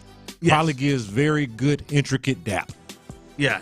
Listen, last night it wasn't perfect on the floor, right? He had 10 points. I think he had 10 at the half. He had 10 points, 4 assists or 6 assists, 4 rebounds, something like that. It wasn't great. He was 5 for 21. Boy, he got up 21, didn't he? Yeah. In his first game. Good time, a long time. He went up there, Cam Whitmore, this thing. He got up shots, played good defense. They won the game at the end. He was disappointed in his performance, but he did have, and we talked about this yesterday, for me, B. Scott, it did have this is like an event. Yeah. Like it felt like that the whole time, and it's right off the bat because he comes and gets that steal, and yams it on the two. He was like, I'm going up, and let me see if you can. There was an event there. There's a swag. There's a something that draws you there. That I didn't know that it was going to be like that for me last it's night. not milk toast. It's not boring. It's not bland. No. It's got a little bit of an edge to it, despite the fact that he's from Maine and all of these kind of stereotypes that are easy to play into. But there is an edge there. There is an appeal there. There's a swagger. I think that there is a kind of aside from just the game, kind of just as an appointment viewing of what is the personality of this is gonna look like. Yeah, and it was one of those ones like sometimes he's got a little bit of showman in him. There's some showmanship. There's sometimes there's athletes or entertainers that do something and that you don't know, like, all right, man, what the hell is Kanye about to say? Yeah. What the hell is Ron Artest? He's liable to do something crazy. What is Draymond? What's crazy thing Draymond is like? His normal without trying is kind of a drawing thing. I think Tiger is like that. Yeah. I think Caitlin Clark is like that. I think there's some folks that are like that where they're not having to give off extra stuff. Yeah. To be stars. That's just the first game, but I was drawn, and he couldn't hit the backside of a barn for the most part, but I was into him. Yeah, I think it is going to be important to his story. Not sexually or anything, but I was into I hope not. I hope not. Yeah, I hope it didn't, take you too far. Take me too far. I like basketball just as much as the next man, but goodness gracious. But I do think this is going to help in terms of the intrigue, like not just it being like Shai Gilgeous-Alexander is a good basketball player. Is he a compelling figure? Like, are you on the edge of your seat when he's out there? Not necessarily. You were with Tyrese Halliburton, though, right? And I don't know if that's necessarily his personality as much as it is his game, but there's got to be just a little bit extra, a little more there with the basketball players, the guys who you see their faces, you see the expression, you see the reaction from play to play, the showmanship part about like trying to go up there and punch it on somebody, right? Yes. Not necessarily just trying to make not just trying to necessarily make the correct basketball play. But you know what? I want to make an impact. I want to put on a show. I want the price of admission to be justified here by saying that, hey, you got to see Cooper Flagg yam on somebody in his first Summer League game. Like it seems like he knows and understands the meet moment. Whether he does that or not remains to be seen. But he does seem to have a feel for it. Now, there is one thing we do have to take a look at with Cooper. And, I don't know if I'm really feeling what he's doing with this facial hair attempt. I don't know if you've caught this, Tyler. I have not. Please tell. Pull it up. It looks like, at Duke he was clean faced, right? He was straight clean faced. Now you brought up the word edge is what made me think about this. You brought up the word edge, and now he's going with it looks like he's trying to go into a goatee. I like it. But it looks like he can't grow the sides. That's all right. So it looks like it's just the stash and then that's cool. The beard part. Yeah, that's all right. All right, I don't know how you good. That's fine. You like the look for him? Yeah, you no, think it's it's fine. working for him. Yeah, facial hair over non-facial hair, 8 days out of 7. Every single time. Absolutely. We all, I don't care how handsome you are or how ugly you are, you look better with facial hair. All men, 100% of us. Should he pick one, or are you good? No, I think that's fine. I don't think it has to. And Yeah, I think if the beard is full enough, it's not a peach fuzz, but it's a firm enough beard. Unless he's doing it on purpose. I don't think that has to connect. No, it's fine. You don't think it has to connect. No, you like this look. It does. He does look a little edgier. It's better than he facial, did at Duke. Better than no facial hair every time. Yeah, I'm with it. Ideally, it would connect. I'm with you. Because if he had a full goatee, that's a. But I think some people do on purpose. They'll have the beard, and they don't necessarily want it to connect. It makes me wonder because he's growing it so full, the top and the bottom. I think he could connect that if he wanted to. I don't think he's dealing with I got kind of the patchy situation on the cheek here. I don't think he's dealing with that just on the goatee part. I think he's good. I think this is the look that he's going for, and he's rocking it. And I'll be honest, that look, I can tell there's some edge that I think people like. I think there's some. I think there's a chance he could be something that the ladies enjoy. Oh yeah, he's got that Love Island bombshell kind of vibe going. When that acne clears through, which I'm certain he'll figure that out. When that acne clears through, he's a young 18. kid. He ain't got his skincare routine. He is down 18. Yet. When that clears through, and he's giving you a little bad boy with that goatee. That's the added part to it. I like I said, man, I didn't think that I would be in it for the Cooper Flag experience, like he would have me in with him scoring 10 points or something. It was drawing to me, and I didn't have that experience really from him at Duke with it. As someone texted in, he's got a little aura. Yeah. Yeah. Oh, that's the word. Got it. Aura. He's got a little aura. He's got a little bit of aura. Yeah, a little bit of aura. Yeah. What the kids are calling these days Riz, which I think is short for charisma. I think it is. I think you're right on that. Yeah. All right, the lineup is out, and we will in it, including does their number one overall prospect, who just got called up, is he in the lineup? We'll let you know as Lance McCullers gets the ball against the Rangers. All of that as we continue. A little Dirty's Daily coming up next, right here live on the Drive. Area 45 with Bijani and Creighton. Biggest issue right now for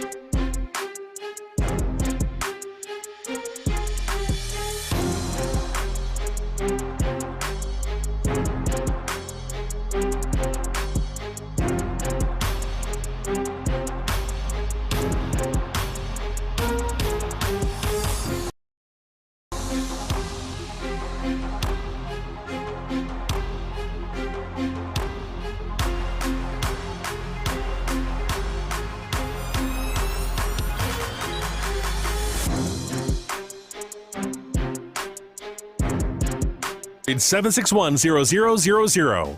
KILT FM HD2 Houston. Insider access, exclusive content. Sports Radio 610. The Texans play here. An Odyssey sports station. Hughley has came in the game. Sports Radio 610 presents The Drive with Stoerner and Hughley. Dive into the mind of former NFL quarterback Clint Stoerner. I like a good time. I like to have a party. I know you do. It's Dirty's Daily, presented by Mokaram Injury Lawyers. That's right, Dirty's Daily, as Clint is out today, but B. Scott is in, and we'll hold it down. Remember, Dirty's Daily, as you heard there, is powered by Mokaram Injury Lawyers. Hard as hell to say, easy to dial.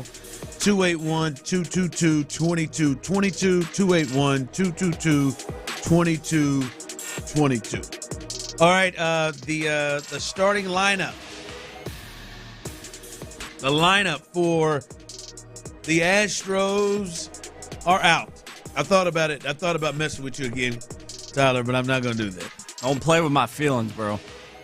Because I want them damn lineups back. As you know, by the way, breaking news earlier in the 2 o'clock hour, Jake Myers, I know many of you are surprised to hear this, but he is going to the IL. So he is going to be in the IL. By the way, Zach DeZenzo also moved to the 60-day IL, which he'll be out for a while. They done got him a burial plot right there next to Chaz, man. Ain't that a shame? Chaz is just fine. He's not just fine, but he's coming. He is not. He is coming. Here is the lineup. Isak Paredes, the all-star, is leading off at third base. Cam Smith moves back to the 2 spot now that Jake is officially out. And then Jose Altuve, here's a key, playing left field, is batting third. And back from paternity leave, Christian Walker is back in his favorite spot of the lineup, the cleanup spot, the 4 spot. Great. It's where Christian Walker is back in the lineup. I'm so excited. We're getting a little funk. Playing first base. Victor Caratini, he is the catcher tonight with Yainer Diaz behind him. Mauricio Dubon is playing shortstop tonight. And then Bryce Matthews, the number 1 prospect for the Astros, the hometown kid, he is at second base tonight, batting behind Mauricio Dubon in that 8 spot. And then Taylor Trammell is in center field for Jake. He is batting ninth in the order. Again, Altuve, Walker, Caratini, Yainer Diaz, Dubon, Bryce Matthews, Trammell, and Lance McCullough is on the mound. The big story here is Bryce Matthews, hometown kid coming back. Is this something you are really excited about? Because I've got some questions about this whole situation. Yeah, I'm excited about it for him. Obviously, as you mentioned, a local product, came out of Atascocita. And so I want him to do well. And, of course, he's the Astros' top prospect. So there is a natural curiosity attached to that, wanting to see what does the top prospect look like in his major league debut. And, of course, you're rooting for that to be successful. Now, I haven't set a high expectation for what I want that to look like or what I think that's going to look like. I'm more curious than anything. I don't know what it's going to be because he seems to have quite a bit of boom or bust in his game. Like he's a guy that walks a lot and strikes out a lot, right? A lot of swing and miss, but also a lot of slash lines, by the way, yeah. 283, 400 on base, which is great, but it's the minors, obviously. Yep. 476 slug, 10 homers, 39 RBIs. His big attribute there, 25 steals. Yeah. In AAA. While playing second base. Yeah, so, I mean, a good player, obviously a talented player. Again, I don't want to put too much on it. It feels like it's more so of the situation that's necessitated this as opposed to like, oh, Bryce Matthews is killing it and now we got to rush him up to the situation where it's like, oh, man, we can't afford not to have this guy in the lineup. We can't afford not to have this guy on the field or on our team. It's more of attrition type of situation, but I am hoping the best for him and feel like he's a really talented kid. See, yeah, that's what I wanted to ask you was, had you been hearing that there was a possibility that this was a move that was in the works? Yeah. You've been hearing that? That's one, because I'm not going to sit here and lie and say that, like, that there was a thought, like when Kyle Tucker was coming up, there was a thought like, all right, Kyle Tucker is eventually going to get up here, and there was talk about that. There was talk about Hunter Brown when he was going to come up here. I don't really remember hearing that from Bryce Matthews, and I'm not going to lie to you, there's a part of me that wonders, were they really trying to change the conversation? Because the way that dropped it was just getting crushed by the Jake Myers injury as they deserved to be, and then bam, change it. We're gonna bring up the number one prospect, Bryce Matthews. That's what I was just wondering. Were there rumblings that he was going to potentially come up here? Because the reason why I say that is I hope they have a plan. And this was a plan. Your number one prospect, it feels like there should be a plan of how you're going to attack. Well, first of all, if the strategy was to throw us off the scent, let me just tell you, they are sadly mistaken. You haven't been thrown off the scent? No. We don't have short-term memories like that. No, we're going to remember this. We're going to remember what happened with the just been happening over the last several months, especially this season. But specific to him, to Bryce Matthews, it is the top prospect. Like, it is not a far-fetched idea that the top prospect would work his way into your lineup, and especially given all of the issues that they've had with their lineup with health. So, like, to me, that part is not surprising. Yeah, we've heard that, hey, he could make an appearance. He could make his way up to the majors this season. But I think, again, what necessitated it was the fact that they've had so many guys go down, that they've got so many guys out. Like, if they were rushing to get him or itching to get him up to the majors, he would have been up here by now. He would have been up here, already, I think. And I don't think it's a matter of him not necessarily being ready, as opposed to, like, them being kind of crowded in the infield, right? But then you could also make the argument, hey, second base. They got an issue at second base, right? Jose Altuve, they have in a very classy way gradually moved him to the outfield, and they got him playing second base here and there. But they got a hole there. I think it's been a question all along of, hey, when exactly is he going to be ready?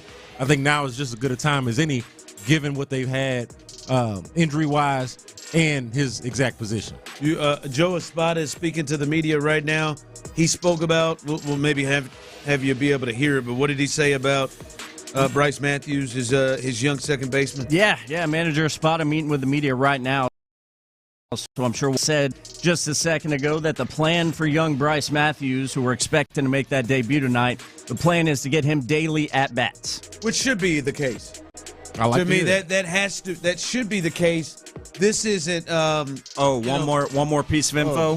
He said you'll catch Bryce Matthews playing either shortstop or second base over the next, however many games. That was going to be the next thought. Is he should come up here and get every day. He should be treated, to me, if you've made the decision to bring Bryce up, he should be treated the way that they've treated Cam Smith, and that is him in the lineup every day playing, because he shouldn't come up here and be, to me, even in a platoon. Even if he's in a platoon, it makes more sense that he continues to get every day at bats in Sugarland.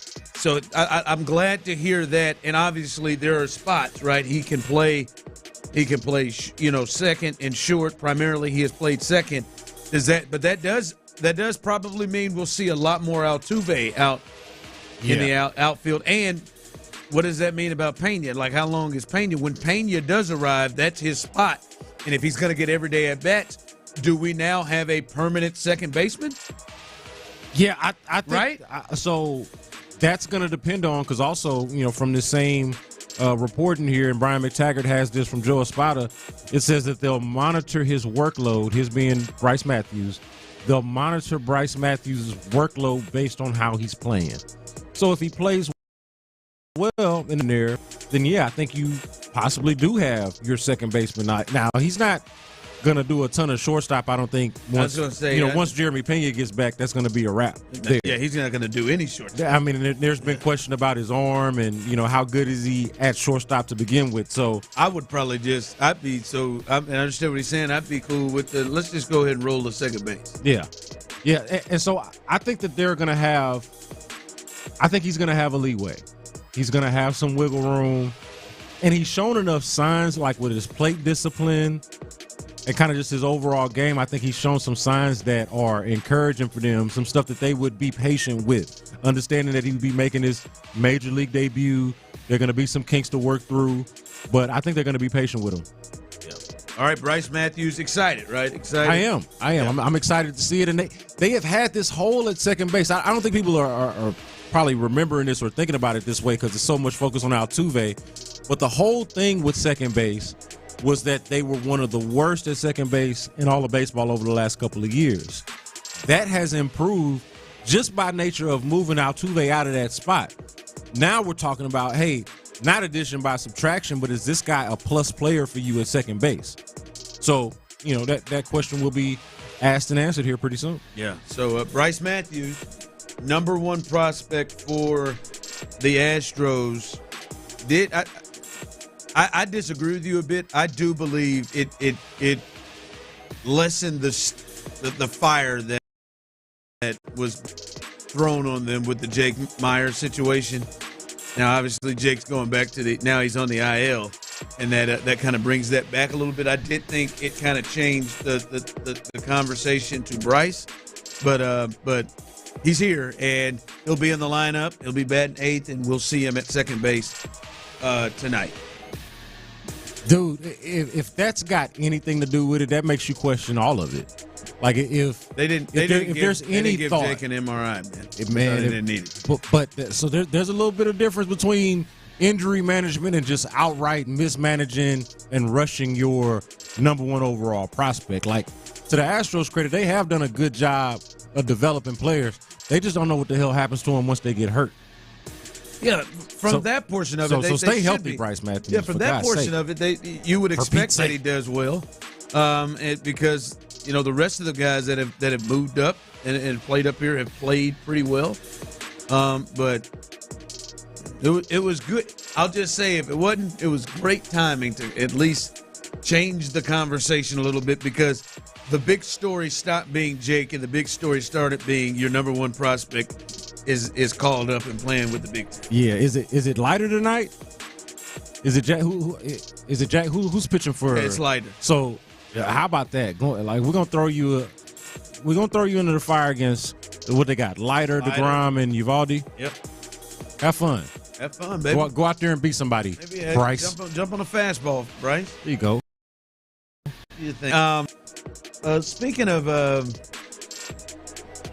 doing your thing and fighting hard in Houston, I don't know. Do you all remember the Adrian Peterson video where it looked like he was at some makeshift casino? I think they were actually doing it for it's a poker game.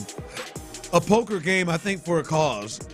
And I think he knew the guy, but he was about to. It looked like a fight was happening. Then I think they actually started throwing hands.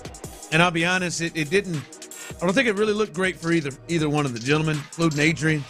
I don't know. I was telling myself Adrian was just trying not to haul off and lay the guy out. Yeah. It looked like he was trying to calm himself. Well, naturally, fellas, Adrian Peterson has signed for a celebrity boxing match with that guy that he fought over the poker game. Wow, dude. Is this where Adrian is? Rough living. Oh, yeah. I mean, you figure Adrian Peterson could go somewhere and just sign autographs and make a check. Like, just or if he really wanted to whoop this guy's ass, he could just go and whoop this yeah, well, he guy's clearly ass. doesn't want to just whoop this guy's ass. No, he wants to whoop They're going to have to go however many rounds that the agreement is for. So a celebrity boxing match, it only has to have one celebrity? Apparently so. Or what is celebrity? This guy a celebrity? What is celebrity in 2025? Like, is one viral video with one famous person enough to make you a celebrity if you were memeable? Do we know this gentleman's name? He could walk in here right now, and I'd be like, I don't have to look. I don't know his name. Need a name tag. I tell him to go to the front.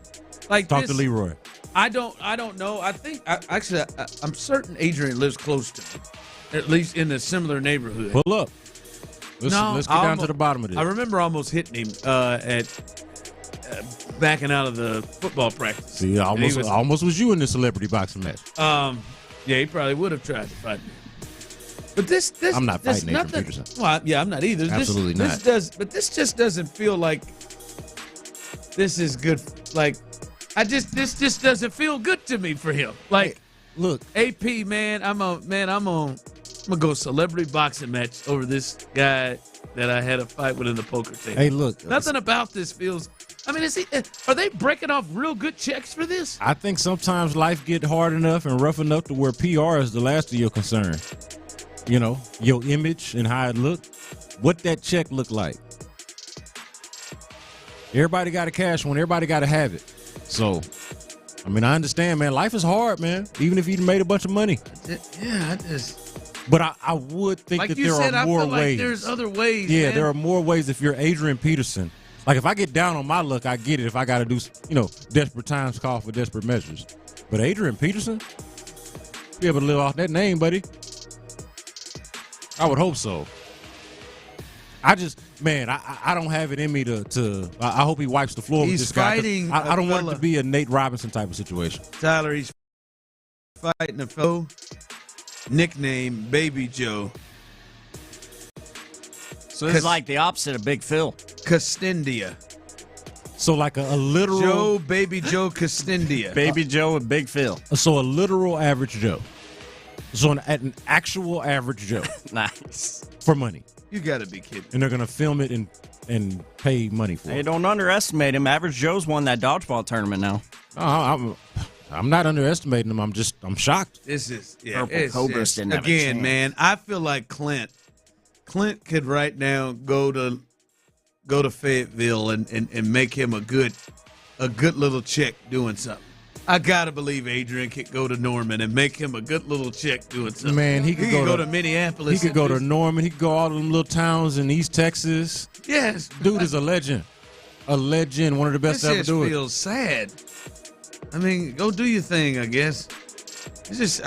Boy. I mean, it could just be easy money. Like Adrian Peterson's like, hey, man, I might not be what I used to be, but I can whoop this guy's ass for a check. Come catch these hands.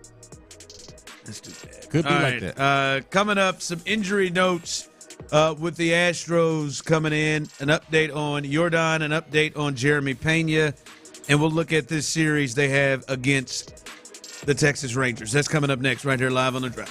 Sports Radio 610 listeners, wow, you stepped up in a massive way.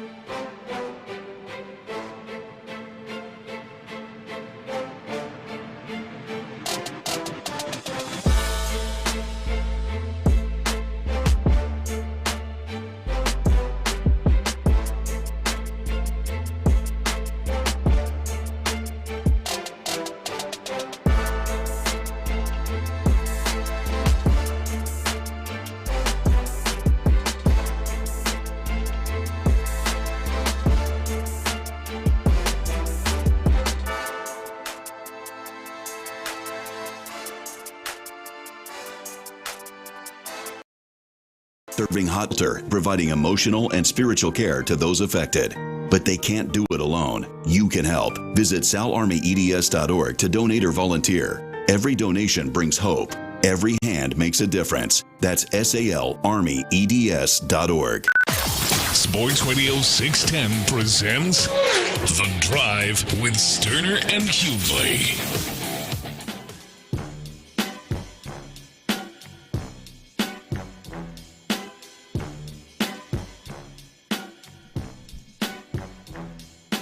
Welcome back to The Drive. If you are late, a little injury news and notes with your Houston Astros. Ron, go British on us real quick. I think it was, I don't know what that was. Let's do it for the whole segment. Sorry, man. British? Was it Australian? I don't know what it was. I don't know. Astros. I don't know. I don't know what it was. But little Astro injury news is what I meant to say to you.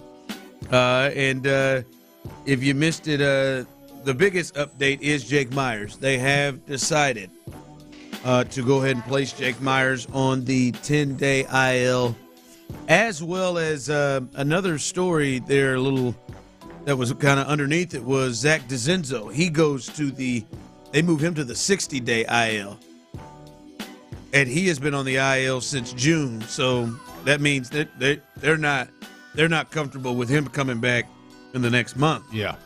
Plus, maybe, with how long he's already been out. So those are some injury notes there.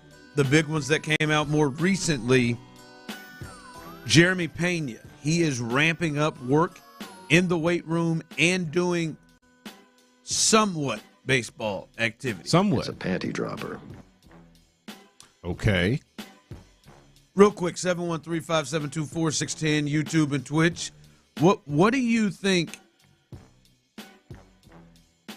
What do you think he is meaning by somewhat baseball activity? So like baseball adjacent activity? I haven't a clue. Long toss? But that wouldn't be for a shortstop per se, right? Yeah. I don't know. You think? In my mind, I feel like he is taking the ball on the turn of the double plays, but not throwing it through. Yeah, not throwing it. Somewhat baseball activity. Because that might hurt the. What are we saying is wrong with the what's wrong with the ribs? What's the official word? Is it just bruised, cracked? I think they said fractured, didn't they? Yeah. Because they didn't know at first, and then they did. Yeah. So we'll see. Whatever that is. Hopefully, they can get him soon. They do have, obviously, the All-Star break afterwards. He will travel to Atlanta, but he is not going to play. So that is the latest with him. Well, that's good. He can fly. Got a guess on Alvarez, folks? Ooh. Still not swinging a bat. Jordan. I just know his hands hurt. No, God! Keeps telling you that it hurts. Then they swing. Then they go ahead, swing a few. Where are we in the stages of grief with the Jordan situation, Tyler? Because I'm looking over at your face, man. You look like you've either, I can't tell if you just discussed it or if you've also accepted that Jordan is going to be missing in action for a while. No, that I'm not accepting that yet. But yeah, it's mainly just pure disgust, B. Scott. I just cannot believe this is the situation we're finding ourselves in with this damn training staff, the medical team for the Houston Astros. It's infuriating. I mean, Ron was 40 the last time this guy played. Yeah, 40. So, I mean, at some point, you just got to start imagining life without him, or accepting and understanding life. Do you think he plays before my wife turns 40? When is that? August 14th. Nope. No.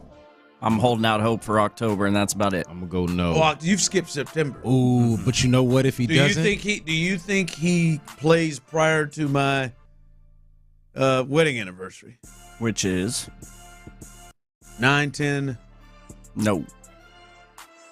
Oh, he's got to be here before September 10th. Nah, Does he? Does he got to be B. Scott? He's in there. He's in there. Playing before September. He's in the lineup, but not before you know about the my folks wife's looking birthday. at his injuries, right? I want them to stop looking. I just ask You'd rather just trust him, man. What do Jordan got to say about it, man? Because it felt like his instinct was correct to begin with. You know, like I almost trust the player more. How you feeling? I mean, I feel like that's what they're doing anyway. Yeah, you good? You good? Jake? You straight? Yeah. All right. Yeah, I think I might need an MRI. No, I don't think we need that. Somebody texted him, Pena kinda baseball activity watching SportsCenter. Okay. That's not a bad one. I feel when I think about it, I picture him with a baseball glove and just doing this, like Smalls on the Sandlot. Yeah, but standing, like, you know, at a makeshift baseball field, like a not field, but maybe they've got an indoor field, and he's just. That's better than me. I thought he was like trading baseball cards or something. Might be playing MLB The Show. Yeah, PlayStation. Because can he play fantasy? Is that too close to gambling? Probably. Text line coming in. Ron flexing with important date knowledge. Wedding anniversary, wife B-day. I see you at wedding anniversary. That's easy. 9, 10, 11, baby. There you go. There you go. Isn't that easy? Can you count? Can't mess that one up. 9, 10, 11. That's an easy one, baby. Can you count? That's what it is. What's my anniversary? Huh? Text line coming count. through. Real positive there from the folks. Jordan will be out for the season, have surgery. Myers will be out with an Achilles injury, done for the year. Come on, man. Achilles crazy. Come on, man. What do they call it? What do they call it? A right calf strain is what they're calling Jakesters. They're going to mess around, not having MRIs and throwing him out there before he's ready. They're going to mess around and mess up his Achilles if they're not careful. Yeah, hopefully good. Sean Dubin and Brandon Rogers have shifted their rehab assignments to Florida. What does this mean for Brendan Rodgers? Man without a country. Now that they brought up Bryce Matthews, I mean, it really got to suck for him because this job was there for the taking. I actually assumed that he was just going to be their second baseman, that they would take the L in the lineup because he's basically a zero in the lineup, but he'd be an excellent defensive second baseman, kind of answer that question, that issue that they had at the position. But no, couldn't even hold that down. And now the kid is here. I mean, I think it's the kid from here. Like, no, it's got to. Like I think it has to. They're going to have the patience with him, and this is a damn shame. It's his job to lose. Tyler doesn't believe Jordan's going to make it back before the Texans play Week 1. Tyler is guarding his heart. What day? He's guarding his heart, man. What day do the Texans play Week 1? What day is that game against the Rams? Yeah, it's got to be right around that September, mid-September. September 7th. Yeah. You don't think he's back by September? No, I do not. You think the Houston Texans, who have not started training camp, will play their first regular season game in L.A. before Jordan Alvarez? Right now? Which happens first? I'll buy you a bottle of Whistle Pig if that is the case. Which happens first? A Nico Collins touchdown? No, I take that back. We've got to have. You got to get me something too. I don't know why. I just did I'll buy you. You already said it. Once. I didn't shake. Yeah, no. You're a man of your word. I didn't shake on it. Doesn't matter. You say it. Right? You're a man. You stand by your word. Don't try to push that on me. You get a I'll see you in October. You get a Nico Collins touchdown before Jordan Alvarez home run. Oh wow. I'm gonna say no. I think Jordan comes back. I think Jordan comes back in August. I think. Not this month. Clearly not. He's not hitting yet. Jordan. His hand's still hurt. Now, so it was 60% healed. Any update on that? Well, then we went to 80, and I don't think we got a new good. I don't want a freaking number from those new percentage. 95%, Tyler. We almost there. It's 95%. I don't want no damn numbers. No digits. Who again thought that was a good idea? This will calm them down. 60%. Got some good news and some bad news. We got some good news. Hey, man, hey, we found out actually it was fractured, but guess what? She's 60% healed now, fellas. It's so fractured that it's healed. Damn. Yeah. It's a good thing they winning games, man. Because what an embarrassment. Let's see if they can start winning again tonight as they take on the Rangers. See if they can start winning again. All right. Rockets fans out there who in the Western Conference do you get the team that will give the Rockets the most problems? And I forgot about this, and this should have been an honorable mention on the turd list. This was despicable, in my opinion, what we saw last night or what we saw earlier this week. I don't know if you saw this in a minor league game. Absolute BS. It would have been a situation where I would have sat on home plate and we would not have gotten the game started again until they reversed the call or someone drug me out. And I would put all my body weight on the ground. It was the most ridiculous decision I have heard in baseball in my life, and I've seen a lot of them. We'll discuss that coming up next. Ron's got some juice to him. The Drive with Stoerner and Hughley.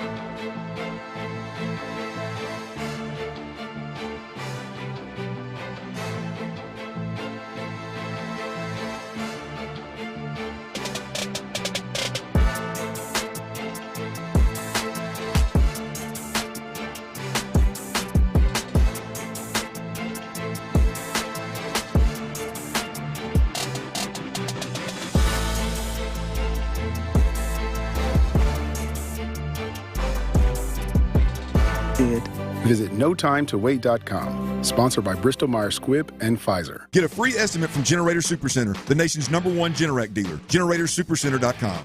Live from the Mokaram Injury Lawyers Studios, Sports Radio 610 presents The Drive with Stoerner and Hughley.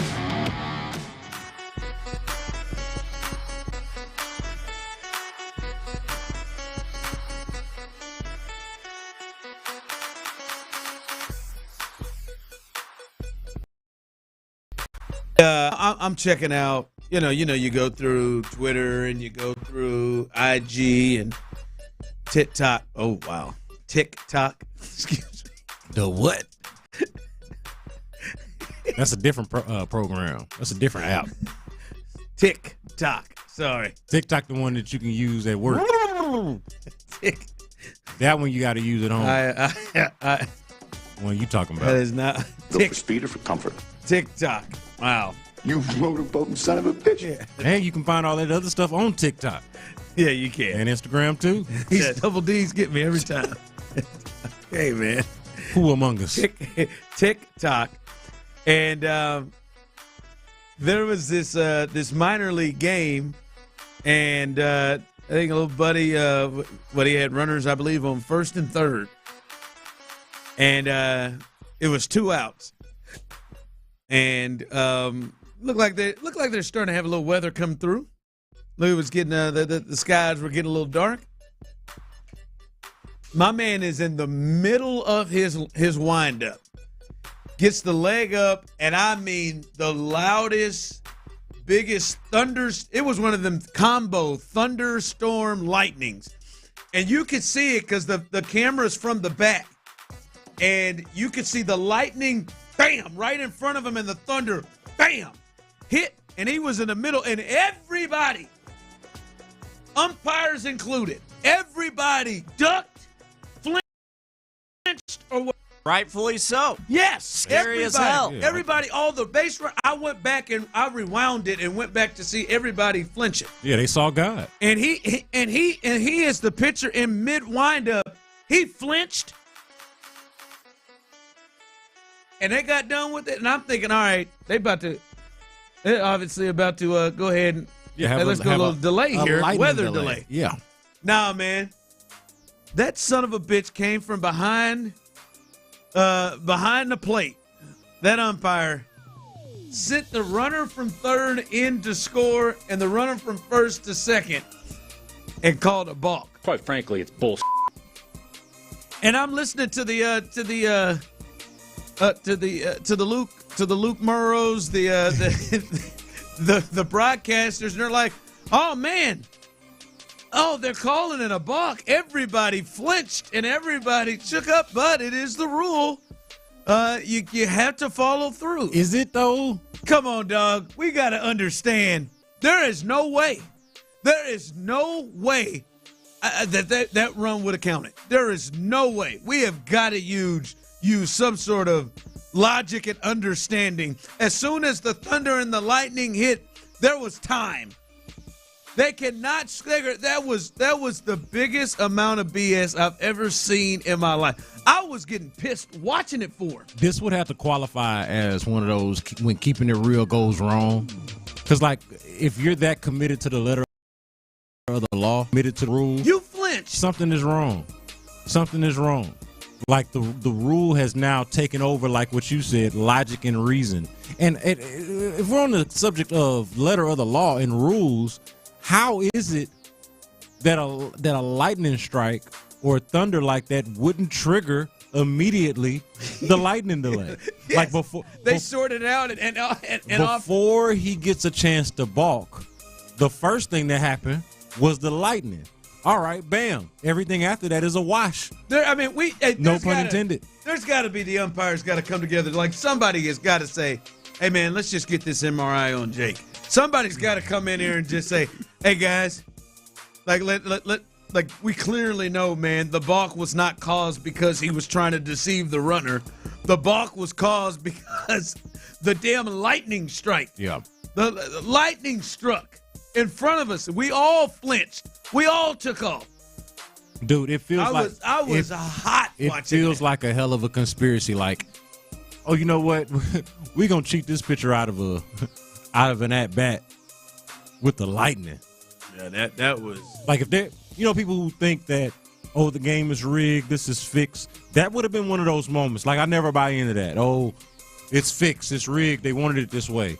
I never buy into those conspiracies. If I was at this game, or if I was this pitcher or somebody on his team, I would have some serious questions. The fix got to be in. I'm grabbing all the baseballs, and I'm sitting on the home plate. Start the game over. We're not starting it. We're not. There's not ball. There's not. Whenever we restarted that game, I'm not. Nope.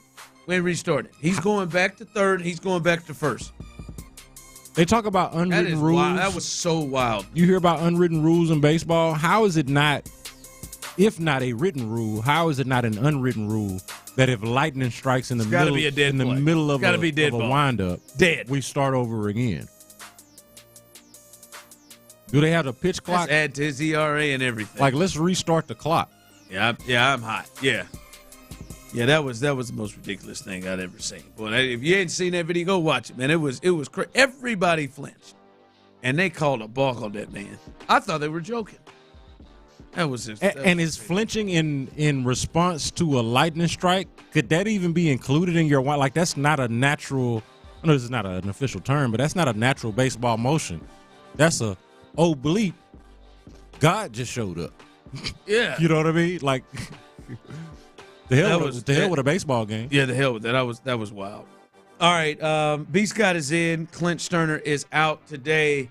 Brandon, when you look at the Western Conference, and we see where the Rockets are one of the favorites. Only OKC is not just in the West, but only OKC is favorite of them over them right now in terms of winning the title going into the next year with everything they've done. Is OKC the team to you that gives them the difficult matchup? Because the reason why I bring that up is the one thing we learned in the playoffs last year, especially in the West, man, it's about matchups. Yeah. Right? Like, well, it's a crowded field, too. It's a crowded field. OKC seems to struggle a lot against the Lakers for some reason. But the Lakers cannot touch the Timberwolves. And the Timberwolves can't do anything with the Thunder. Yeah. Right? And the Rockets struggled against the Warriors. But they gave seems like the Lakers, they gave a lot of teams problems. Beat the Thunder. Yes. And the Nuggets gave OKC problems. Right? But the Clippers can't mess with it was weird. Matchup wise, do you see OKC, is that the toughest matchup you think in the Western Conference for the Rockets? I think that's the toughest team overall. And so after we get past the matchups, when we just talk about overall talent and overall team, I feel like the Thunder is the biggest threat because they're the best team. But they're actually the matchup that I like. I'm not going to say the most, but I do because I think the matchup against Minnesota is interesting. I like their matchup against Memphis. We were all clamoring for them to face Memphis in the playoffs because we felt like that was going to be an easy out. I won't say I like their matchup the best against the Thunder, but I do like how they match up against the Thunder. The part that I don't like about the Thunder is just how deep and talented they actually are. So, matchup-wise, I look at the Nuggets as a tough matchup. I look as a team. You think the Clippers are a tougher matchup for the Rockets? It's a team. I think they're a tough matchup for a lot of teams. It's a team that I don't want to face as easy as they are to make as a joke. I think they're a tough matchup. So, the Thunder, they're the best overall team. Are they the toughest matchup for the Rockets? I wouldn't say so. I think that is potentially Denver. I think that, obviously we'll see what ends up happening with the Warriors, but they're obviously a difficult matchup because of how they play. Yeah, I don't know now. When you look at the additions the Rockets have made, I feel like they're a lot more equipped to handle a team like the No, I think talent-wise they are, but still, to me, a great difference between the Rockets and the Warriors wasn't as much talent. I mean, it was a great deal of experience, right? You got Steph Curry out there and Jimmy Butler, but it wasn't a talent issue as much as it was style of play, and the Warriors having answers and the Rockets not. Like the Rockets acted like they had never seen a zone in their life, never seen a zone defense in their life. Professional basketball. But again, players. like with KD and stuff like that, I feel like at the very least, Brandon, they got a much better opportunity to be able to deal with that. Yeah, no, I understand. I'm just saying, like, I think if we're just talking about matchup versus talent, right? I think they match up better talent-wise. Style of play, I think, is an issue. I think the style of play is similar enough, and they match up well enough to where I like that matchup. Text line coming through. Sorry, you guys are both dead wrong. That ump would have lost his job if he hadn't called a balk. Well, fine. To hell with him and his hell job, with that man. job. Don't give a damn about his job. With it. I'm to hell with that. Well, sorry. We're supposed to cry for his job? No, I'm taking that to court. Sue the hell out of them. And whoever we got this on video. Whoever is in charge of the job, he can lose his job. Yeah, he can lose his. I'm telling you, every single one of y'all. You can crazy? What's wrong with y'all? That's what I'm talking about with baseball right now. That guy, even the thought. I'm not saying you're wrong, Texter, but even the thought that would be the case. Hey man, this guy kind of went in and kind of ended the play once that lightning hit. That shook everybody. Nah, man, he didn't count that balk, man. Man, he's out. Nah, man, hell with that. No, seriously. Like, I'm serious. There's going to be an appeal. And I'm with you. What did you say? I mean, I'd have set my happy ass right there on home plate. If I were that coach, I would have set my ass down. Call security. Because that's what it's going to take. I'd have been upset about this, man. Yeah. Yeah, that's insane. He lost his job. The hell with that. You think that you think the other manager would have come out and lost his and gone off about that? Probably. How many umpires in the history of the world have lost their job because they failed to call a balk? That's what I say. Angel Martinez or Angel Hernandez continued to be able to call balls blatant. Joe West. Who was the dude that messed the guy Galarraga? What was his name? I think it was a Rockies pitcher. Messed him out of a perfect game. I remember Armando it was the Tigers. Tigers pitchers. It was Jim Joyce. Jim Joyce. There we go. Why do I know that? There we go. Okay, I was getting all of my umpires mixed up. But Jim Joyce 8-4. Somewhere Luke is yelling, Jim Joyce! It was Jim Joyce! Tyler, that time Luke came out and knew that the Wendell Stats had an umpiring school and knew the city in Florida of where it was. Good I said, God. What in the hell? What the hell? What the hell have we hired? Man, that was in some game notes somewhere.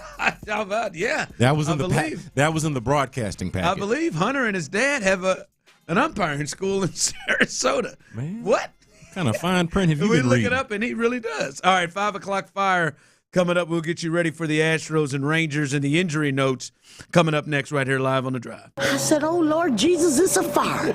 Payne and Pendergast. Injuries are going to happen.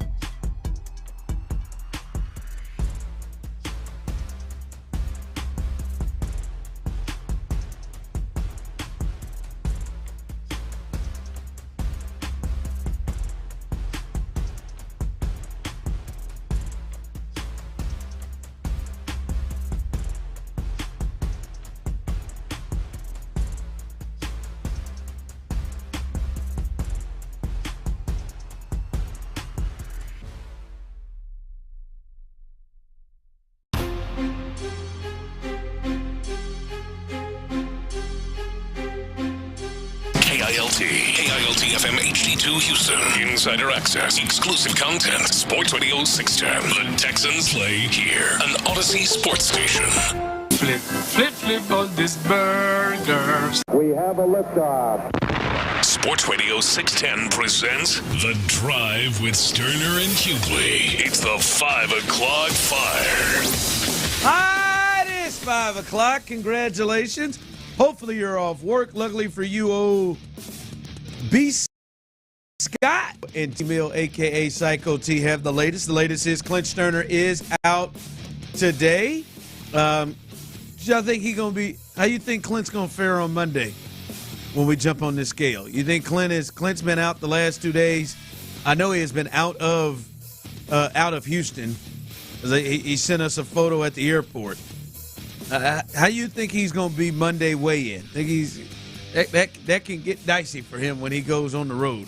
He said usually his tough spot is when he's up in the hill country like he was last week. I'm a bet +5. I'm gonna say Clint's added 5, man.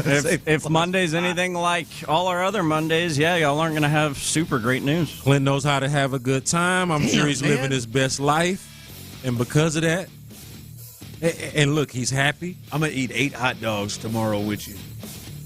We should just end this weigh-in thing we're doing. I'm just kidding, man.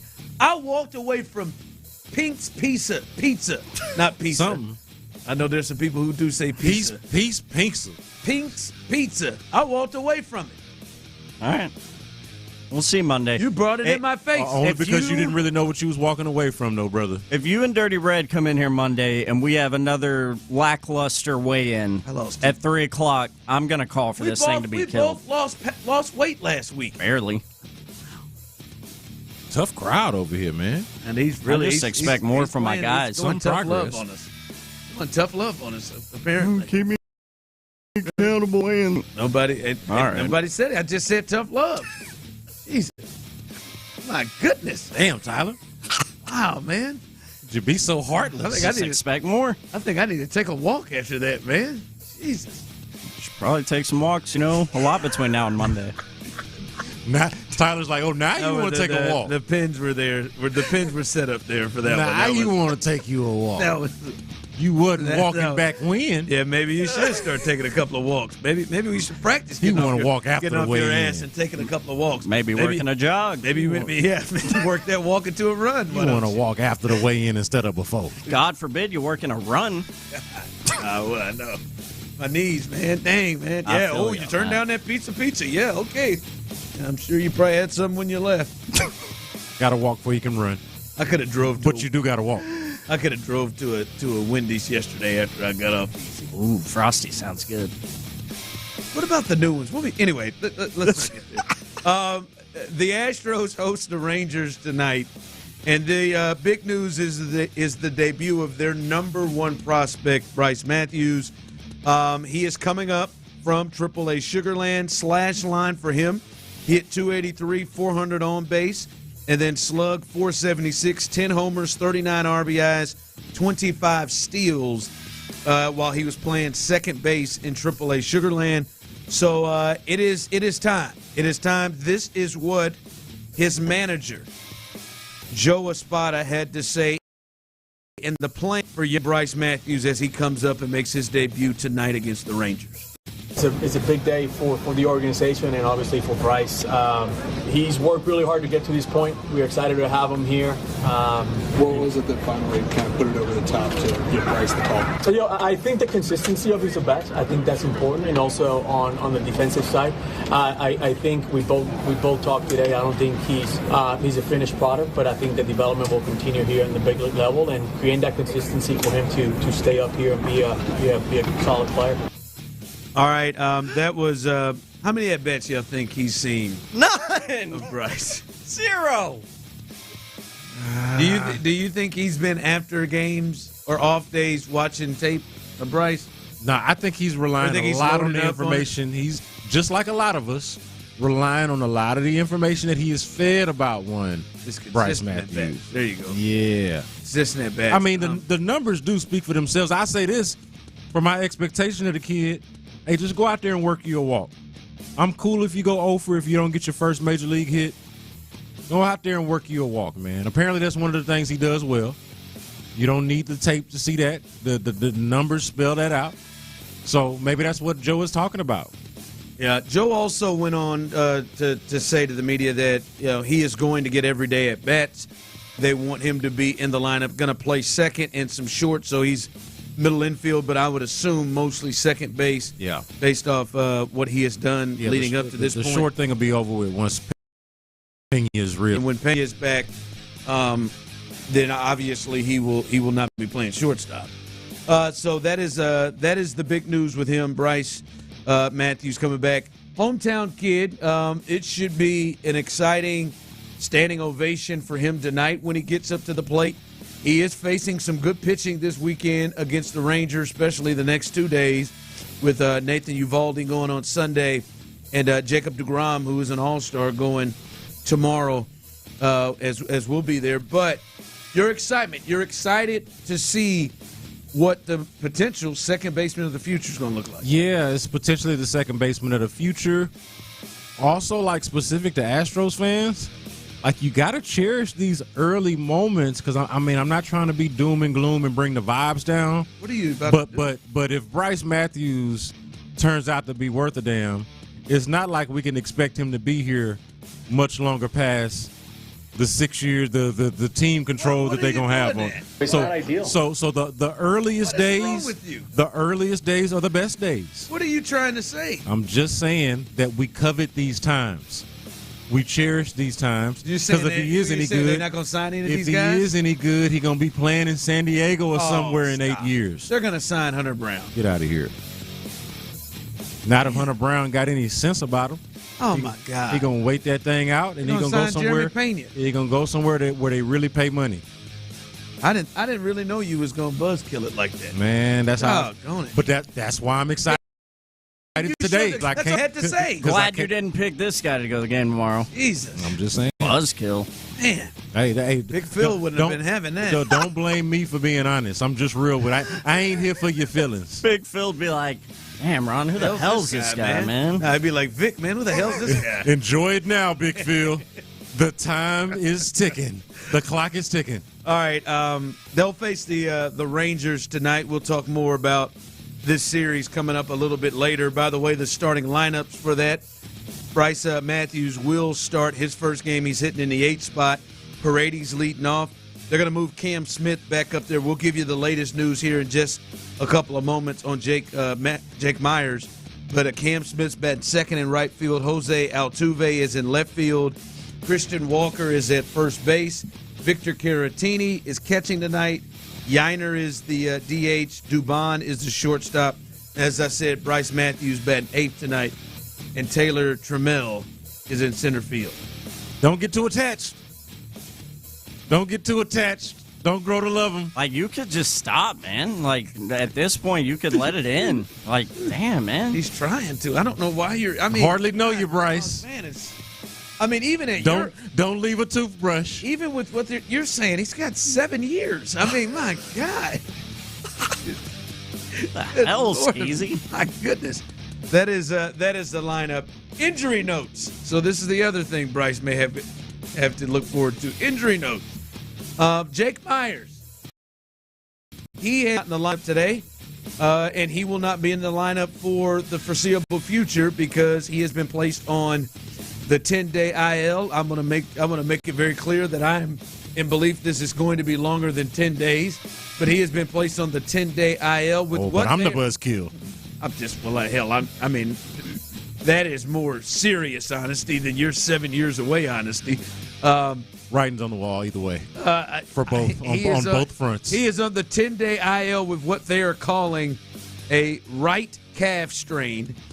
We moved from tightness to strain, and this is retroactive to July 10th. Is yesterday. Yeah. And also with this news as well, infielder, outfielder Zach DeZenzo, as we know here as D's Nuts, has been transferred to the 60-day IL to make room on the 40-man roster for Big Bryce Matthews. So 10-day IL, Jake's going to be out for a while. Zach DeZenzo clearly the hand issue is worse. I'll be honest with you.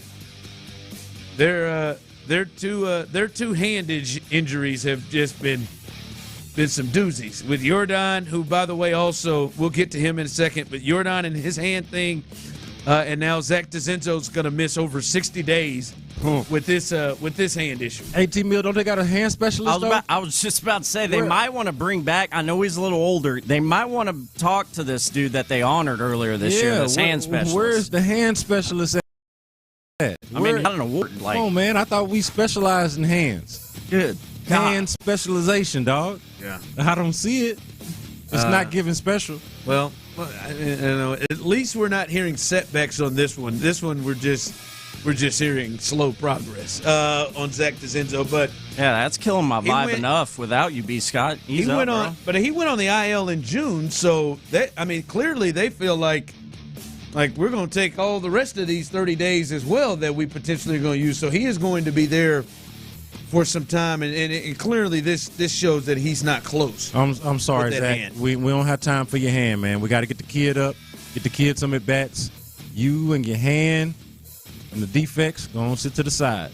Yeah. Sorry, Zach. Also, Pena is ramping up work in the weight room and doing, as they call it, somewhat baseball activities. Baseball adjacent. And then Jordan Alvarez isn't swinging a bat yet. So why would he? There's that. Why would he? His hand is only 95% healed. We don't really have an understanding of how healed it is. But that's the latest on the Astros injury front. And there are about another 9 guys that are also injured that they just didn't have time to give an update on. How's Christian Javier and Luis Garcia and Spencer Arrighetti? By the way, doesn't it feel like the Spencer Arrighetti thing should be moving faster than it is? I'll just say that. It always all does lately with this team, bro. Ain't nobody in here acting like no bitch. Except for with Jake. 5 o'clock fire. They got Jake's ass right up in there. All right, Chicago. They have decided to extend their general manager, Ryan Poles, through the 2029 season. And I just, has he done a good job? Got lucky. That's what I'm saying. Has he done a good job? He's got good PR. He is media savvy, media trained clearly, has good relationships in the media, so the messaging on him is good. And then he got lucky. He had the number 1 overall pick in the year that it was good to have the number 1 overall pick. But he did make the move, right, to get it, to put himself in position with the Panthers to trade out of that, right? And got a lot. He got, DJ Moore out of that trade. They ended up getting other picks that I think maybe one of them turn into Roman. He made a good trade. He made a good and trade. And then they got lucky. They got extremely lucky out of it. So sometimes it's good to be lucky and good. I think he was a little bit of both. Now, is it not his fault that, who do you blame Matt Eberflus on? Who do you blame their revolving door of offensive coordinators on? And I want to be right out in front on that. I expressed that Matt Eberflus was never going to be a good head coach because your name can't be Eberflus. Yeah. And your nickname can't be Flus. Yeah, they call him Flus. Yeah, that can't be. You're not going to be a good head coach with that name. D'Amico Ryan's good, solid head coach. Yeah. At least if your name is Flus, you got a lot to overcome. Matt Eberflus. Like, you got to. I told them that in Chicago. I think I pissed off some people when I said that at the time, and now they're probably with me. Now they're like, you know what? You had a point. You got a point. No, it's like I like what he has done with the offensive line situation this year. Went out and got a trade with and got Joe Tooney. Yeah. And got another guard for the Rams. Went out and made the deal for the center. The top center on the market, but it's a good idea to try to protect the investment. Yeah. But you looked up and got a quarterback. You're right. I do think if the Caleb thing didn't occur, because he got some of the Justin Fields action, didn't he? He did. Yeah. If that didn't work, then I would imagine that he wouldn't be getting an extension right now. If the Caleb, they got the quarterback thing, which feels set, and he did hit a home run on the head coach. It would appear. And now, again, I think you would also say he was allowed to hit that home run because of the quarterback situation that he had. Yeah, it's one of those situations like, do you get if you make the mess, do you get credit for cleaning it up, or did you just clean up your mess and then do we just move on? That's kind of what I'm looking at. It's like, he's putting out some fires that he kind of helped. That he helped build. That he kind of helped start a little bit. You think they're gonna be good? I do. But I thought they were going to be good last year, and I was wrong. Not with Ebert. Not with old Flus. I mean, they are quarterback cursed. I know that's coming from a Houston sports fan, but they are quarterback cursed over there. They're nowhere close. And the Bears have been around. The Texans are, 22 years old, 23 years old? The Bears have been around since the jump. Yeah. And I mean, when you look at the things that they have never had in terms of what a quarterback, they have never had a 4,000-yard passer. Ever in franchise history.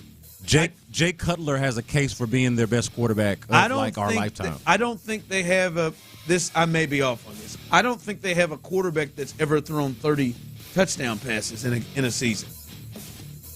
I mean, who would it be? Jay Cutler. I think Jay Cutler. I believe I saw that recently. I think you're right. Think that, it is insane the history that they have had.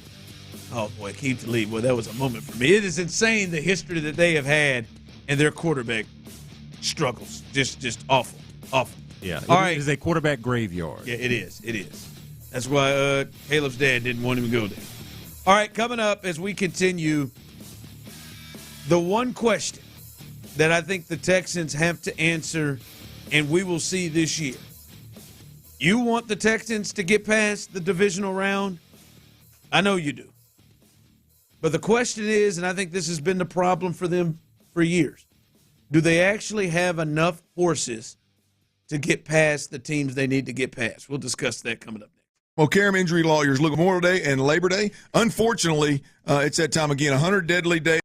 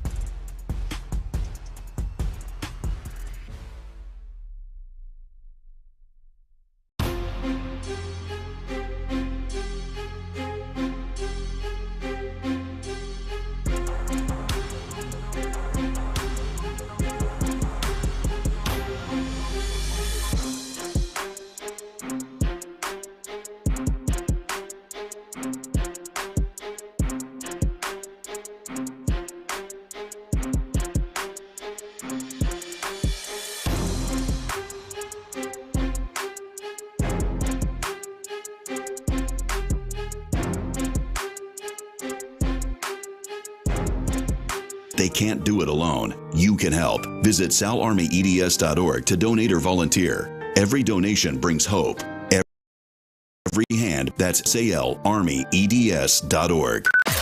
Sports Radio 610 presents The Drive with Stoerner and Hughley.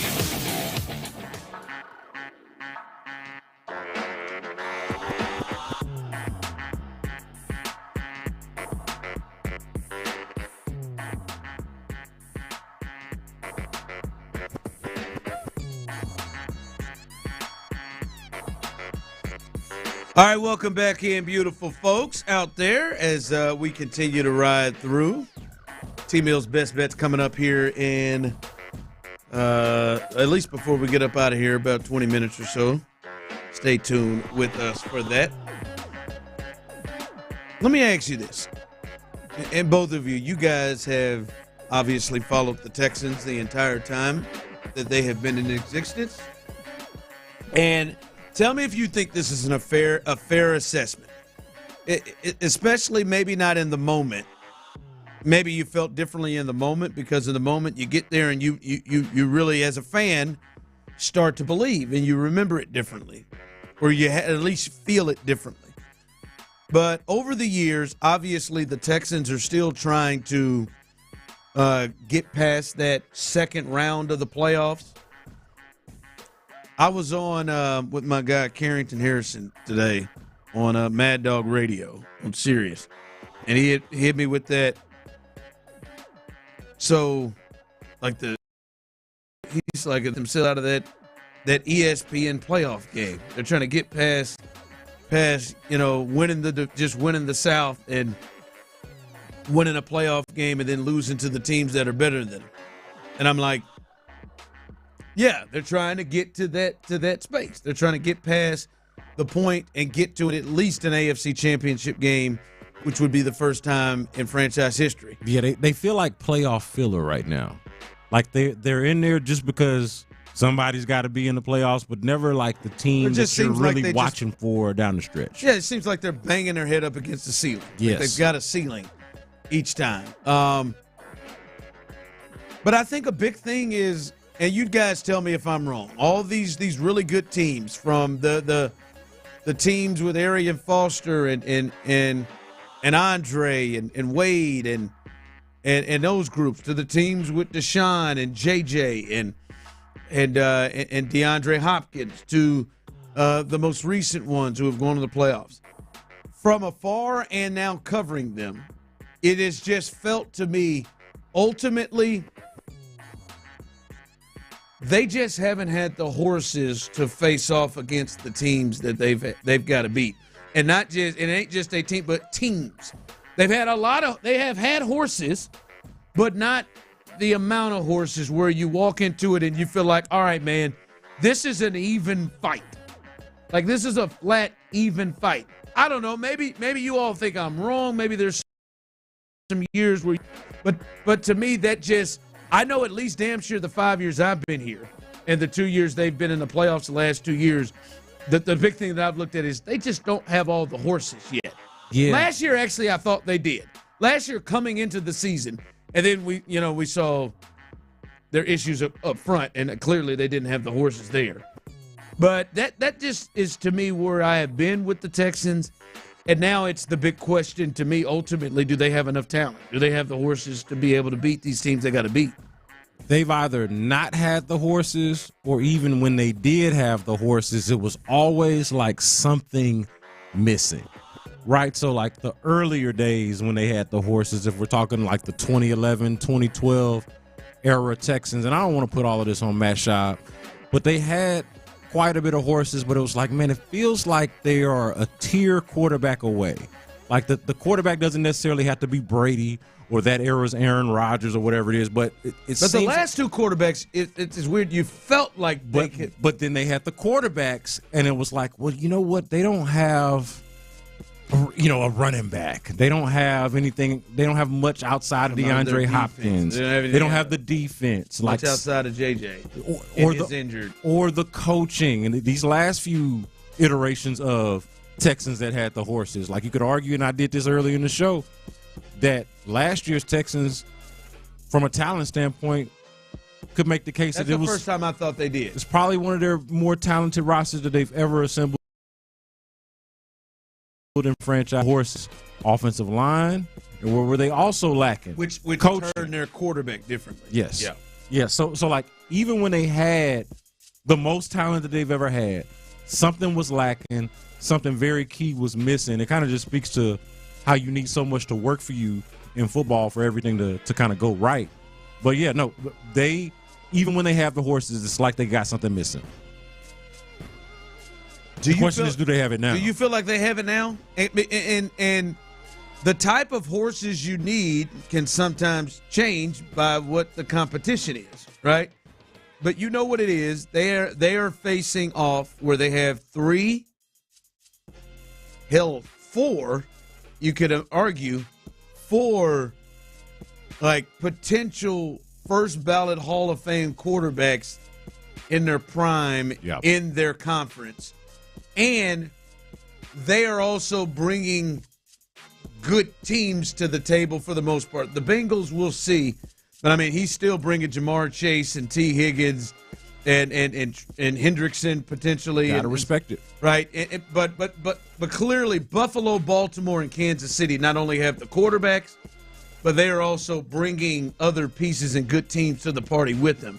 And that is the question. Do they have the horses now to be able to get – because that's not – those teams are not slowing down and going away, to be honest with you. You're going to have the horses to jump them.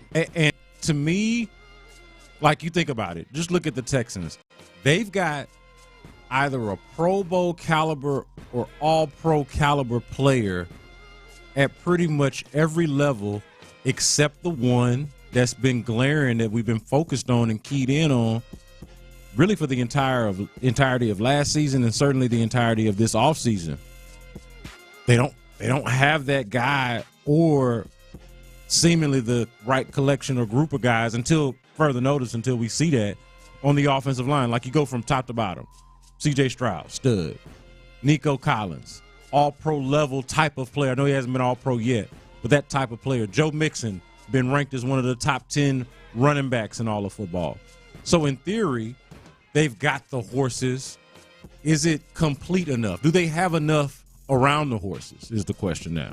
Like, do they have a good enough supporting cast, that being the offensive line, good enough supporting cast, that being the coaching staff, to utilize or to maximize, I should say, to maximize the horses that they got?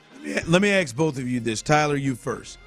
2 years ago, when they entered the playoffs and they hosted the Browns, the Joe Flacco Browns that they ended up beating the dog out of. Mm-hmm. And going into that game, how did you feel about the Texans in that game? I felt good going into that game. You felt good. You felt good going into that game? I felt good based off of what they had done in the previous week, but at the same time, or just the fact that I felt good about. But I mean, they had lost to that team, but like I'm just 2 talking weeks about before. The matchup you're feeling going into the game. You felt like this. What? How did you feel the next week when they went to Baltimore? Tyler, what was your feeling? They played the playoff game and they went back to. I was scared. Yeah, we had seen that week 1. They were a much different team by the end of the season. You felt differently about that team. Was it a similar feeling this year when the Chargers came in and then you had to go play Kansas City? Yes. Yeah. Yes, I would say almost very similar feelings. But you know what I didn't feel like? I didn't feel like it wasn't because they didn't have the horse, or that it was because they didn't have the horses. You know, it was just like we haven't gotten over that hump yet. What's it going to take? But, I felt like they had the horses to get it done. There was just always something missing. Yeah, I just say that and wonder because I think those other 4 teams, the Bengals, the Ravens, the Bills, and the Chiefs, I think even though the Chiefs have been the team that has really kind of dominated those matchups, I think all of the teams, though, when they play each other, believe like we're gonna win. Yeah, and we can. I don't think they walk into the games, even with the Chiefs. I don't think they walk into the games thinking boy, we need a lot to go right. Yeah. Like we're going to need some help. We need somebody to play outside of their minds a little bit. I think all those teams think we can play with each other. Yeah, and I don't know that I felt that way about the Texans in their history. They are still on the outside looking in when it comes to that, feeling like anytime you step on the field that you are the favorite, even if you are not. Yep. They don't have that. Yep. All right, coming up as we continue, T-Mill's best bets, and how important is this one? We know this is going to be the final series before the All-Star break, and the Astros will get a little time off as they are 7.5 games up in the West over the Mariners. They're playing the Rangers, who they are 9.5 up on. How important, though, is this series with Lance, Framber, Hunter Brown going in this series, coming off being swept by the Guardians at home? We'll discuss that coming up next. Hey, y'all, the biggest mistake you can make when you're selling your home is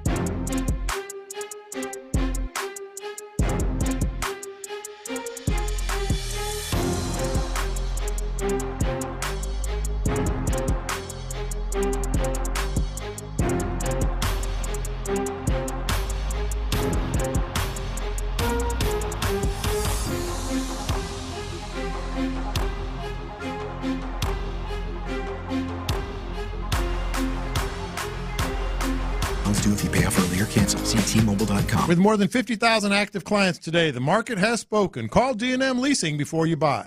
Live from the Mokaram Injury Lawyers Studios, Sports Radio 610 presents The Drive with Stoerner and Hughley.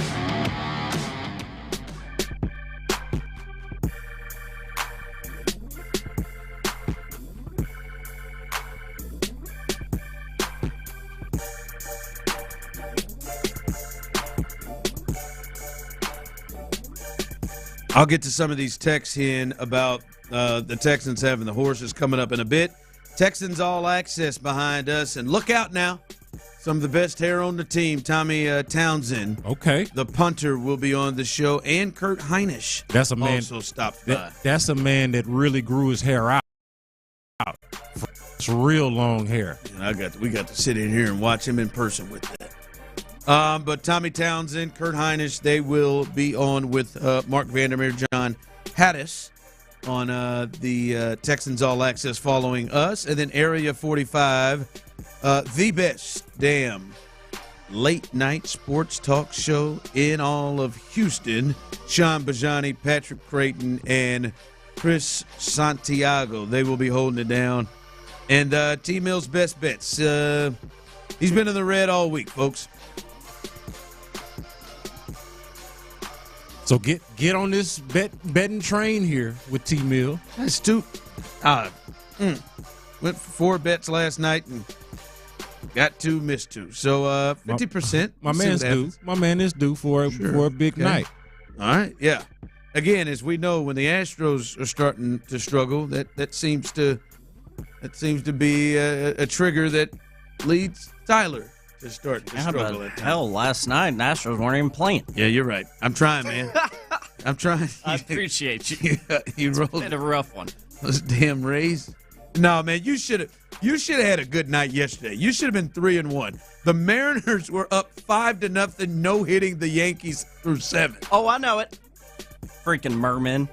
Man, that damn Giancarlo Stanton, he came back, didn't he?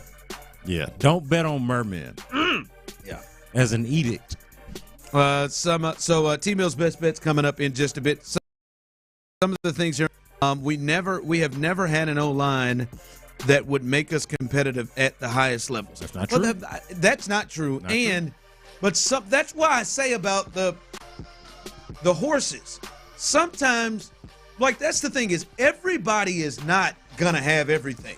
Yeah. Because I'm gonna tell you right now, the Cincinnati Bengals went to the Super Bowl. The Cincinnati Bengals went to back-to-back AFC championships. And let me tell you what, this is the Cincinnati Bengals. Yeah. Who, listen, I had to take the L on this. At one point, I tried to argue a point of they were a decently run organization, and B. Scott would have none of it, and he's right. Yeah, but they were lucky. They're not a great organization, and they damn sure did not have, as you put it here, an offensive line that could be competitive at the highest levels. Remember, they had Siren Sharping over there at left guard getting into the AFC Championship game. Damn, Zach left him out to dry 1-on-1 with Chris Jones to start that game. That did not get good. But the Chiefs last year, they had a guard playing tackle. They did. Right? Against Will Anderson and Daniil Hunter. Daniil Hunter, and Will gave him the business on one of them sacks. He did. Right? And then ultimately it just absolutely the dam broke against the Eagles. But they were able, so it's different places that the horses, like, everybody's not going to have all of the horses. Like, Buffalo has the horses, but they don't have everything. I mean, they didn't have great receivers. Baltimore sometimes seems to have everything, but they don't. I mean, they have some issues in certain places. So it's not just, all right, our offensive line stunk or whatever. Like, it's certain areas. Yeah. You haven't had the quarterback, and as you said, you haven't had the coach sometimes. The coach is sometimes to pull it through. I'm going to go ahead and get this dad joke out of the way. The horses that the Texans have been missing, and we were just talking about this right before we came back from the break, to use a Clint Stoerner term, the polos on the sideline, that is where I think a lot of times the lack of faith and trust has been for Texans fans, and it has reared its ugly head, I think, at times in the postseason, whether you're talking about Bill O'Brien of the past or you're talking about Bobby Slowick not exactly being equipped more recently. They have, when they did have the horses, when I talk about something has always been missing for the Texans, there's always something missing. More often than not, there's this lack of faith and belief in the play caller. Another thing that those other teams have had, synergy with the play caller and an actual belief in the play caller and the system. So it didn't feel like those teams have had to try to overcome the folks on the sideline, the coaching staff, and the ways that the Texans have, both past and present. Yeah, and I will even say last year, if Bobby, something was disconnected with the offensive staff, but also they were missing some horses too. Yeah, in that, right? Like they were some of their guys. They didn't have Tank. They didn't have Diggs. Bobby Slowick would be a better play caller if Stephon Diggs and Tank Dell were available to him. That part of it is fair. Is this? Would you say this is an important series for the Astros facing the Rangers, having Lance, Framber, Hunter Brown go after being swept going into the All-Star break? I think it's important for the reasons that you just mentioned. You got Lance, you got Framber, and you got Hunter Brown. So these are your best pitchers that are going for you. I don't think that you were as comfortable of a lead as you feel like you might have right now, and as much of a train wreck as a lot of the division seems to be. We were just talking about the Mariners. I still don't feel like you can afford to waste opportunities. You lose a game tonight, okay, it's 1 of 162. I get it. But I don't feel like you can afford to waste the opportunity. It's opportunity cost to me, right? Like, okay, we got our best pitchers going, and then we're talking about a team that is like bottom 10, bottom 7 in a lot of the key metrics offensively. So these things should match up perfectly. A light-hitting team versus your best pitchers. Oh, by the way, on the best pitching staff, or what has been the best pitching staff all year. No, that should be the perfect alignment for the Astros. So I think it's huge just in terms of opportunity cost. Do I think it's the end of the world if they lose? No. But I think it would be a massive disappointment to go into the All-Star break having been swept by a Cleveland team and then to not get it done by what is objectively an inferior Rangers team. That's the part. Yeah, you just that's some tough mojo. You come out with Seattle, and you can lay your head on the injury situation, but I mean that some of that is going to kind of be the deal. Like if they come out here and it's a bad start for, like, let's be honest, Hunter didn't have a great start his last one out, his worst start of the season. Maybe one of his worst starts probably since I think he gave up 9 or 10 in the first inning against the Royals. That may have been the last really bad start that he had. And then Framber got the win, but he gave up 4 earned and 6 against the Dodgers, and not the sharpest that he has been.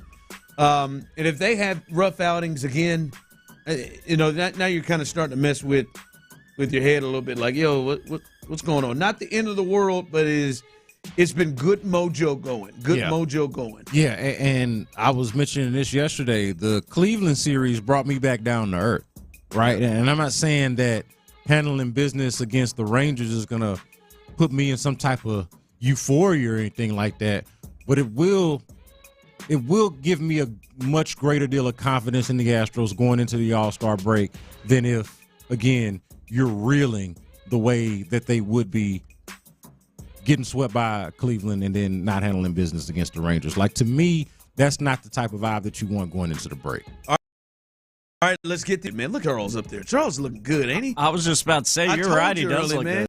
Oh, look! Wait till the stomach, man. That's Ozempic something. All right, give us your best bets, T-Mill. I mean, he looks good. Yeah, let's attempt to get one Green Day out of this week of best bets. Just one, please. Good. He's gonna scoop him up something. Go ahead. I got 5 baseball wagers to finish out this week, and like I said, we're looking for our first Green Day, so you might want to fade these, and if you do, that's just fine. I'm glad to help. First, Tony is. First, I got the Cubs plus a 1.5 as they are playing the Yankees up in the Bronx tonight. I like it. Next, I got 2 unders for you. The Blue Jays, they're going to be over in California playing the A's. I'm on the under in that game, which is set at 11. Sacramento. Yep, Sacramento. Mets at Royals, tonight. Under 9.5 in that one. I like it a lot. Ron's not sure, and that's his team. We'll see. Yeah, we'll see. Yeah. And then, of